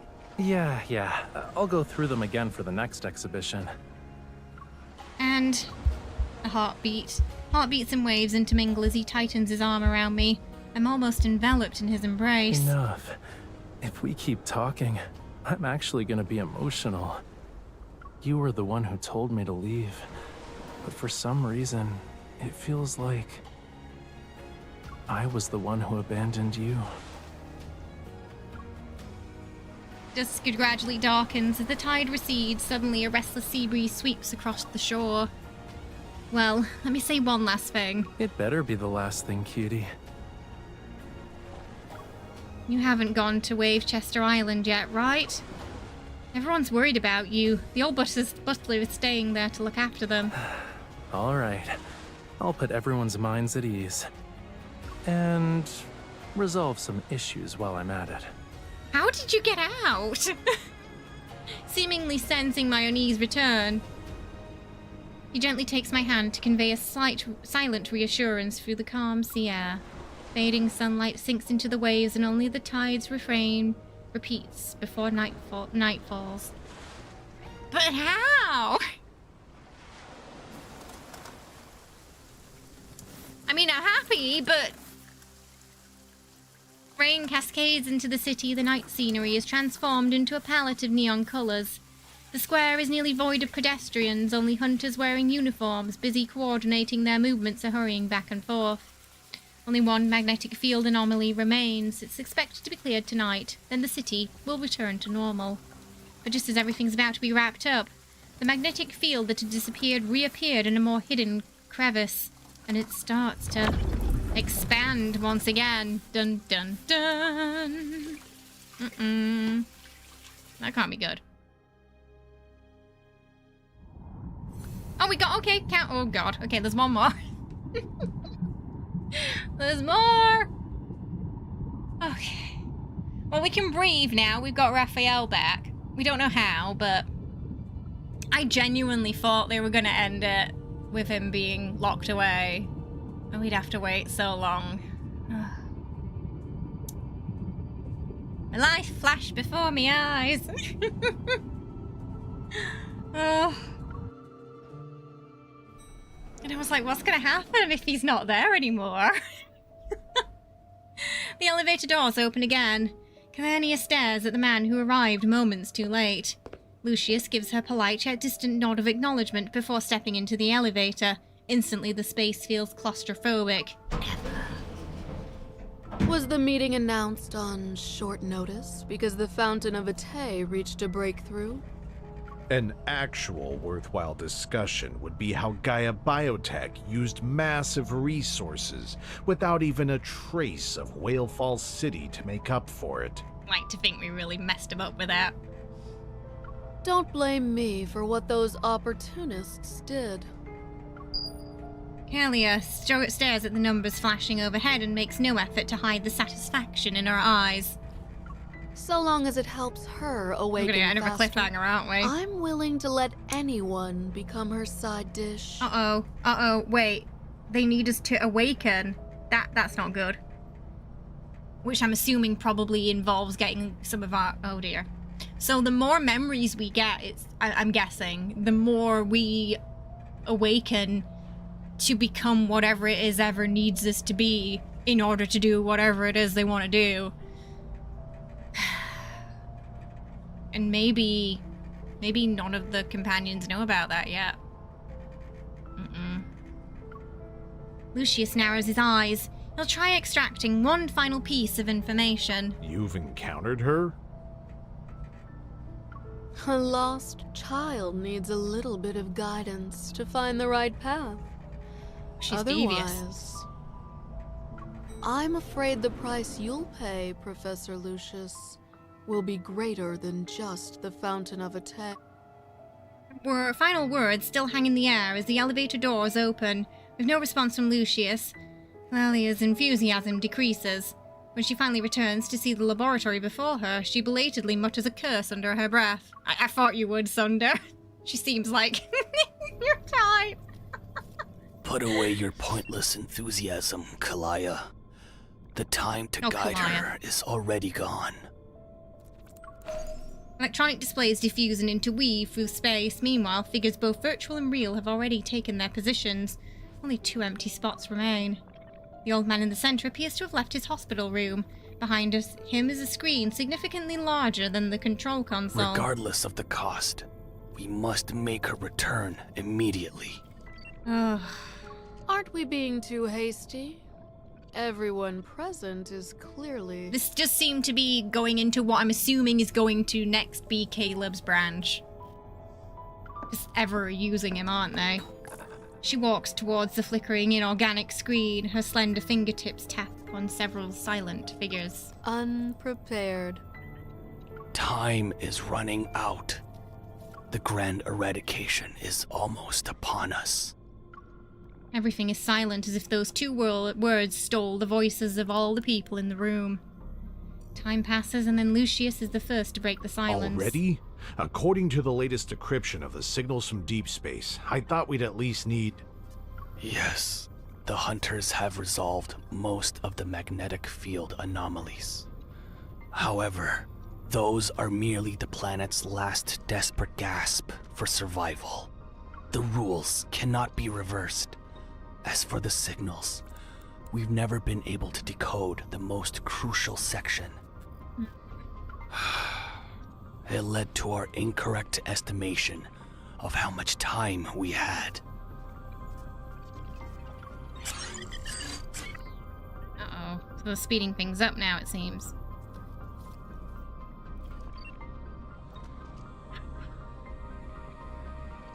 On the holographic screen, the floating magnetic field collapses, deconstructs, and reconfigures. It's like a jigsaw puzzle, missing countless pieces. After a brief cessation, the magnetic field anomalies will converge and burst again.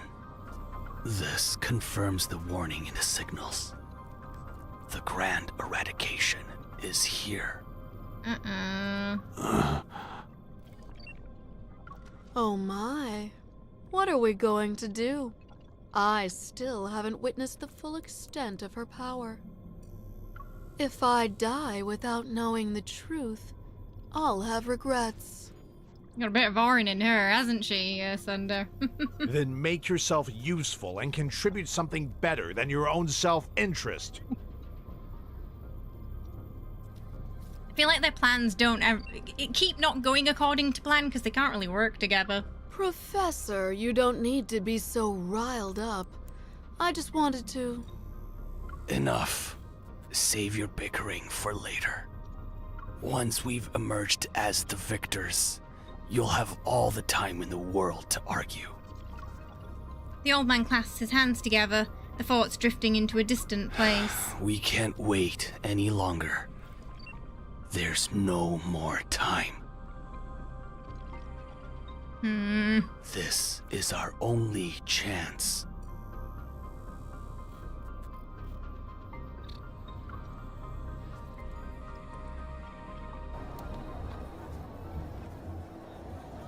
Despite being shrouded in night, the town remains lively. An observation deck facing the street. Several people sit outside the range of the street lights. Careful not to draw attention, they speak in hushed tones. Xavier stands with his hands in his pocket and quietly listens. The third protocol is specifically designed for extreme situations. When activated, every backtracker must be informed. It doesn't matter if they're part of the procedure or willing to honor their oath. It's simply a matter of giving a warning. A few raised inflections betray the hidden anxiety that one of the backtrackers can't suppress. Xavier doesn't rush them. Stars awaken in the night only to be quickly veiled by drifting clouds. In the daze, he thinks he hears that night's oath again. Turns to seek the gaze which is always by his side. Yet he only sees the road he once walked. The night's darkness has swallowed it whole.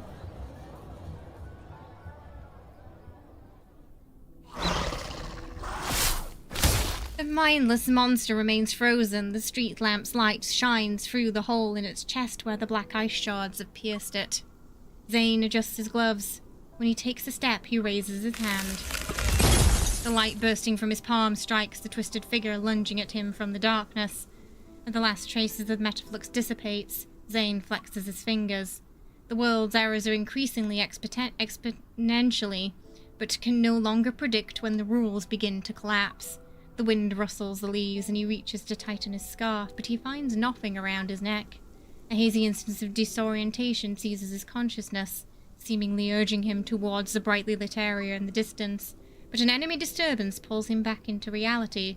The dark figure lingers for only a second before turning and vanishing into the night.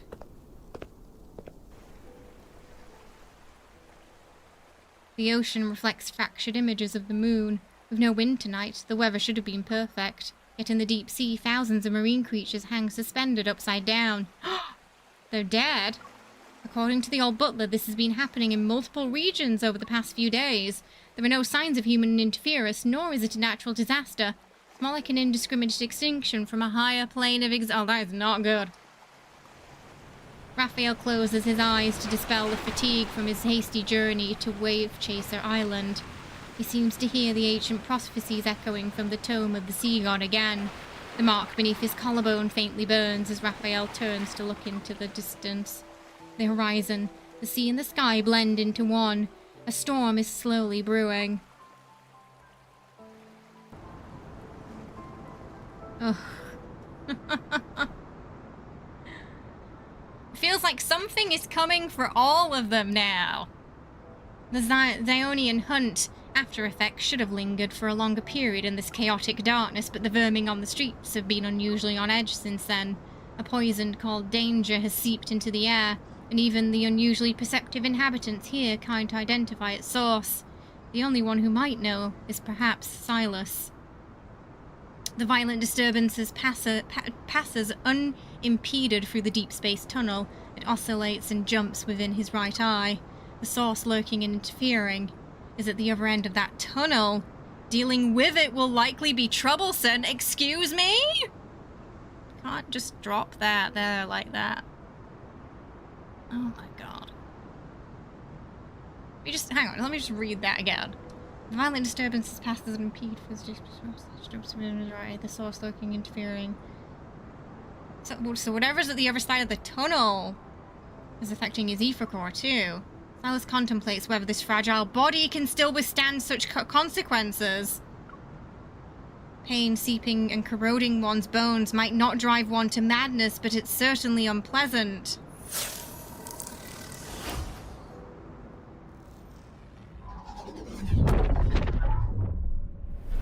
Hey, so we have to worry about Sylus as well too. God damn it.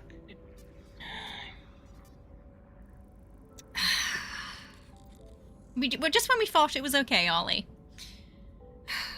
Now there's some impending doom befalling everybody, it seems. God, what's going to happen to Caleb? Okay. The fast space fleet ship speeds through a field of meteoroids and casts chaotic, blurry images of cosmic dust and planetary fragments across the holographic screen. A control console flashes with a dark blue light to check if the spaceship's condition has also been initiated. It's, yeah, whatever it is, it's hungry and it's, yeah. Ugh. It's coming for him. Possibly us too. That does mean, though, so he definitely can die if he's worried about the fragility of the body he's in. Which suggests it's not his original. That opened up a lot of questions for Sylus, I think, that in particular. Like, is something controlling the core from the other side? What does he mean? Like, is he not in his original? Is he not? Why is he not in his original? It kind of suggests he's not in his original body. How did he get into that one? What's going on there? There's so many questions. The control console flashes with a dark blue light to check if spaceship's condition has been initiated. Passing through the field of micro-meteoroids has caused the vessel to sustain 6 impacts. Surface abrasions detected, but the structure remains undamaged. Caleb looks away and spreads his fingers to rotate the holographic star map. To evade the magnetic storm, The vessel entered an uncharted route and unexpectedly discovered a new part of the deep space tunnel. HQ has carefully reminded him that no contingency protocols were prepared for this region. Red signals fluctuate. Fluctuations dance across the screen. As the Colonel cuts off the comms, the channel with HQ he presses activate without hesitation, so he's potentially lost in space now. The vessel's pause ends and heads into the deep space tunnel's unknown depths. Yeah. Oh, yeah. So it's more like that specific body. Yeah, that's definitely mortal, in a sense, yeah. Obviously, he can't die unless she does. Oh, so, yeah, Kayla's potentially lost in deep space. The brilliant celestial body provides humanity with its most generous cradle, however, it's never once promised eternity. The brilliant celestial body provides humanity with the most, billions of years are carved into its pulsating body to allow the most brilliant civilization in the universe to rise, and now grandeur and destruction are equally fleeting. It turns towards the next section without any sentiment, carrying countless scars. It shall meet an absolute destruction or a brilliant rebirth. Oh boy. Oh god. Okay, I think that's the end. God, so what is approaching us is either rebirth or destruction, or a bit of both, it seems. Might be a bit of both. Ugh. The taste is hardly passable. Alright, let's get the battle done. Taste our bloodlust. How are we feeling after that, chat? Certainly, I wouldn't say not good so. things to come for our, You have quite the appetite. for our MCing companions, after in the next story update, it seems. I'm gonna guess it's gonna be a Caleb branch next. Where do you want to take me? Guess. After that, I don't know. Definitely something... Oh, sorry. Hang on. It just disconnected. It's fine. Oh, right. Sorry, I got it. I accidentally knocked it out when I was turning it. You think it might be... Yeah, so whatever this force is on the other side, is it Astra? Has it got something to do with the ether cores?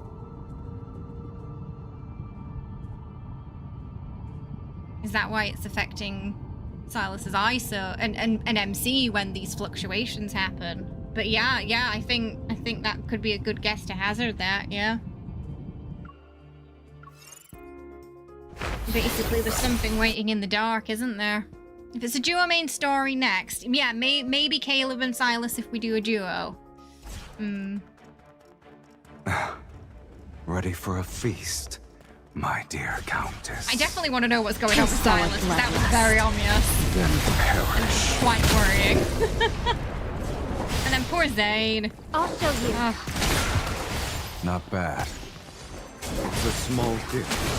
Everyone who receives your gifts, taste our bloodlust. Then perish. Everything went well.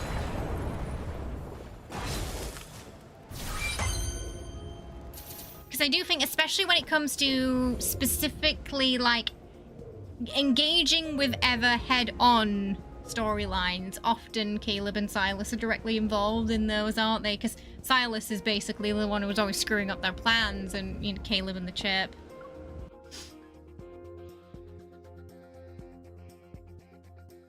Whereas Raphael's been was kind of messing with them from the sidelines before this.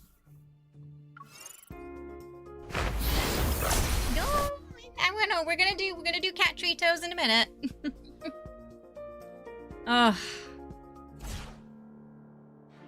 It doesn't smell So appetizing. we got Rafayel back and we were like, yay, all is well, just to be hit with this one's more worthy of your taste our uncertainties. Then perish. Wow. Stay focused. Okay. Dodge its attacks.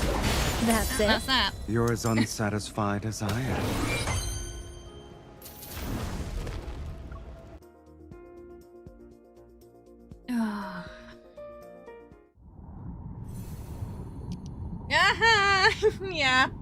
coming soon. Oh, did we enjoy it though? How did you like the story, chat? Raphael's in particular was very, that was a roller coaster of emotions. Raphael's. I was not prepared. I didn't think we were gonna get something like that. Whatever it is on the other side, it might be what Sylus get his power from. Because it was kind of somewhat alluded that it might be able to control his ether core, or at least negatively impact it to a degree that he might not be able to control. And then where the fuck is Caleb? Where is Caleb? He's lost in space somewhere. There's no protocol there. In Uncharted, is he on the other side? Is he on that side where that thing is that Sylus is sensing? Is that where he's gone?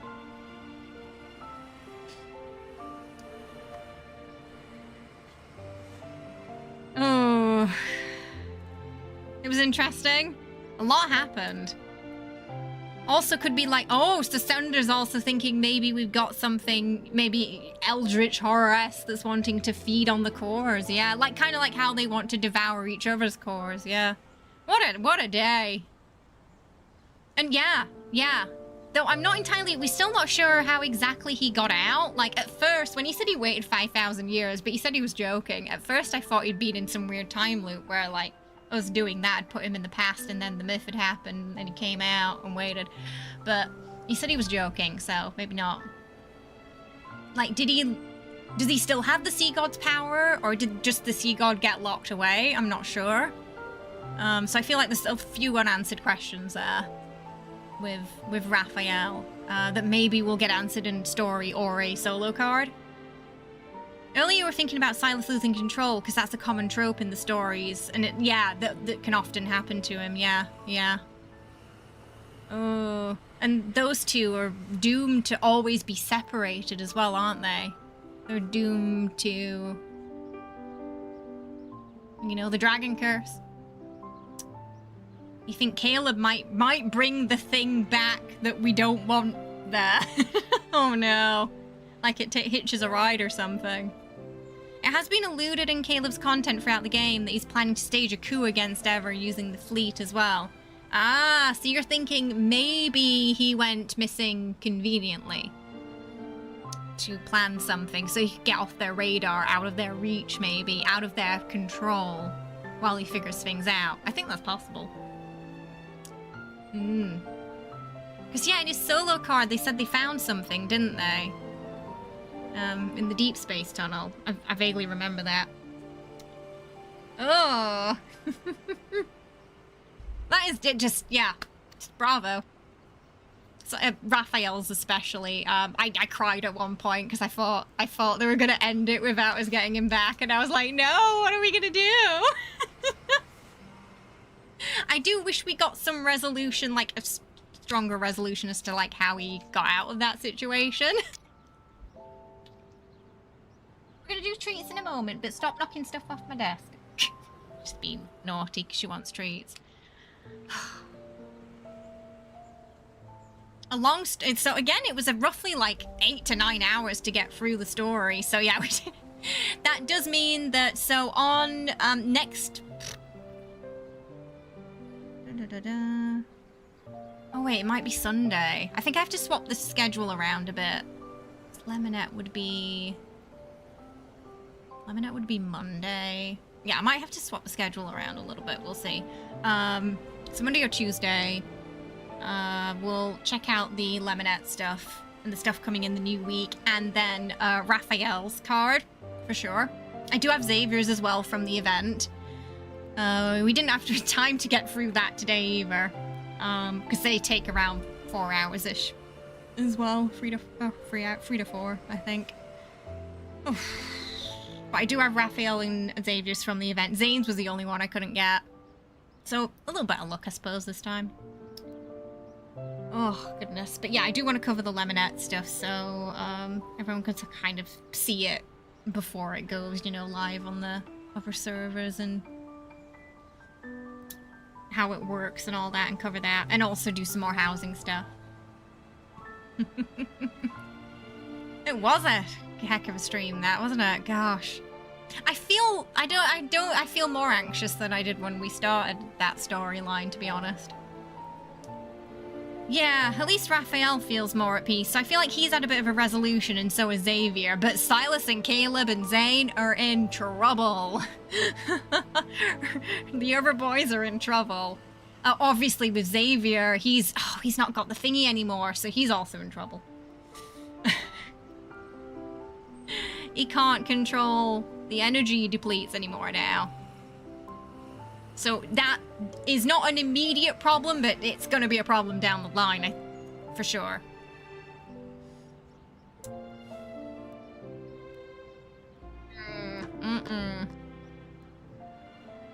But I'm glad that we kind of got... Rafayel was finally able to get his revenge. So now we can see him sort of hopefully heal and move on from that. And what's sort of next for him after sort of completing that arc. And now all the Lumerians can go to rest too, instead of floating aimlessly through the sea. So that's also good. Oh, I think the end of all this is going to be some kind of Infinity War style event. I mean, Zayne, you know, literally is an angered god who really hates MC. Astra, yeah. So...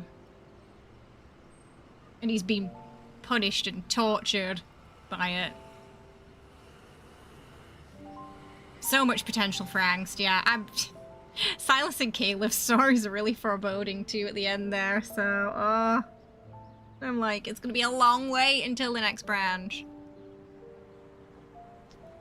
But so good. Yeah, the only thing I just wish is that we got more of a concrete, like, how Rafayel escaped.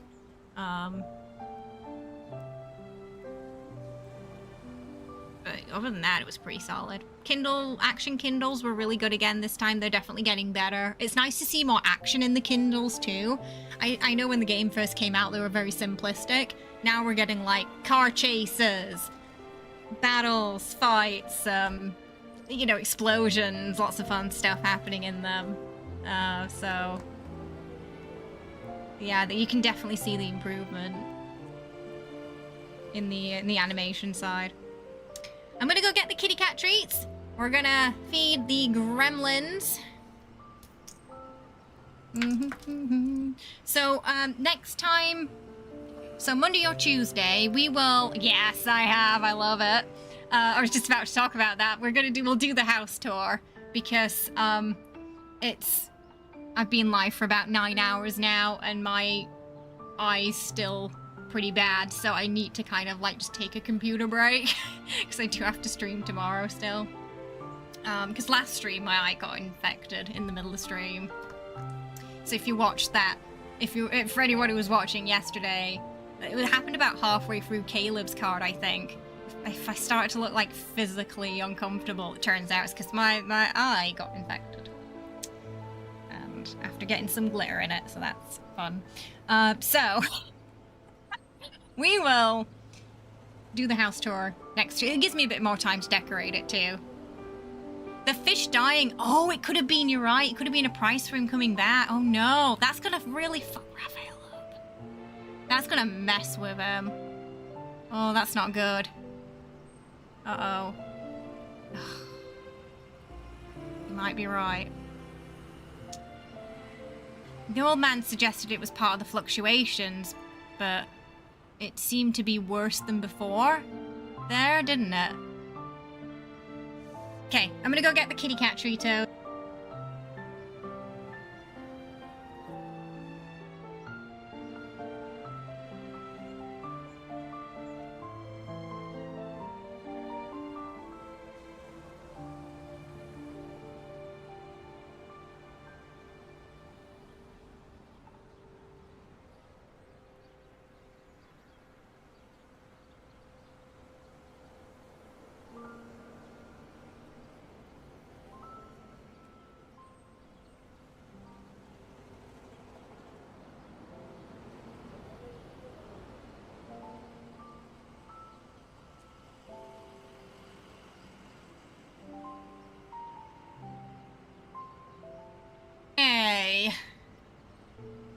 Sorry, my eye's still a bit like... Apologies if it looks kind of gross today. You don't want it? It's your favorite. Yeah, see? Yeah. Oh, new cat. You got a clumpy. Brush it out.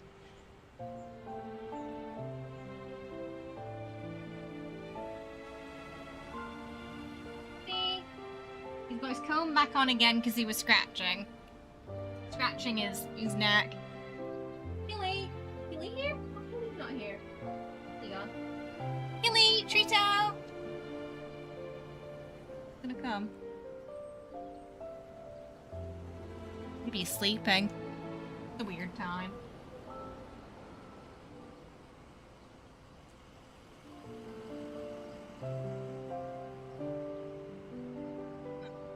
Yeah, he must be sleeping.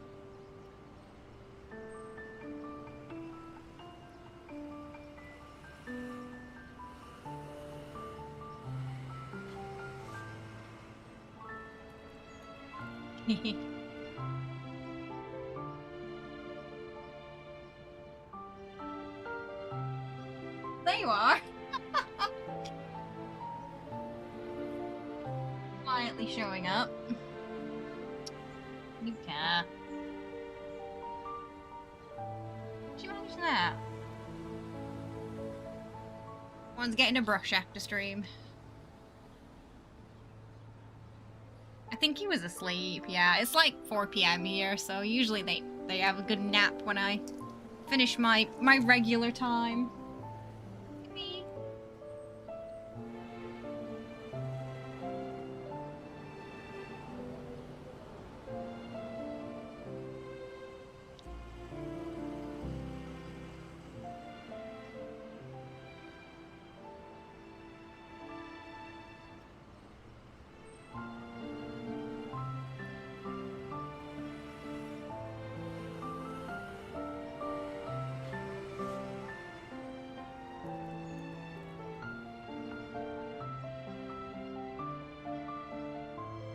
You will remember this.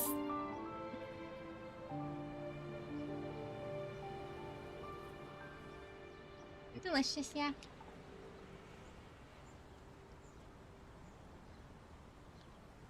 Oh, yep. I think that's it. Went down it fast today. They've been waiting. Thank you so much, everyone, for hanging out today. I really appreciate it. Hopefully you enjoyed the stream. It was a wild ride today with the story, but we got through all of it. And there's a lot of angst and heartbreak to come, I think, with whatever comes after this. So there is a stream tomorrow at 5 PM ET, Community Games Day. We'll be playing some Fallout together. I might change Monday's stream, so we might check out Soulframe on Saturday instead. So Monday for me is Sunday for you guys. So might be another Love and Deep Space stream on Sunday, so we can check out Rafayel's card plus the Lemonette. And anything else that pops on that day. Just cover that. And so if that happens, I'll move Tainted Grail to next week. But make sure we do Soulframe.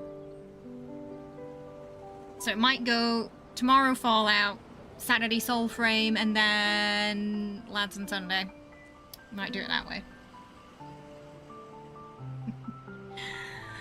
Oh goodness, thank you so much, everyone.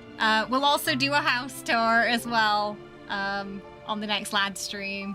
I did decorate it a little. We saw a little bit earlier, but we'll do a proper tour. I just unlocked the bathroom today, so we'll have more rooms by Sunday, and we can have a good look around and a little mini tutorial on the features for anyone who's trying to wrap their head around it because I know there's a lot going on and it's a bit confusing. So we'll do like a mini sort of Q&A for it as well. Oh, thank you for joining. I appreciate it. All right, everybody. I will see you tomorrow. Have a wonderful rest of your day. Take care, okay? Bye-bye.